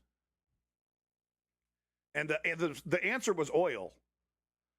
If Iran was working with the UK and the European Union and the United States to give them really great deals on oil, they would come to the defense of Iran. Look at Qatar. Look at fucking Qatar. Huh? You think, you gotta wheel and fucking deal. This is geopolitics. This is realpolitik. You got to wheel and fucking deal. You got to turn your enemies into allies. You got to make those allies work in your favor. And the Iranian government thought that they could just be tough guys. They could just, sow fear. And it was a failed strategy. It did not fucking work. So Splenenvania, why do they need to make good with the West? We're looking at it. We're looking at it. This is the result. What we're seeing in Gaza is the result of the strategy of terror. Now, it's a little different for Palestine because they don't have the oil. They don't have that bargaining chip. So they're in an even, harder rock and a hard place situation geopolitically. They don't have that ability to wheel and deal. Right? Which might be why Norman Finkelstein refuses to say he condemns Hamas. Right? So there's more of an argument that Hamas is a legitimate resistance. But then you look at their strategy, and it's like, here, take October 7th for an example. Instead of kidnapping people and then bringing those people back, they did a massacre. They slaughtered women and children in their fucking homes, or at least men and women. I don't know how many kids actually got killed. Right? That number is pretty shady. But they went into these villages and just started killing motherfuckers randomly when they could have gone to the music festival, taken hostages, brought those hostages back, and then, use that political leverage. But it wasn't organized. A lot of the hostages got fucking murdered. Some of them got starved to death. And they did a fucking massacre, which helped Bibi Netanyahu justify his genocide in that Gaza Strip. So there's like decisions you can make. This idea that the only way you can resist Western hegemony, right, is with brutality, right? That's the only way to do it. Like, you just have to throw away your humanity, and like you can't work with any of these other Western governments. It's like, yeah, I understand that they don't want you to succeed, but that's geopolitics. You can force them into a position to help you. Had Hamas just taken hostages, treated those hostages with respect, it would have been a lot more difficult for the UK to justify helping Israel. Right? But because Hamas used terror and brutality, got, killed so many Israelis brutally, killed so many of the hostages. Now, obviously, Israel killed some of those hostages, right? But it makes it easier for the West to condemn you, for the West to agree with what Israel's project is. Look, I understand, especially the Palestinians are in a severe rock and a hard place, but Iran has oil. They have the ability to carrot and stick this, and they chose not to. They chose to help the bastards. They chose to align themselves with the assholes. Russia, India. Did they? Wait, maybe not India. Not sure. But like I said, if Iran was giving a really great deal to the UK on oil, and even the United States, if they were giving a really great deal to the United States on oil, it would have been a lot harder for Israel to convince those entities to fuck them up. They didn't do that, though. They funded a bunch of bullshit. They funded fucking Hezbollah. And now we're talking about reinstalling the Shah. Now the Shah's making a fucking comeback. How this attack on Iran could change the balance of power in the region. 8-minute social media video explaining why he was launching a war. The president acknowledged that U.S. Look, you have to resist. When the West takes over and fucks your shit up and, and helps your enemy Israel over you, you have to resist. But the point that I'm trying to make is that there's actually more than one way to resist. You actually, there were choices that could have been made. And Zelensky, like I said, is a great example of those hard choices. How easy would it have been for Zelensky to be, spit in the face, and he says, fuck the West. Right. And then he could you imagine, right? Zelensky, creates a Hezbollah-like element to sow terror in the West somehow, right? Some kind of terrorist attack. It would have been counterproductive, and it would have been the EU cutting them off instead of a $50 billion check cut to help Ukraine defend itself against Russia. They would have found themselves more isolated. I'm not saying it's easy. I'm not saying it's fair, because it isn't. But I'm saying this is geopolitics, though. That's geopolitics. It's not easy. It's not fair. It sucks. The Iranian government made the choice to fund Hezbollah, and then Hezbollah helped create Hamas.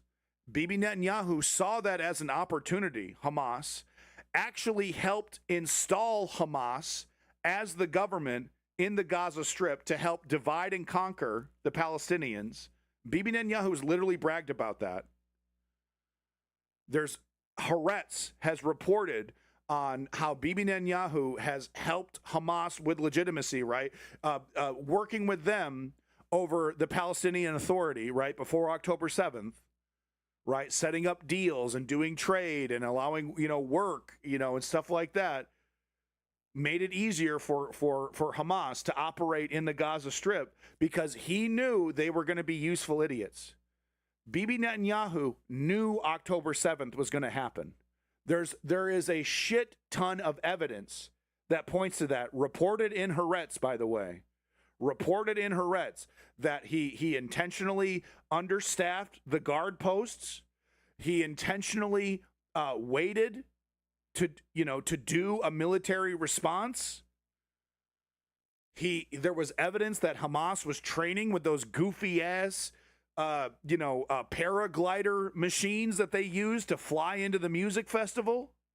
He knew about all of that. And he let it happen because he knew it was going to be a massive propaganda victory to further the Greater Israel Project and destroy Palestine, to let Hamas exist and to let Hamas operate.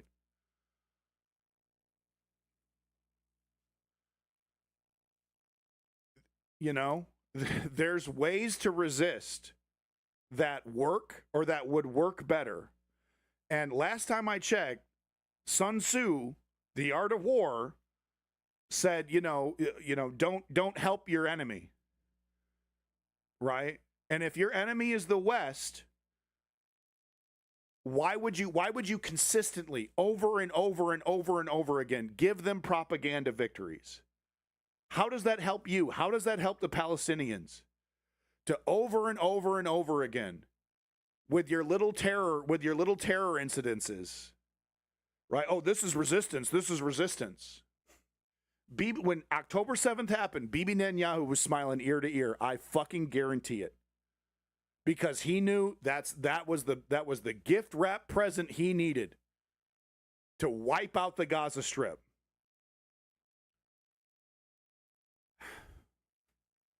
So resistance against Western hegemony is essential, but you got to do it right. And this fucking game of politics is dirty, and it's not fair. It's brutal. You got to suck it up. You got to suck up your pride. And that is not what Khamenei did. That's not what Hamas is doing. And what we are seeing is the result of that right fucking now. Because nobody internationally is shedding a single fucking tear for what's happening in Iran. People are cheering it because of the political decisions that this Iranian government made. Not a single fucking ally. Russia's and all the allies that they did make with Russia and other countries, they're not coming to your fucking rescue. They made the wrong decisions politically, the Iranian government. It's not fair, but it's realpolitik. It's real politics, man. This is what geopolitics looks like. Yeah, ask your fucking question.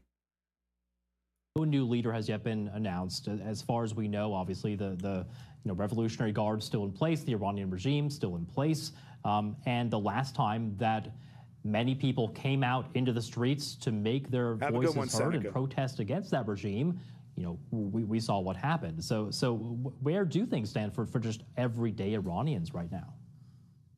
Absolutely. So the deadliest crackdown, violent, deadly, iron fist crackdown, essentially, of the last protests in January. And that Clutch Cargo, to answer your question about what the Middle East would look like if it wasn't for Western interference, it'd probably be more democratic. You know, the West consistently has created power vacuums that have been filled by religious extremists. Ask your fucking question.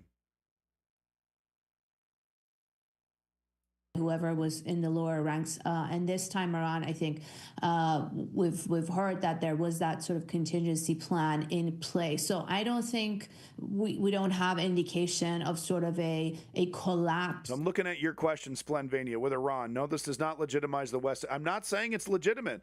I'm not saying the West fucking over these Arab countries is legitimate. But I'm saying it's a rock and a hard place situation. And, you know, you got to play the game or else you're going to lose it. Saying this is a legitimate eventually because they choose not to capitulate with the West. I'm not saying it's legitimate or it's an eventuality, but I'm saying like these were political decisions that the Iranian government made by funding Hezbollah. And of course they knew Hezbollah was working with Hamas.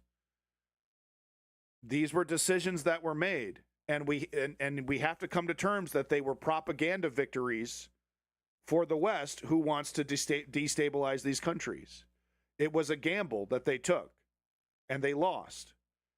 They're a sovereign country that can make whatever trade deals that they want. I agree. They can work with Russia if they want, but there are ramifications to that decision.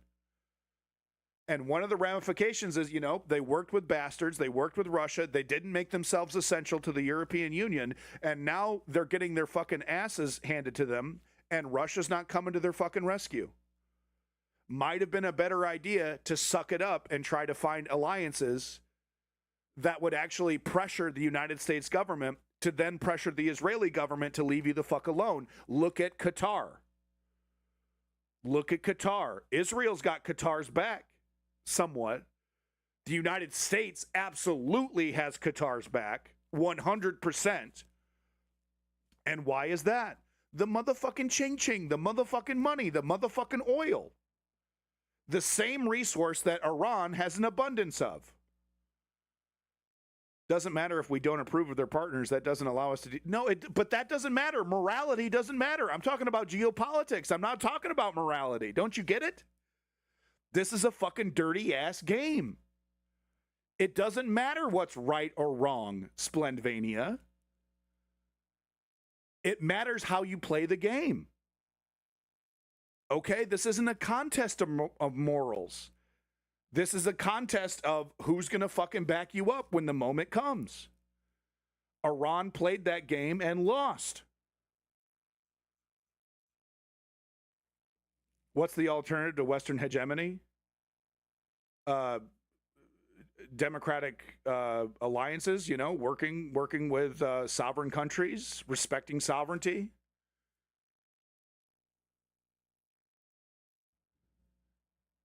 There's absolutely an alternative to the West bullying the entire country, the entire world, I mean. There's absolutely alternatives to that.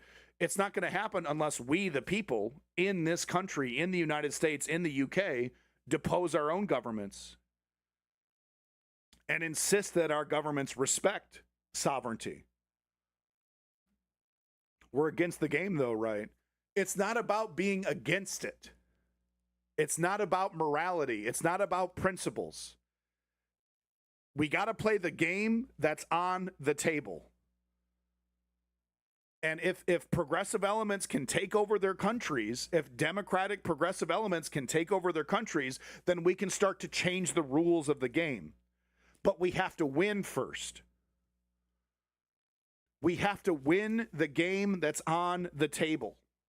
Not the one that's in our head. Not the one that we would prefer to play. The West will never concede its hegemony without progressive socially democratic elements taking over these Western governments. If our Western governments are going to continue to be run by conservative or neoliberal elements, they will never, ever cede power. It will always be might over right. China is more might over right than Russia. China wants to rule the fucking world with an iron fucking fist. China does not believe in democracy. Just take a look at Hong Kong. We as whoever, you know, I'm speaking to Splenvania here, as democratic, socialist, progressives, whatever you want to call yourself, Splenvania. I'm a democratic socialist. But if we want to change the rules of the game to be more moral and to be more fair, we have to know how to play the game that's currently being played so that we can run it, so that we can start making those rules.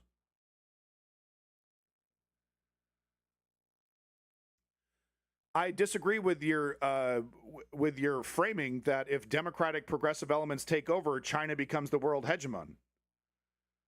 I totally disagree with your framing. You're assuming that democratic socialist elements or progressive elements would just allow China to take over the world. Why? Because we're nice guys?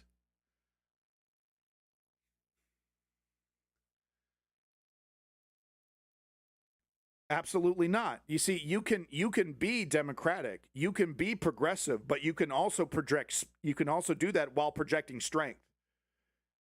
Right? Your assumption that the only way that leftists or liberals or progressives know how to operate is to let someone stronger walk over them is a fallacy. It's not easy. It's not fucking easy. But leftists, progressive, democratic, socialist elements can lead. We can defend ourselves, defend our own sovereignty, while and also defend the sovereignty of other countries and nations. Your hypothetical is based in an idea that the left is inherently weak. And I disagree with that inherently, so I will not entertain your hypothetical. Because it is possible for democratic, socialist, progressive elements to lead without ceding power to China. If China destroys the dollar and takes over, as you know, and the yuan becomes the world reserve currency, then they start projecting military influence across the world. We're out of the fucking frying pan right into the fucking fire.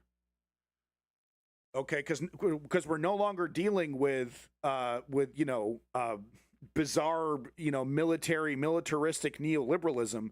We're now dealing with a hardcore pseudo-communistic authoritarian nightmare that has zero respect for democracy, no interest whatsoever in listening to the opinion of its people or the people of other countries.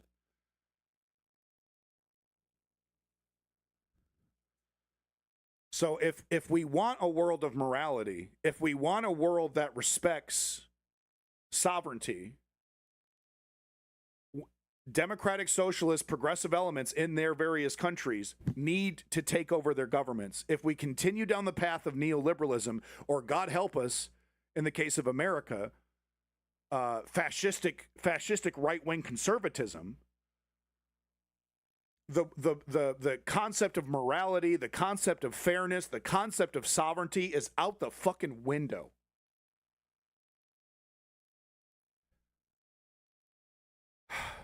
It's not easy. It's not fair, right? The Iranian government had choices to make, hard choices to make.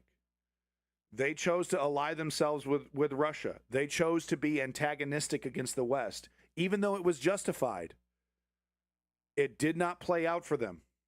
It did not work for the Iranian government.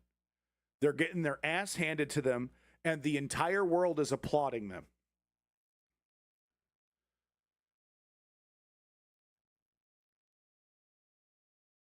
If Beard, if we want a world that respects fairness, that works with each other, that respects sovereignty, we have to, first of all, we have to take over our governments as leftists.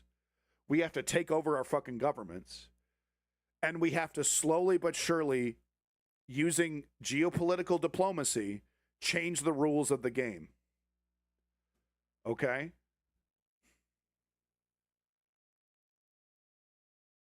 In the neoliberal reality that we currently have, the hegemon is the only choice. In the current neoliberal configuration, that's actually converting itself into fascism as we speak. But in the current neoliberal reality, the only choice is aggression. Might over right. Might makes right. There's no other choice. It's a game of world domination right now. Those are the rules of the game. It has nothing to do with morality. That's the world that these fucking neoliberals have built for us. In the current reality, the current configuration, the only choice is brutality and hegemon. But we as leftists who want to see a better world, who want to see other countries respect other countries' sovereignty, to work with other countries, to open up trade, we have to take over our governments. Start playing the game and then start winning and then changing the rules slowly but surely.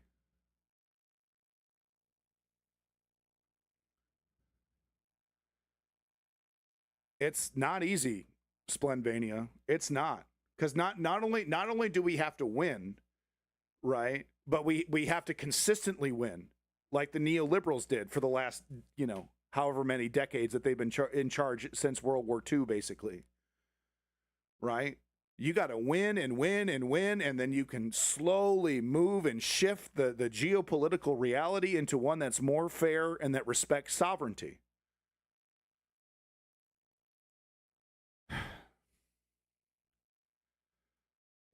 It sucks, though. It sucks for, who it sucks for the most? The people. The Iranian people, the people in the United States, the people in Ukraine.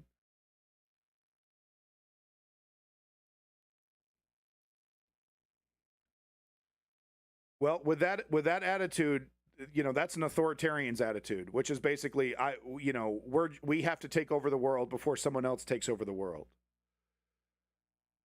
And that's not the leftist perspective. The leftist perspective is that we can change the world.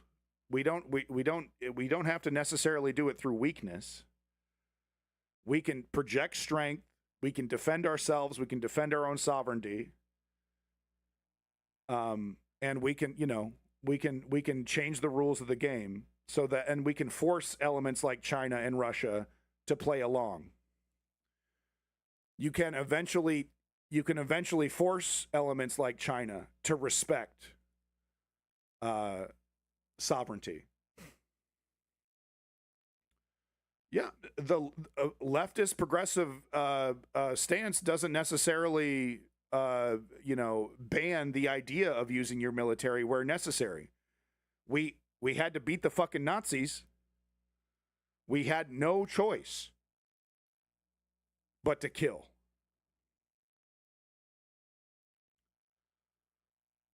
The thing is, though, is that if China takes over the world, if China destroys the Western hegemon, it won't be with a barrel of a gun. It'll be with a bank. It'll be economic.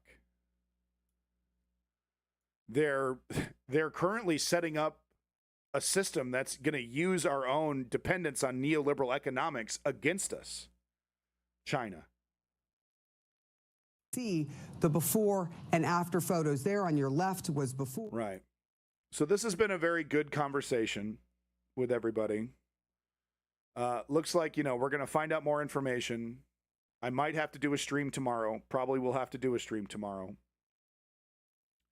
I'm hoping against hope that this power vacuum that's been created by the West is filled with the democratic desires of the Iranian people. But what I am seeing from these experts, these quote unquote experts, is that, yeah, we got the Shah. We got Shah 2.0 ready to go, ready to be installed. Yeah, I'm okay. This is a very tough and complicated, right? Because how do you have any kind of semblance of principles or morality when you're playing this disgusting, dirty game of politics? There's no guarantee that this is the best thing that could happen to Iran. If what happens is the West successfully reinstalls Shah 2.0, it's right back to the disappearances. It's right back to the dictatorship. It's right back to the fucking oppression of the Iranian people. You know what you jokers sound like, who are like, yeah, this is the greatest thing to ever happen. You sound exactly like the Western influences that installed the Shah the first time. That's exactly what they said the first time this happened. When Mossadegh was taken over, when a legitimate Islamic democracy was taken over during the Red Scare. It was jokers like you. They're like, "Oh, this is going to be better. You're going to install somebody that's going to work with the West, and it's going to be great." And then he turns into a fucking brutal dictator that disappears hundreds of thousands of people, puts them in a fucking dungeon, tortures them, murders them.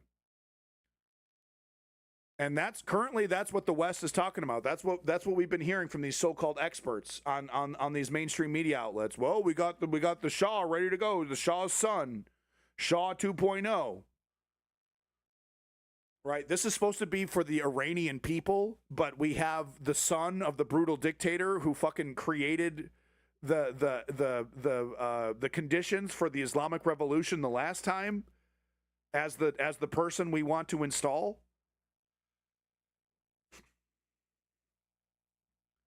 Right? You guys sound like suckers. Well, it won't happen this time. It won't happen this time.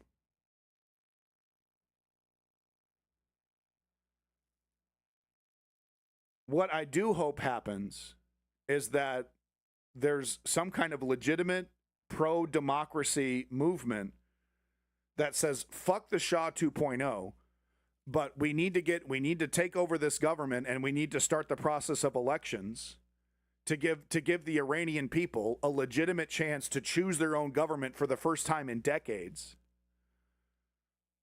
Okay, but you're going to see the remnants of the Iranian government fight against that. You're going to see the Israeli government fight against that.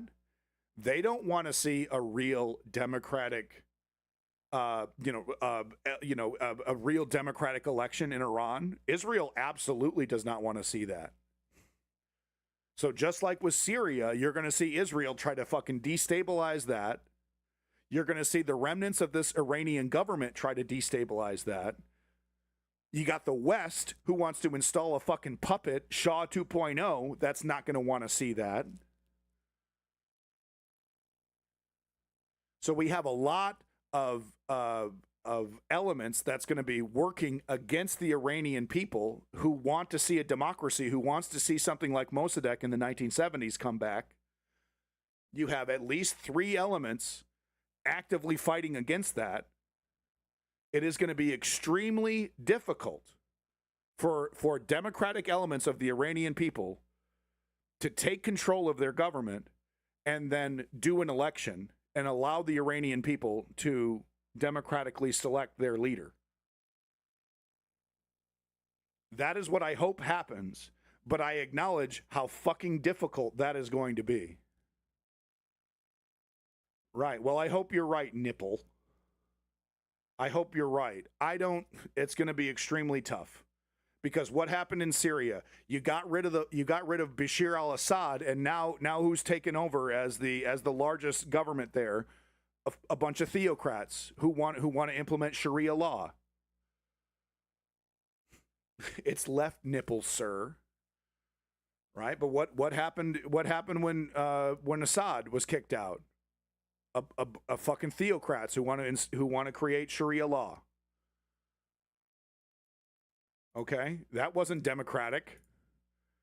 They're not doing elections over there in Syria. They're trying to force all the other factions to bend the knee. They're not interested in having some kind of a democratic process in Syria. They got rid of one tyrant, and now they got another one to deal with. Now they got another fucking tyrant to deal with.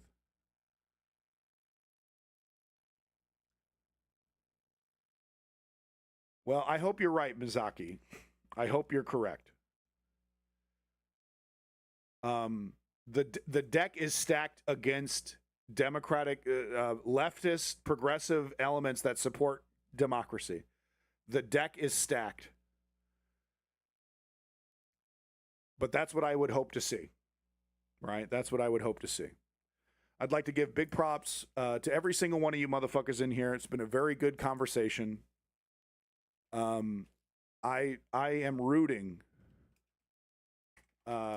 I am rooting for the Iranian people, the progressive democratic elements, even the conservative elements that want democracy. I am rooting for those elements to come out on top, even though Israel hates them, even though the remnants of the Iranian government hates them, even though the fucking United States hates them and wants to install their own puppet.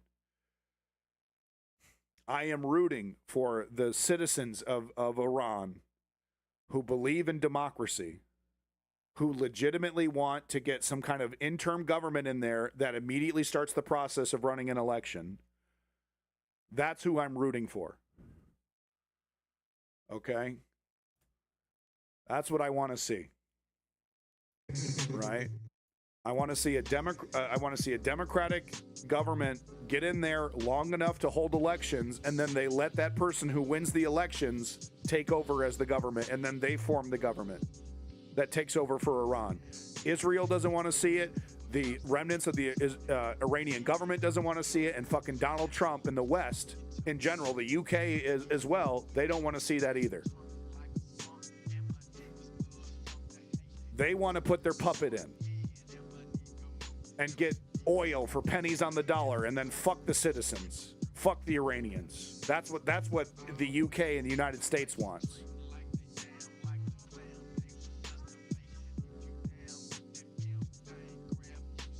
So big props to every single one of you in there, especially Splenvania, Gaius. Thank you for your contributions. I appreciate it. You know, your concerns, your comments. Very important. Thank you very much. Everyone else, thank you as well. Mr. Beard, Mr. Nipple, Mr. Mizaki, Honk, everyone else, all you lurkers. You know, these are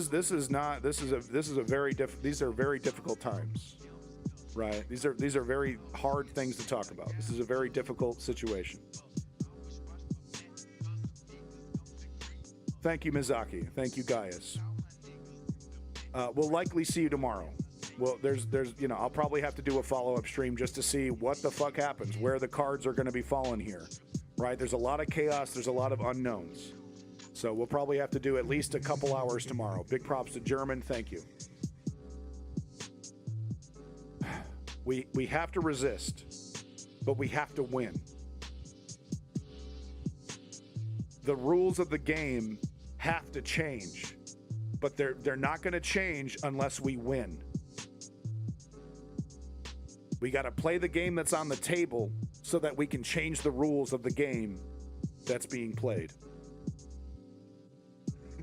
Take care of yourself. Peace in the motherfucking Middle East. Glory to the Ukrainian democracy, and free Palestine. We'll see you next time on the News Underground. I've been Abandoned Nihilism. Thank you.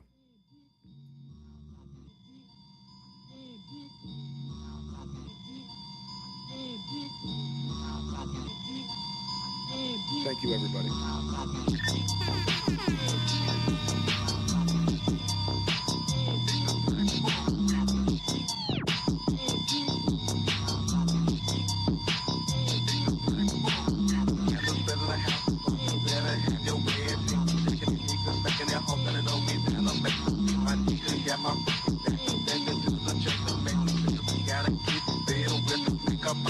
Smoke one for me, guys. Smoke one for me. nothing but a nickel.